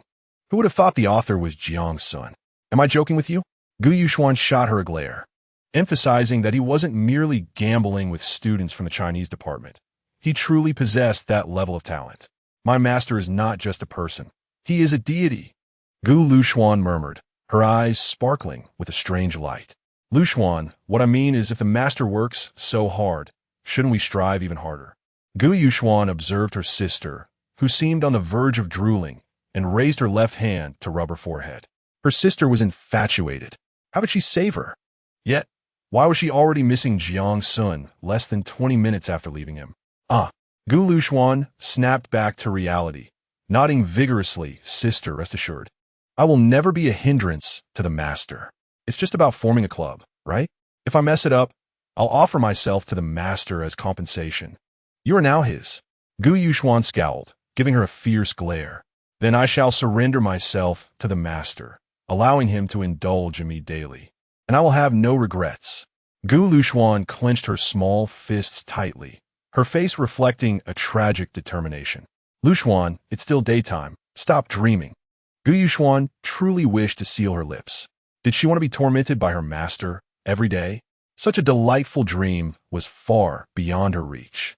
Soon, the two sisters arrived at Haiqing Art University. As their vehicle entered the school gates, a figure suddenly darted out, blocking their path. Chapter 59. Gu Qixing has sold you. Jiang Xun swiftly arrived at Haiqing University and finally comprehended the immense popularity of the novel Ghost Blows Out the Light. When the author Tian Xiaobakang penned it in his previous life, it indeed sent ripples through the literary world, achieving unparalleled renown. Yet, Tian Xiaobakang was merely an ordinary individual, his influence in various domains falling short of Jiang Xun's. Who was Jiang Xun? He was the heir of the Jiang family in Haiqing, a figure of prominence with a formidable background. The previous afternoon, he had exposed the conspiracy of a pregnant woman, denounced Yu Wei's novel, and even challenged students from 4 university Chinese departments in a video that circulated widely online, propelling his fame to new heights. How could the wealthy scions remain indifferent upon hearing of this incident? What do the affluent youth relish most? It is nothing less than a forceful slap in the face. Even if Jiang Xun's work was a mere pile of nonsense, they would still rally to his side. Wasn't it all about click rates, collection numbers, and a plethora of gifts? With countless riches poured in, how could a novel not gain popularity? Initially, it was merely those 15 wealthy heirs leveraging their influence, compelling every employee of their parents' companies to read Ghost Blows Out the Light. Yet, they deemed it insufficiently grand, directly calling friends and fervently recommending the book on social media. In a mere 2 hours, over 400,000 people in Haicheng had become aware of the novel. Subsequent developments spiraled out of control. Initially, everyone thought Jiang Xun had haphazardly penned a book, expecting its content to be utterly appalling and disjointed. To their surprise, the narrative was captivating, ensnaring every reader's attention to the point of forgetting to sleep. The audacity of Jiang Xun's challenge to 4 university Chinese departments was already remarkable. But coupled with the exceptional quality of his work, the novel spread through Haicheng like wildfire, garnering more and more readers. Some even claimed online that Huagua had 5 great masterpieces: Romance of the Three Kingdoms, Journey to the West, Water Margin, Dream of the Red Chamber, and Ghost Blows Out the Light. Jiang Xun, you're late again. Run 10 laps as punishment. Who could have anticipated that Shun Xingyao, upon spotting Jiang Xun, would glare at him and shout loudly, "Gu Yuxuan, why didn't you answer my call yesterday?" The figure stood there, angrily questioning Gu Yuxuan in the car. Gu Yuxuan raised her left hand, pinched her brow, and replied helplessly, "Sheng Zhe, why should I answer your call? I like you so much. Do you not know that at all?" The boy suddenly clenched his fists, indignation etched on his face. "I know, but what does that have to do with me?" Gu Yuxuan leaned on the steering wheel, her face a portrait of curiosity. "Just because you like me, must I acquiesce? Which law mandates such compliance?" "Gu Yuxuan, Yu Shangzhe stamped his foot in frustration, exclaiming in exasperation, "Oh dear, is that not our commoner princess? How is it that she suddenly finds herself behind the wheel of a sports car? A Bentley Continental, no less. Surely you're not renting it? Were you not once the most disdainful of those vain girls? And now, are you not just like them?" Suddenly, a sardonic voice chimed in from the side. Gu Yuxuan and Gu Luxuan turned towards the sound and beheld a carefree young man standing nearby. He appeared to be around 20, with a strikingly handsome and robust visage, tall and imposing, yet carrying an air of mischief about him. A group of over a dozen young men trailed behind him, presenting a rather impressive sight. As the sisters emerged from the car, they were clad in form-fitting white attire.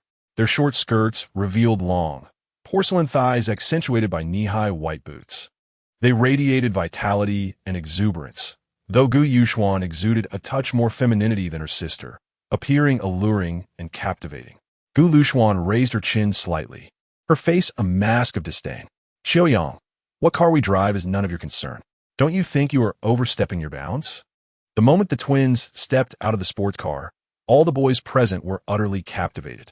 Twins are not a rarity, but when they are both stunningly beautiful and well-dressed, they become a true novelty. Any young man fortunate enough to win the affections of such a pair would undoubtedly be deemed a resounding success in life. Xiaoyang could not help but swallow hard, a glimmer of lasciviousness flickering in his eyes as he feigned indifference. "Gu Luxuan, what car you drive may have been irrelevant in the past, but it is pertinent now." "Oh, pertinent now?" Gu Luxuan arched an eyebrow, intrigued. "What connection could there be? Has your family purchased the Bentley? If so, should I not be considered a distinguished guest of your household? Shouldn't you extend me a proper welcome?" Her sharp retort elicited laughter from many students present. Qiuyang's family was indeed a well-off one in Haicheng, yet their total assets hovered around a mere 100 billion. How could they possibly afford a Bentley? For the past few months, Qiuyang had been pursuing Gu Luxuan, only to be met with continual rejection. He sought to showcase his athletic prowess to her through competitions. But tragically, he failed miserably in basketball, badminton, swimming, and shooting alike. Since then, he had become the subject of ridicule at Haicheng Arts University, often mocked by his peers. Consequently, he had developed a deep-seated resentment towards Gu Luxuan, wishing to see her brought low. Now, faced with her taunts once more, his expression darkened. His teeth clenched as he coldly retorted, Gu Luxuan, you are indeed asking for it. I once pursued you kindly, yet you humiliated me at every turn. Today, I shall have you on your knees, begging to kiss my feet. With that, he lunged forward, attempting to seize Gu Luxuan's wrist. However, she had anticipated his intentions, swiftly retreating a few steps with a wary expression. Xiaoyang, what do you intend to do? I caution you, this is a school. Do not act recklessly. Gu Yuxuan furrowed her brow, her expression devoid of emotion as she said, Xiaoyang, do you intend to abduct my sister? Qiuyang, do not presume that your family's wealth grants you impunity. Be wary, for I shall alert the authorities to apprehend you. Xiaoyang, others may fear you, but I do not. If you have the audacity, dare to lay a finger on me. What is the Qiu family planning? Engaging in the trade of human trafficking? Several girls around voiced their support for Gu Yuxuan and Gu Luxuan, directing their ire squarely at Xiaoyang. They had a good rapport with the sisters, being from affluent families in Haicheng, and thus had no reason to fear a mere Xiaoyang. Reckless behavior? Abduction? Upon hearing the discussions, Xiaoyang found their words to be the most amusing joke in the world, bursting into laughter. You two sisters certainly know how to stir emotions. I was unaware of your eloquence until now. However, your sweet talk cannot deceive everyone. He cast a disdainful glance at the girls and sneered. You are unaware, are you? Gu Qixing has sold the two of them to me for a staggering sum of 100 million. Henceforth, they are both mine. Chapter 60. This woman has lost her mind. What? Gu Qixing sold them? The faces of many nearby students suddenly changed, exclaiming in shock. Numerous students were aware that Gu Yuxuan and Gu Luxuan were not the true heiresses of the Gu group, but rather foster daughters. Yet, who could have anticipated their lowly status within the Gu family? Sold? Is that even possible? Initially, they were skeptical, but observing Xiaoyang's unwavering confidence began to erode their doubts. It had been widely whispered that the Gu group had faced continuous crises, with plummeting stocks from last year to this. Could Gu Qixing truly have resorted to selling Gu Yuxuan and Gu Luxuan to offset the company's losses? The sisters exchanged glances and then turned their cold gazes upon Xiaoyang. Xiaoyang, what did you say? Gu Qixing sold us to you? When did this transpire? They were now under Jiang Xun's protection and would no longer refer to that man as their father. Yesterday at noon, Xiaoyang replied, pulling a contract from his pocket with a smile. He even drafted a contract stating that the 100 million is a dowry. So, will you two accompany me home tonight? The thought of being able to enjoy the company of these beautiful twin sisters tonight set his entire being trembling with excitement. Xiaoyang, what nonsense are you spouting? Shengsha interjected, clearly displeased. Aren't you pursuing Gu Luxuan? What does Gu Yuxuan have to do with this? Who said my ambition is limited to Gu Luxuan? I desire both. Xiaoyang smirked, his gaze towards Sheng Zhe laced with provocation and disdain. Still foolishly chasing after girls for romance? That's utterly ludicrous. With enough money thrown at them, won't both of them obediently yield to your whims? You scoundrel. Sheng Zhe was taken aback at the realization that Xiaoyang planned to ensnare both Gu Yuxuan and Gu Luxuan, prompting a surge of urgency within him. Sheng Zhe had initially enrolled in the music department of Haicheng University to pursue Gu Yuxuan. However, who could have anticipated that Xiaoyang would resort to such a crude and simplistic method to monopolize Gu Yuxuan and Gu Luxuan? What then was the significance of his efforts over the past year? Observing the devastation on Sheng Zhe's face, Xiaoyang couldn't help but laugh mockingly. Shengsha, I suggest you come to terms with reality. After all, you are the second young master of the Sheng family. How could your family possibly allow you to marry a mere commoner of no distinction? My actions are, in fact, a favor to you. You should express your gratitude. You're talking nonsense. Sheng Zhe's complexion shifted slightly, and feeling somewhat guilty, he cast a fleeting glance at Gu Yuxuan, swallowing hard as he stammered. I have spoken to my parents several times. They're almost convinced. He possessed delicate features, and though not particularly tall, he exuded a certain timidity. Everything Xiaoyang had claimed was true. He harbored genuine feelings for Gu Yuxuan, yet his family vehemently opposed the union. How could the second young master of the Sheng family marry a foster daughter of the Gu family? Wasn't that a mere jest in the circles of the affluent? Shengze had made numerous attempts, hoping his parents would support his relationship with Gu Yuxuan, but to no avail. He had not anticipated that this veil of modesty would be torn away by Qiu Yang in such a public manner, leaving him wishing he could vanish in a thin air. Ha! Qiu Yang erupted into laughter. Shengze, do you truly believe anyone would buy such a lie? Have you not noticed that Gu Yuxuan has never acknowledged you? She is well aware that she could never cross the threshold of the Gu household. Yuxuan, please allow me to explain. I am on the verge of convincing my parents. Shengze, now flustered, desperately attempted to clarify his position to Gu Yuxuan. Shengze, whether you have persuaded your parents is irrelevant to me, for I have never harbored any feelings for you. Gu Yuxuan replied flatly, thus, you need not waste your time on me. No. How can you not be moved at all by my affections? Shengze gazed at her as she uttered such heartless words repeatedly, nearly crumbling under the weight of despair. You harbor feelings for my sister?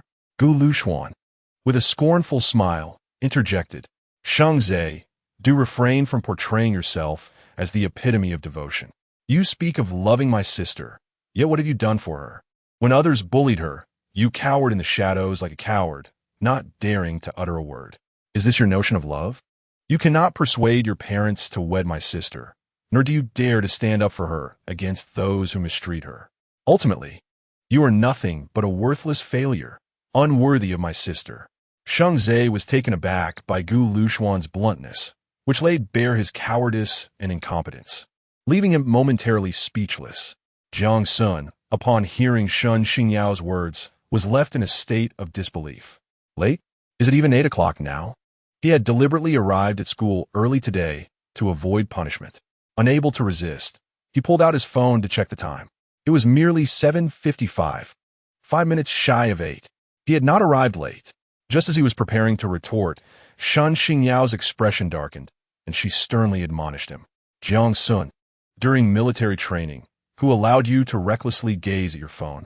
Now, I impose upon you the penalty of running 20 laps. Goodness, this woman has lost her composure. She is utterly unhinged. A wise man does not quarrel with a woman. With this thought, he saluted Shun Xingyao and proclaimed loudly, yes, instructor. Then, he stretched his long legs and commenced his laps around the playground. Jiang Xun, truly, why must you provoke this tyrannical woman? Now you've landed yourself in trouble. Jiang Tianhao, standing in the ranks, could not suppress a chuckle of schadenfreude. Jiang Tianhao, who permitted you to speak so freely? I now sentence you to run 15 laps. Shun Xingyao's brows knitted together, her voice icy. What? What did you say? Now you shall also run 20 laps. Yes, instructor.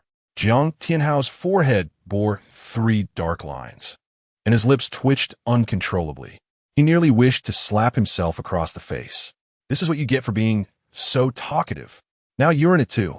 The Jiang brothers found themselves once again united in their plight as they began their laps around playground. Jiang Xun, did you see that? I thought it would be too lonely for you to run alone, so I decided to accompany you. Jiang Tianhao boasted, holding his head high like a proud rooster. He was on the verge of demanding, praise me, come on, praise me. Jiang Xun rolled his eyes in exasperation. Xiao Jiang, one must be decent. We should have some dignity, right? You were clearly the one making snide remarks in the ranks. You just said, Jiang Xun, truly, why must you provoke this woman? Now you've landed yourself in trouble. Was it your idea of accompanying me? After his physical prowess had been significantly enhanced, even his senses, vision, hearing, and smell, had improved remarkably. Jiang Tianhao was astonished that, from such a distance, Jiang Xun could hear every single word he uttered clearly. His face flushed crimson, resembling a liver, and he felt embarrassed to the point of nearly losing his composure. Nevertheless, he desperately attempted to justify himself. Jiang Xun, I said that deliberately to provoke the instructor, so I could come over and keep you company. Xiao Jiang, do you think I would believe that? Jiang Xun raised his middle finger at him and then dashed forward. Jiang Xun, what about trust between people? Besides, am I not currently accompanying you in this punishment run? I, Jiang Tianhao, may not have merits, but I certainly have my share of grievances. How about letting me see the continuation of that ghost blows out the light? Jiang Tianhao hurriedly caught up, thick-skinned, ready to reveal his true intentions. Chapter 61. The clown is him. Lu Xuan stopped talking. Gu Yuxuan observed Sheng Zai's mortified expression and gently shook her head, softly advising Gu Luxuan. Growing up in the Gu family, the two sisters had matured far beyond their peers. They could discern who was good and who was bad with a mere glance. A boy like Sheng Zai, who fancied himself romantically inclined yet lacked any real ability, became transparent after just a couple of encounters. How could she possibly be attracted to such a boy? Yes, sister, Gu Luxuan dutifully replied. Gu Yuxuan took a deep breath and addressed the smug Qiu Yang nearby. Qiu Yang, your contract with Gu Qixing is your affair and has nothing to do with us sisters. Thus, we shall not concede. Nonsense. You were purchased by me for a staggering sum of 100 million. How could it be inconsequential? Qiu Yang immediately erupted in a torrent of curses. Oh, did you inquire of us beforehand? Gu Yuxuan raised her chin, gazing at him defiantly in response. You are his daughters. Does it matter whether you were asked? Qiu Yang declared proudly, chest puffed out. In any case, I have paid my dues. Whether you agree or not, you must comply. Qiu Yang, a scoundrel like you. I vehemently disagree. What can you possibly do to me? Gu Luxuan's fiery temper flared, and no one could restrain her. Oh, Gu Luxuan, I shall have my way with you tonight, rendering you incapable of leaving your bed for a week. Qiu Yang, taken aback by her audacity, darkened his expression, gritting his teeth. If you have the guts, try laying a finger on me. I could easily kick you to death. Gu Luxuan's eyes widened in fury. Her fists clenched tightly, yearning to strike back. Qiu Yang, indignant at having spent his fortune only to endure such humiliation, was consumed by rage. He raised his right hand, poised to deliver a fierce slap to Gu Luxuan's pretty face.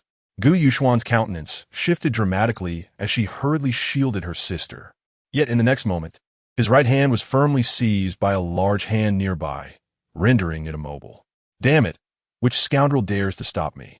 Qiu Yang felt as if his insides were about to explode with fury. Here he was, attempting to flaunt his superiority, yet everything was going awry.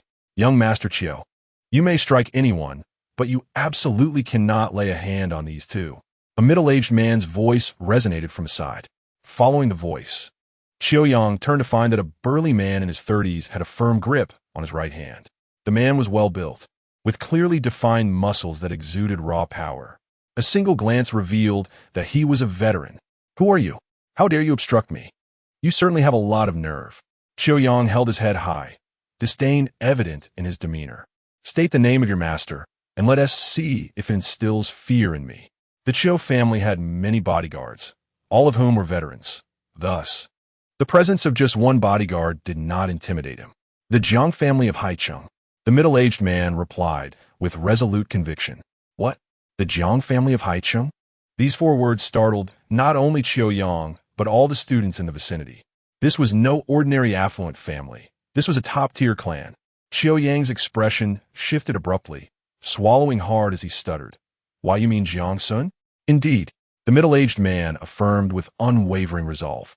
My young master has tasked me with protecting these two. Jiang Xun, what does he intend to do? Qiu Yang felt a blend of frustration and indignation, ultimately stomping his foot and pointing at Gu Yuxuan and Gu Luxuan, shouting, These two are mine by purchase. Jiang Xun is being utterly unreasonable. No. The middle-aged man shook his head emphatically. They were purchased by our young master yesterday morning. They are now his. What? Jiang Xun bought them yesterday morning? Then was it? I was deceived by Gu Qixing? Qiu Yang momentarily faltered, quickly processing the implications. He could hardly believe that Jiang Xun would deceive over such trivial matters. So, the fool was actually him? Do you wish to see the continuation of Ghost Blows Out the Light? No problem. As Jiang Xun spoke, he skillfully rubbed his thumb and forefinger together, chuckling. This novel comprises a total of 200,000 words. Sister Fong helped me upload 100,000 words, leaving 190,000 remaining.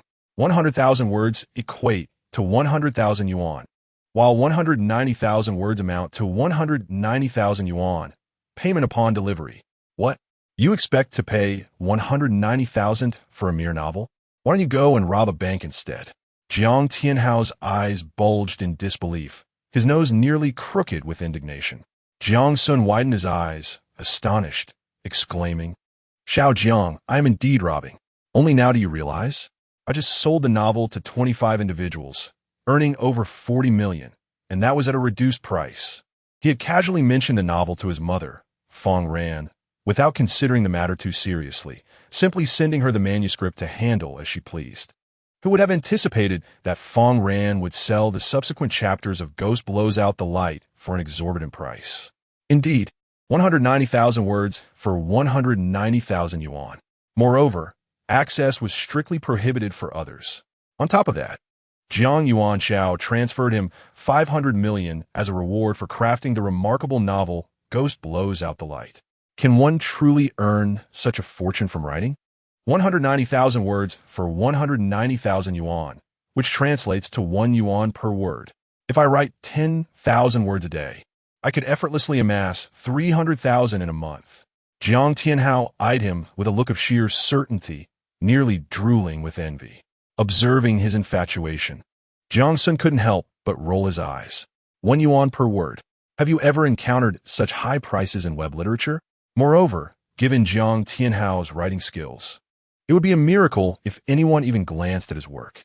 The possibility of him producing 1,000 words remained uncertain. What are you two doing?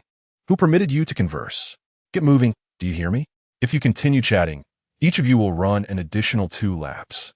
Shen Xingyao glared at them as they jogged and chatted, her voice sharp and commanding. Startled, Jiang Xun and Jiang Tianhao quickened their pace. This woman must be experiencing some hormonal imbalance.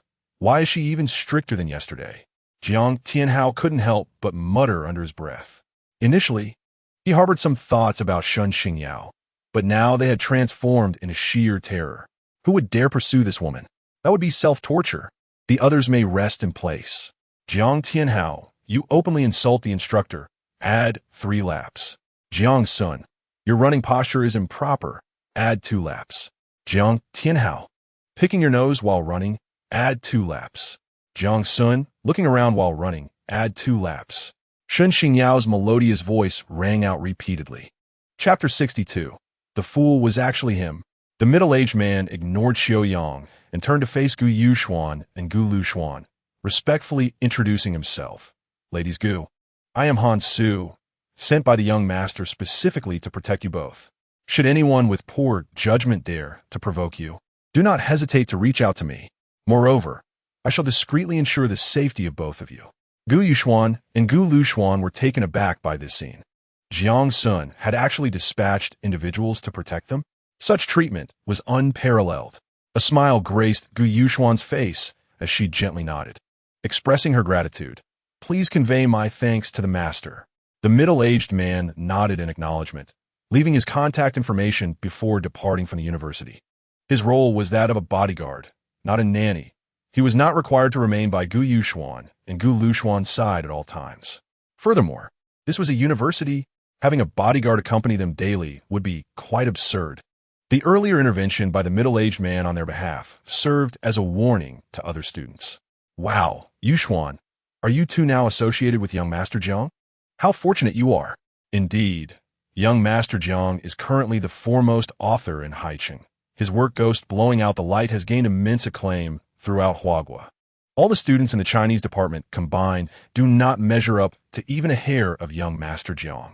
Yushuan, Lushuan, could you possibly procure an autograph from young Master Jiang for us? Yushuan, Lushuan, might you inquire if young Master Jiang needs more personnel? The girls could no longer contain their excitement, flocking towards Gu Yushuan and Gu Lushuan. The sisters were utterly stunned. Initially, they anticipated mockery from their peers, yet they were instead met with envious and admiring gazes. How surreal! Gu Yushuan, curious, inquired, is Masteress' novel truly that remarkable? She had merely heard of Jiang Xun's fame and had yet to glimpse the book herself. Oh dear Yushuan, what were you doing last night? How could you possibly have not read young Master Jiang's book? A round-faced girl exclaimed, stomping her foot in frustration. Let me put it this way. I have not encountered such an exceptional novel in nearly 2 decades. The writing is extraordinary. Oomph. Another girl retorted defiantly. Not only in the past 20 years, but even in the last 30, few works can rival Ghost blowing out the light. Thus, I am inclined to deem it a masterpiece. I previously thought young Master Jiang was rather unreliable, but it turns out he simply prefers to remain low-key. Another girl mused dreamily, resting her chin on her hands with an enamored smile. Do you not know? The students in our Chinese department look utterly defeated, as if bereaved. I have heard they have begun collectively venerating the images of Luo Guanzhong, Shinian, Wu Qingyan, and Chao Shuichen. They have even sworn an oath, declaring that should they pen a novel surpassing Ghost blowing out the light, they will abstain from female company for 5 years. How audacious! Indeed, how ruthless! Gu Yuxuan and Gu Luxuan exchanged glances, swallowing hard. It appeared that Ghost blowing out the light was even more popular than they had imagined. Master had truly achieved divine recognition with this work. Xiao Yang observed Gu Yuxuan, Gu Luxuan, and several other girls chattering incessantly, his expression marred by an indescribable displeasure. He had initially anticipated savoring the company of these enchanting twin sisters tonight, only to discover that Jiang Xun had gallantly seized the opportunity ahead of him. To make matters worse, he had been duped by Gu Qixing out of a staggering 1 billion. How infuriating! Did he resemble a mere fat sheep waiting to be sheared? He dared not provoke Jiang Xun, nor could he confront Gu Qixing. In frustration, he took out his phone and dialed a number. Gather 50 brothers. I am determined to dismantle Gu Qixing. At this moment, Shang Zhe stood pale and dazed, gazing at Gu Yuxuan's radiant smile, her beauty piercing his heart like a knife. The girl he had pursued for over a year had already surrendered herself to another man. He felt utterly powerless.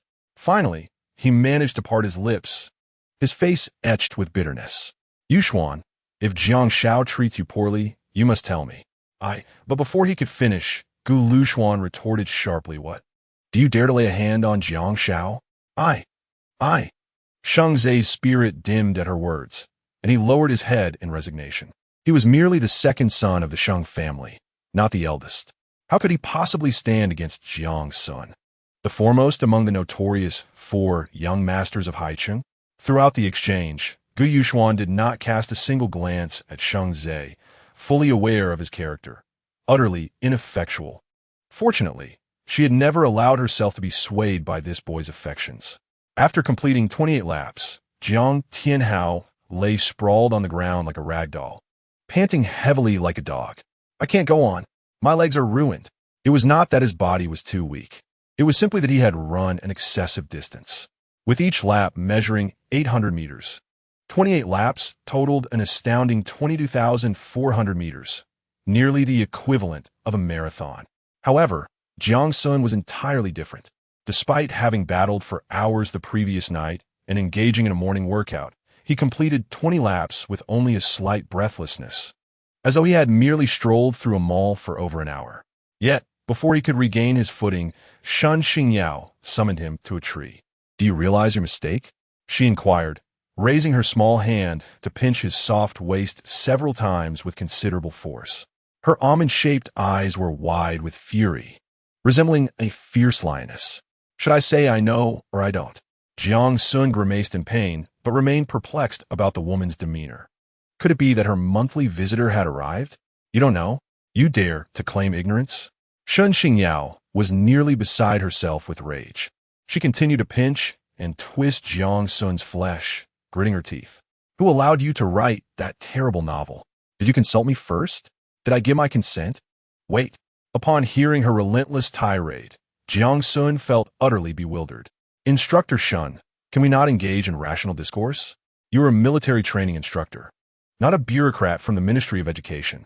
What I choose to write should have no bearing on you. Moreover, I have not penned anything inappropriate or objectionable. Shun Xingyao cast him a fierce glare, exclaiming in exasperation, Did you not update that dreadful novel of yours with a staggering 100,000 words last night? As a result, many freshmen stayed up late engrossed in it, not resting until the early hours of 2 or 3. Their lack of sleep and fatigue have severely impacted the effectiveness of our military training the following day. Just look at them, their dark circles glaring, swaying on their feet, utterly listless.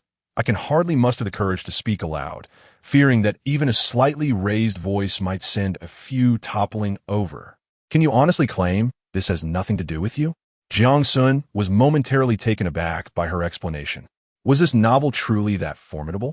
It seemed these students were utterly addicted. Chapter 63. The Perils of Online Novels. Jiang Xun couldn't help but glance at the students in the class. Indeed, one by one, they bore the marks of exhaustion, seated on the ground, their heads nodding as if they were on the brink of slumber. It was merely a novel. How could it reduce these young minds to such a state? As this thought crossed his mind, he swallowed hard, his gaze settling on Shun Xingyao. Instructor Shun, I can explain this matter. By the way, why do you look so unwell? Did you perhaps go on a date last night? Date my foot. Shun Xingyao raised her right hand and lightly tapped his head, responding with irritation. I merely heard you were idly competing with the students from the Chinese department in writing novels. I feared your defeat might be too humiliating, and thus I sought to help increase your readership. Little did I know that after finishing the 100,000 words, it was nearly 2 in the morning. There was more she had yet to disclose.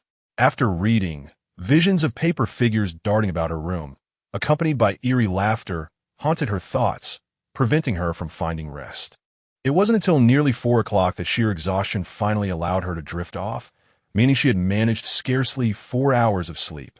Jiang Xun's lips twitched with incredulity. Had these poor souls never encountered a novel before? How could a mere tale like Ghost Blows Out the Light wreak such havoc upon them? It was far more terrifying than any online game. Instructor Shun, call me Xingyao. Very well, Xingyao. Have you had breakfast? When I have had the time. I woke up at 7:45, nearly late for class. Shun Xingyao pouted, her right hand gently rubbing her stomach, her expression laden with grievance. In truth, she recognized that Jiang Xun was not to blame. He was exceptionally talented, a prodigy who had penned a remarkable novel. What fault was that? The real issue lay in how captivatingly he had written, causing everyone to lose track of time. Moreover, could you not upload a more moderate quantity? Have you ever seen an author release 100,000 words in one go? That's akin to a full-length novel. Jiang Xun stood up and clapped his hands to draw the attention of the boys in class, smiling as he did so. I know you're all exhausted, but even during rest, one must first nourish oneself, yes? Please head to the nearby cafeterias and see if there are any breakfasts left. Bring them all back. I shall treat everyone to breakfast. When I say everyone, I mean all freshmen, not just our class. After speaking, he transferred 10,000 yuan to Lu Zifeng. Although meals were complimentary during military training, breakfast time had already passed. It would be unreasonable to let the cafeteria staff's efforts go to waste, wouldn't it? Treating everyone to breakfast? The entire class was momentarily stunned. Their circumstances mirrored those of Shun Xingyao precisely. They had all risen late, leaving no time for breakfast. Fortunately, Shun Xingyao had opted out of military training. In their current state, enduring an hour of training would surely lead to a cascade of collapses. However, none dared to move, their gazes fixated on Shun Xingyao. After all, just moments ago, she had displayed a fierce demeanor, punishing Jiang Xun and Jiang Tianhao with a grueling 28 laps. Given their frail physiques, it was inconceivable that they could manage even a few laps. They certainly did not wish to invite such misfortune. Following her orders was essential. They could not risk fainting from hunger. Shun Xingyao waved her hand at them, commanding their compliance. Yes, instructor. The boys, upon hearing of breakfast, perked up, their faces alight with joy and excitement. Shun Xingyao also greeted instructors from other classes, urging them to cease military training. Continuing in this manner could lead to dire consequences. With that thought, she cast a pointed glare at Jiang Xun. He was indeed a calamity, with his looks, wealth, and background. Why couldn't he quietly enjoy the privileges of a wealthy heir instead of pursuing a career in writing? Did the students from the Chinese department lack any competence? A group of aspiring writers, unable to outshine a finance major heir.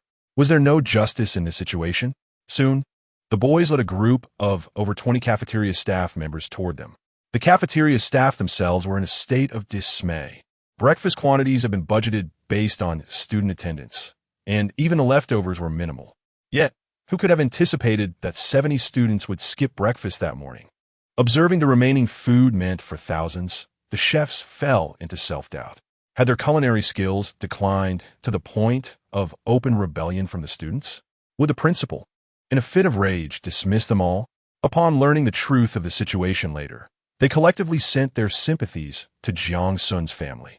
When Tao Zhenkuan and Fang Muqing arrived, they found all the new students seated on the ground. One hand grasped a large meat bun, while the other held a cup of soy milk, indulging in their meal with great contentment. What was going on here? Were they undergoing military training or hosting a banquet? Tao Zhenkuan hurriedly summoned Shun Xingyao, his brows furrowed in inquiry. Don't ask me. It's your esteemed disciple Jiang Xun who has caused this mess. Shun Xingyao rolled her eyes and succinctly recounted the events. Is that so? Tao Zhenkuan, upon hearing the origins of the chaos, rubbed his temples in exasperation. Online novels can indeed lead to significant troubles. Yet what could he say? At least the students had managed to sleep for 4 or 5 hours. What about him? He had been awake from the previous afternoon until 7 in the morning. Just a moment ago, I dozed off in the office for over an hour. Even now, I find myself trembling as I walk. He noticed Jiang Xun reclining beneath a tree, his head resting on his arms, a twig held casually in his mouth, exuding an air of carefree leisure. Instantly, a wave of indignation surged within him. How could you, having led so many of my students astray, still manage to sleep soundly? He crept over stealthily, snatched a ruler, and brought it down forcefully upon Jiang Xun's backside. You rascal! What possessed you to upload 100,000 words last night? How dare you craft such an exceptional novel? Today, I shall enact justice on behalf of the heavens and deal with you, you scoundrel. Tao Zhenkuan felt deeply dissatisfied and wished to share that discontent with Jiang Xun.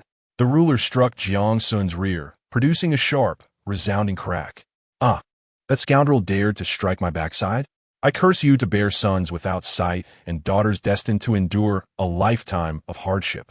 Despite Jiang Xun's defense having surpassed 200, he still felt a stinging pain in his backside. He sprang up like a rocket, leaping 2 meters high, hands clutching his posterior, and erupted into a stream of curses. However, when he beheld Tao Zhenkuan, ruler in hand, his face a mask of ferocity and murderous intent, he immediately wilted. Principal Tao, what brings you here? Would you care to join us for breakfast? Chapter 64. This is no villain. He is clearly a living bodhisattva. Tao Zhenkuan shot Jiang Xun a fierce glare, snorted disdainfully, and sat down beneath the tree, arms crossed defiantly.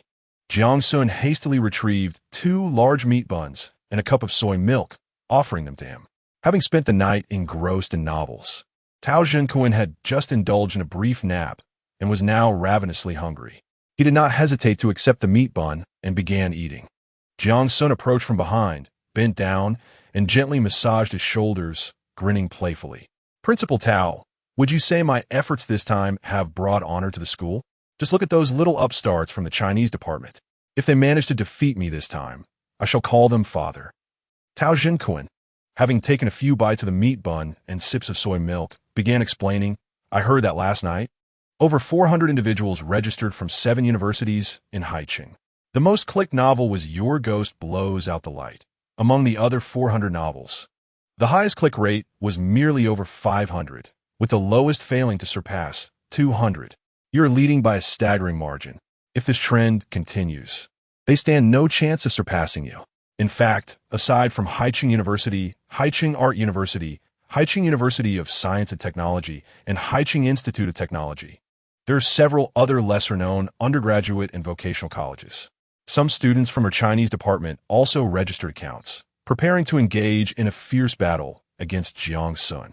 Achieving over 500 clicks in a single night is already commendable.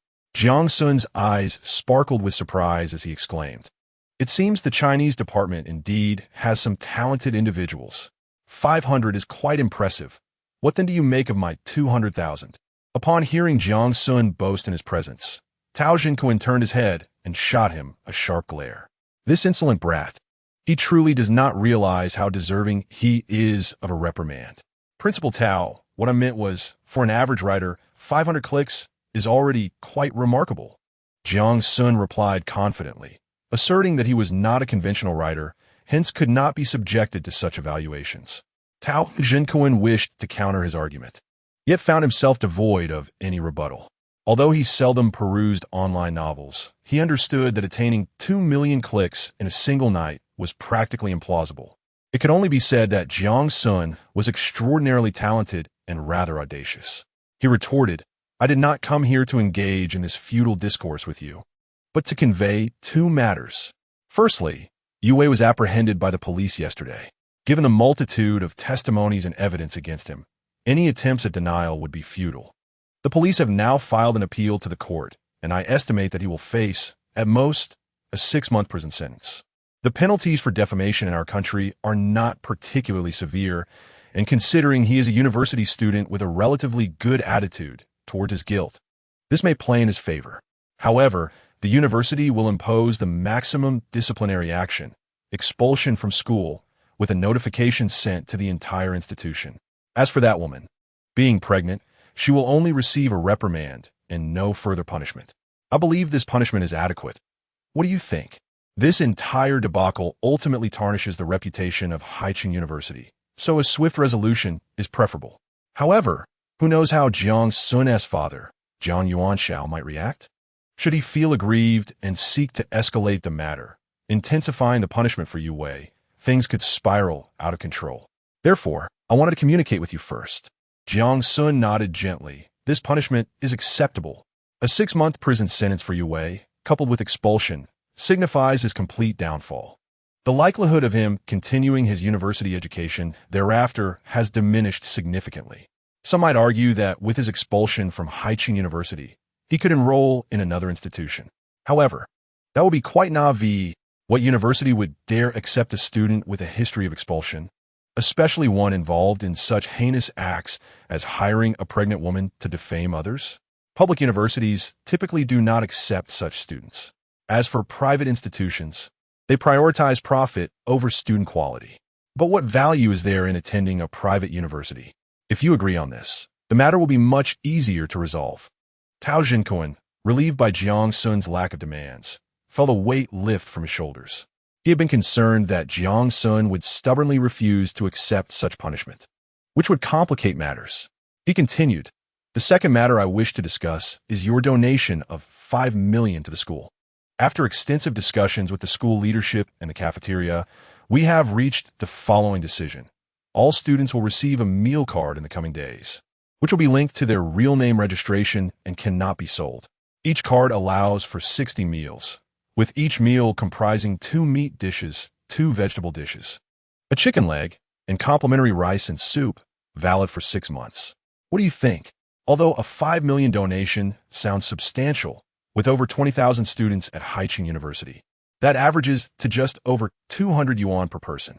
Principal Tao, with each student entitled to 60 meals of that standard, 5 million will hardly suffice." Jiang Xun could not help but chuckle. Surely, the school would have to invest a substantial sum, right? As long as the students could enjoy adequate meals, it was only reasonable for the institution to contribute a bit of funding. Tao Jinkoan laughed nonchalantly. Haicheng University, being a 211 institution, received considerable government subsidies. All things considered, the school's financial burden would not be that heavy. Nevertheless, regardless of the circumstances, Jiang Xun, this notorious scoundrel, was making a commendable effort by donating to the school for the first time. His reputation must be upheld. Then I shall donate an additional 20 million. Jiang Xun mused before responding. He noticed Tao Jinkoan's inclination to decline and added, "I receive several hundred million in pocket money each month." He was determined to expend money for the sake of his reputation. After all, he was extraordinarily wealthy. Upon hearing this, Tao Jinkoan's expression darkened and his mouth twitched. Was this how Jiang Yuanxiao lavished affection on a child? Several hundred million in monthly allowance for a freshman. What was he planning to do? With that kind of money, one could purchase a warship. In the end, he could only nod and say, "Very well, but let us increase the frequency from 60 to 90 times. I cannot allow you to suffer losses." "As you wish." Tao Jinkoan finished his 2 large meat buns and a cup of soy milk, then clapped his hands, standing up to gather all the new students participating in military training. He announced Jiang Xun's donation of 25 million to the school, stating that each student would receive a meal card valid for 90 uses. A wave of astonishment swept through the crowd. Although Jiang Xun had indeed mentioned a 5 million donation the previous day, whether it would materialize remained uncertain. However, now that Jiang had publicly declared it, it was evident that the matter was set in stone. Jiang Xiao was undeniably a tycoon, directly donating 25 million. 90 meal card uses meant that students would not have to spend their own money on meals for a month and a half. Who could dare label Jiang Xiao as a scoundrel? I would be the first to disagree. Long live Jiang Xiao. After a few of Jiang Xun's remarkable maneuvers, many students' impressions of him improved significantly. Not only could he pen such an incredible novel as Ghost Blows Out the Light, but he also ensured free meals for everyone. He was no villain. He was clearly a living bodhisattva. Beep. Host, if you do not engage in self-destructive behavior, how will the male lead develop? Please, host, act recklessly. At that moment, a familiar voice echoed in Jiang Xun's mind. Chapter 65. I think of you, not her. Jiang Xun's expression darkened instantly. What was happening? Could a supervillain not perform good deeds? Was there no sense of justice left? Beep. Regardless of what the host does, it is intended to provoke extreme dissatisfaction from the male lead. Mundane matters, such as donations, will not elicit his disdain. Hence, it is best to refrain from such actions. I just donated 25 million in one go. Wasn't Jiang Tianhao supposed to be envious and resentful? He has become completely numb and is no longer jealous. Damn it. Jiang Xun could not suppress a curse. What was going on? In just 2 days, the male lead, Jiang Tianhao, had completely given up. How could he still extract rewards from him?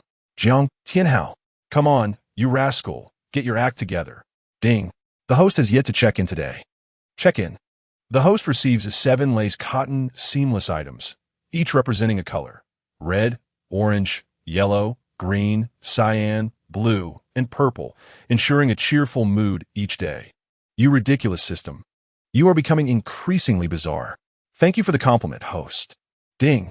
The male lead, Yi Fan, will visit the Lottery Redemption Center on Qinghai Road at 12:30 p.m. to claim his grand prize. What will the host do? Option 1. Mock Yi Fan. With unknown rewards. The more humiliation Yi Fan endures, the better the rewards. Option 2. Decrease Yi Fan's favorability in Song Ziyu's eyes. With unknown rewards. The more you reduce it, the better the rewards. Option 3. Ensure Yi Fan misses the chance to be a hero, rewarding 2 washing marrow pills. Washing marrow pills cleanse tendons and marrow, improving physical quality. Jiang Xun's eyes brightened upon hearing the system's task. It seemed he could accomplish all 3 simultaneously. Moreover, all 3 rewards appeared quite appealing. This is certainly feasible. Little Sun, what are you pondering? Still thinking about that little girl? Suning Shuang? Fong Muqing approached him, raising her right hand and waving it in front of him. She too bore dark circles under her eyes, but appeared relatively spirited. Today, she donned a professional outfit, complete with white sandals. Her curvaceous figure filled the black blazer to the brim. The sleek black trousers hugged her well-rounded, elastic posterior and her long, toned legs. 10 exquisitely crafted, translucent toes playfully peeked out from her sandals, each adorned with a delicate pink hue that rendered them particularly charming. It could be said that Fong Muqing could effortlessly embody various styles, each more captivating than the last. Jiang Xun discreetly scanned her figure, swallowing hard. Despite having just dined on meat the previous night, he found himself utterly defenseless against the allure of Fong Muqing, a woman who could be both sweet and salty. Sister Fong, I was thinking of you, not her. Jiang Xun replied with a slight smirk, lowering his voice to a tone only they could hear. To praise another woman in the presence of one he admired? That would be akin to dancing on a grave. Such a blunder was one he would never commit. Indeed, Fong Muqing's eyes sparkled with delight, her lips curling into a smile that even 47 could not suppress, radiating joy. It was worth the hour she spent selecting her outfit early in the morning. After all, women adorn themselves for those they wish to impress. And when Jiang Xun first beheld her, his eyes were entranced. No wonder so many girls are fond of you. Your sweet words are truly enchanting. Fong Muqing couldn't help but giggle softly. Sister Fong, I may charm other girls, but I speak nothing but the truth to you. Jiang Xun effortlessly wove sweet nothings, knowing that girls enjoy hearing such flattery without any real investment. It was undoubtedly the most cost-effective method to woo women. Enough of that. Fong Muqing lightly tapped his arm, whispering, I have heard that that little girl, Su Ningxiang, stayed up all night reading Ghost Blows Out the Light and has taken a leave of absence this morning. She probably won't return to school until this afternoon. Upon hearing this, Jiang Xun's lips twitched uncontrollably several times. Well, it seems that a single novel has caused a ripple effect throughout Haiqing University. In truth, my intention was merely to challenge the Chinese department, not to bring misfortune upon everyone. Jiang Xun found himself weakly defending his position. What does it mean to bring misfortune to everyone? Fong Muqing shot him an exasperated glance and retorted playfully, Your novel is so well written that everyone loves it. Can you really be blamed for that? Besides, I shared your novel with your grandfather and my father. They all praise your work, saying it brings honor to the Jiang family, and they feel quite proud of it.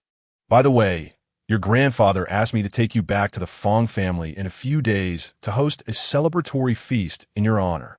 Jiang Xun was somewhat taken aback by this news. However, upon reflection, it made perfect sense. Despite being merely an adopted son of the Jiang family, he was cherished by both the Jiang and Fong families. Now that he had finally achieved some recognition, it was only natural for them to beam with pride. Yet, he couldn't quite comprehend how, as the primary antagonist in the true young master of the aristocracy returns, he had been outdone by the bumbling Jiang Tianhao. Could it be that the protagonist's halo was truly that overpowering? You choose the time. I do miss my grandfather and uncles. Jiang Xun readily agreed without a second thought. I'll give you a heads up beforehand. Fong Muqing smiled charmingly upon hearing his agreement. By the way, after lunch, you should rest in my faculty apartment for a while. This way, you'll have ample energy to complete the military training in the afternoon. Indeed, she was genuinely concerned about his well-being. It had nothing to do with the comfort she felt while sleeping beside Jiang Xun yesterday noon, nor was it related to the lingering sweetness of their kisses, which made her want to explore further. And it certainly wasn't about her desire to feel his well-defined muscles. Jiang Xun paused momentarily before shaking his head. Let's skip lunch today. I have some matters to attend to outside the school. Huh? You're leaving school? Is there something important? Fong Muqing pouted slightly, appearing somewhat displeased. Oh, it's nothing major. I bought a few lottery tickets yesterday and won. I'm going to collect my prize this afternoon. Jiang Xun offered a half-truth. Indeed, he had purchased several lottery tickets, though the quantity was rather substantial. 5,000, to be precise. You won the lottery? Fong Muqing's eyes widened in surprise. What made you suddenly want to buy tickets? You're not in need of money. Just for fun. It doesn't cost much. Jiang Xun shrugged innocently. Counselor, you must be thirsty. I brought you a bottle of mineral water. Just as Fong Muqing was about to respond, Jiang Tianhao dashed over, eagerly handing her a bottle of water. Chapter 66. The noble version of farmers 3 punches. Gu Qixing brushed his hair back and let out a light whistle, appearing in good spirits. Although Gu Yuxuan and Gu Luxuan sold the company to Jiang Xun for 500 million, which seemed rather inexpensive, he subsequently approached 3 more firms and sold for 280 million. With this fortune, he could rejuvenate the Gu Corporation and rise anew. As for the 3 unsuspecting individuals who would learn the truth, what concern was that of his? Indeed, Gu Yuxuan and Gu Luxuan were sold to you, but they were taken away by Jiang Xun. If you possess the audacity, go and retrieve them from Jiang Xun. Alternatively, the 4 of you could share them, if that suits you. In any case, should you wish to extract money from me, it is utterly futile. However, the thought of his siblings brought him considerable distress. A group of inept individuals, each more fervent than the last when it came to dividing the spoils. Yet each one vanished faster than the next when it came to shouldering responsibility. If it were not for their utter lack of principles, how could the Gu Corporation have fallen into such disarray? No, I must devise a strategy to reclaim the authority they hold, should they continue their reckless behavior. Not even a mountain of gold could withstand their mismanagement. Damn it, while I toil to earn money, they dig pits behind my back. I have encountered sons who betray their fathers, but this is the first time I have witnessed a brother betray his elder. What sort of people are they? As Gu Qixing cursed under his breath, he stepped out of the car, raising his gaze towards the 30-story Gu Corporation, resplendent and opulent like a palace. His heart swelled with pride. Who could have imagined that over 30 years ago, he was merely an ordinary contractor, beholden to the whims of others? Now, he stood as the chairman of the Gu Corporation, possessing assets worth billions. Envious, are we? This is what one calls capability. Just as Gu Qixing was lost in his reverie, a sudden roar shattered the air, startling him to the point where he nearly fell to the ground. In a state of panic, he turned to his left, only to find a dozen burly men charging towards him, brandishing wooden clubs, their expressions menacing. Clearly, their intentions were far from benign. "What do you want? Help! Help!" Seeing the hostility of these men, Gu Qixing's heart raced, prompting him to flee to the right. Yet, to his dismay, another group of 10 or so men awaited him there, each wielding a wooden club as well. The two groups effectively blocked the sidewalk, creating an impenetrable barrier. Many passers-by, having never witnessed such a spectacle, were terrified and withdrew to observe from a distance. "What do you want?" Gu Qixing's heart pounded in fear, yet he straightened his posture and feigned calmness. "I am Gu Qixing, the chairman of the Gu Corporation. Do you comprehend the consequences of crossing me? Furthermore, violence is a violation of the law. You all appear to be young, impulsive, and reckless. However, even if you disregard your own well-being, surely you must consider your parents? Disperse at once, and I shall pretend this never occurred." Who could foresee that these thugs would pay no heed to his words, swinging their clubs with intent to strike? "Oh no, you're really going to hit me? Help! Someone, please help!" Gu Qixing exclaimed, caught off guard as a sudden blow struck his left arm, causing him to leap in pain. For years, he had lived a life of luxury, with a beautiful secretary feeding him morsels while seated in his lap. Never before had he experienced such violence. "What are you doing? Stop this at once!" Qiu Yang, resembling a divine warrior descending from the heavens, bellowed as he rushed forward, pointing angrily at the group of burly men. "Who authorized you to trouble Uncle Gu? Did you consult me first? Huh? Qiu Yang?" Gu Qixing's countenance shifted dramatically upon recognizing him, a flicker of guilt evident in his gaze. He had presumed that after Jiang Xun acquired Gu Yuxuan and Gu Luxuan, they would remain sequestered in the villa, indulging themselves for a week before anything else transpired. Even if Qiu Yang uncovered the truth, a week had already elapsed. Gu Yuxuan and Gu Luxuan had likely engaged in countless escapades. He had planned to utilize that week for various schemes. Yet it had been merely a day. Qiu Yang's sudden appearance made him feel as if the scandal had already been exposed. With reddened eyes, Qiu Yang pointed an accusing finger at Gu Qixing's nose, vociferating, "Uncle Gu, I trusted you implicitly. Why did you deceive me?" "I did not."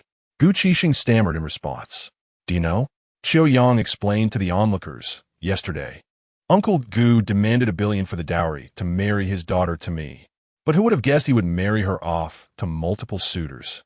I've already paid the sum, yet my bride has vanished without a trace. Is there no justice in this matter? What? Is he not the chairman of the Gu Group?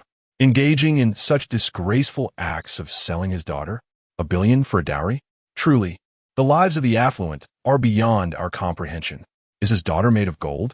How can one demand such a fortune? Most appalling is his willingness to marry her off to multiple men. It is no wonder the Gu Group's fortunes are in decline." The crowd, captivated by this scandal, began to murmur as their eyes glimmered with intrigue. Gu Qixing's expression darkened further at the sound of their chatter. Should this affair escalate, the stock price of the Gu Group would undoubtedly plummet. Jiang Xun observed Jiang Tianhao, who was behaving like an infatuated fool, and could not help but roll his eyes. "I say, Shao Jiang, with so many of us here, you only bought water for the counselor? Isn't that a bit excessive?" To his surprise, Jiang Tianhao shot him a disdainful glance and huffed. "Because this bottle of water was specifically purchased for the counselor, costing me a staggering 200 yuan. If everyone drank such expensive water, how could I possibly afford it?" "What? 200 yuan for a bottle of water? Is there even such an exorbitantly priced water available?" The other students were equally intrigued, their gazes fixated on Jiang Tianhao. feeling a sense of pride as he noticed the attention from several girls. Jiang Tianhao reveled in his moment. Now you see how well I treat the girls I like. Yesterday, you ignored me, but tomorrow, you shall find yourselves yearning for my attention. He shook the bottle in his hand, raising an eyebrow and grinning smugly. This is the noble version of Farmer's 3-punch. Slightly alkaline, infused with various mineral elements, known for its skin whitening and beautifying properties, greatly beneficial for enhancing women's health. It is said that when a girl is on her period, taking a sip can instantly alleviate the pain, allowing her to run 3,000 meters without a hitch.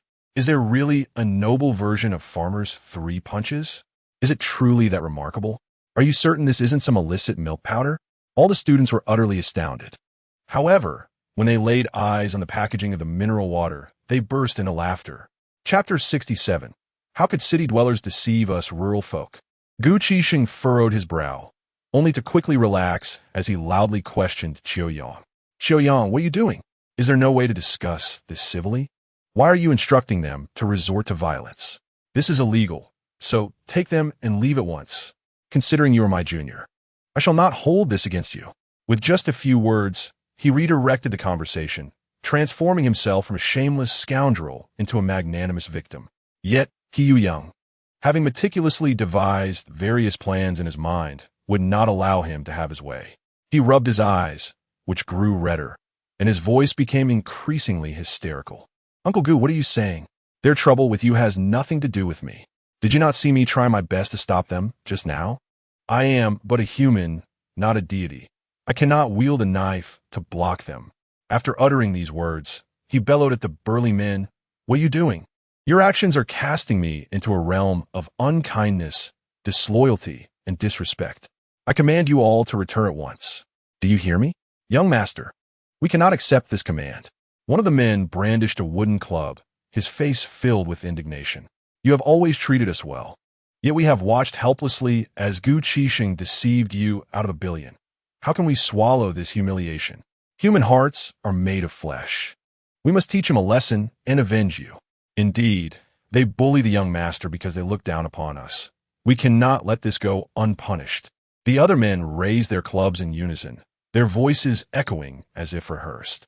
Qiuyang, rubbing his eyes, felt overwhelming emotion and shook his head repeatedly. Du fait, you are all commendable. However, what you are doing is criminal. It is against the law. How can I allow you to tread the path of crime for my sake? Cease this at once. We must pursue legal recourse. Du Fei, holding his head high, shouted back, Young master, I am sorry. But today we have made up our minds about Gu Qixing. Bring the young master aside. Do not let him interfere with our performance. Yes, brother, do. 2 burly men immediately rushed over, seizing Qiuyang and striding him away. Du Fei, do not resort to violence. Do not act impulsively. We must follow legal procedures. Do not err further. Qiuyang was pulled away by the 2 men, tears streaming down his face.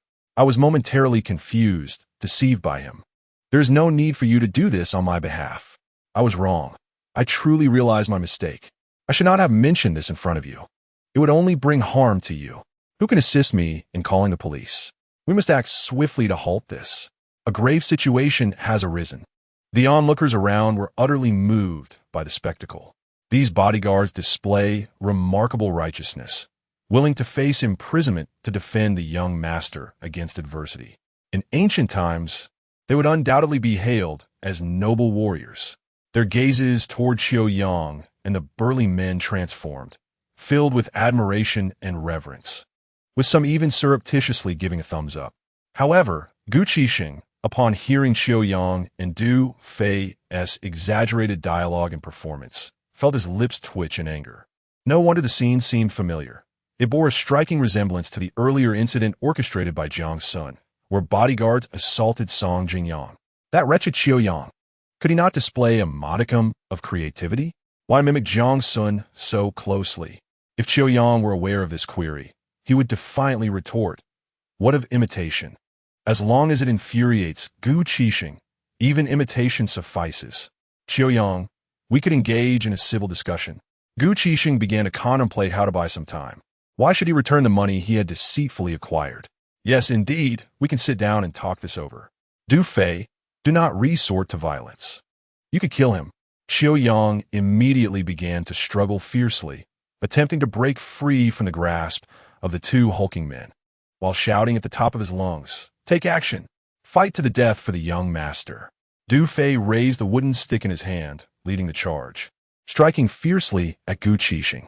The other robust men followed closely behind, akin to ferocious tigers descending from the mountains, their eyes gleaming with fervor. How could they not strive? A 1-year prison sentence comes with a reward of 500,000. A 6-month term yields 200,000. A month of detention rewards 50,000. Just for participating in the fray, each would receive 150,000. Who would dare oppose the allure of wealth? 500,000 for a year. Where else in the world could one find such an easy and lucrative endeavor? Everyone, remain calm and do not act impulsively. Gu Qixing, witnessing over 30 individuals charging toward him, was nearly paralyzed with fear. He was no beauty, so why such impulsiveness? Yet, no one heeded his words, as numerous wooden sticks began to rain down upon him. Bang, bang, bang. Help! They're killing me. Help! Gu Qixing's anguished cries echoed with a haunting desolation. Why are you treating me so well? I have wronged you all. Qiu Yang, wiping away tears, choked on his sorrow. Jiang Tianhao observed all the students erupting in laughter, scratching his head in confusion. What are you all laughing at? Have you never seen the noble version of Farmer's Punch? It turned out that the bottle in his hand was not wrapped in red or green plastic, but in black. The imagery on it exuded an unmistakable counterfeit vibe. Jiang Xun sighed softly, placing a hand on his forehead. Little Jiang, have you not realized? The Farmer's Punch in your hand is a knockoff. It is not the genuine article. Moreover, in our country, there is currently no bottled water that can be sold for 200 yuan. Faced with such an eccentric protagonist, he felt utterly helpless. He yearned for progress, yet unfortunately, the protagonist proved to be ineffectual. What? Jiang Tianhao, upon hearing these words, widened his eyes in disbelief. Glancing at his fellow students, and then at the bottle of water in his hand, his voice trembling. Is this bottle of water a sham? It holds no value of 200 yuan? Have I been duped? Dozens of heads nodded in unison, their eyes glimmering with a hint of sympathy. 200 yuan for a bottle of water. What sort of foolishness is this? Wow. Counselor, he actually deceived me. Jiang Tianhao immediately turned to Feng Muqing, tears streaming down his cheeks, appearing utterly desolate. I trusted him so much, yet he betrayed me. How can someone from the city deceive us villagers? How can human hearts be so wicked? Counselor, could you accompany me to confront that person? I want my 200 yuan back. Chapter 68. Having entered a book. Why fear the thunder strike? Uncle Hat arrived 10 minutes later. However, Gu Qixing had already been mercilessly beaten for 10 minutes by over 30 burly men. His body was battered, and his cries had transitioned from fervent to feeble. Qiu Yang, standing nearby, incessantly pleaded, "Why are you doing this? It's truly not worth it. I am willing to give Uncle Gu a chance. He will surely repay me 100 million. There is no need for violence. Even if Uncle Gu deceived me, I believe in the philosophy of putting down the knife and becoming a Buddha. The sea of suffering is boundless, and turning back is salvation. Oh dear, could you be gentler? What if you kill him?" 6 or 7 of Uncle Hat's men were witnessing such a scene for the first time. Wait, not the first time, but the second. The last time was when several bodyguards mercilessly beat a high school student, while a wealthy young master stood nearby, incessantly urging them to stop. Why does this seem so familiar? What is your name? What on earth is happening here? A captain-like figure among Uncle Hat's men hurriedly ordered the rescue of Gu Qixing, and then turned to Qiu Yang for clarification. This esteemed uncle. My name is Qiu Yang. Qiu Yang, while softly sobbing, explained that he was Gu Qixing, the chairman of the Gu Group. He deceived me out of 100 million yesterday, claiming he would marry his daughter to me. Yet who could have known he recounted the entire incident in detail. He concluded with a plea for leniency, stating that the bodyguards acted out of frustration and sought to vent their anger on Gu Qixing. Upon hearing this, the mouths of several of Uncle Hat's men twitched. Over 30 bodyguards, incensed on behalf of their employer, took it upon themselves to teach Gu Qixing a lesson. These bodyguards were quite benevolent, after all. However, this Gu Qixing was no saint either, selling his daughter to multiple families. He deserved to be punished. That uncle dispatched someone to take statements from the bystanders, then took Qiu Yang and the 30 valiant men back to the precinct for further inquiries. As Gu Qixing lay on the brink of death, it was imperative to rush him to the hospital for an examination first. Meanwhile, Qiu Yang, seizing the moment when several hat-wearing uncles were distracted, discreetly gestured towards a certain direction in the crowd. Approximately 10 minutes later, a video surfaced on Qiu Yang's social media, depicting more than 30 burly men mercilessly beating Gu Qixing, alongside footage of him attempting to intervene. The video was accompanied by a detailed account of the entire incident. Not only did it circulate among his friends, but also made its way onto the internet, where the unfolding events were thoroughly chronicled. Indeed, Qiu Yang had 3 motives for his actions. Firstly, he sought to vent his frustration at Gu Qixing. Secondly, he doubted he was the sole victim of Gu Qixing's deceit. He intended to unearth others who had been similarly duped and rally them to demand restitution from Gu Qixing. Lastly, he aimed to amplify the situation, thereby garnering broader support. Upon hearing Jiang Tianhao's request, Jiang Xun narrowed his eyes and chuckled. He was taken aback by the revelation of Jiang Tianhao's true nature. He nearly forgot this particular subplot. In the novel, Jiang Tianhao had purchased a bottle of mineral water for 200 yuan, only to discover he had been swindled, prompting him to ask Fang Muqing to accompany him in confronting the perpetrator. As a counselor, Fang Muqing found it difficult to refuse such a request and reluctantly agreed, leading to an outcome of utter futility. Unlike other students who mocked Jiang Tianhao, Fang Muqing treated him to several meals, fostering an increasingly close relationship. This raises a pertinent question. Was Jiang Tianhao's purchase of the overpriced mineral water a deliberate act or a result of his naivety? Or had he intentionally acquired a counterfeit bottle, insisting it was worth 200 yuan? The novel does not clarify this point. Yet that bottle of water served as a significant bond between him and Fang Muqing. Now, did Jiang Tianhao still intend to morally manipulate Fang Muqing without her consent?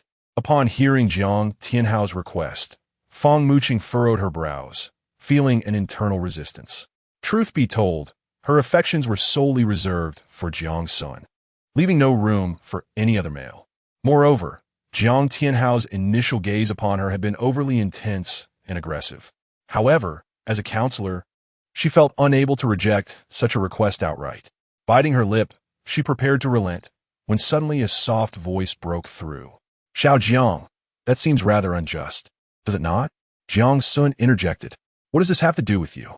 Jiang Tianhao retorted, feeling irked at being interrupted just as Fang Muqing was about to acquiesce.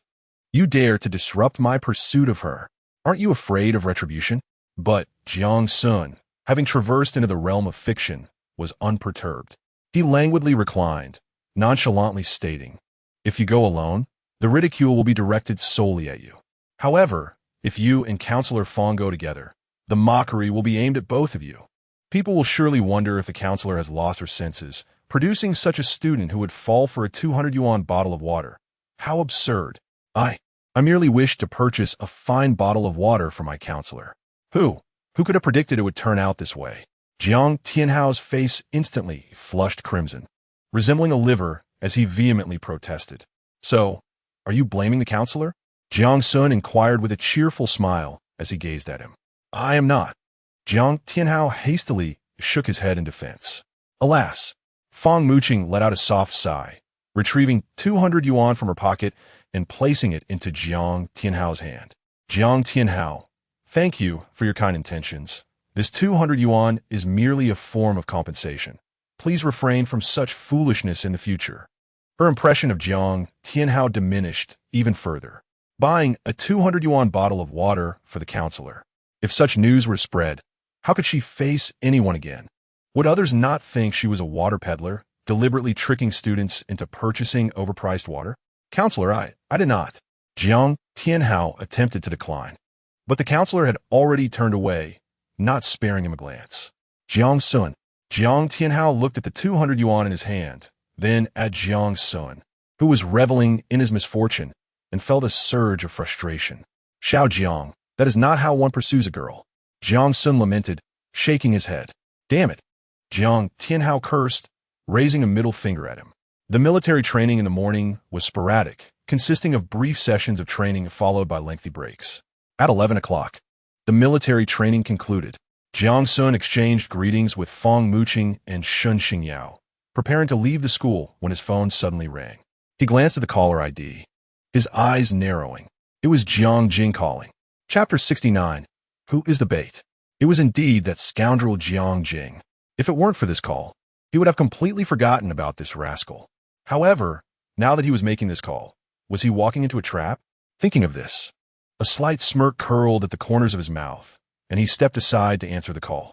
Nephew, congratulations on your admission to Haiqing University. Is the military training exhausting these days? A hearty voice came through immediately. What? Uncle, are you gifting me a McLaren 650 to congratulate me on my admission to Haiqing University? Jiang Xun exclaimed with feigned anger, his eyes lighting up. You know very well that my family already has 7 or 8 cars. There is simply no room left. But since it's a gift from you, uncle, I would gladly accept even a car worth 30 to 50,000. Upon hearing this, Jiang Jing nearly spat out a mouthful of blood. How outrageous! Did I ever say I would give you a McLaren 650? You, a mongrel picked off the streets. Do you even have the right to own such a fine vehicle? Yet now, he truly had no choice but to maintain his composure. After all, Jiang Xun was the son of Jiang Yuanshao, the future heir of the Jiang Group. If he offended him, how could he continue to reap benefits in the future? With this thought, he took several deep breaths, his expression of anger quickly transforming into a radiant smile. Nephew, you are absolutely right. While others may offer you a car that you could refuse, when it comes from your uncle, you cannot decline. Wouldn't that be disrespectful to your uncle? It is indeed the McLaren 650, and one cannot simply dismiss it. Upon uttering the final words, he felt as though every ounce of energy had been siphoned from his body, nearly collapsing to the ground. Just days prior, he had purchased a striking yellow McLaren 650, totaling over 4 million. He had barely even touched it. Yet, considering the forthcoming plans, the sum of over 4 million seemed trivial. After all, he could consistently extract tens of millions from Jiang Xun. Thank you, uncle. Jiang Xun beamed, his smile radiant. By the way, my dear nephew, I recall your military training concludes at 6 this afternoon. Will you be free then? Jiang Jing rubbed his chest and hastily shifted the conversation. After 6 this afternoon? Jiang Xun raised an eyebrow, feigning hesitation. Uncle has discovered an entertaining venue, far superior to those previously encountered. We can unwind there. I assure you, once you visit, you will be reluctant to leave. Fearing rejection, Jiang Jing quickly began to persuade him. If Jiang Xun declined, would his McLaren 650 not be a gift wasted? Oh, is there truly such an entertaining place in Haiqing? Jiang Xun's eyes brightened, curiosity piqued. Naturally, if that place isn't entertaining, you may take uncle's head and use it as a ball to kick. Jiang Jing thumped his chest, making a solemn promise. If I cannot trust others, I can certainly trust you, uncle. Then, after the military training concludes, please wait for me at the school gate. And do arrive in that McLaren 650. Jiang Xun appeared somewhat intrigued, nodding in agreement. Very well. I shall come to the school this afternoon to find you. With that, Jiang Jing hastily ended the call. That wretched little brat. How dare he expect me to give him a sport car worth over 4 million? What makes this little rascal so special that Jiang Yuanshao treats him better than us siblings? In that case, I must extract 1 billion from you. Jiang Jing cursed into the phone for several minutes, like a cornered beast in a struggle. Jiang Xun, holding the phone, wore an enigmatic smile. He had initially thought that masterful gambling skills were inconsequential, unlikely to be of any use in his lifetime. Yet, who would have imagined that someone would offer money so willingly? How could he possibly disappoint them? Indeed, the exciting place Jiang Jing spoke of was those underground casinos. Jiang Xun, I forbid you from mingling with scoundrels like Jiang Jing. Suddenly, a discontented voice emerged behind him, belonging to Fong Muqing. He turned around to find Fong Muqing frowning, her expression perturbed, while Shun Xingyao looked on in confusion. Counselor Fong, who is that Jiang Jing? I seem to have heard he is his uncle. What is that entertaining place? Those bathing centers? Shun Xingyao asked with great curiosity. Jiang Jing is indeed a despicable rogue. And yes, he is my uncle. Before Fang Muqing could respond, Jiang Xun interjected, clarifying that the entertaining venue was not a bathing center, but an underground casino. What? An underground casino? Shun Xingyao's expression changed dramatically, exclaiming in shock. An underground casino? That is a den of iniquity. Even with billions, one could lose it all in an instant. Indeed, an underground casino. Jiang Xun's lips curled into a subtle smile as he chuckled softly. This matter is rather lengthy to recount, so allow me to summarize. When my father first assumed control of the Gu family conglomerate, he possessed merely 40 of the shares. Meanwhile, my uncles and aunts held between 5 to 10, leveraging their stakes to wield power within the company and repeatedly chastising my father at shareholder meetings with impudence.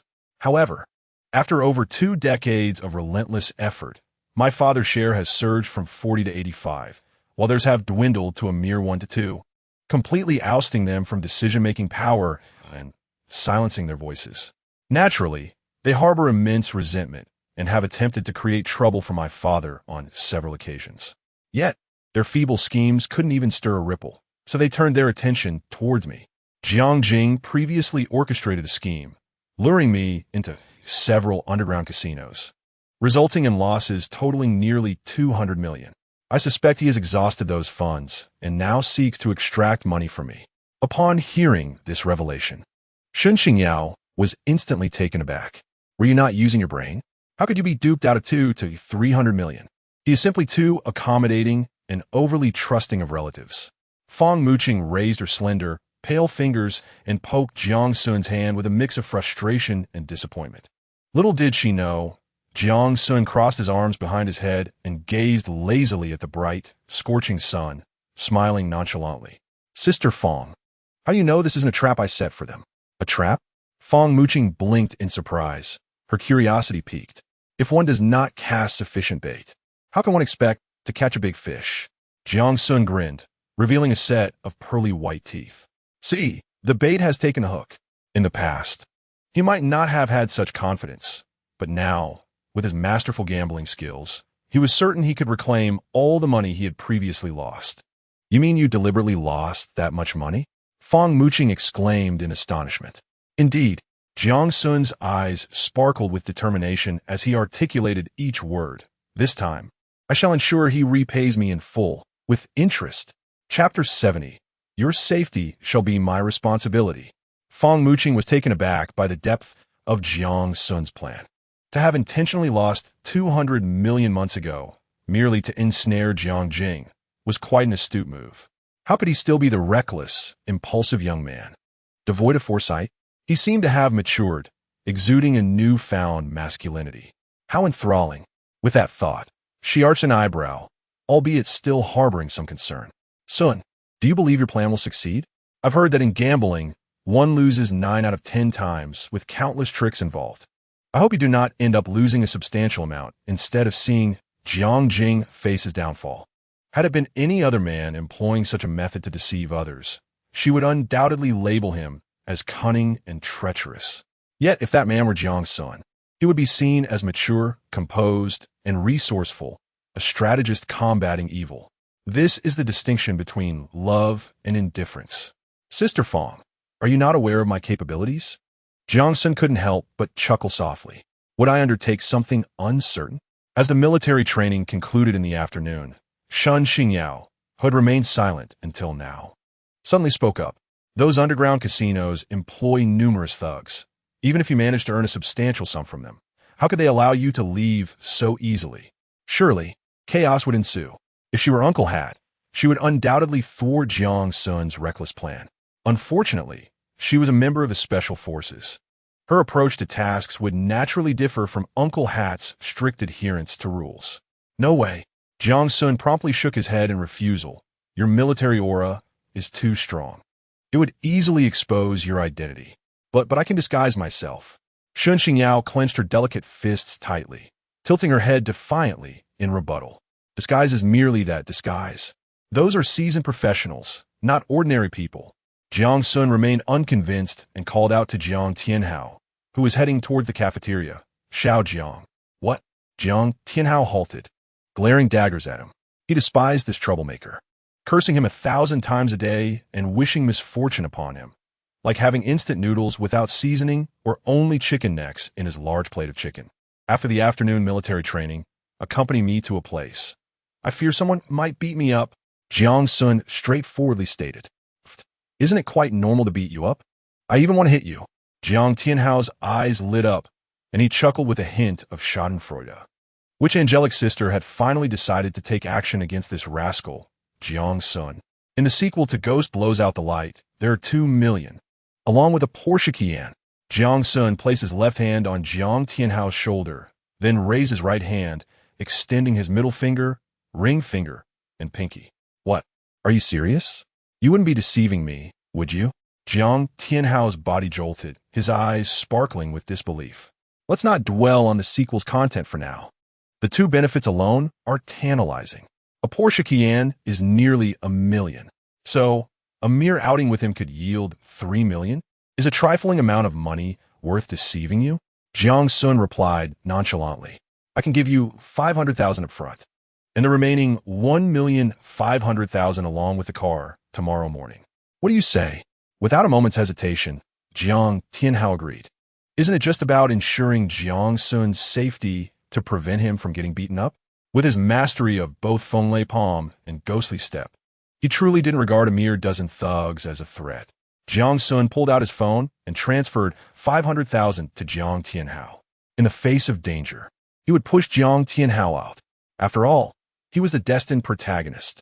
Surely, he wouldn't be beaten to death. Though I despise you as a fellow classmate, I also wouldn't want you to be killed. Tonight, your safety shall be my responsibility. Jiang Tianhao gladly accepted the money, lifting his chin with pride. Relying on this wealthy heir, wouldn't he soon achieve financial independence? Could it be that this scoundrel represents the opportunity he has in Ocean City? Jiang Xun, indifferent to this fool, smiled at Shun Xingyao. Instructor, does this mean we are safe now? Shun Xingyao glanced at Jiang Tianhao, then at Jiang Xun, and finally let out a deep sigh of relief. You two should take it easy. Don't damage anything over there. She possessed a basic understanding of the capabilities of the 2 men before her. Jiang Tianhao could defeat her within 30 or 40 exchanges, his strength undeniably formidable. Although she was unaware of Jiang Xun's true prowess, the fact that he managed to run 28 laps without breaking a sweat indicated his exceptional physical condition. If these 2 joined forces, even with over 20 henchmen in the underground casino, they would hardly have the upper hand. That is certain. I am here to earn money, not to rob. Jiang Xun waved at the 3 of them, then walked towards the school gates with his hands in his pockets. Ziyu, you must believe me. I bought a lottery ticket yesterday and won the grand prize of 5 million. Even after taxes, I will still receive nearly 4 million. You should give this money to Jiang Xun, and in just over half a month, I can gather the remaining sum of over 1 million. By then, we can negotiate with Jiang Xun on equal terms, without having to continually appease him. Yi Fan limped alongside Song Ziyu towards the Lottery Redemption Center. After leaving the Emerald Lake Manor last night, it took him an hour and a half to return home. Upon waking this morning, his legs felt as if they were filled with lead, an indescribable soreness enveloping him. Initially, he considered taking a day off, but today was the crucial day for claiming the 5 million grand prize. How could he miss the splendid opportunity to impress Song Ziyu? Therefore, he gritted his teeth and spent the morning at school, and when noon arrived, he called upon Song Ziyu to accompany him to claim his prize, to witness the glorious moment together. It must be said that the protagonist's aura is truly absurd. Just yesterday morning, Song Ziyu's impression of Yi Fan had plummeted to an all-time low. However, their relationship had since improved significantly, while it hadn't returned to its former state. Given a few more days, she would surely come around. You only purchased 1 set of numbers. How could it coincidentally win the 5 million grand prize? Song Ziyu tilted her head, feeling somewhat incredulous. It seemed absurd that Yi Fan, by mere chance, had won such a significant amount. I suppose this is just good karma, Yi Fan remarked, slightly lifting his chin, an expression of uncontainable pride adorning his face. If it were Jiang Xun, even if he purchased 10,000 tickets, he might not win. let alone the 5 million prize. He had now relegated Jiang Xun to the status of his primary adversary, occasionally taking jabs at him. Yifan, Jiang Xun is not in our league. We may not even have a chance to meet him again. Song Ziyu frowned delicately, sighing softly. Why do you bring him up? Her mind was filled with images of Jiang Xun's handsome face, his smooth lines, and his tall, striking figure. Regrettably, the disparity in their social standings was too great, and she had scolded him the previous morning. As her words fell, a sleek black Rolls-Royce Phantom glided to a halt beside them. The familiar handsome face appeared before her. You must be Song Ziyu, correct? Where are you headed? Allow me to give you a lift. In Chapter 71, how could his goddess have only held on for a mere 8 seconds? Yifan and Song Ziyu were taken aback by the unexpected encounter with Jiang Xun, their reactions starkly contrasting. Memories of the previous evening flooded Yifan's mind, and he felt a renewed ache in his legs. His expression darkened instantly as he positioned himself protectively in front of Song Ziyu, resembling a hen shielding her chick, with a fierce glare directed at Jiang Xun. He gritted his teeth and demanded, "What do you want, Jiang Xun?" Today, Song Ziyu donned a pair of snug blue jeans, paired with a pure white blouse featuring a unique shoulder design. While the outfit appeared quite ordinary, it exuded a sense of homeliness and fashion. This was perhaps largely attributed to her delicate, enchanting visage and her innocent demeanor. As she gazed at Jiang Xun, who occupied the driver's seat, a charming blush inexplicably crept across her fair face, and her heart raced uncontrollably. How could she possibly forget such a handsome young man? "Jiang Xiao, what brings you here?" she asked, gently biting her lower lip, her voice laced with an alluring softness that rendered her words somewhat indistinct. Yifan was taken aback upon hearing her greet Jiang Xun, his body jolting as he turned in disbelief to face them. It felt as though he had been robbed of his own home. Hadn't they only met just yesterday? After all, it was he who had introduced Song Ziyu to Jiang Xun. Jiang Xun, however, paid Yifan no mind, his attention solely fixated on Song Ziyu, his expression brightening significantly. Among the few women he knew, Song Ziyu was the youngest. Her pure, charming, and demure aura was truly unparalleled. How could such a girl be entrusted to a man like Yifan? He accepted this thought with a subtle smile playing on his lips, exuding warmth. I just finished military training this morning and came over to handle a few matters. What are you two doing here? I'm here to collect a prize. I won the lottery. Yifan interjected, answering on her behalf, puffing out his chest as if he had won not 500,000, but 5 billion. Jiang Xun showed no reaction to Yifan's ostentation. A man like Yifan, as long as he intercepted a few of his opportunities, would not stir up much trouble, even if he were to be reborn. Jiang Xun nodded and warmly invited, "I see. Ziyu, on such a hot day, why not take a taxi?" "Never mind. I'll give you a ride." "Jiang Xun, our affairs are none of your concern. It's not that we don't want to take a taxi. We simply find that walking is quite pleasant." Yifan, noticing Jiang Xun's disregard for his previous comments and the veiled insinuations in his words, felt a surge of indignation. In truth, he had only 3 yuan to his name, not even enough for the base fare of a taxi. However, the thought of soon receiving several million dulled his focus on such trivialities. Now, upon hearing Jiang Xun's remark, he turned his head away. As he beheld Song Ziyu's petite face, flushed with a rosy hue and glistening with delicate beads of perspiration, it was evident that she was somewhat fatigued. He silently prayed for her well-being, for Song Ziyu was the goddess of his heart. She was certainly not the type of girl who would prefer to weep in a luxury car rather than smile on a bicycle. Upon hearing Jiang Xun's invitation, she paused momentarily, then modestly shook her head. "Jiang Xiao, perhaps it's best to reconsider." Before she could finish her sentence, Jiang Xun leaned forward and opened the door to the passenger seat. "We cannot linger here for long. You wouldn't want me to incur a fine, would you? Hurry and get in." "Oh, all right." Song Ziyu, taken aback by his commanding tone, felt her mind go blank as she obediently bent down and entered the car. Yifan, witnessing this, was utterly astonished. His goddess had yielded in merely 8 seconds? Surely, he must be imagining things. He rubbed his eyes, staring at Song Ziyu seated in the passenger seat, feeling as though his mind had exploded. "Ziyu, he stammered. eyes wide with disbelief. His voice tinged with a hoarse tremor. Upon hearing his voice, Song Ziyu snapped back to reality. Hadn't she already declined? How could she have stepped inside? She was not the type of materialistic girl enamored by luxury cars.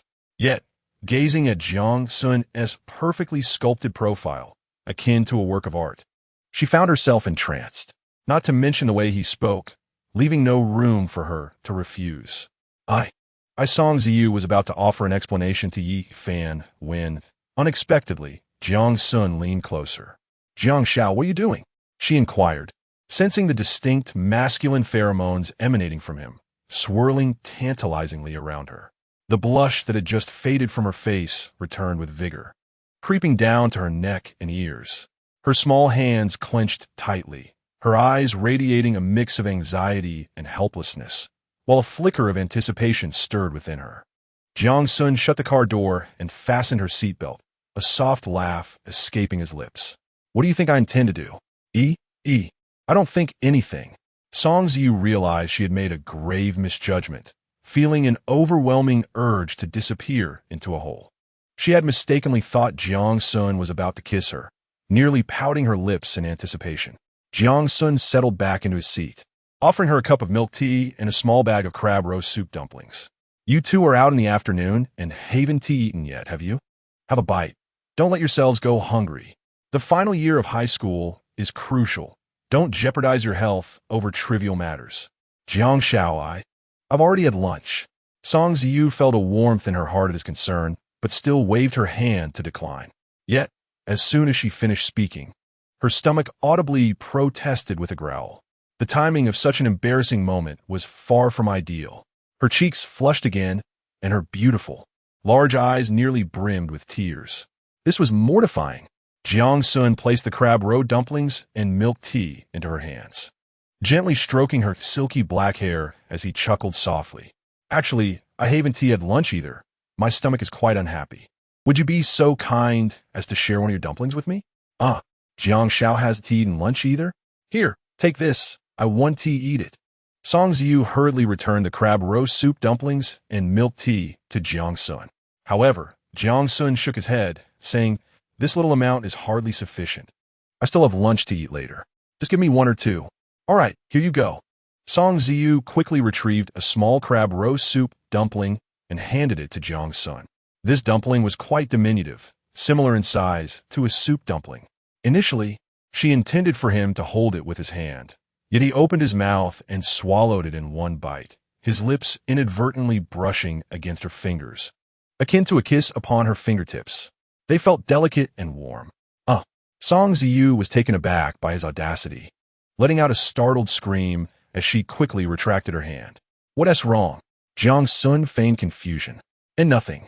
Song Ziyu quickly turned her gaze towards the window, her thumb, index, and middle fingers gently caressing the spot where his warmth lingered.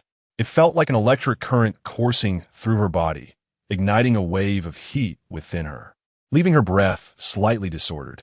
This was her first experience of skin contact with a boy, and unexpectedly it was with Jiang Xun. Her heart was completely in turmoil. Jiang Xun, Yi Fan, observing the two as they unabashedly flaunted their affection, could no longer contain himself. He dashed to the front of the sports car, his eyes aflame, and bellowed, Chapter 72, "Jiang Xun, you shall not have her." Yi Fan felt a surge of envy. Clearly, he had encountered Song Ziyu first. How could it seem that they were the true pair destined for each other? This was utterly intolerable. The vendetta of a stolen love was an unending feud. "Jiang Xun, you have sealed your doom." Ding. Yi Fan felt a deep sense of humiliation. Humiliation value 250. Just as Jiang Xun was about to speak, a notification from the system echoed in his mind. Oh dear, is the male lead already unable to withstand this? He had yet to unleash his full potential. Leaning against the steering wheel, he smiled at the furious Yi Fan, feigning ignorance. "You are Yi Fan, correct? What brings you to obstruct my vehicle? Are you attempting to scam me?" Scam? Upon hearing this word, Yi Fan nearly choked on his own blood. As a formidable reborn individual, did he truly need to resort to such tactics? Clenching his fists tightly, he glared at Jiang Xun's handsome face. Had he not been outmatched? he would have certainly shown this scoundrel the reason for blooming flowers. You better let Ziyu out. We want to ride in your car. In the end, he could only grit his teeth and shout in frustration. I never insisted you ride in my car. Besides, this sports car only accommodates 2 seats. It cannot fit 3. Jiang Xun shrugged, spreading his hands in a show of helplessness. As for Ziyu, on such a sweltering day, how could you bear to make her, a girl, run this far with you? Do you not feel any sympathy? His Rolls-Royce Wraith was indeed a hardtop, 2-door, 4-seater. Yet, if he claimed it had only 2 seats, then it had only 2. The rear seats were merely ornamental and not meant for passengers. Yi Fan observed with growing dismay as Jiang Xun increasingly abandoned all sense of decorum, even executing moral coercion with an alarming finesse. His body trembled with indignation, nostrils flaring as if emitting smoke. But what could he possibly say? Would he confess to feeling remorse for allowing Song Ziyu to accompany him on such a lengthy journey? That would be tantamount to delivering a resounding slap to his own face. If memory serves, isn't the Rolls-Royce Phantom a 4-seater? Yi Fan gritted his teeth and inquired ominously, "Are you attempting to woo my woman in my presence? I shall not permit it." "Oh, the 2 back seats are filled with many items. There's simply isn't room for anyone to sit." Jiang Xun replied without a moment's hesitation. "You should take a few steps away. A grown man should not be so melodramatic. Jiang Xun, you do not be so insufferable." Yi Fan was once again pushed to his limits. Ding! The male lead has suffered significant mockery and insult. Emotional value, 250. The notification echoed in Jiang Xun's mind once more. With a slight smirk, he turned to the right, addressing Song Ziyu. "Please pass me another crab roe dumpling. They are quite delectable." "Ah, certainly." Song Ziyu responded a bit dazed, as she retrieved another dumpling, directly offering it to Jiang Xun's lips. After all, he wouldn't use his hands to accept it. Why not skip to the final act? Jiang Xun took a bite of the dumpling, their lips brushing against her delicate fingers once more, lingering a few seconds longer than before. Song Ziyu felt a gentle shiver run through her, a blush creeping across her fair face, quickly spreading to envelop her entire being. His lips were soft and moist, reminiscent of cotton candy, evoking a sense of comfort. Her heart skipped a beat. "Aren't you hungry? Eat quickly while it's warm. The flavor diminishes when it cools," Jiang Xun gently urged, turning his face towards her. "All right." Song Ziyu lowered her head, concealing her expression as she hastily fumbled for another crab roe dumpling, taking a delicate bite. In the next moment, she froze, for her lips had brushed against those same fingers. Did this imply that she was indirectly kissing Jiang Xun? The thought swirled in her mind, igniting her cheeks with a vibrant hue, leaving her feeling flushed and restless, as if they were engaging in a secret affair before Yi Fan's very eyes. Ambiguity, charm, shyness, tension, and a hint of exhilaration filled the air. Wait a moment. What did this have to do with Yi Fan? She and Yi Fan were merely ordinary friends, not romantically involved. Just as she began to conjure elaborate scenarios worthy of a melodramatic urban romance series, her toes curling in embarrassment, a large hand reached over and seized the crab roe dumpling from her grasp, bringing it to her lips. "What are you thinking? Hurry and eat, or I shall be vexed." Jiang Xun feigned a stern expression, pretending to be annoyed. Song Ziyu couldn't help but giggle at his exaggerated demeanor. "Jiang Xiao, I can manage on my own. There is no need for you to feed me," she replied, her face flushed with embarrassment. "If I feed you too, you must feed me too in return. It is only fair," Jiang Xun asserted with confidence. Ding! The male protagonist is enveloped in doubt and intense suspicion, his emotional value standing at 300. Song Ziyu, momentarily rendered speechless by his response, can only cast a charming glance at him. She then delicately takes a bite of the crab roast soup dumpling, instantly savoring the rich, aromatic flavor that blossoms in her mouth, leaving a lingering aftertaste. She feels that her ravenous body is beginning to awaken. In truth, Song Ziyu had not missed lunch. She had skipped breakfast altogether. Ever since the Song family received the 5 million compensation from Jiang Xun, her pocket money had multiplied several times. Yet, she harbored the belief that she would eventually have to return that money to Jiang Xun, which deterred her from spending freely. Song Ziyu's eating manners are quite refined. Even a petite crab roast soup dumpling requires 6 or 7 bites for her to consume. Jiang Xun fed her 2 dumplings before ceasing, which left her feeling somewhat disappointed.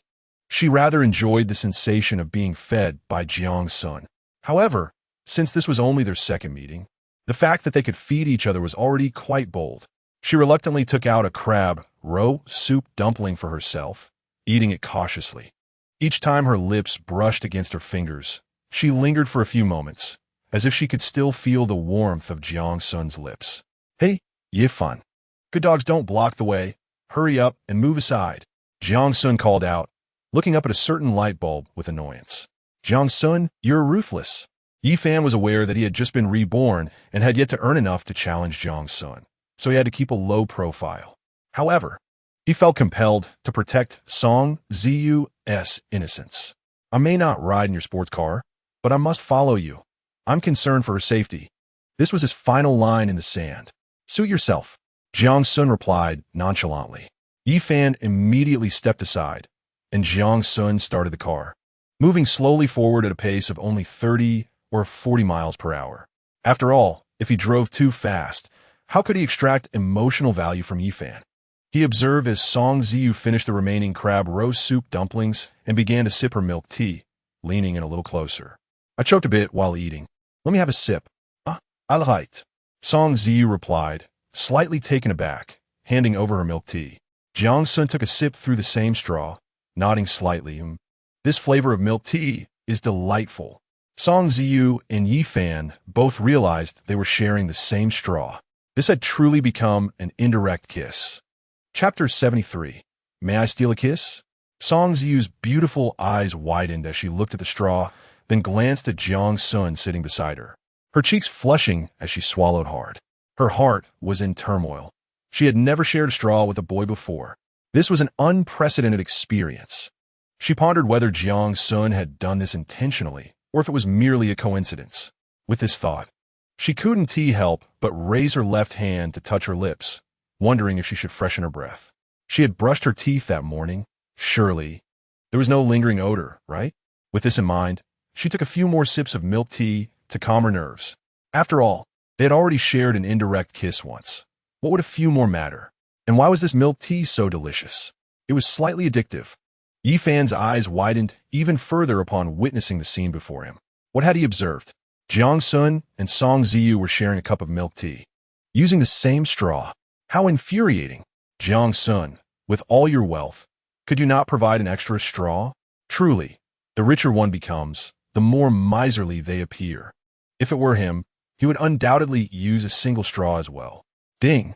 The male protagonist senses the host relieving himself above his head. Emotional value at 400. Jiang Xun, glancing at Yifan from the corner of his eye, found amusement in the latter's visibly distressed expression. He leaned closer to Song Ziyu, whispering, "Will your boyfriend be angry?" Huh, boyfriend? Song Ziyu momentarily froze, glancing towards Yifan outside, her eyes reflecting a hint of panic, akin to being caught in an affair. She hurriedly shook her head. He is merely my classmate, not my boyfriend. Uncertain of why, she felt that Yifan was quite decent when they were alone together. However, upon encountering Jiang Xun, she couldn't help but feel that Yifan paled in comparison. It wasn't merely because Jiang Xun drove a luxury car. Rather, it was his maturity and thoughtfulness that set him apart. Jiang Xun was far more attentive and considerate than Yifan, who had just been boasting about his prowess, claiming he could win 5 million on a lottery ticket, without ever contemplating that the walk from their school to the Lottery Redemption Center took about half an hour. Having skipped breakfast, Song Ziyu was already famished, her stomach growling under the sweltering 34-degree heat. Oh, not a boyfriend? Jiang Xun finit de surprise. Why do I sense he is quite anxious about you? We are just close friends. Song Ziyu bit her lip, explaining softly. She felt somewhat like a fickle girl, simultaneously liking 2 boys. Jiang Xun nodded slightly, teasingly remarking, I see. However, he truly cares for you. Since he got into the car, his eyes have been glued to you, wary of any potential danger. Such innocent boys are becoming increasingly rare. Moreover, what he said earlier holds truth. A beautiful girl, like you should refrain from casually getting into other men's cars. It could lead to deception. Song Ziyu had expected Jiang Xun to take the opportunity to speak ill of Yi Fan.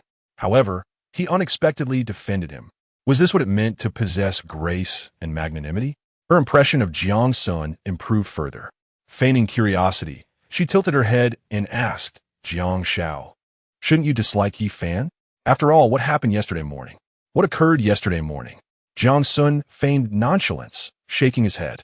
It was his fault for causing trouble when he sought you out yesterday morning, and I dealt with him accordingly. However, I believe in addressing issues fairly. Right is right, and wrong is wrong. I cannot dwell on that one incident indefinitely, nor can I label someone as a bad person based on a single event. That would be utterly rash. Upon hearing his explanations, Song Ziyu felt an increasing fondness for him. With his striking looks, exceptional physique, and particularly charming personality, how could one not be enamored? As this thought crossed her mind, a delicate blush graced her fair face, akin to the application of rouge, rendering her even more beautiful. Her heart raced like a drum, thumping incessantly.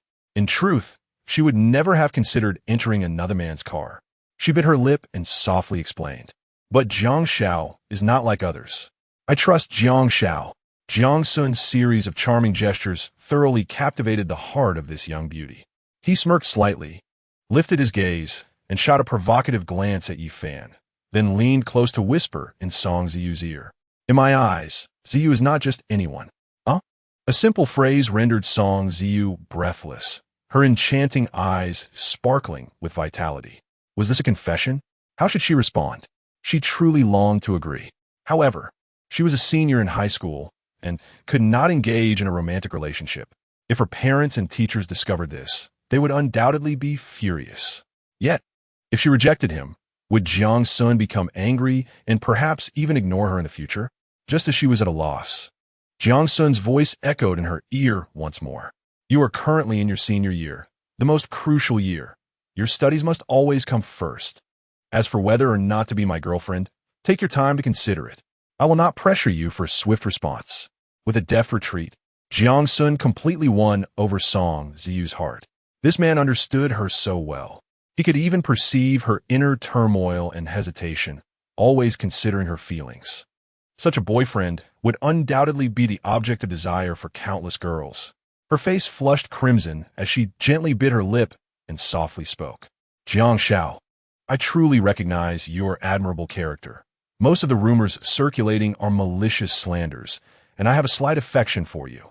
However, we have only met twice, and our social standings are vastly different. I do not know how far this could go. I cannot agree to be your girlfriend, but we can start as ordinary friends. You must promise me not to pressure me into being that. As she uttered the last phrase, her face turned an even deeper shade of red, as if it might drip with embarrassment.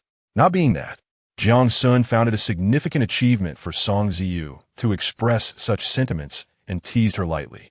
That is which? That is the one you despise the most. Song Ziyu, feeling shy, turned her head away, wishing she could dig a hole to hide in, and quickly took a few sips of her milk tea. May I kiss you? Jiang Xun posed another question. Let us discuss it later. Song Ziyu's cheeks were flushed as her heart raced, feeling as though it might leap from her chest. Despite this being only their second meeting, why did their conversation seem to grow increasingly intimate? If they met a few more times, would they even have names for their future children? Chapter 74. The wealthy are all white-skinned, black-hearted, glutinous rice balls. Jiang Xun gazed at Song Ziyu, who appeared infinitely shy and captivatingly beautiful. With an involuntary chuckle, he reached out and playfully ruffled her hair. Song Ziyu immediately expressed her displeasure. Why are you messing up my hair? She pouted, pouting adorably while tidying her locks. Do I need a reason to tousle my girlfriend's hair? Jiang Xun shamelessly retorted. But I haven't agreed to be your girlfriend. Song Ziyu huffed, her lips forming a bright red pout in defiance. Yet, a sweet sensation blossomed within her heart. Ding! The male lead has received countless emotional blows from the male lead. Emotional value 450. Jiang Xun turned his gaze towards Yi Fan, who was standing on the sidewalk nearby. Yi Fan clenched his fists tightly, his nails digging into his flesh, veins bulging on his forehead, his eyes piercing with fury. If looks could kill, Jiang Xun would surely be reduced to mere chips. He shrugged nonchalantly, casting a provocative glance at Yi Fan, entirely dismissing the threat. How outrageous, Yi Fan thought. Just moments ago, Jiang Xun had been so close to Song Ziyu, whispering sweet nothings. Was he slandering him? He had even dared to ruffle Song Ziyu's hair. Yi Fan had never touched her hair. When had their relationship become so intimate? A surge of anger boiled within him, causing his body to tremble with rage. He longed to rush over, drag Jiang Xun from his car, and deliver a thorough beating, ensuring he kept his distance from Song Ziyu. However, he knew he could not act on such impulses. He was no match for Jiang Xun. Such actions would only provide Jiang Xun with leverage against him, potentially leading to dire consequences. Song Ziyu, you are not the kind of superficial girl. You must hold firm. You cannot succumb to Jiang Xun's charm and luxury. After about 7 or 8 minutes, they finally arrived at the Lottery Redemption Center. Initially exhausted, drenched in sweat, and feeling utterly drained, Yi Fan suddenly felt invigorated. It was finally his time to shine. He hurriedly approached Song Ziyu, who had just exited the sports car, his excitement palpable. Ziyu, didn't he take advantage of you? Did he? Did Jiang Xun speak ill of me in the car? You know how these rich second-generation kids are. Their consciences are utterly corrupt. You cannot trust a word he says, understand? Song Ziyu, observing Yi Fan's frantic and immature demeanor, could not help but frown in disapproval. Yi Fan, what are you babbling about? How could Jiang Xun behave so rudely? He just told me not to be angry with you, saying it was for my safety. His intentions are noble. Moreover, Jiang Xun has treated me with utmost respect throughout. He hasn't taken advantage of me at all. A mere friendly interaction like a head pat doesn't count. What? Has his conscience been returned by a dog? Yi Fan's expression shifted dramatically upon hearing Song Ziyu's tone. Yi Fan, how can you speak of Jiang Xun that way? I command you to apologize to him. Song Ziyu stamped her foot in frustration, her teeth clenched, glaring fiercely at him. Faced with the virtuous Jiang Xun, she felt that Yi Fan had utterly tarnished her reputation. Yi Fan discerned a peculiar smile flicker at the corner of Jiang Xun's lips, instantly realizing he had been duped. That scoundrel Jiang Xun had intentionally spoken those words to Song Ziyu to win her favor. Yet, he had foolishly walked right into the trap. How insidious, how malicious, how utterly devoid of integrity. With this thought, he clenched his fists tightly, his teeth grinding audibly, and turned his head, coldly scoffing. Ziyu, these affluent individuals are nothing but white-skinned, black-hearted glutinous rice dumplings. They appear cordial on the surface, yet who knows what lurks in their hearts. I, Yi Fan, shall never bow to such people. Yi Fan, are you trying to give me a heart attack? Song Ziyu, who had initially held a favorable impression of Yi Fan, now felt a twinge of disappointment. Ziyu, let go. Jiang Xun interjected with feigned concern. This cannot be blamed on him. If blame is to be assigned, it should be for my past misdeeds that have left an unfavorable impression on everyone. I believe that through diligence, I can change how others perceive me. If I ever err again, you must remind me promptly, understand? He now presented himself as a reformed rogue, his deep-set eyes revealing a glimmer of sorrow and loss. This sight nearly shattered Song Ziyu's heart. No, Jiang Xiao, I can discern whether you are a good person or a villain at a glance. She stubbornly shook her head. It is merely a misunderstanding on their part. Misunderstanding? Yi Fan's eyes widened, as if he were meeting Song Ziyu for the first time. What is going on? Wasn't she in the car for just a mere 10 minutes? How does it feel like she has been brainwashed? He swallowed hard, indignation rising within him. Ziyu, do not forget, your brother was assaulted by his bodyguards, resulting in 2 broken arms and missing this year's college entrance examination. But Jiang Xiao has already compensated. What more do you desire? Song Ziyu retorted, her voice tinged with defiance. Is wealth a license to harm others at will? Yi Fan felt nearly faint from anger. Yet, my parents and my brother have all acquiesced. Song Ziyu resorted to her final argument. This had nothing to do with her feelings for Jiang Xun. She prided herself on being entirely fair and just. Yi Fan nearly choked, feeling as though he had been reborn. When Song Ziyu was with him, she behaved quite normally.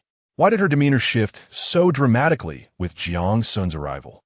All right, aren't you here to collect your prize? Hurry up.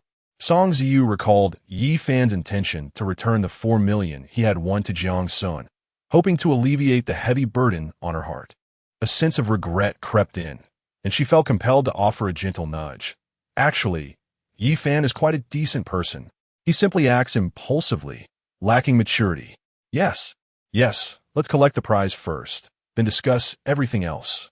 Yi Fan's eyes suddenly sparkled with enthusiasm as he nodded vigorously.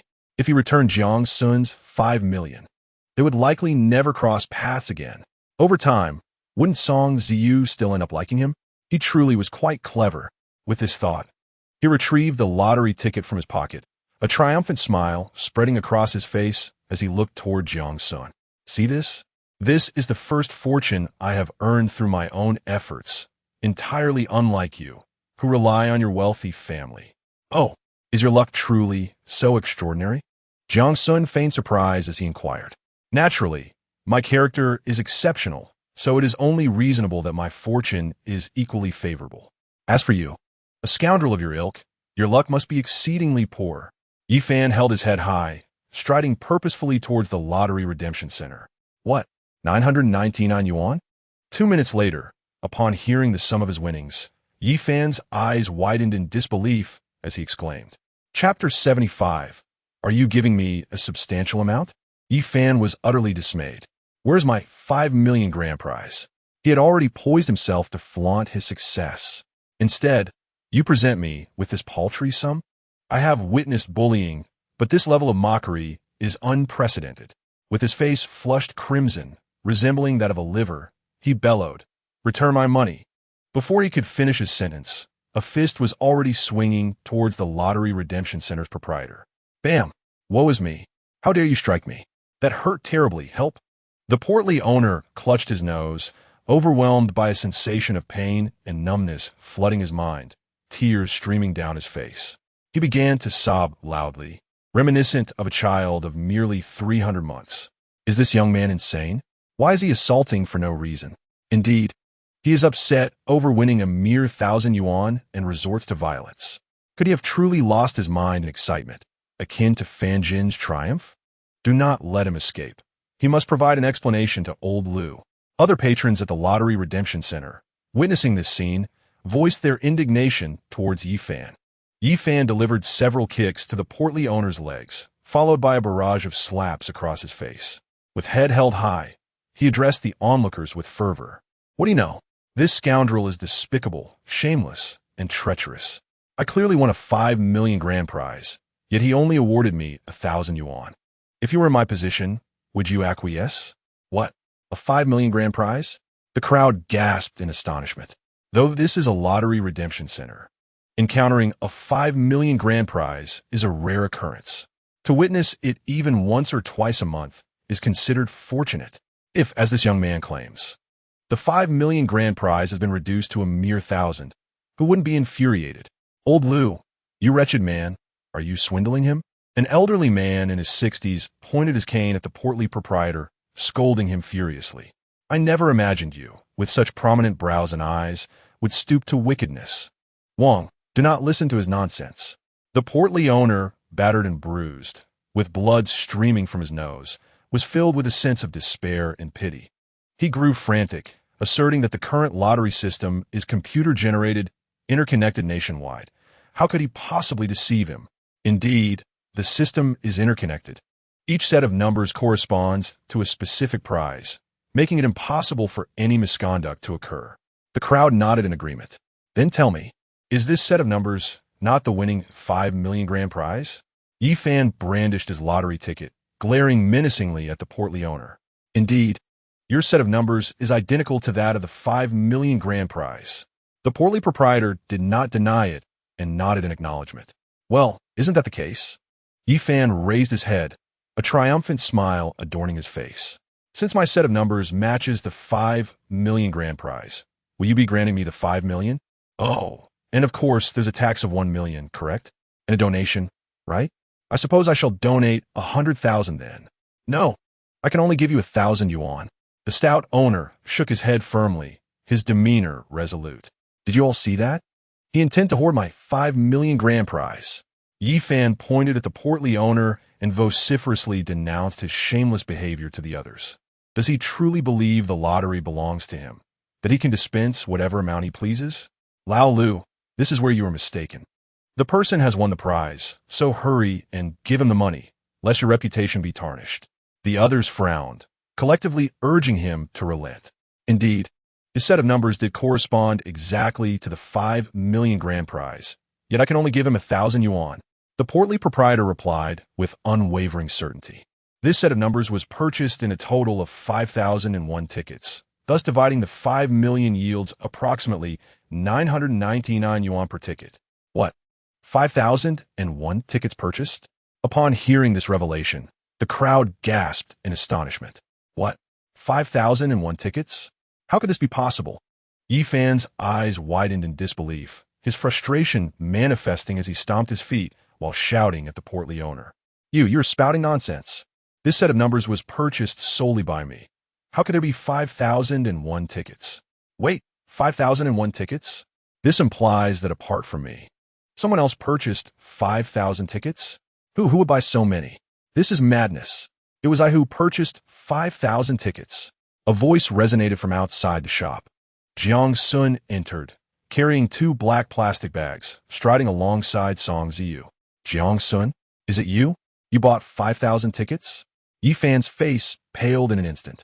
His teeth clenched as he demanded fiercely. Yes, I had some free time yesterday and casually purchased a set of numbers. Who would have thought it would win? Jiang Xun nonchalantly responded to Yi Fan while placing the 2 black plastic bags before the portly owner, smiling broadly. Inside are precisely 5,000 lottery tickets. Please, dear proprietor, do count them carefully. Certainly, I shall count them immediately.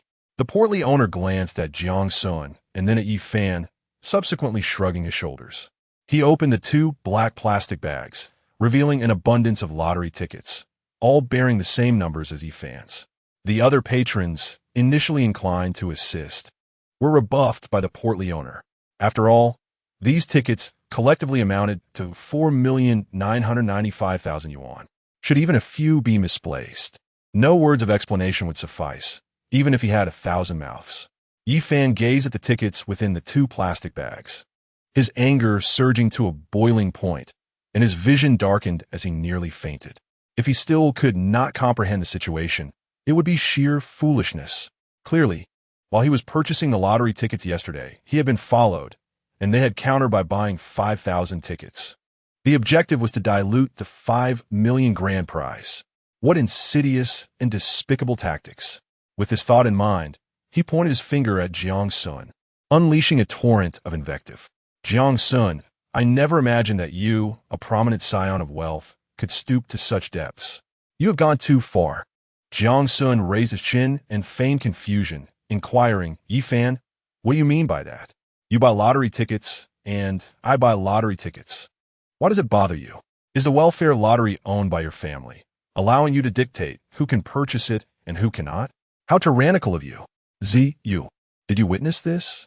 This is the despicable and shameless side of Jiang Xun, hypocritical and devoid of principles, daring to act but not to take responsibility.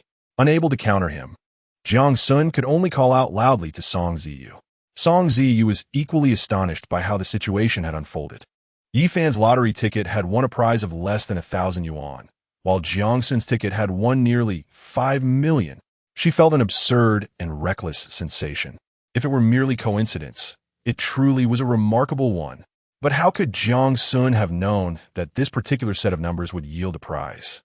Who claims that I dare to act without accountability? Jiang Xun smirked, the corners of his mouth curling upward. This set of numbers was indeed purchased by me along with you. So what of it?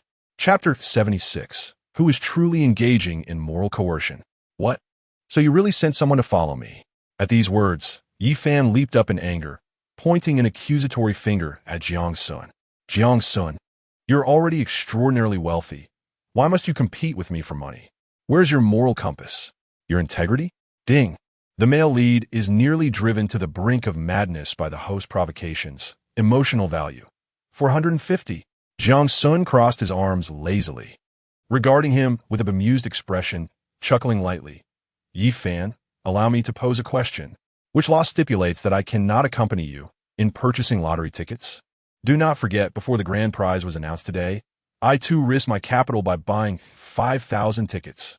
It seems my character and fortune surpass yours. He countered Yi Fan with his own words. Yi Fan felt a mix of shame and anger, his face reddening like a ripe apple. This was the first fortune he had amassed since his rebirth. Yet, it had transformed from 5 million to a mere 1,000. Was there no room for reason in this? He turned his head, eyes filled with indignation as he looked at Song Ziyu, exclaiming, Ziyu, did you see? Jiang Xun's true intentions have finally been revealed. His purpose for approaching us was solely to seize the 5 million grand prize. Who could have anticipated that Song Ziyu, with her sparkling eyes, would counter Yi Fan? Do you truly believe that Jiang Xun lacks 5 million?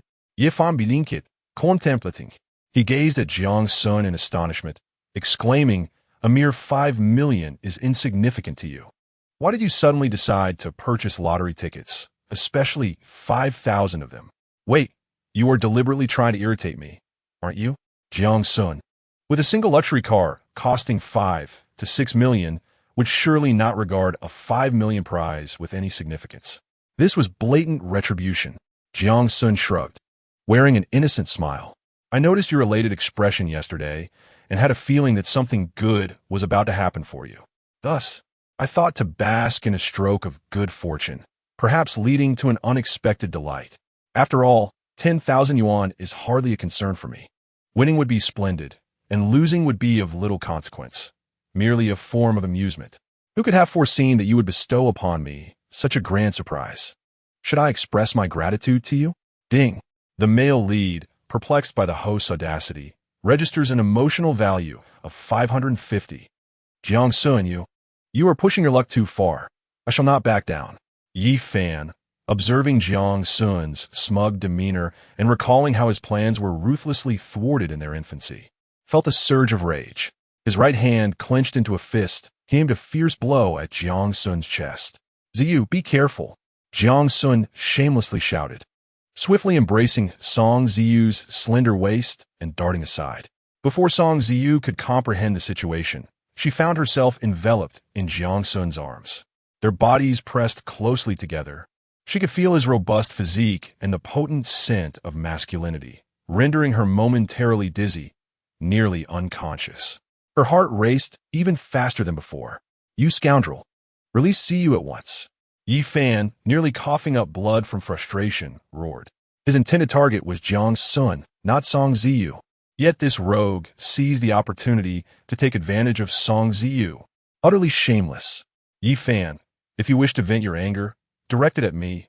Ziyu is innocent. Jiang Xun clung tightly to Song Ziyu, reluctant to let go. You're speaking nonsense. Who has troubled Ziyu? Yi Fan was now fully enraged. Then why did you glare at Ziyu just now? Is it because she exposed that string of numbers while seeking me out yesterday, and you wish to make her compensate you for that 5 million? Without a moment's hesitation, Jiang Xun shifted the blame onto Yi Fan. What? I compensate? A look of disbelief crossed Song Ziyu's face as she turned to Yi Fan. She had no prior knowledge that Yi Fan and Jiang Xun would engage in a lottery. Why should she be responsible for 5 million? That is utterly unreasonable. Ziyu, do not listen to his nonsense. I have never contemplated making you repay anything. Yi Fan, terrified, quickly shook his head in denial. Ding! The host exhibits shamelessness and lowly behavior. The male lead approaches the brink of collapse. Emotional value at 650.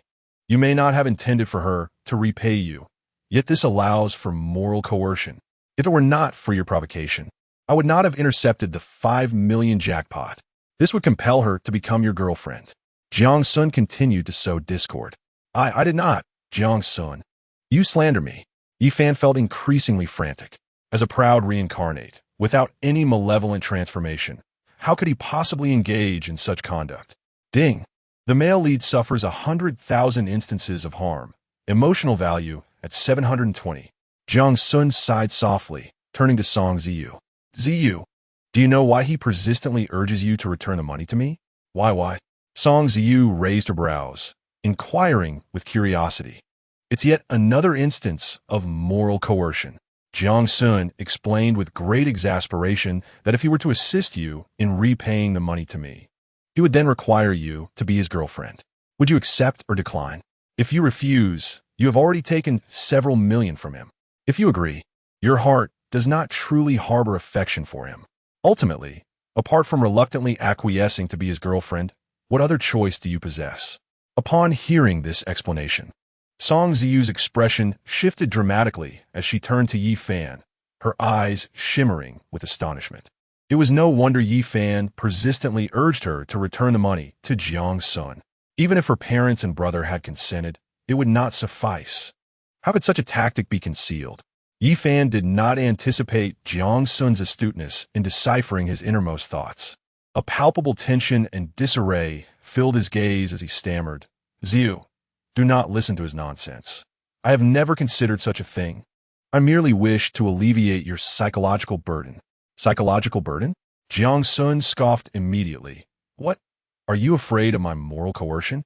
Forcing Ziyu to be my girlfriend? Yet I have never met Ziyu. How could I morally bind her? Yi Fan found himself stumped by this inquiry. If it were not for him, Jiang Xun and Song Ziyu would never have crossed paths. This singular point rendered all his arguments untenable. Song Ziyu had always held a favorable impression of Jiang Xun, and now her trust in him had reached an unwavering pinnacle, convinced he was an innocent man wronged. Conversely, Yi Fan's kindness towards her was not so unblemished. Realizing this, she turned her head away, refusing to cast another glance in Yi Fan's direction. At that moment, the plump proprietor finished counting the 5,000 lottery tickets and promptly transferred 499,500 yuan to Jiang Xun. However, another dilemma arose. If Jiang Xun's single ticket won the 5 million grand prize, taxes would need to be paid. Yet this grand prize was accumulated from 5,000 tickets. Thus, there was no tax obligation. Jiang Xun accepted the money, casually donated 500,000, and then took Song Ziyu's delicate hand, turning to depart with a flourish. Wait for me. Yi Fan, having received 999 yuan, hurriedly chased after the two of them. You cannot leave. The stout proprietor suddenly blocked his path, arms outstretched to obstruct his way. Chapter 77. Jiang Xun, I despise you. Yi Fan gazed at the stout proprietor, who loomed before him like a mountain, his brow furrowing in displeasure as he asked, What do you intend to do? What do I intend to do? The proprietor's expression darkened as he inquired with evident dissatisfaction. Shouldn't that question be directed at you? Directed at me? Yi Fan, noticing that Song Ziyu had already trailed further away with Jiang Xun, felt a surge of urgency and exclaimed, A good dog does not obstruct the path. Do you not hear? A good dog does not obstruct the path? The proprietor chuckled at his words. Young man, this is the first time I've encountered someone as impolite as you. Just moments ago, you acted without discerning right from wrong and struck someone. Now you wish to leave without a word? How could such good fortune come so easily? This. Yi Fan suddenly recalled the earlier altercation and his complexion darkened. Indeed, this young man has acted with excessive impulsiveness. Without even inquiring, he resorted to violence, which is utterly outrageous. Certainly, he has struck old Liu and ought to provide an explanation for his actions. How is it that today's youth exhibit such a lack of decorum? With such behavior, he is unlikely to achieve anything of significance in the future.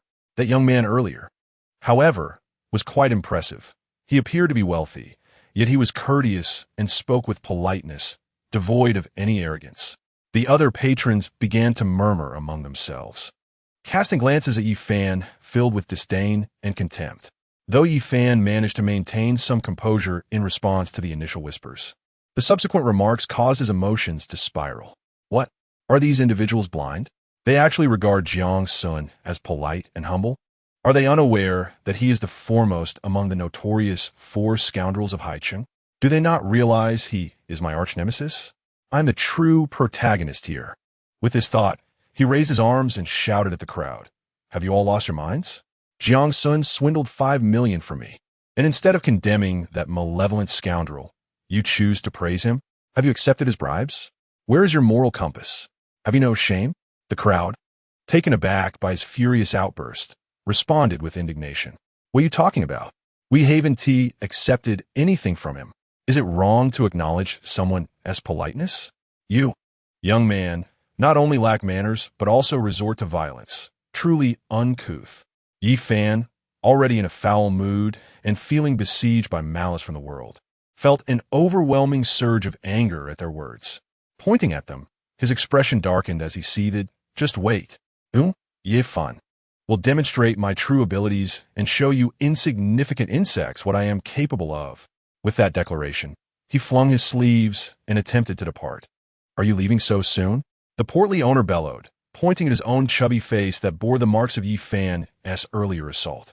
You have intentionally harmed me. Should I call the police and have Officer Mao handle this matter?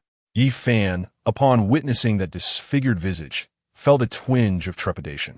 How could he have acted so rashly? That face was utterly unrecognizable.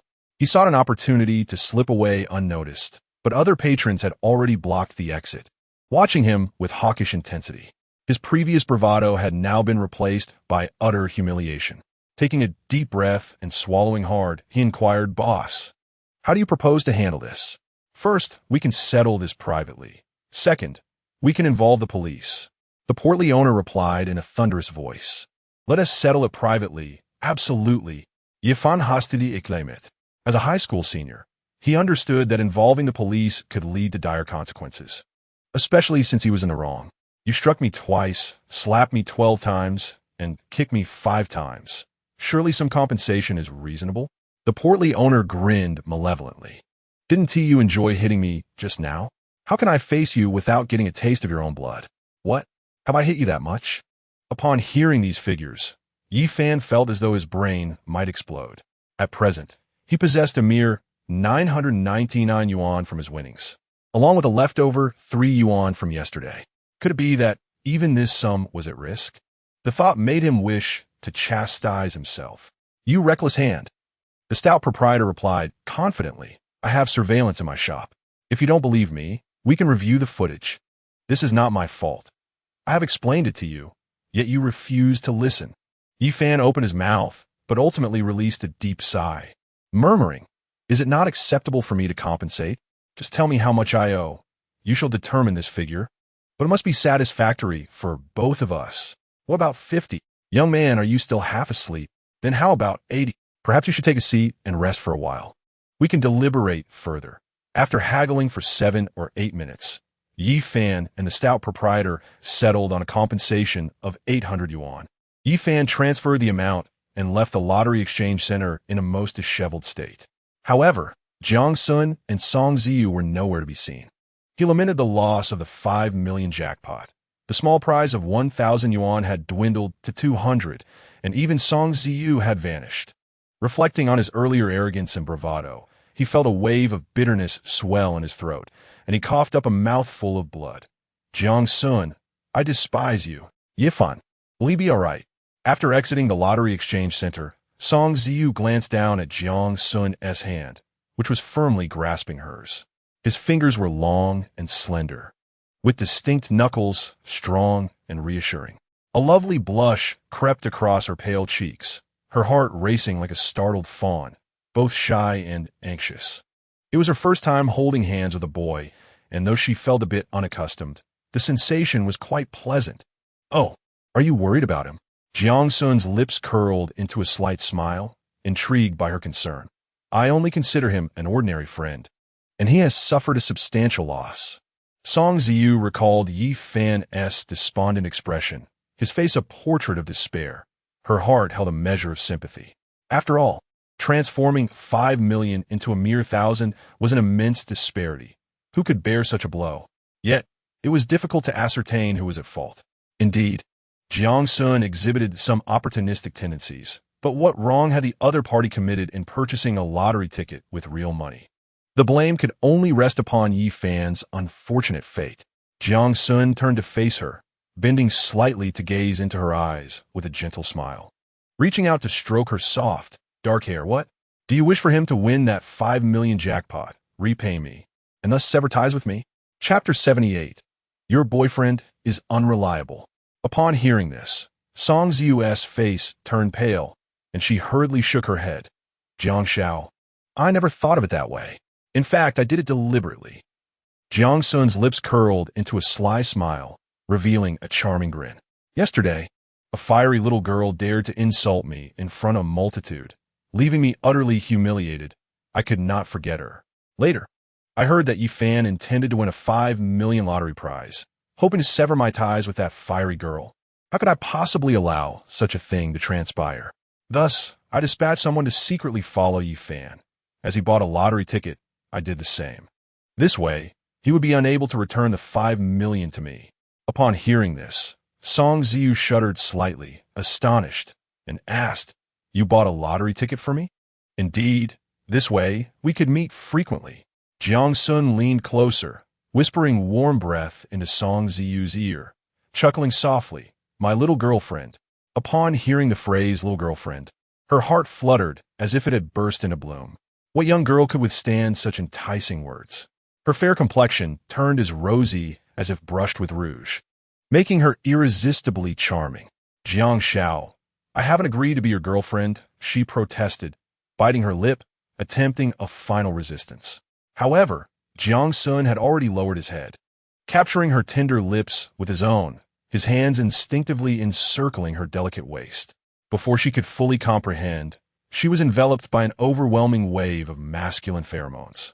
Initially resistant, she soon succumbed to the intoxicating moment. After what felt like an eternity, they finally parted. Song Ziyu touched her slightly swollen lips, a mixture of shyness and anger in her gaze as she glared at Jiang Xun, playfully scolding, Why are you so domineering? This was my first kiss." She never imagined her first kiss would vanish so swiftly, especially considering it was only their second meeting, yet it felt rather delightful, almost addictive. "Ziyu, you are truly beautiful," Jiang Xun murmured, raising his right hand to gently caress her rosy lips, gazing at her with deep affection, his voice imbued with charm. "But you must study diligently. I will be waiting for you at Haicheng University next year." As she looked into his soulful eyes and handsome face, listening to his earnest encouragement, her heart melted. He actually urged her to study hard. How many other boys could express such sentiments? Her impression of Jiang Xun had already been quite favorable. She refrained from immediately agreeing to be his girlfriend purely out of youthful modesty. Now, she felt that no man in the world could compare to him. She nodded vigorously. "Jiang Xiao, I will definitely apply to Haicheng University next year. As a top student, gaining admission was merely a formality for her." "Still calling me Jiang Xiao?" Jiang Xun teased, a smirk playing on his lips as he leaned closer to her ear. "Then, shall I call you Sunge?" Song Ziyu's cheeks flushed with embarrassment, and she shyly replied, "Why not hubby? How rude." Song Ziyu felt an overwhelming urge to dig a hole and hide. To call him hubby? How utterly mortifying. It felt as if every toe were curling in shame. Just as Jiang Xun was preparing to tease Song Ziyu further, he noticed Yi Fan stumbling out of the Lottery Redemption Center. He promptly scooped up Song Ziyu and turned away, shielding her from Yi Fan's view. He gently brushed her delicate nose with his hand and chuckled softly. "By the way, Ziyu, I need to use the restroom. Could you buy us each an ice cream from Snow King?" Song Ziyu nodded. "All right, I'll wait for you at Snow King." "Great." Jiang Xun reached out to pat her head once more before heading toward the shopping mall. Song Ziyu didn't find anything amiss about a girl buying something for a boy. Rather, his casual tone made her feel quite at ease, as though they were already intimately familiar with each other. She hurried towards Snow King, only to be met with a long queue, and she couldn't help but stick out her little tongue before obediently standing at the back of the line. After about 3 or 4 minutes, a sudden loud bang erupted from across the street, startling not just Song Ziyu, but also the others waiting in line, who collectively turned to look. It turned out that a man had simultaneously popped several balloons, generating the commotion. Is he out his mind? Buying so many balloons only to pop them all at once. "Yeah, you scared me. I thought there was an earthquake." Such oddities are plentiful this year. Many of the young people in line began to voice their complaints. Song Ziyu shook her head gently, preparing to continue scrolling through her phone, when she spotted a familiar figure across the sidewalk, behaving rather suspiciously as if he were up to no good. Has he just left the Lottery Redemption Center? Is he looking for a place to eat? He must be quite upset right now. Perhaps it's best not to disturb him. I'll just wait until afternoon at school to talk, she muttered to herself with a frown. That person was, of course, Yi Fan. She couldn't quite understand why. Even though her affections lay with Jiang Xun, she felt an undeniable urge to approach Yi Fan whenever she saw him alone. Was she inherently a fickle person? As she pondered these thoughts, Yi Fan dashed into a hair salon. A hair salon? Can one really eat there? Song Ziyu exclaimed in surprise, momentarily taken aback. Her comment elicited laughter from a nearby young couple in their 20s. What are you two laughing at? Song Ziyu inquired with a raised eyebrow, genuinely curious. I've never been to those salons. I had no idea one could dine there. The young man looked at her and chuckled. Little sister, is that guy your boyfriend? Huh? No, he is just my classmate. Song Ziyu replied, surprised, shaking her head vigorously. Your classmate? The girl scrutinized Song Ziyu from head to toe and teased. Little sister, you were staring at him for half a minute. How could he possibly be just a classmate? But let me give you some advice. Your boyfriend seems rather unreliable. You should consider breaking up with him. You're far too beautiful for him to be misbehaving outside. Really, he is only my classmate. Song Ziyu felt a twinge of annoyance. And how is he unreliable? Isn't a hair salon for hairstyling? The girl sighed lightly. Little sister, that's not a legitimate salon. The hat-wearing uncle has been caught there several times. Do you really think your boyfriend would enter such a place in broad daylight? What would he possibly be doing there? Upon hearing these words, Song Ziyu felt as though her mind had erupted. Chapter 79. Yi Fan has fallen. Yi Fan actually ventured into such a place during the day. This is utterly outrageous. Are all boys truly governed by their baser instincts? Her thoughts were a chaotic whirlpool as she stood there, her gaze fixed on the salon. Was that previous scene merely an illusion? Was it possible that the young man was not Yi Fan at all? Dear, do you usually refrain from letting your boyfriend touch you? The girl, observing Song Ziyu's despondent demeanor, let out a gentle sigh. Men think about such things every day. If you do not allow him any intimacy, how can he refrain from seeking elsewhere? I believe that if your boyfriend makes such a request, it would be wise to acquiesce. Were you all witnesses to that? He truly walked into that salon. Song Ziyu, seemingly in a daze, asked vacantly, ignoring the girl's previous remarks. Sweetheart, sometimes it is better to turn a blind eye. Knowing too much can be detrimental. The boy beside her attempted to counsel. Zhou Min, what are you saying? The girl was displeased, shoving the boy with force, her voice laced with indignation. What do you mean by turning a blind eye? That is a betrayal to one's girlfriend, a betrayal to marriage. And what kind of establishment is that? A place so disreputable. Could he not contract some vile disease there? How dare you defend that scoundrel? Honestly, have you ever frequented such places? Zhou Min, you are revolting. I want to break up with you. From this moment on, do not lay a finger on me. With that, she abandoned her cold drink and stormed off in a huff. Honey, I was wrong. How could I ever go to such a place? The boy, alarmed, hurried after her, desperately trying to explain. I merely thought that it is better to preserve a marriage than to dismantle a temple. So, I spoke a kind word for that boy. I swear on my life, if I, Zhou Min, ever step foot in such a place, may I be rendered impotent for the rest of my days. I am utterly devoted to you. Upon hearing such a solemn pledge, the girl's expression softened slightly. Zhou Min, I know you have a kind heart and good character. However, this world is rife with ill-intentioned individuals, and I fear they may entice you into such places. If you wish for us to have a good life together, there are certain lines you must never cross. The boy quickly opened his arms, enveloping her in a warm embrace, speaking with deep sincerity, my love in my eyes. No other girl could ever compare to you. With a wife as gentle, virtuous, and beautiful as you, how could I possibly seek out another woman? I promise to love you for all eternity, never to engage in any of those frivolous affairs. I love you for eternity as well. As Song Ziyu watched this couple profess their unwavering devotion, her heart grew heavier.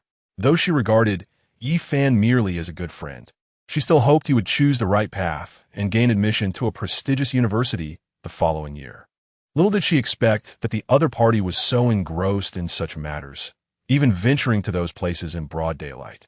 Could it be that his meticulous care and attention towards her during this time were merely a pretext to engage in such acts? Yifan, how he has fallen. He is no longer the Yi Fan of old. The current Yi Fan is steeped in hypocrisy and deceit, filled with arrogance and disdain, consistently failing to ground himself in reality. Her fondness for Yi Fan dissipated in an instant, replaced by profound disappointment. Ziyu, what is wrong? Are you crying? Who has wronged you? Suddenly, a familiar voice emerged from her right. Song Ziyu turned her head to see Jiang Xun, his face etched with concern, and her once empty heart was instantly filled. She quickly raised her hands to wipe away the tears at the corners of her eyes and gently shook her head. Jiang Xiao, oh no, Sunge, no one has wronged me. I just realized something. Some people are no longer who they used to be. I still regarded him as the honest person from before. What are you saying? Did you run into Yi Fan? Is he preventing you from having too much contact with me? Jiang Xun furrowed his brows, a hint of melancholy creeping into his eyes as he sighed deliberately. I knew that following him to buy lottery tickets would surely offend him. I just didn't expect he would make things difficult for you. In truth, he is a good person. All of this is my fault. Perhaps we should not meet again. With that, he turned to leave. Yet, Song Ziyu unexpectedly embraced him from behind, resting her face against his back as tears streamed down like pearls from a broken string. Kek Sun Yi, you need to speak well of him. This situation is not your fault at all. Why must you put yourself in such a predicament? I don't wish to burden you. Jiang Xun's voice was hoarse as he replied softly, I am not burdened. After a moment's hesitation, Song Ziyu responded resolutely, he is merely my classmate. I have no relationship with him. Upon hearing her response, Jiang Xun understood that Yi Fan's stature in Song Ziyu's heart had plummeted drastically and could never return to its former glory. A subtle smile curled at the corners of his lips as he discreetly gave a thumbs up to the young couple behind him. In his pursuit of winning over Song Ziyu, he had indeed deployed every tactic at his disposal. First, he established a flawless image before her, and, subsequently, through intimate gestures such as kissing and holding hands, he endeavored to capture her heart further. Ultimately, he aimed to dismantle Yi Fan's favorable impression in her eyes. Indeed, the figure Song Ziyu had glimpsed earlier was not Yi Fan at all, but rather Jiang Xun employing rudimentary disguise techniques. Despite the physical differences between Jiang Xun and Yi Fan, separated by a street, Song Ziyu was none the wiser. After all, Yi Fan's protagonist aura was overwhelmingly dominant. Without employing certain special means, conquering Song Ziyu would indeed be a formidable challenge. Ziyu, isn't he's still thinking of earning money to help you? He truly cares for you. Jiang Xun continued his subtle persuasion. No, he harbors some ill intentions towards me. Just thinking of him makes me feel disgusted. I truly didn't expect him to be that kind of person. Song Ziyu gently shook her head, holding on to Jiang Xun tightly, fearful that he might slip away. She is currently engulfed in a profound sense of insecurity, utterly terrified. Jiang Xun turned around to gaze at Song Ziyu, whose tear-streaked face resembled that of a weeping pear blossom, and promptly enveloped her in his arms, whispering soothing words of comfort. Alert! The host has elicited a series of scornful insults directed at Yi Fan, acquiring an emotional value of 15,783. Reward: Master-level proficiency in calligraphy and painting. Alert! The host has employed unscrupulous tactics to diminish Yi Fan's favor in Song Ziyu's eyes. Truly, a supervillain chosen by the System Guild. Reward: 5 beauty pills. Beauty pills. They grant eternal youth, ensuring one remains forever young, with no correlation to physicality or lifespan. At that moment, the voice of the system echoed once more in his mind. Chapter 80. Is he completely unskilled? Upon hearing the system's notification, Jiang Xun's lips curled into a faint smile, his eyes sparkling with delight. Look, the rewards have indeed arrived. However, what on earth is master-level proficiency in calligraphy and painting? As a formidable supervillain, does he truly need to engage in such trivial pursuits? Could it be that even villains must now indulge in a race for comprehensive development, mastering the arts of music, chess, calligraphy, and painting? While he was lost in this whirlwind of sarcastic musings, a torrent of information flooded his mind, all pertaining to calligraphy and painting. Renowned Chinese calligraphers such as Wang Shiji, Yan Zhenxing, and Zhao Mengfu, along with illustrious painters like Wu Daozi, Yin Libin, Tang Bohu, and the modern master Su Beiyong all appeared vividly in his consciousness. Their representative works played out like a slideshow, and he meticulously practiced and absorbed the techniques thousands of times until he comprehended them thoroughly. It can be said that if he were to replicate Wang Shiji's Lantingyi Su, even the most esteemed calligraphy experts would find it nearly impossible to discern its authenticity. This is the most terrifying aspect of master-level proficiency in calligraphy and painting. Even if one day he were to leave the Jiang family and resort to selling counterfeit artworks, he would undoubtedly amass substantial wealth. As for the beauty pills, they are an exceptional treasure. Just consider how much women invest annually in beauty treatments. He could guarantee that if he shared news of the beauty pills, countless women would flock to him. Even if a single pill were priced at 500 million, it would undoubtedly be snatched up in a frenzy. These two tasks are immensely profitable. He lowered his gaze to the sorrowful and pitiful expression on Song Ziyu's face and gently cleared his throat. Ziyu, I have made a decision. You must not only treat me to ice cream, but also to lunch. Huh? Song Ziyu lifted her tear-stained face, astonished. She was in such distress, yet Jiang Xun still expected her to treat him to a meal. Was this man a devil? However, I shall present you with a small gift. Jiang Xun raised his right hand and playfully tapped her delicate nose, chuckling softly. Oh, now that sounds more reasonable. Song Ziyu pouted her lips and obediently nodded. Yet, she soon appeared troubled, stammering but she had intended to mention her lack of funds, particularly since the money she had was merely a fraction of the 500,000 he had compensated her family.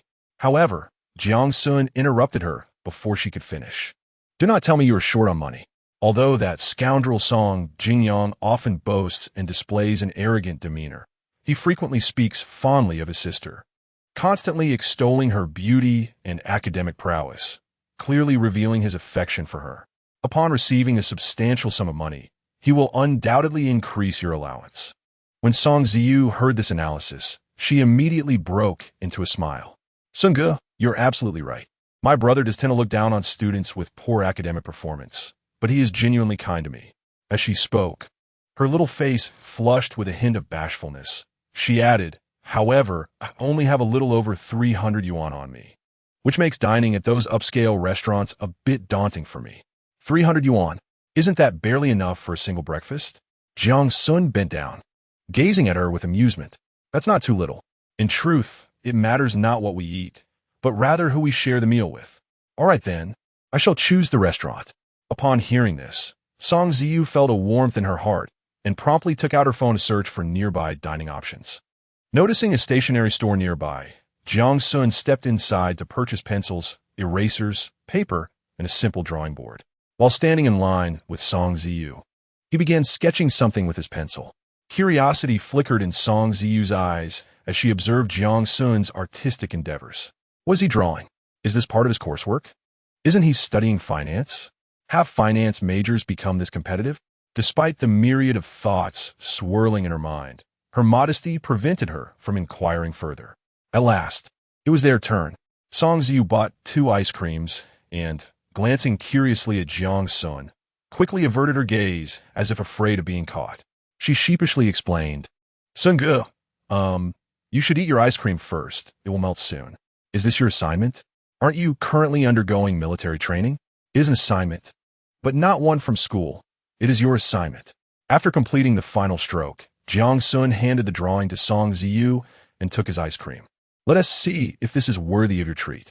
Huh? My assignment? Song Ziyu was momentarily taken aback as she eagerly took the paper. The next moment, she was astounded, for it was a vivid sketch of herself, standing in line. The depiction was so lifelike and animated, capturing her expressions of shyness, nervousness, joy, and excitement. Beside the drawing were the words, "To the young and beautiful Miss Song Ziyu." The elegant and neat handwriting was simply exquisite, leaving one in awe. Keksun Yi. Is this your drawing? After examining it, Song Ziyu's eyes widened, and her mouth fell slightly open, genuinely astonished. Is this the so-called spoiled rich kid, uneducated and hot-tempered, who strives to outdo others? If he is indeed unlearned, then what are the others? Did you not see it just now? Jiang Xun smiled gently. Do you like this gift? Like it? I adore it. On the exquisite face of Song Ziyu, a delightful expression blossomed as she fervently nodded. I never expected that Brother Sun could paint so remarkably. It's as if I am gazing at another version of myself. This is the finest gift I have ever received. As she spoke, she could not help but rise on her toes and gently plant a kiss on Jiang Sun's cheek. However, she quickly regained her composure. In recalling her audacious act, her face flushed crimson, and she felt an overwhelming desire to vanish into a hole, her voice stammering. Brother Sun, I meant no other intention. I merely wish to thank you for your painting. I'm so glad you like it. But a single kiss here is not sufficient. Jiang Sun lifted his left hand, touched the spot she had kissed, then lowered his head to cover her fragrant lips once more. The beautiful glimmer of shock and shyness illuminated Song Ziyu's enchanting eyes. Yet, after merely a few moments of struggle, she obediently closed her eyes and slightly parted her lips, fully cooperating. This encapsulates the essence of a high school girl, possessing a touch of innocence and charm, while lacking the harshness of reality and materialism. A simple painting could make them fall hopelessly in love. It is no wonder that many girls might be deceived by a blonde-haired youth. Song Ziyu, what are you doing? Suddenly, an irate voice pierced the air. Chapter 81. You've never been in love? You certainly wouldn't understand. Jiang Xun felt Song Ziyu tremble in his embrace, clearly overcome with fear. This caused him to furrow his brow and turn his displeased gaze toward the source of the voice. He beheld a young man who had just disembarked from a taxi, storming toward them with evident fury. The young man appeared to be of similar age to Jiang Xun, standing under 6 feet tall, with a slender frame, adorned with black-framed glasses and short hair. His upper attire was a plaid short-sleeved shirt, complemented by black shorts below. He exuded an air of scholarly gentility, embodying the essence of a refined student.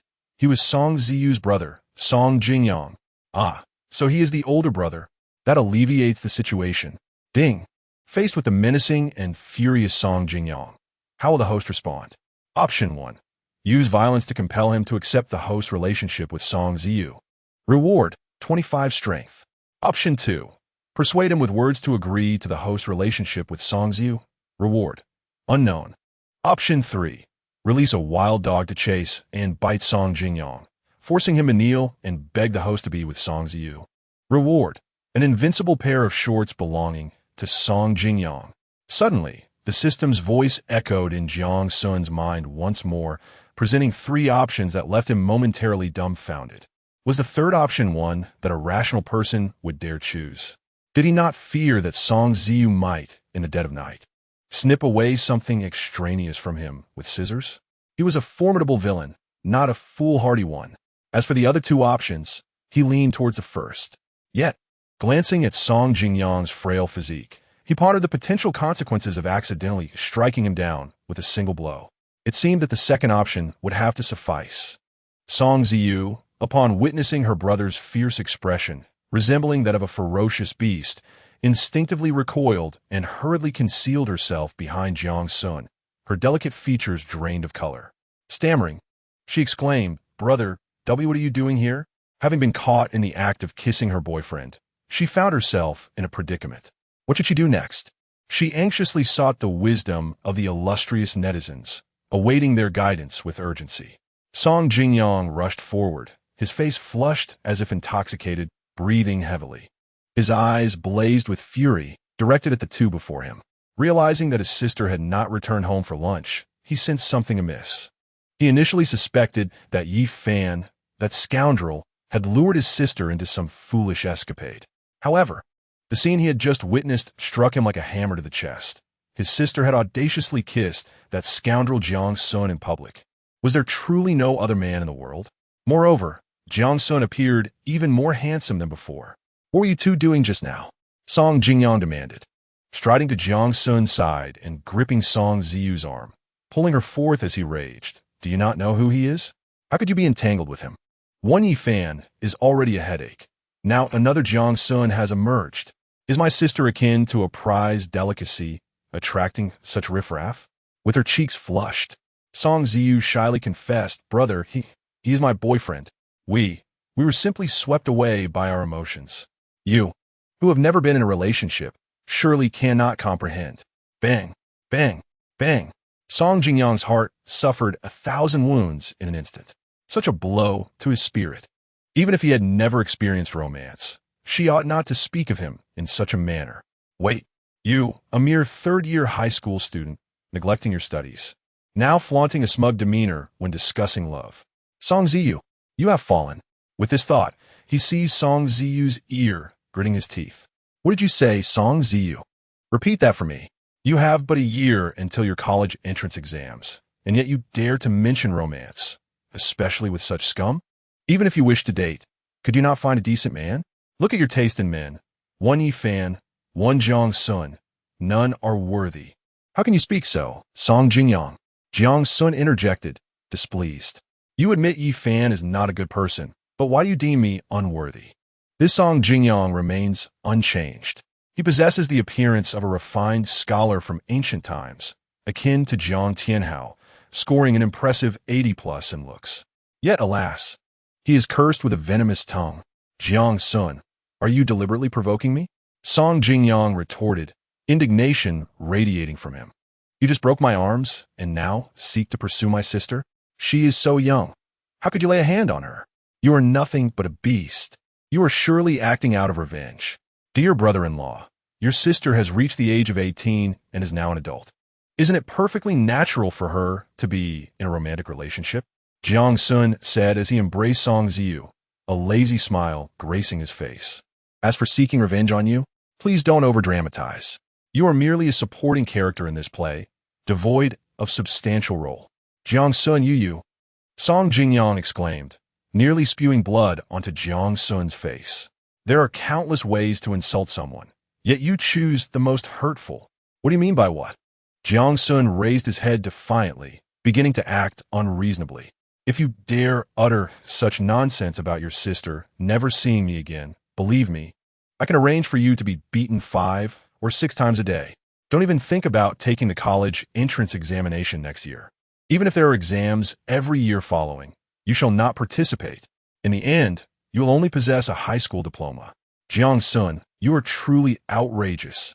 Song Jingyang stomped his feet in frustration, tears nearly spilling from his eyes.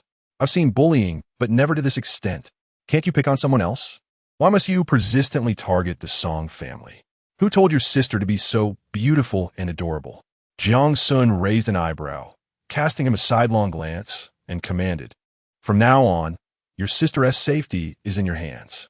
If she suffers even the slightest grievance, be wary of my wrath, and provide her with more pocket money. A few hundred is hardly sufficient. Don't you understand that she deserves to be spoiled? Moreover, your family's living standards must be elevated. Every meal should include chicken, fish, and shrimp, ensuring a balanced diet. Look how thin my girlfriend has become. What if her health deteriorates and affects her studies tomorrow? By the way, keep a close watch on her. If that scoundrel Yi Fan dares to approach my girlfriend, drive him away. You make a valid point. No one should let my sister live in poverty. Song Jingyang nodded in agreement, but then he sensed something was amiss. He took 2 steps back and glared fiercely at Jiang Xun. Gritting his teeth, Jiang Xun, your bottom line is lowering by the day. She is my sister, and how I care for her is our family's concern. Do you really need to meddle? I'll tell you this. If you wish to become my sister's husband, I shall reserve my opinion. He initially intended to express disapproval, but considering his nearly healed arms, he wisely chose a different approach. He was not cowardly. He was merely prudent. Dear brother-in-law, I believe you should agree to our relationship. As the saying goes, it is better to dismantle 10 temples than to break up a single marriage. You and T want your sister to be heartbroken, would you? Jiang Xun persuaded earnestly. Damn it, I've already reserved my opinion. What more do you want? Be careful. I might confine her, ensuring you can never see her again. Song Jingyang exploded in frustration. Do you expect me to agree just because you ask? That would be utterly humiliating. Jiang Xun raised his right hand, trapping Song Jingyang's neck under his armpit. With his left hand, he forcefully poked his fingers into both of Song Jingyang's nostrils, a fierce expression crossing his face. Song Jingyang, I see you're simply asking for trouble. Do you believe I 1T scoop out your brain? If Song Jingyang did not agree, the task would remain unfulfilled. He clearly chose the second option, yet Song Jingyang forced him to select the first. What a frustrating predicament. Chapter 82. Go ahead, hit me. It hurts. Song Jingyang found himself ensnared by Jiang Xun, his neck caught in a vice-like grip, his nostrils firmly blocked, nearly suffocating him. After a strenuous effort, he finally wriggled free from Jiang Xun's hold, stumbling back a few steps while rubbing his nose, and unleashed an indignant roar. Jiang Xun, you are pushing me too far. I will not tolerate this any longer. How can you possibly contend with me when your arms have yet to heal? Will you resort to using your teeth? Jiang Xun retorted, casually enjoying an ice cream while twisting his hips in a teasing manner. Hit me? Go ahead, hit me. With gritted teeth, Song Jingyang proclaimed loudly. Though the army may be led astray, a resolute man's aspirations cannot be diminished. Upon uttering these words, he summoned all his strength and leaped directly into Jiang Xun's embrace, sinking his teeth into Jiang Xun's left ear. Ouch, you really bit me. Let go this instant. Jiang Xun exclaimed, wincing in pain. Despite his impressive defenses, who has ever encountered ear defenses surpassing 200? His eyes widened as he gasped sharply, attempting to pry Song Jingyang off him. However, Song Jingyang had clamped his legs around Jiang Xun's waist and locked his arms around his neck, resembling a koala. Refusing to budge, Song Ziyu observed the scene, glancing at both Jiang Xun and Song Jingyang, and with a hint of exasperation, advised, Brother, you two are nearly 40. Can you not act so childishly? She had heard tales of their mutual disdain during their high school years. Jiang Xun viewed Song Jingyang as a bookish snob, sharp-tongued and thoroughly irritating, while Song Jingyang considered Jiang Xun a brash rich kid who reveled in bullying others. Who would have imagined they could still bicker like this upon reuniting? It was utterly immature. After half a minute of biting, Song Jingyang finally released his grip and jumped to the ground. Jiang, let me tell you, he said, wiping his mouth with a hand. One must be willing to risk everything to topple the king. However, no sooner had he spoken than Song Ziyu shot him a fierce glare, exclaiming, Brother, have you lost your mind? His ear is bleeding. With concern, she produced a handkerchief, tiptoeing to cover Jiang Xun's bleeding ear. Witnessing this, Song Jingyang felt a wave of self-reproach wash over him. What possessed him to venture out in the middle of the day? Had he not emerged, he would not have found himself amid such chaos. Alas, he felt caught between two worlds. Seeing his sister gazing at Jiang Xun with such care, he sighed softly. Ziyu, do you truly care for him? Brother, Jiang Xun has been very kind to me. Song Ziyu replied, her brows knitting together in discontent. Look at this drawing he made for me. Isn't it beautiful? She handed over the sketch she held. What? He can draw? Song Jingyang took the artwork, glancing at it in surprise before looking up at Jiang Xun. It appears quite impressive. But wait, after 3 years of high school together, I had no idea he possessed this talent. What did you unlock this skill? He recalled that Jiang Xun had attended art classes in his youth and had won a few minor awards in drawing competitions. However, it is evident that Jiang Xun possesses a far superior foundation in painting. He has at least a decade's worth of mastery. Is painting merely a matter of having hands? Jiang Xun's ear was only slightly grazed. It was not nearly as exaggerated as Song Ziyu described. Although Song Jingyang was angry, he dared not act too harshly. Nevertheless, out of respect for Song Ziyu, he was disinclined to quibble with Song Jingyang. At worst, he could just unlock a few more moves for Song Ziyu later. Hif. Jiang Xun thrust the ice cream into Song Jingyang's hand, then picked up some paper and a pencil, setting to work on a makeshift drawing board. This time, he painted with remarkable speed, albeit rather carelessly. In merely 4 or 5 minutes, Song Jingyang's figure sprang to life on the page. This time, it was not Song Ziyu, and thus lacked the same level of detail. It remained astonishingly vivid and lifelike. Song Jingyang took the drawing, his eyes gleaming with astonishment as he swallowed hard. Jiang Xun, how many secrets do you conceal? Not many, really. Jiang Xun continued to feign modesty. Oh, I uploaded a novel online last night, titled Ghost Blows Out the Light. I've heard it has garnered quite a readership. It's a horror adventure novel. If you're interested, feel free to check it out. What? Ghost blows out the light is your work. Song Jingyang and Song Ziyu exclaimed in disbelief. Their faces a picture of shock. Since this morning, they had been hearing numerous mentions of the novel. Many proclaimed it a masterpiece of epic-making significance. Who would have guessed that it was penned by Jiang Xun? Oh, you've heard of this novel too? If there are any shortcomings in my writing, I welcome your critiques. Jiang Xun's lips curled into a smirk, his smile growing ever more radiant. The thrill of boasting was exhilarating. Do you now understand what it means to be formidable? Should you kneel and call me father? Song Jingyang felt a wave of darkness wash over him, nearly fainting.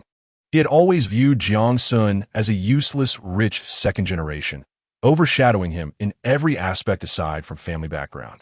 Yet now, Jiang Xun not only excelled in painting, but had also authored a literary masterpiece. This realization filled him with an unprecedented sense of pressure. Why is a rich second generation so tirelessly striving? It makes me appear utterly inept. At that moment, Song Ziyu gazed at Jiang Xun, her eyes narrowing into crescent moons, unabashed affection radiating from her. Were it not for the glaring presence beside them, she would surely have offered a kiss. Who wouldn't adore a boyfriend who is not only extraordinarily handsome, but also exceptionally talented? Sigh, Jiang Xun, I consent to your relationship with my sister, but I hope you will not let her down. Seeing Jiang Xun casually drop two bombshells, causing his sister to become infatuated, Song Jingyang sighed softly. The tides had turned. What could he possibly use to oppose this? Brother-in-law, am I that sort of person? You've misjudged me, Jiang Xun replied, somewhat displeased. By the way, I remember your family purchased 2 apartments. One of them is registered in Ziyu's name, and the decoration style was tailored to her preferences. Once the renovations are complete, do let me know. I'd love to stay for a few days. Jiang Xun, are you out of your mind? Song Jingyang was thoroughly vexed.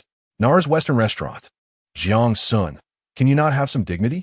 You are so wealthy, yet you made my sister treat you to dinner.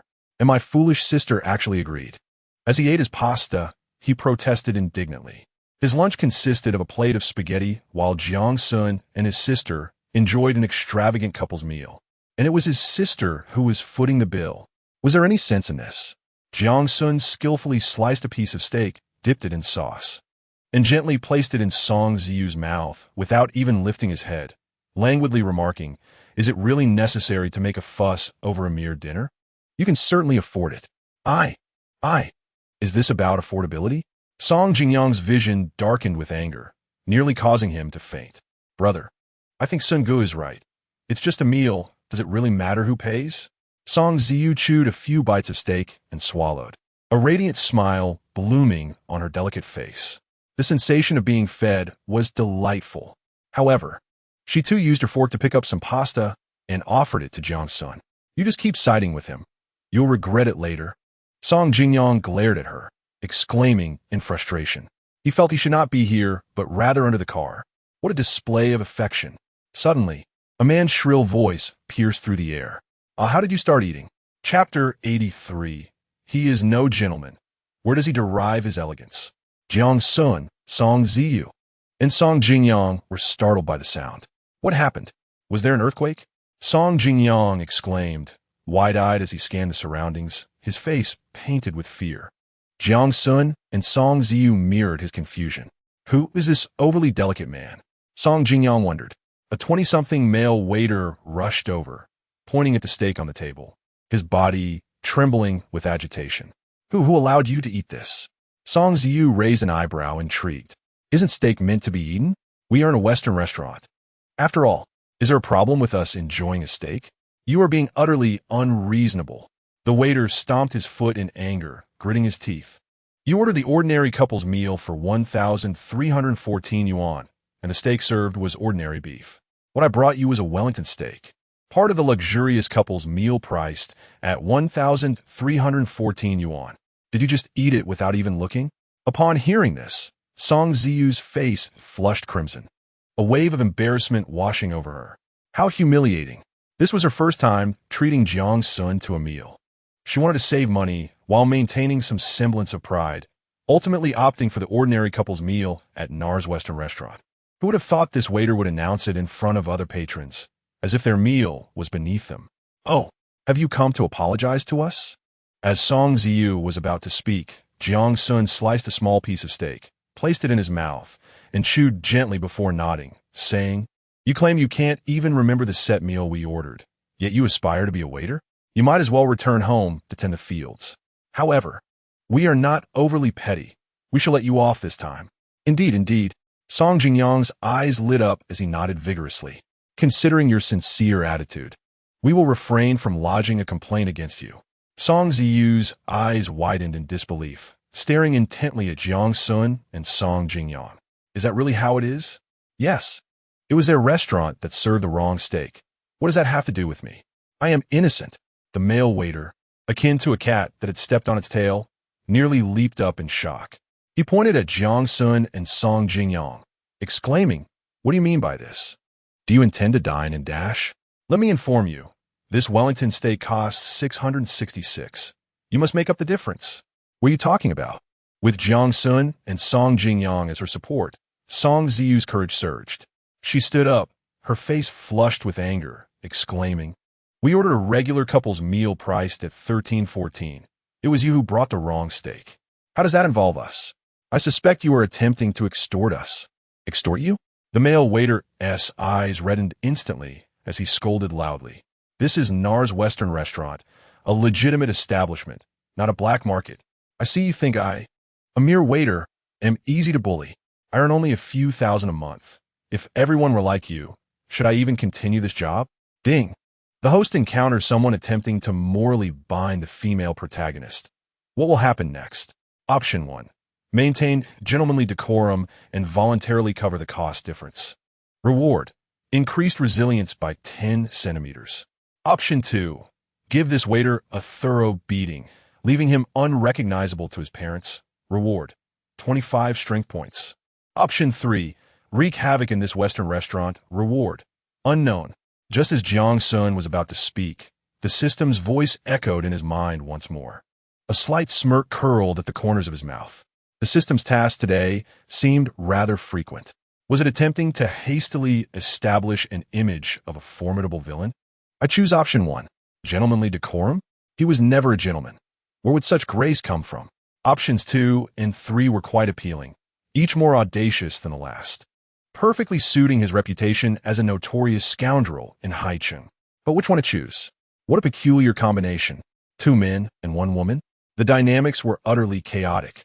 Today's women truly lacked decorum. How shameful it was for the 3 of them to bully a mere waiter. Indeed, if you can't afford Western cuisine, then don't enter. You wish to save face while refusing to spend. Other patrons, swayed by the waiter's dramatic performance, began to jeer. Upon hearing such vile remarks, Song Ziyu stamped her foot in indignation, shouting, "What are you saying? He is my brother, my boyfriend. Is it wrong for us to dine here? It was clearly his mistake in serving the wrong steak. Why should we bear the consequences? Do you not feel any sympathy for him? Why not assist him in covering the cost of this steak?" Although she may appear gentle and demure, resembling a little white rabbit, she is, after all, a cherished princess, spoiled by her parents and brother. How could she endure such vile language? The patrons, witnessing such a small girl angrily reprimanding them, felt an immediate surge of guilt and fell silent. For those accustomed to dining on Western cuisine, a Wellington steak priced at 666 yuan is indeed quite delectable. Were they in that position, they would likely prioritize their dignity and promptly cover the price difference. However, for those unaccustomed to such fare, a steak that usually costs around 40 to 50 yuan suddenly skyrocketing to 666 yuan is simply unacceptable. Who could possibly tolerate such a price hike? The male server, seeing that Song Ziyu was resolute and unwilling to pay the difference, felt a simmering resentment. He had encountered similar situations before. Typically, by playing the victim and employing moral coercion, patrons would comply. Yet, this time he faced a formidable challenge. Nevertheless, they would have to pay one way or another. "This is my territory, and I dictate the terms." He then wiped away his tears and exclaimed, "You are truly bullying us. Despite your ostentatious attire, you cannot even bring yourselves to cover the cost of the steak. If the owner learns of this, I shall surely be in dire trouble. In any case, unless you settle this bill, You shan't leave here. How shameless of you. Song Ziyu retorted, her almond-shaped eyes wide with indignation. That server, Jiang Xun suddenly interjected. What? Are you going to cover the difference? The male server's eyes lit up as he eagerly inquired. I knew you would crack under pressure. I meant to say, your presence here is quite disruptive to our meal. Kindly move aside. Jiang Xun responded languidly, casually placing a small piece of steak in Song Ziyu's mouth. You. The male server felt darkness close in, nearly fainting from anger. Ding. The host has completed the task of using force, compelling Song Jingyang to agree to the host's relationship with Song Ziyu. A voice resonated in Jiang Xun's mind. Chapter 84. Destroy this establishment for me.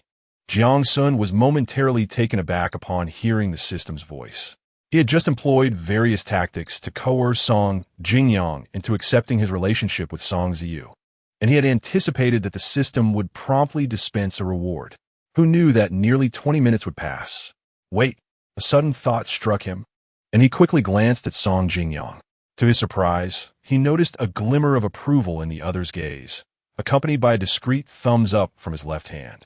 Upon realizing that a small gesture had been observed by Jiang Xun, Song Jingyang merely huffed and turned away, refusing to meet his eyes again. So that is how it is. The second option presented by the system was for Song Jingyang to verbally acquiesce to Song Ziyu being with Jiang Xun. This was distinct from the first option. One involved genuine agreement, while the other was mere lip service. By standing firmly with Song Ziyu, Jiang Xun had undeniably secured Song Jingyang's recognition. The cunning system certainly enjoyed its wordplay. Reward, strength 25. Ding. The host, through eloquent persuasion, secured the agreement of the other party to the task of being with Song Ziyu, rewarded with 2 detoxifying elixirs. The detoxifying elixirs could neutralize all poisons in the world. Immediately, Jiang Xun felt a surge of warmth coursing through his meridians and muscles, an overwhelming force rising within him. Within mere seconds, he sensed a significant enhancement in his strength. Although he currently fell short in terms of cultivation compared to Jiang Tianhao, his formidable physical prowess would undoubtedly allow him to overpower Jiang Tianhao multiple times over. As for the detoxifying elixirs, they were a true treasure. He would no longer fear being poisoned. You really shouldn't overstep your bounds. You, a pauper who can't even scrape together a few $100s. Think you can woo a girl? Dream on. The male server, incensed and frustrated by the audacity of this man, who was being treated by a woman, felt on the verge of collapse. Was the world truly this absurd? Was it now acceptable for men living off of women to be so brazen? Jiang Xun set down his knife and fork, rose, and seized the male server by the neck, tossing him onto the sidewalk as one might discard a dead dog. Such a loquacious fool, he exclaimed, dusting off his hands before returning to his seat. Kek Sun Yi. It's not that I don't wish to order the lavish Lover S set for 1,314 yuan. I simply find it unworthy. Song Ziyu's cheeks flushed a rosy hue, resembling a ripe apple, as she shyly explained. Moreover, I saw that a single Wellington steak cost 666 yuan. How outrageous. I believe the ordinary Lover S set is quite satisfactory. I assure you, next time I will certainly treat you to the luxurious 1,314 yuan set. No sooner had she finished speaking than Jiang Xun forked a small piece of steak and placed it into her cherry-like mouth. Even steak cannot silence your chatter. Jiang Xun shot her a sidelong glance and remarked nonchalantly, I've already stated that what matters is not the food but the company with whom I dine. I had anticipated indulging in Lanzhou beef noodles. Who would have thought you would bring me to a Western restaurant? This exceeds my expectations. I only feared you might not be accustomed to it. Song Ziyu replied, playfully touching her reddened ears, a shy smile gracing her lips. Jiang Xun, I must wonder why you, who are not lacking in wealth, insist on having my sister treat you to a meal? Song Jingyang asked with genuine curiosity. Your sister appears rather easy to manipulate. Jiang Xun replied with unabashed confidence. That is indeed a compelling rationale, and I find myself in agreement. Song Jingyang nodded knowingly, reflecting on the naivety of women who, even when deceived, would still assist their deceivers in counting their gains. Sun Go brother. Song Ziyu pouted, her displeasure evident. The ordinary Lover S set ordered by Song Ziyu was modestly priced, naturally offering fewer options. A small portion of steak, a small serving of pasta, 2 chicken burgers, a small order of fries, and 2 cups of juice. Soon, Jiang Xun and Song Ziyu finished their meal and stood to leave, only to be confronted by the male server, now accompanied by 5 security personnel, bursting through the door. Hands on hips, he lifted his chin, exuding an air of arrogance. I thought you 3 paupers had fled. I never anticipated your audacity to remain in the establishment. Since you have chosen to do so, I shall ensure we settle this matter thoroughly. You are to compensate the difference of 620 yuan for the Wellington steak, and considering you unceremoniously ejected me, a compensation of 5,000 yuan is hardly excessive, is it? Produce that sum, and I shall allow you to exit this door unscathed. Otherwise, you shall face the repercussions. His words detonated like a deep-sea bomb within the restaurant, eliciting a wave of astonishment. These 3 young individuals acted impulsively, allowing a mere steak to provoke such animosity, which seems exceedingly trivial. I have heard that Nars Western Restaurant has formidable backing. Now, instead of parting with merely over 600 yuan, they may find themselves forking out over 5,000. Young people must sometimes endure the harshness of society to truly flourish. The patrons observed Jiang Xun, Song Ziyu, and Song Jingyang with a newfound glimmer of pity and sympathy in their eyes. Weren't you just brimming with arrogance? Now, do you comprehend the magnitude of the trouble you've invited upon yourselves? Sometimes one must yield. Song Ziyu's expression shifted subtly, her throat tightening with unease as she inquired. Sungo, what shall we do? Song Jingyang remained silent, his gaze turned toward Jiang Xun. Jiang Xun glanced at the 2 of them and chuckled lightly. Do you truly wish to cover this expense? Song Ziyu hesitated before shaking her head, replying, No, this is entirely his fault. Why should we pay? Indeed, they are merely taking advantage of us. We could always lodge a complaint. Song Jingyang vigorously nodded in agreement. There is no need for such complications. Jiang Xun could not suppress his laughter as he turned to the male waiter, offering a devilish smile.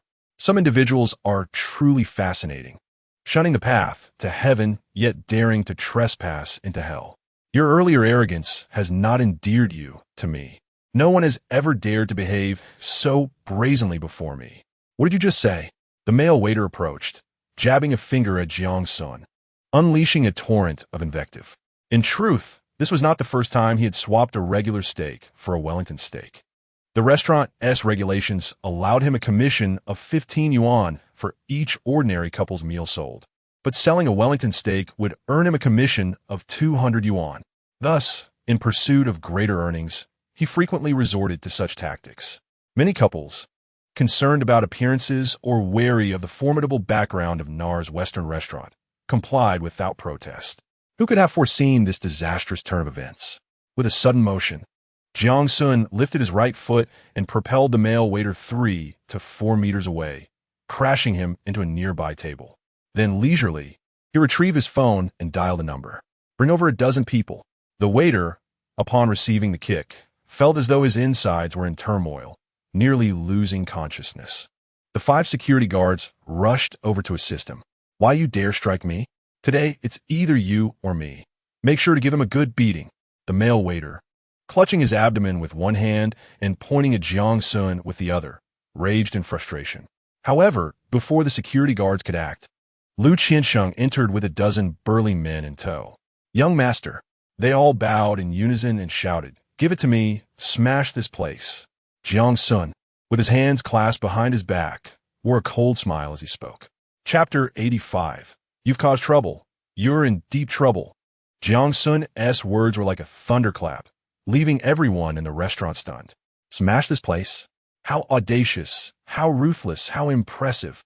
Yet, glancing at the imposing figures of Lu Qiansheng and his dozen or so burly men, it seemed this young man was not to be underestimated. The male server, witnessing such a scene, felt his complexion darken. Nars Western Cuisine was a mid-range establishment, frequented primarily by young couples and white-collar workers. He had always regarded Jiang Xun, Song Jingyang, and Song Ziyu as mere university students, believing that no matter how much trouble they stirred, they would not dare to retaliate. Little did he expect that this young man could summon such a formidable group. He had seriously misjudged the situation.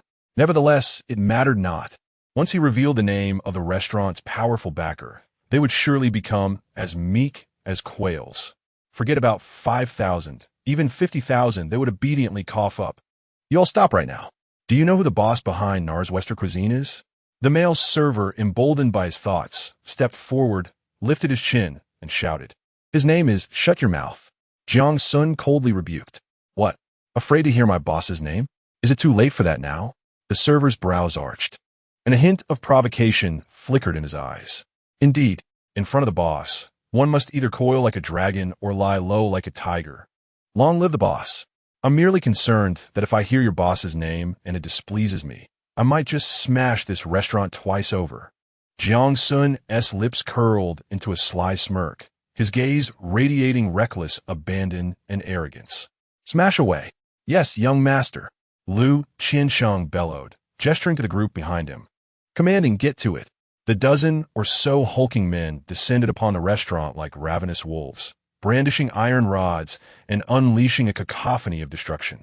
In an instant, chairs and windows shattered into a million pieces. Other patrons, witnessing this madness, were paralyzed with fear.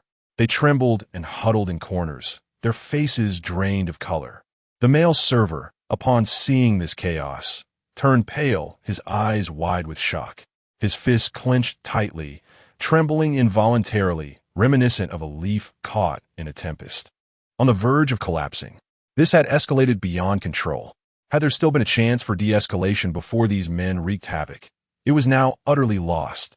Even if the boss intervened to punish these assailants, he too would face severe repercussions. With this thought, he gritted his teeth, his eyes bloodshot as he glared at Jiang Xun, roaring, I can assure you, you have caused trouble, and you are in deep trouble.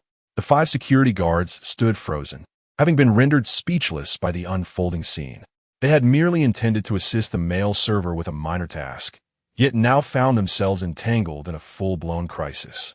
Everyone's face turned ashen, their legs weakened, and their voices trembled with fear. Josai, you have doomed us this time. Josai, overwhelmed by his own predicament, had neither the time nor the inclination to address their concerns. Jiang Xun, indifferent to the threat posed by the male server, lounged carelessly, scrolling through WeChat on his phone while chatting with Sun Ningxiang, Fang Muqing, and Shun Xingyao. He engaged in casual banter with Song Ziyu and Song Jingyang, his expression devoid of any fear or anxiety. Sun Ge, won't your actions invite trouble? Song Ziyu asked in a hushed tone, her concern palpable. She was thoroughly displeased with the server's arrogant demeanor and felt a strange sense of satisfaction witnessing the restaurant's destruction. Yet, her heart was heavy with worry. Would Jiang Xun inadvertently stir up a monumental mess? Invite trouble? What trouble? Polluting the environment? Creating a disturbance? That indeed poses some issues. Jiang Xun tilted his head, pondering, and suggested, how about we wait outside? I'm referring to whether the restaurant owner might be angered. If he calls the police, that could spell disaster, Song Ziyu lamented. On the verge of tears, she regretted choosing this establishment, reflecting on how things might have unfolded differently had she selected another venue. Jiang Xun, however, found the situation uproariously amusing, laughing heartily. Sun Ge, what are you laughing at? Song Ziyu asked, perplexed. Jiang Xun raised his right hand, gently wiping a smudge of sauce from the corner of her lips, chuckling softly. Ziyu, have you forgotten this is Haicheng? Of course, I know this is Haicheng. But what does that matter? Song Ziyu was bewildered. Song Jingyang chimed in to clarify. Silly sister, this is Haicheng. Who could possibly be more formidable than him? Who would dare to report him? Upon uttering those words, he recalled the events that Jiang Xun had orchestrated, feeling a mix of relief and disbelief. It was indeed miraculous that he had survived after publicly insulting Jiang Xun. At this revelation, Song Ziyu trembled, staring at Jiang Xun in shock. She was aware that Jiang Xun was the heir of the Jiang family and Haicheng, a colossal presence. Yet, she had never sensed the arrogance or overpowering dominance typically associated with such stature. Instead, he seemed courteous and refined, reminiscent of a true gentleman. causing her to forget his formidable identity. Rest assured, this won't escalate into chaos. Jiang Xun crossed his legs and playfully toyed with Song Ziyu's hand, laughing nonchalantly. However, I am rather curious about the identity of the owner behind this restaurant. You don't know who the owner is? Song Ziyu blinked her beautiful eyes, intrigued. Haicheng is vast, and I am not a deity. How could I possibly know? Jiang Xun shrugged, feigning helplessness. Lu Qiansheng and the others wreaked havoc for over 20 minutes. Aside from the area occupied by Jiang Xun and his companions, the rest of the restaurant resembled a war zone, utterly unrecognizable. At this moment, Zhou Sai lay helplessly on the ground, his eyes vacant, muttering to himself, "Madness, you have truly lost your mind. Who the hell smashed my restaurant?" Suddenly, an enraged roar from a man outside pierced through the air. Upon hearing this voice, Zhou Sai sprang to life as if resurrected, leaping off the ground and racing out of the restaurant, embellishing the events that had just transpired in a frantic recount. In short, he proclaimed that the responsibility lay entirely with the three individuals inside. He was unequivocally innocent. Jiang Xun squinted, reclining casually in his chair, and called softly, "Uncle Lu." "Yes." "Young master." Lu Qianxing promptly approached, bowing respectfully. "Make that boss outside slap himself 20 times, then have him come in to see me," Jiang Xun commanded, not even bothering to open his eyes. Chapter 86. No one dares to be arrogant before me. "Yes." Lu Qianxing nodded, devoid of any doubt, and turned to stride towards the restaurant's entrance. The other patrons, upon hearing Jiang Xun's order, were utterly stunned. Who was this young man? Not only had he sent someone to vandalize another's restaurant, but he also demanded that the owner slap himself 20 times. They had witnessed bullying before, but this was an entirely different level. It was simply outrageous. Lu Qianxing marched into the restaurant, observing Zhou Sai still desperately twisting the truth and babbling incoherently. With a blank expression, he commanded, "My young master has said that you must slap yourself 20 times before you can enter to see him." "Boss, did you hear that? I'm not lying, am I?" At this, Zhou Sai felt a surge of confidence, immediately exclaiming with pride. Just moments ago, he had worried that the boss would not believe his claims, but now he felt reassured. The young owner, upon seeing Lu Qiansheng, turned pale, exclaiming in disbelief, "What? The person inside is young Master Jiang? What? What Jiang? Isn't he just a leech who makes girls pay?" A look of doubt crossed Zhou Sai's face, an ominous premonition creeping in. Slap, slap, slap. The young owner raised his right hand and unleashed a barrage of thunderous slaps upon himself, cursing furiously. "Are you out of your mind? You dare offend young Master Jiang? I'll make you regret it today." Zhou Sai, dazed from the onslaught of slaps, found himself utterly disoriented, unable to discern direction. In sheer terror, he raised his trembling hand to wipe the blood from the corner of his mouth, stammering, "Boss, How didn't he know?" Without hesitation, the young owner raised both hands and slapped himself 20 more times. Swallowing hard, he trembled as he approached the interior. Witnessing this scene, Zhou Sai's face drained of color, and he collapsed to the ground. Who on earth was he? As the young owner entered the restaurant, he beheld the complete devastation within, shrinking back in fear. Immediately, he obediently approached Jiang Xun and the others, bowing respectfully as he stammered, "Young Master Jiang, I've come." "Oh, Suji Xiang, you own this Western restaurant?" Jiang Xun raised an eyebrow in surprise upon recognizing the newcomer. Suji Xiang was indeed one of the 15 wealthy heirs. He is now a sophomore, exempt from military training, and can choose to attend classes at will. Suji Xiang quickly nodded, saying, "Jiang Xiao, I just have a few pocket money. My parents often nag me, saying I am idle and do nothing every day. So, I opened 4 Western restaurants, which have been operating quite well. Who would have thought they would offend Jiang Xiao this time?"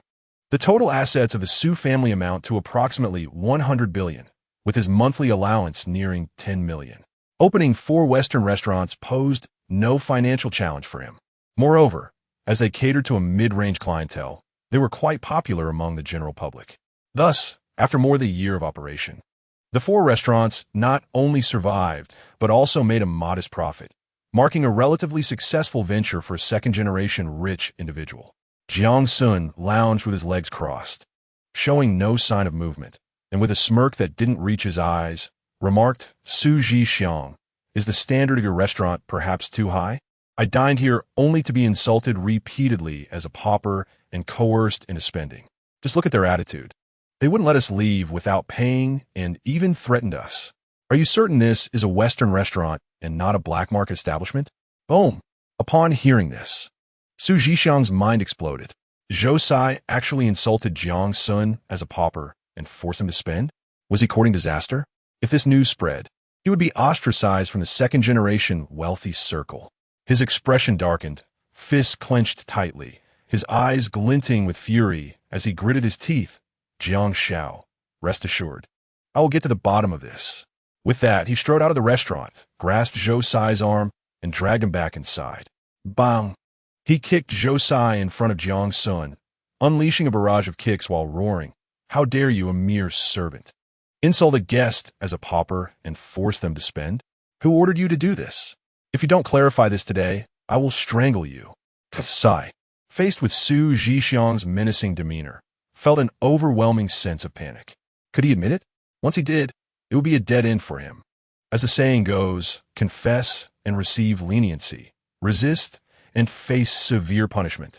He lifted his head, a resolute glimmer shining in his eyes. "Boss, what I said earlier is true. They dined without paying, and not only did I get beaten, but they also vandalized the restaurant. You must believe me."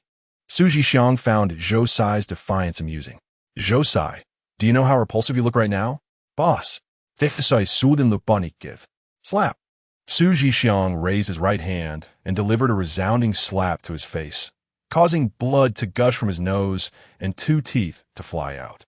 Zhou Sai fell heavily to the ground. "Zhou Sai, do you know why I believe him and not you?" Su Xiang bent down, seized his ear, and grinned menacingly. The boss, a flicker of terror flashed in Zhou Sai's eyes as he stammered. "Because his surname is Jiang," Su Xiang articulated deliberately in his eyes. "You are no more than an ant. Is there any necessity for him to deceive me?" The mention of the surname Jiang caused Zhou Sai's pupils to constrict, his voice trembling with fear. "Is it the Jiang he knows?" "Indeed, it is the Jiang you are aware of."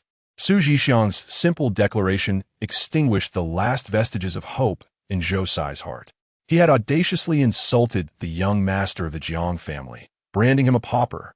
He had openly threatened and provoked the scion of the Jiang family. A sudden surge of bravado coursed through him. The other patrons, upon learning of Jiang Xun's identity, felt their hearts lurch violently. The young master of the Jiang family had graced such a humble Western restaurant with his presence. Was this not akin to a discreet visit in disguise? They recalled their earlier remarks, their faces flushing with embarrassment. This was truly a resounding slap in the face. "Boss, I was wrong. I truly acknowledge my mistakes. I shall never dare again." Zhou Sai immediately knelt before Su Xiang, repeatedly bowing in supplication. Jiang Xun, holding the delicate, snow-white hand of Song Ziyu, stood up languidly. "Su Xiang, my apologies. In my haste, I caused damage to your restaurant. How much shall I compensate you?" "No, no, no. Young Master Jiang, how could you bear to pay for this?" Su Xiang quickly shook his head in refusal. "It was they who made you uncomfortable. Smashing it was warranted. If it were me, I would have done the same." Jiang Xun bent down and whispered a soft laugh into Zhou Sai's ear. "I already informed you. No one dares to act arrogantly in my presence. Do you now comprehend?" With those words, the 3 of them strode away. Zhou Sai collapsed once more onto the ground, watching their departing figures. "Zhou Sai, how do you think I should punish you now?" Su Xiang's ominous voice echoed nearby. Chapter 87. Is it truly so difficult to be Jiang Xun?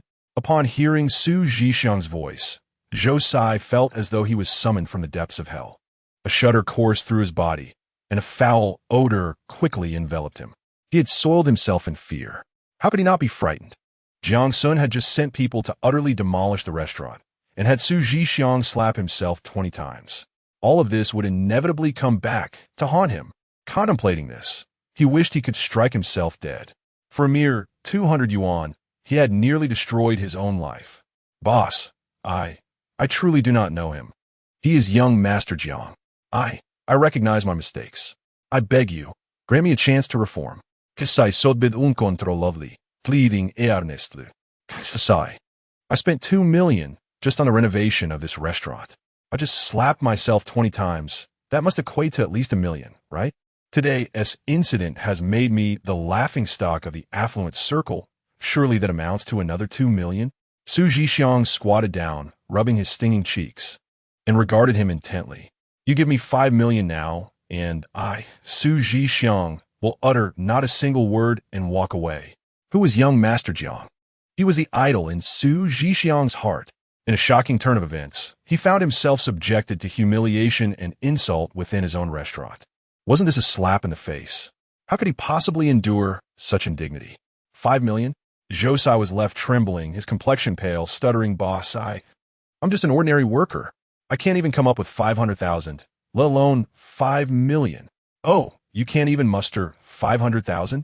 Su Jixiang gripped his hair tightly, a sinister grin spreading across his face. You dare to play tricks in my restaurant, tarnishing my establishment's reputation? I thought you were more formidable than this. I have always believed in virtue, but now, allow me to show you my true nature." With that, he raised his right hand and delivered a flurry of slaps across Josai's face. The sound echoed, leaving Josai bloodied and utterly wretched. "Boss, I will work hard to repay you the 5 million, he pleaded, fully aware that such an amount was astronomical for him. Even if he were to forego food and drink, it would take him over a decade to repay it. For this reason, Su Jixiang had no intention of killing him. "How long do you plan to take to repay me?" Su Jixiang sneered, clearly discerning the turmoil within Josai's mind. "Am I to wait for you for a decade?" Josai's expression shifted, a foreboding sense creeping in. Su Jixiang gently caressed his face, chuckling softly. "I suddenly realize you have quite a handsome appearance. In a nightclub, you would undoubtedly attract a multitude of admirers." Boom! Josai's mind exploded at those words. A nightclub? Many admirers? What kind of place was that? It was filled with wealthy women seeking thrills and men with peculiar tastes. If he were to enter a nightclub, it would be akin to a lamb walking into a den of wolves, surely to be devoured whole. "Boss, I was wrong. I truly understand now. Please grant me some time. I will repay you." Fear gripped him. Su Jixiang, now standing, spoke languidly. When one commits a wrongdoing, one must face the consequences. Adults are accountable for their actions. Is this not a simple principle to grasp? Guards, seize him. Find a place to clean him up. Then throw him into the nightclub to earn money from me. I wanted to make 5 million within a month. 5 million in a month. That required earning at least 16,000 a day. How many clients would that take to satisfy? "Yes, sir." Immediately, 6 bodyguards rushed in, disregarding Josai's struggles as they seized his arms and marched him outside. Jiang Xun, embracing Song Ziyu's slender waist, savored her presence for several minutes before reluctantly pausing. If not for the glaring presence nearby, he would have advanced further. The aim was to leave no opportunity for the protagonist. "Brother-in-law, I see you've had some free time lately. The upcoming college entrance examination should pose no problem for you, right?" Jiang Xun said, drawing closer to Song Jingyang. "Why do I feel your gaze towards me is somewhat displeased?" Song Jingyang retorted, eyeing him warily, his disdain evident. "If I'm not here, are you planning to take my sister to a hotel? You are indeed supporting her. What are you saying, brother?" Song Ziyu pouted her slightly swollen lips, playfully. Yet, her body remained closely pressed against Jiang Xun's, reluctant to part. "How could that possibly happen?" Jiang Xun firmly shook his head. "With the meager amount you gave her, do you think it's enough for a hotel room? You surely don't expect me to take her to one of those roadside motels that charge 30 to 50 a night, do you?" Jiang Xun. Song Jingyang's eyes widened in disbelief, his mouth agape, utterly appalled. "Are you even human? You are the one pursuing my sister, and she paid for the meals, and now you want her to pay for the hotel as well. Are you expecting her to bring her own umbrella too? Is it really that difficult to be a decent person?" Jiang Xun shrugged, spreading his hands in a gesture of helplessness. "I need to conduct some major business, and I'm short on funds." "Short on funds?" Song Jingyang raised an eyebrow, scrutinizing him with surprise. "You, of all people, run short on money?" After a moment of hesitation, he gritted his teeth and glared at him. "Did you not compensate me 5 million initially? I purchased 2 apartments, along with renovations and furnishings, totaling over 3 million, leaving me with just over 1 million. I will return every penny to you. You need not thank me. Just treat my sister well in the future. Brother. Song Ziyu was taken aback and touched by his words, momentarily speechless. Jiang Xun was also stunned. This was over 1 million, not merely 100. While it meant little to him, it was a substantial sum for the Song family. Yet, Song Jingyang was willing to part with that amount. This young man truly possessed something remarkable. Jiang Xun gently shook his head. Forget it. I am in need of substantial amounts, and this little pocket change is hardly sufficient. How much do you actually need? Song Jingyang inquired with curiosity. Over 1 million is just pocket money. Damn affluent households. I currently have over 6 billion in my account, but I'm looking for around 10 billion. Jiang Xun pondered briefly before honestly responding. I wish to establish a novel website and a film production company. 10 billion? Both Song Jingyang and Song Ziyu's eyes widened, their hearts racing uncontrollably. My apologies for the intrusion. We have overstepped. Jiang Xun noted the late hour and escorted Song Jingyang and Song Ziyu to their school gate before returning to Haicheng University. Jiang Xun hit me. Go ahead and hit me. Upon changing into military training attire and rushing to the playground, he spotted Zhang Tianhao, who was boasting with a smug expression. Chapter 88. Do you have a medical license? Yifan slowly regained consciousness, though his mind had yet to fully engage. What just transpired? He had eagerly gone to claim a 5 million grand prize, only to find himself tricked by Jiang Xun. The 5 million had dwindled to a mere 999. Just before leaving, he had been extorted for 800 by that overweight boss. Even Song Ziyu had no idea where Jiang Xun had taken her. In a fit of rage, he spat blood and fainted. You have awakened? My, what a strong physique you possess.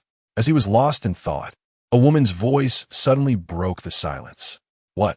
Yifan jolted awake, sitting up and gazing toward the source of the sound. At the edge of the bed sat a woman, seemingly in her 30s, possessing a fair degree of attractiveness and a curvaceous figure. However, years of using inferior cosmetics had rendered her skin rough and somewhat lackluster. She was draped in a white bathrobe, revealing everything underneath. At that moment, she held a cigarette in her left hand, exhaling smoke rings with an air of contentment. Who are you? How did I end up here? Yifan's expression shifted abruptly as he shouted.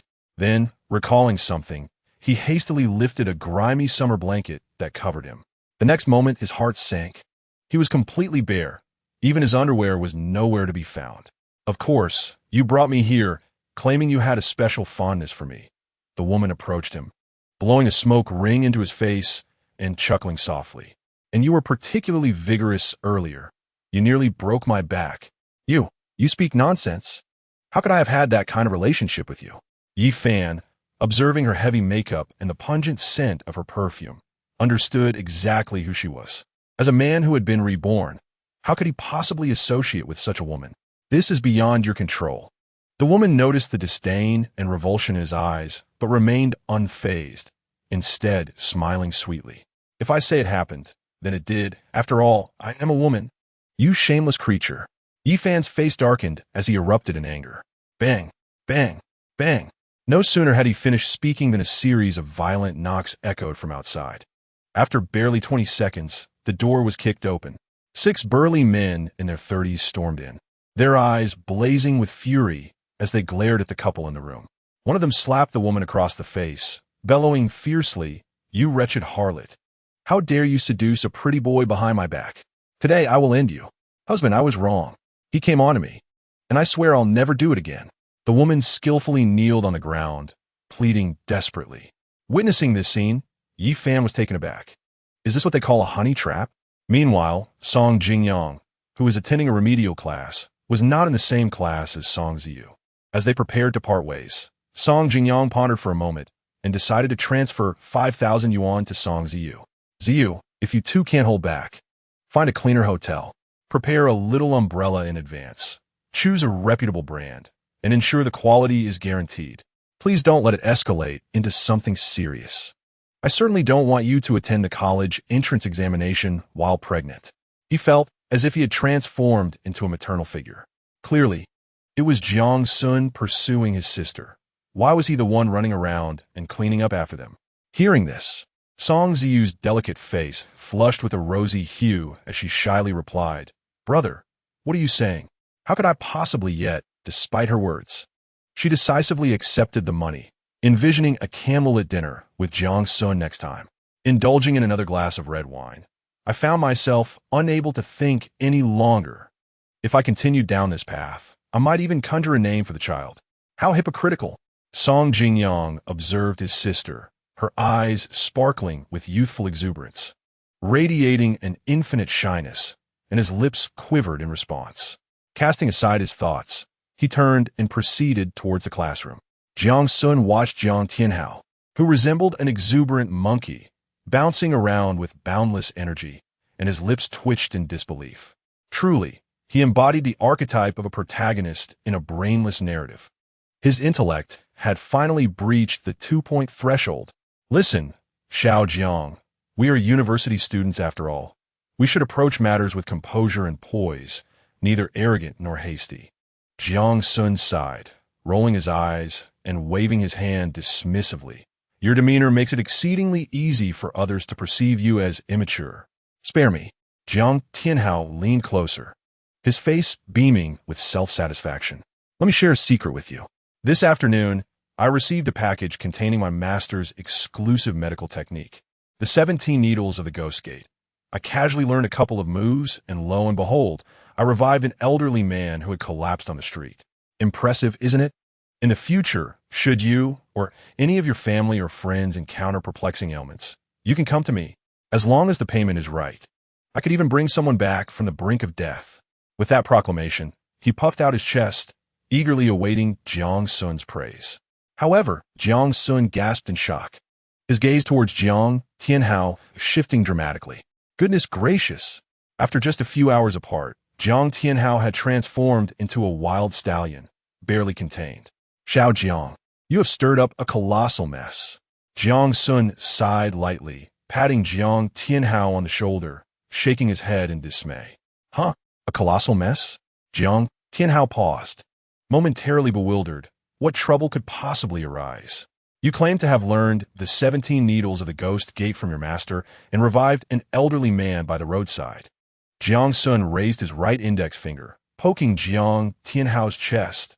"Do you possess a medical license?" "Well, no." Jiang Tianhao's complexion shifted slightly as he shook his head. "Precisely," Jiang Xun criticized, filled with exasperation, considering the current tension in doctor-patient relationships. Even those with medical licenses and years of experience are frequently subjected to complaints. What right do you, a freshman without a license, have to treat others? What if you were to face a lawsuit for $1 million or $5 million? How would you respond?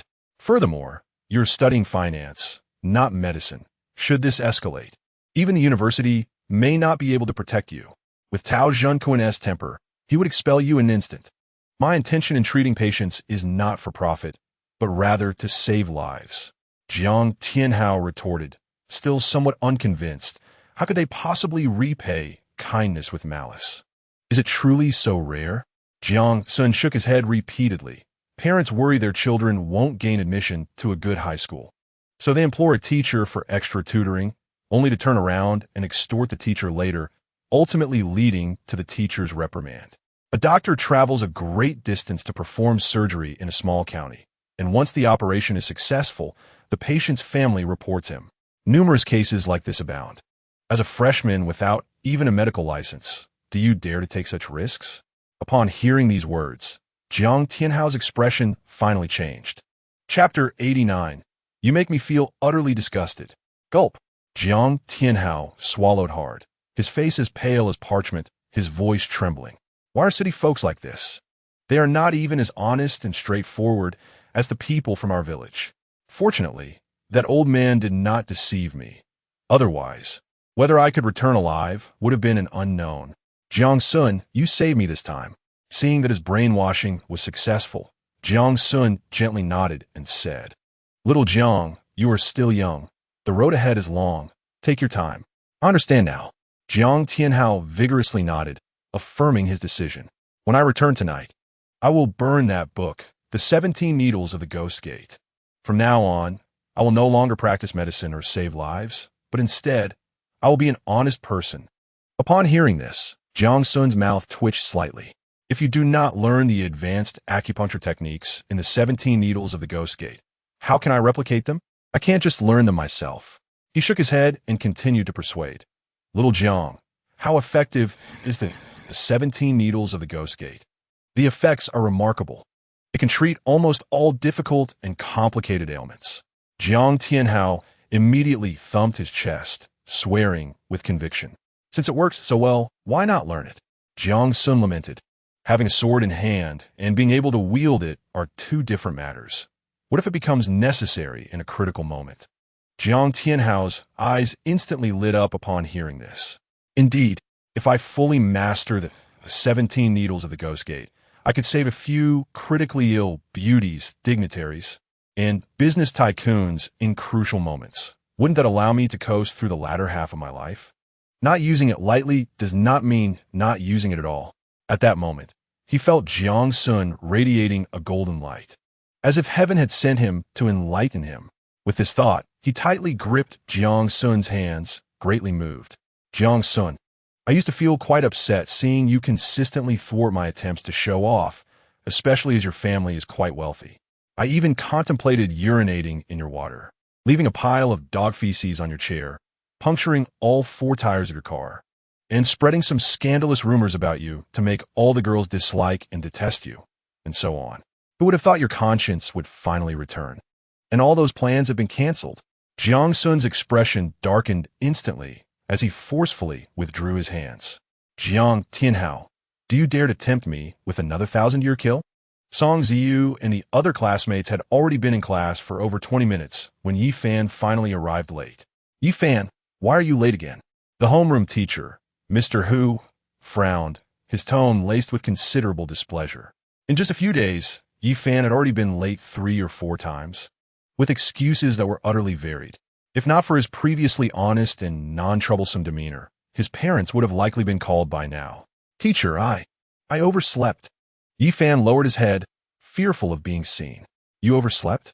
Teacher, who gazed at him, his head bowed in a manner that suggested he feared being seen, and a flicker of suspicion ignited within him.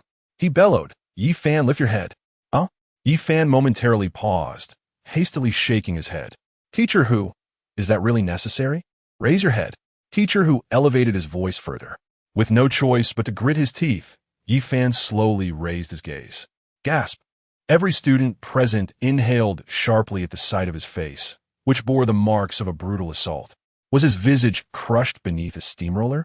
His nose was bruised, his face battered and bloodied, and even his ears showed signs of injury. What had happened to Yi Fan? Had he been attacked? I think he deserves it. He has been insufferably arrogant these past few days, looking down on everyone except Song Ziyu. Yet he appears so pitiful. I believe we should report this. Let Officer Ma apprehend the assailant. Many students could not restrain their chatter. Upon seeing Yi Fan, Song Ziyu's mind immediately conjured an image of him entering a hair salon, banishing any concern she had felt moments before. In such a place, filled with unsavory characters, was it not normal for a high school student to face violence? He had it coming. Teacher, who was taken aback by Yi Fan's disheveled appearance. Though he was often displeased with Yi Fan's habitual tardiness, he could not overlook the fact that Yi Fan was still his student. If he did nothing in response to this assault, could he truly call himself a teacher? With this thought, his expression darkened. Yi Fan, what on earth happened? Who assaulted you? Such audacity. Ah, teacher, no one hit me. I simply fell while rushing to school. Yi Fan dared not reveal the truth. If the school discovered his association with that kind of woman, expulsion would surely follow. You fell? Teacher, whose brow furrowed, feeling his intelligence insulted. Can a fall cause such injuries? Show me another fall if you can. Yet, no matter how he pressed, Yi Fan remained steadfast in his statement. He had merely fallen, and no one had harmed him. Seeing the futility of his inquiries, teacher, who relented, nodding. Very well. If you insist it was a fall, then I shall accept that. However, I must advise you, should you encounter any troubles in the future, do not hesitate to seek help from your teachers or parents. Do you understand? Yes, teacher, who? Yi Fan nodded earnestly. Return to your seat. We shall resume our lesson. Yes, teacher Hu. Yi Fan felt as if he had been granted a reprieve, hastening back to his desk. Seated beside him, Song Ziyu furrowed her brow as he approached. A pungent cloud of perfume enveloped her, causing her to cough delicately as she covered her nose with her left hand. Ziyu, where did you go at noon?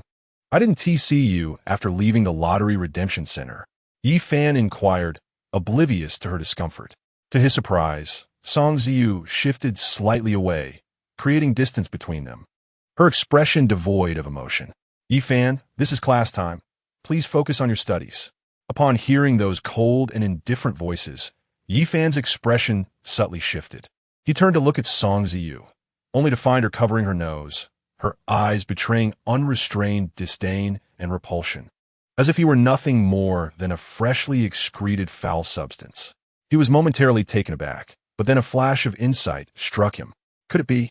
Hastily, he lifted his arms to sniff his sleeves, and his face paled drastically. Good heavens! How could he possibly carry the scent of that woman as perfume? There was no way to clear his name now. Ziyu, please let me explain. I am innocent. Panic enveloped Yi Fan completely. Yifan, I witnessed it with my own eyes. How could there be any doubt? Song Ziyu retorted mockingly. You truly disgust me. Boom! Yi Fan was momentarily stunned by her words. Chapter 90. Jiang Xun is but a pretender. At 5 in the afternoon, Gu Yuxuan and her sister Gu Luxuan, upon finishing school, made their way to the parking lot hand in hand. As they approached a Bentley Continental, a figure suddenly darted toward them. Gu Yuxuan, I have just uncovered a shocking secret. Sheng Zai's face flushed crimson, resembling a tipsy individual, his eyes sparkling with excitement. Upon recognizing him, both Gu Yuxuan and Gu Luxuan instinctively frowned. Gu Luxuan crossed her arms and let out a gentle sigh. Sheng Zai, let's not make this awkward. We are all part of the elite circles in Haicheng, after all. You, a mere second son of the Sheng family with no power or influence, cannot even protect my sister, yet you profess to love her so. Do you truly think my sister is so naive that a few sweet words could lead her to your bed? I do not wish to demean you, but you pale in comparison to even a mere pinky of her true suitor. It would be best to concede. Sheng Zai's countenance darkened at Gu Luxuan's disparagement. What are you saying, Gu Luxuan? Do you believe that Jiang Xun is all that formidable? Let me inform you. He is not even a true child of the Jiang family, merely an adopted son. Thus, whether he can inherit the Jiang group remains uncertain. I, Sheng Zai, am still the second son of the Sheng family, with a status far superior to his. What? The heir is an adopted son? Not the biological child of the Jiang family? Both Gu Yuxuan and Gu Luxuan's expressions changed dramatically as they exclaimed. Jiang Xun is an adopted son of the Jiang family. This fact is somewhat of a secret within the elite circles of Haicheng, known to several families who maintain good relations with the Jiangs, while others remain oblivious. Gu Yuxuan and Gu Luxuan, being merely adopted daughters of the Gu family, have no rightful claim to this knowledge. Seeing their ignorance of this matter, Sheng Zai's lips curled into a faint smile, his fists gently clenching in triumph. It is done. The moment he laid eyes on Gu Yuxuan, he had already envisioned her as his own. Who would have thought a rival would emerge unexpectedly? While he could not openly confront Jiang Xun, employing some underhanded tactics to sow discord between the Gu sisters and him would be a trivial endeavor. Jiang Xun, you shall pay for stealing my woman. Yuxuan, I believe you ought to consider me more. Sheng Zai adopted a tone of earnest concern, asserting that Jiang Xun was utterly unsuitable for her. Presently, aside from possessing a modicum of wealth, he has nothing to offer. In a few years, when the true heir of the Jiang family returns, this pretender will surely have to vacate the space he occupies. Following him leads to no promising future. However, to Sheng Zai's astonishment, Gu Yuxuan's response was not one of gratitude, but rather an increase in distaste and revulsion. Previously, she had regarded Sheng Zai as weak and inept, a quintessential failure. Yet, she never anticipated his propensity for gossip and slander. Such men rarely end up well. Contemplating this, she coldly remarked, Sheng Zai, what comes next? Sheng Zai, oblivious to the detachment in her tone, replied with unwarranted pride. It is best to sever ties with Jiang Xun completely. I shall protect you. Gu Lushuan scoffed repeatedly. Shengze, your words flow so effortlessly, as if you were meant to be a comedian in a past life. Severing ties with the master, never to cross paths again. You protect us? How audacious. And what of the money? The master initially spent 500 million to acquire us. Will you not offer that sum to redeem us? If you provide 500 million, my sister and I shall belong to you tonight. What say you? What? 500 million? So much? Shengze's countenance changed dramatically, exclaiming in shock. He had thought that Gu Yuxuan and Gu Lushuan had been forcibly taken by Jiang Xun. Who could have imagined such a hefty price? Is Jiang Xun a fool? 500 million for a pair of twin sisters? Are they made of gold? No. Even if they were, they would not be worth that much. Though he harbored feelings for Gu Yuxuan, he did not believe the sisters merited such a fortune. Moreover, he could muster at most 2 or 3 million, a far cry from 500 million. Indeed, is 500 million truly excessive? Gu Lushuan crossed her arms, raising her chin with an air of pride. When my master and I exchanged 500 million, he did not even bat an eye and promptly transferred the funds to us. Additionally, my sister and I receive a monthly salary of 100,000. Can you match such sums? Shengze's face flushed with embarrassment, momentarily rendering him speechless. Gu Lushuan sighed once more. Shengze, oh no, young Master Sheng, before you ponder our well-being, could you first demonstrate your capabilities? What worth is a wolf with a grandiose tail when devoid of strength? You have only amused us in vain. Lushuan, must your words be so harsh? Shengze replied, his face darkening, his voice low. Have I spoken incorrectly?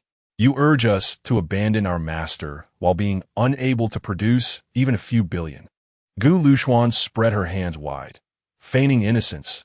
You place us in a difficult position. You. Shengze, infuriated, tossed his sleeves and strode away. Gu Yuxuan observed his retreating figure, gently shaking her head, and remarked, Lushuan, let us return home to prepare a meal for our master. Such boys are utterly disappointing. With this thought, her longing for her master intensified. She yearned to be dominated by him. Yes, sister. Gu Lushuan nodded vigorously. Jiang Xun spent the entire afternoon diligently participating in military training, causing no disturbances whatsoever. Moreover, Shun Xingyao, fearing that these sheltered flowers would develop any flaws, had lowered the difficulty to the bare minimum. Meanwhile, Feng Muqing, Su Ningxuang, and her 3 roommates sat beneath a tree, observing their military training. They even purchased bottled water and several watermelons for them, eliciting envious glances from students in other classes who almost dropped their jaws in astonishment. Why doesn't our class enjoy such favorable treatment? Many boys in finance class 1 seemed to be invigorated, their combat prowess soaring. All notions of fatigue and heat vanished without a trace. They even urged Shun Xingyao to increase the training difficulty. This is how true masculinity should be displayed. However, as soon as a few boys proposed this suggestion, they were swiftly subdued by a dozen girls, who unleashed a flurry of blows upon them. The boys emitted cries akin to that of slaughtered pigs, while the others turned pale, nearly wetting themselves on the spot. Just as the afternoon military training concluded, Su Ningxuang was walking towards Jiang Xun when a figure suddenly dashed out. He knelt before Jiang Xun, exclaiming loudly, Young Master Jiang, help me. Chapter 91. I will follow you. Jiang Xun was startled by this shadow and nearly kicked him away. However, upon recognizing the visitor, he frowned slightly. The person before him was none other than Lu Zifeng. Despite being a second-generation rich kid, Lu Zifeng possessed a remarkable business acumen among his peers.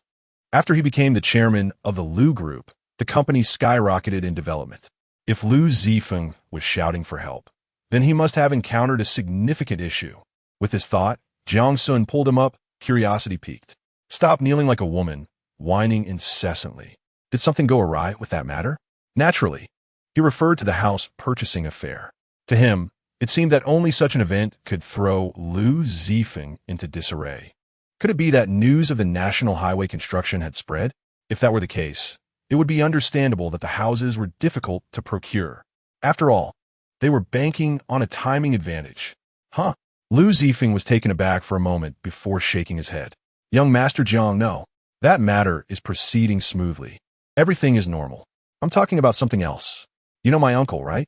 The vice president of the Yangtze Publishing Group, Meng Xiangxun. Meng Xiangxun? Vice president of Yangtze Publishing Group? Upon hearing this name, a flicker of intrigue sparked in Jiang Xun's eyes. This character did not exist in the novel. Could it be that this was a consequence of the butterfly effect he had set in motion? Yes, yes. Lu Zifeng quickly leaned closer, whispering, "Young Master Jiang, my uncle praised that book Ghost Blows Out the Light after reading it, claiming it to be the finest novel in Huagua in the past 2 decades. Once it is published in physical form, it will undoubtedly make you a fortune. Moreover, it significantly contributes to the enhancement of your reputation. Thus, he hopes you will entrust him with the physical publication of this novel." Jiang Xun found the approach of a publisher both anticipated and surprising. He was well aware that Ghost Blows Out the Light is a remarkable work. How could those publishers possibly let such an opportunity slip away? However, he did not expect the other party to act so swiftly. After all, it had been less than a day since the upload. With this thought, a subtle smile graced his lips, and he chuckled softly. "Lu Zifeng, if your uncle secures the publishing rights to this book, it would undoubtedly be of immense benefit to him, wouldn't it?" Jiang Xiao is indeed astute. Lu Zifeng nodded vigorously in agreement. Their publishing group's president would retire in a few months, and a new president would be chosen from among the 3 vice presidents.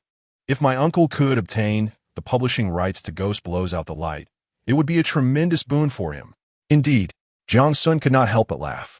If it were merely an ordinary editor from the publishing house, their eagerness to acquire the rights to Ghost Blows Out the Light would certainly stem from a desire for a share of the profits. However, Meng Xiangxun, being the vice president, would not be preoccupied with such trifling gains. Once the sales of Ghost Blows Out the Light surpass 50,000 or even 100,000 copies, it would constitute a glaring political achievement for him. It would be difficult for him not to ascend the ranks. With this in mind, he raised his hand and patted Lu Zifeng on the shoulder, laughing. "In that case, I shall entrust this matter to you. You will negotiate on my behalf with your uncle. What does that sound?" "What? Jiang Xiao, you want me to represent you in negotiations with my uncle?" Lu Zifeng was taken aback, his eyes gleaming with incredulity. Ghost Blows Out the Light is a revered masterpiece cherished by countless fans. Just a mere scratch at the surface could suffice for an ordinary person's annual expenses. Yet, Jiang Xun has entrusted such a significant responsibility to him. What profound trust this is. Jiang Xun smiled gently. "I believe in you. Go forth and act boldly." These words brought tears to Lu Zifeng's eyes, deeply moved. As he wiped away his tears, he nodded. "Jiang Xiao, rest assured, I will ensure that you do not suffer any losses." At this moment, it mattered not that Meng Xiangxun was his uncle. Even if he were his own father, he would strive to secure as much benefit for Jiang Xun as possible. Jiang Xun could not help but chuckle at Lu Zifeng's expression. Why did he want Lu Zifeng to negotiate with Meng Xiangxun on his behalf? First, he genuinely lacked understanding of the intricacies of publishing. If he were to negotiate personally, he could easily fall into a trap, much like in his previous life, where he ended up losing everything. Second, Lu Zifeng was a commercial genius. Given sufficient authority, he would undoubtedly handle the matter with elegance. Third, and most importantly, he did not regard the modest profits from physical publishing as significant. For ordinary individuals, several million to tens of millions is indeed a considerable sum, sufficient for a comfortable life in the latter half of their days. Yet for him, several million to tens of millions scarcely amounted to a few days' pocket money. What he truly valued were the adaptations for film and gaming. That portion of the revenue constituted the substantial gains. Jiang Xun offered a few words of encouragement to Lu Zifeng, who immediately pounded his chest in assurance. Having resolved this matter, Jiang Xun made his way towards the school entrance. However, after walking a mere few meters, he halted, turned around, and sighed with a hint of exasperation. "Shuang Shuang, why are you following me?" Today, Su Ning Shuang donned a plaid pleated skirt paired with a lightweight white blouse, complemented by white knee-high socks and brown leather sandals, exuding an aura of youthful vitality. Wherever she went, she turned heads. Sporting dark circles under her eyes, she had attempted to conceal them with concealer. giving her an adorably naive appearance. With a slight blush on her cheeks, she turned her head away, stammering, I'm also heading home. Bang. Jiang Xun playfully tossed her a juicy pear. When you lie, could you at least look me in the eye? It makes me seem rather foolish. Have you never told a fib in your life? Your skills are simply pathetic. Su Ningxuang covered her forehead with both hands, pouting her bright red lips, glaring at him fiercely yet remaining silent. Clearly, she was engaging in nonviolent resistance. Jiang Xun, observing her expression, felt a surge of frustration. He shot a fierce glare towards the culprit nearby, Fang Muqing. Earlier that afternoon, Fang Muqing had inadvertently mentioned to Su Ningxuang that Jiang Xun was planning to venture to an underground casino that night, leading to her current demeanor. What exactly do you want? Jiang Xun took a deep breath, striving to restrain his urge to deliver a few playful taps on her head. This girl was utterly bewildered. I'll go with you. Su Ningxuang's eyes sparkled with determination as she earnestly declared. Wow! The moment she uttered those words, the crowd erupted in astonishment. The goddess Su actually said she would go with him. How sensational. Chapter 92. Who brings their own food to a hotel? Wow, where are they headed?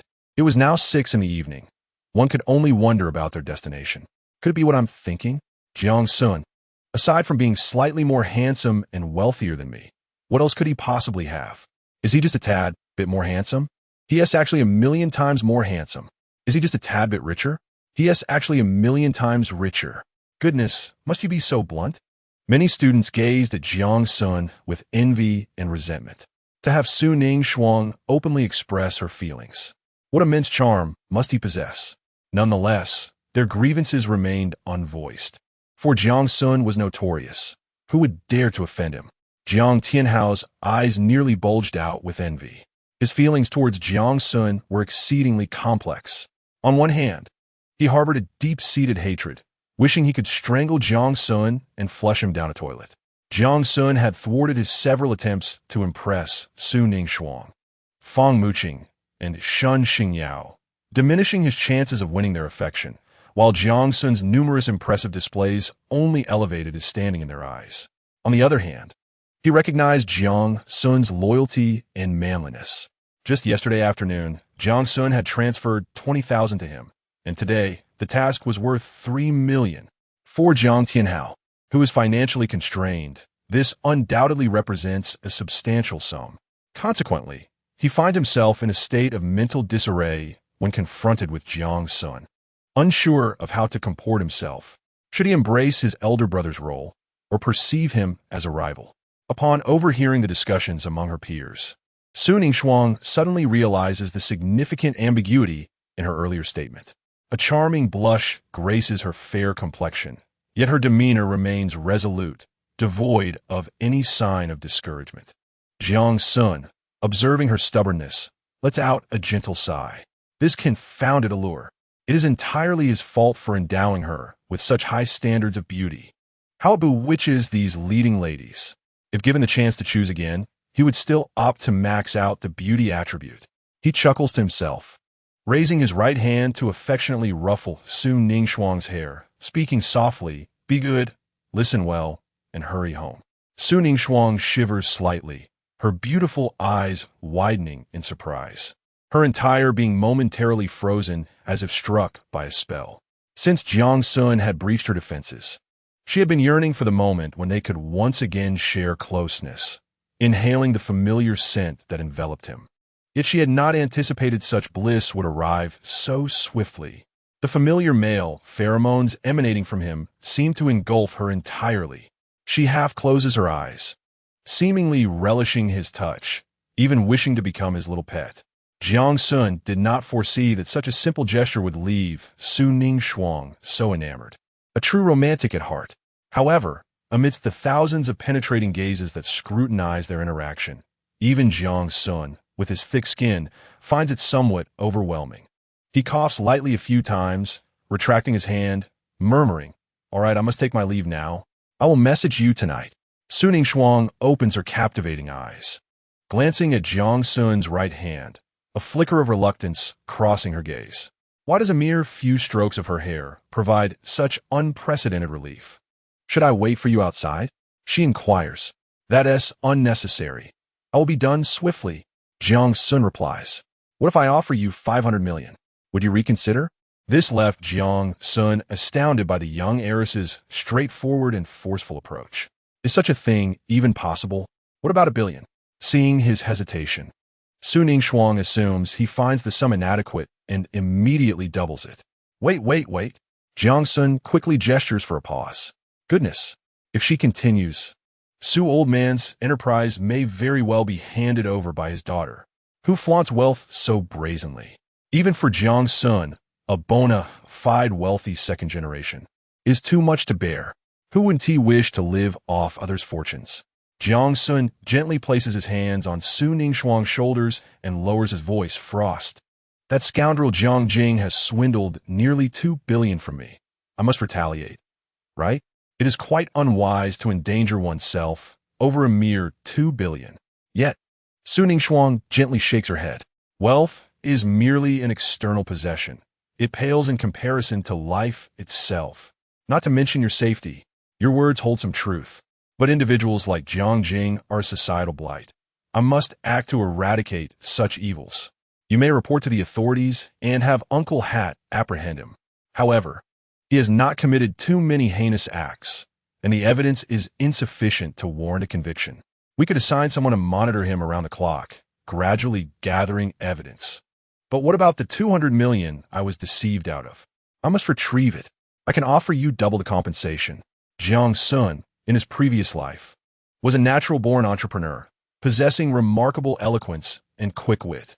Yet this time, he found himself defeated before Su Ningxuang. Her thoughts were exceedingly peculiar. She even suggested spending 1 billion to hire 100 assassins to turn Jiang Jing into potato chips, seeking vengeance for Jiang Xun. Alternatively, she proposed acquiring 500 kilograms of explosives to obliterate Jiang Jing into mere ashes. She was unwilling to allow him to take such risks. In the end, despite his parched throat and hoarse voice, Jiang Xun could not persuade Su Ningxuang. He could only shrug his shoulders, spread his hands, and sigh. Very well, you win. I shall heed your counsel. A gleam of joy flickered in Su Ningxuang's sparkling eyes as she nodded. That's wonderful. In the next moment, Jiang Xun raised his right hand, striking a swift pose as if wielding a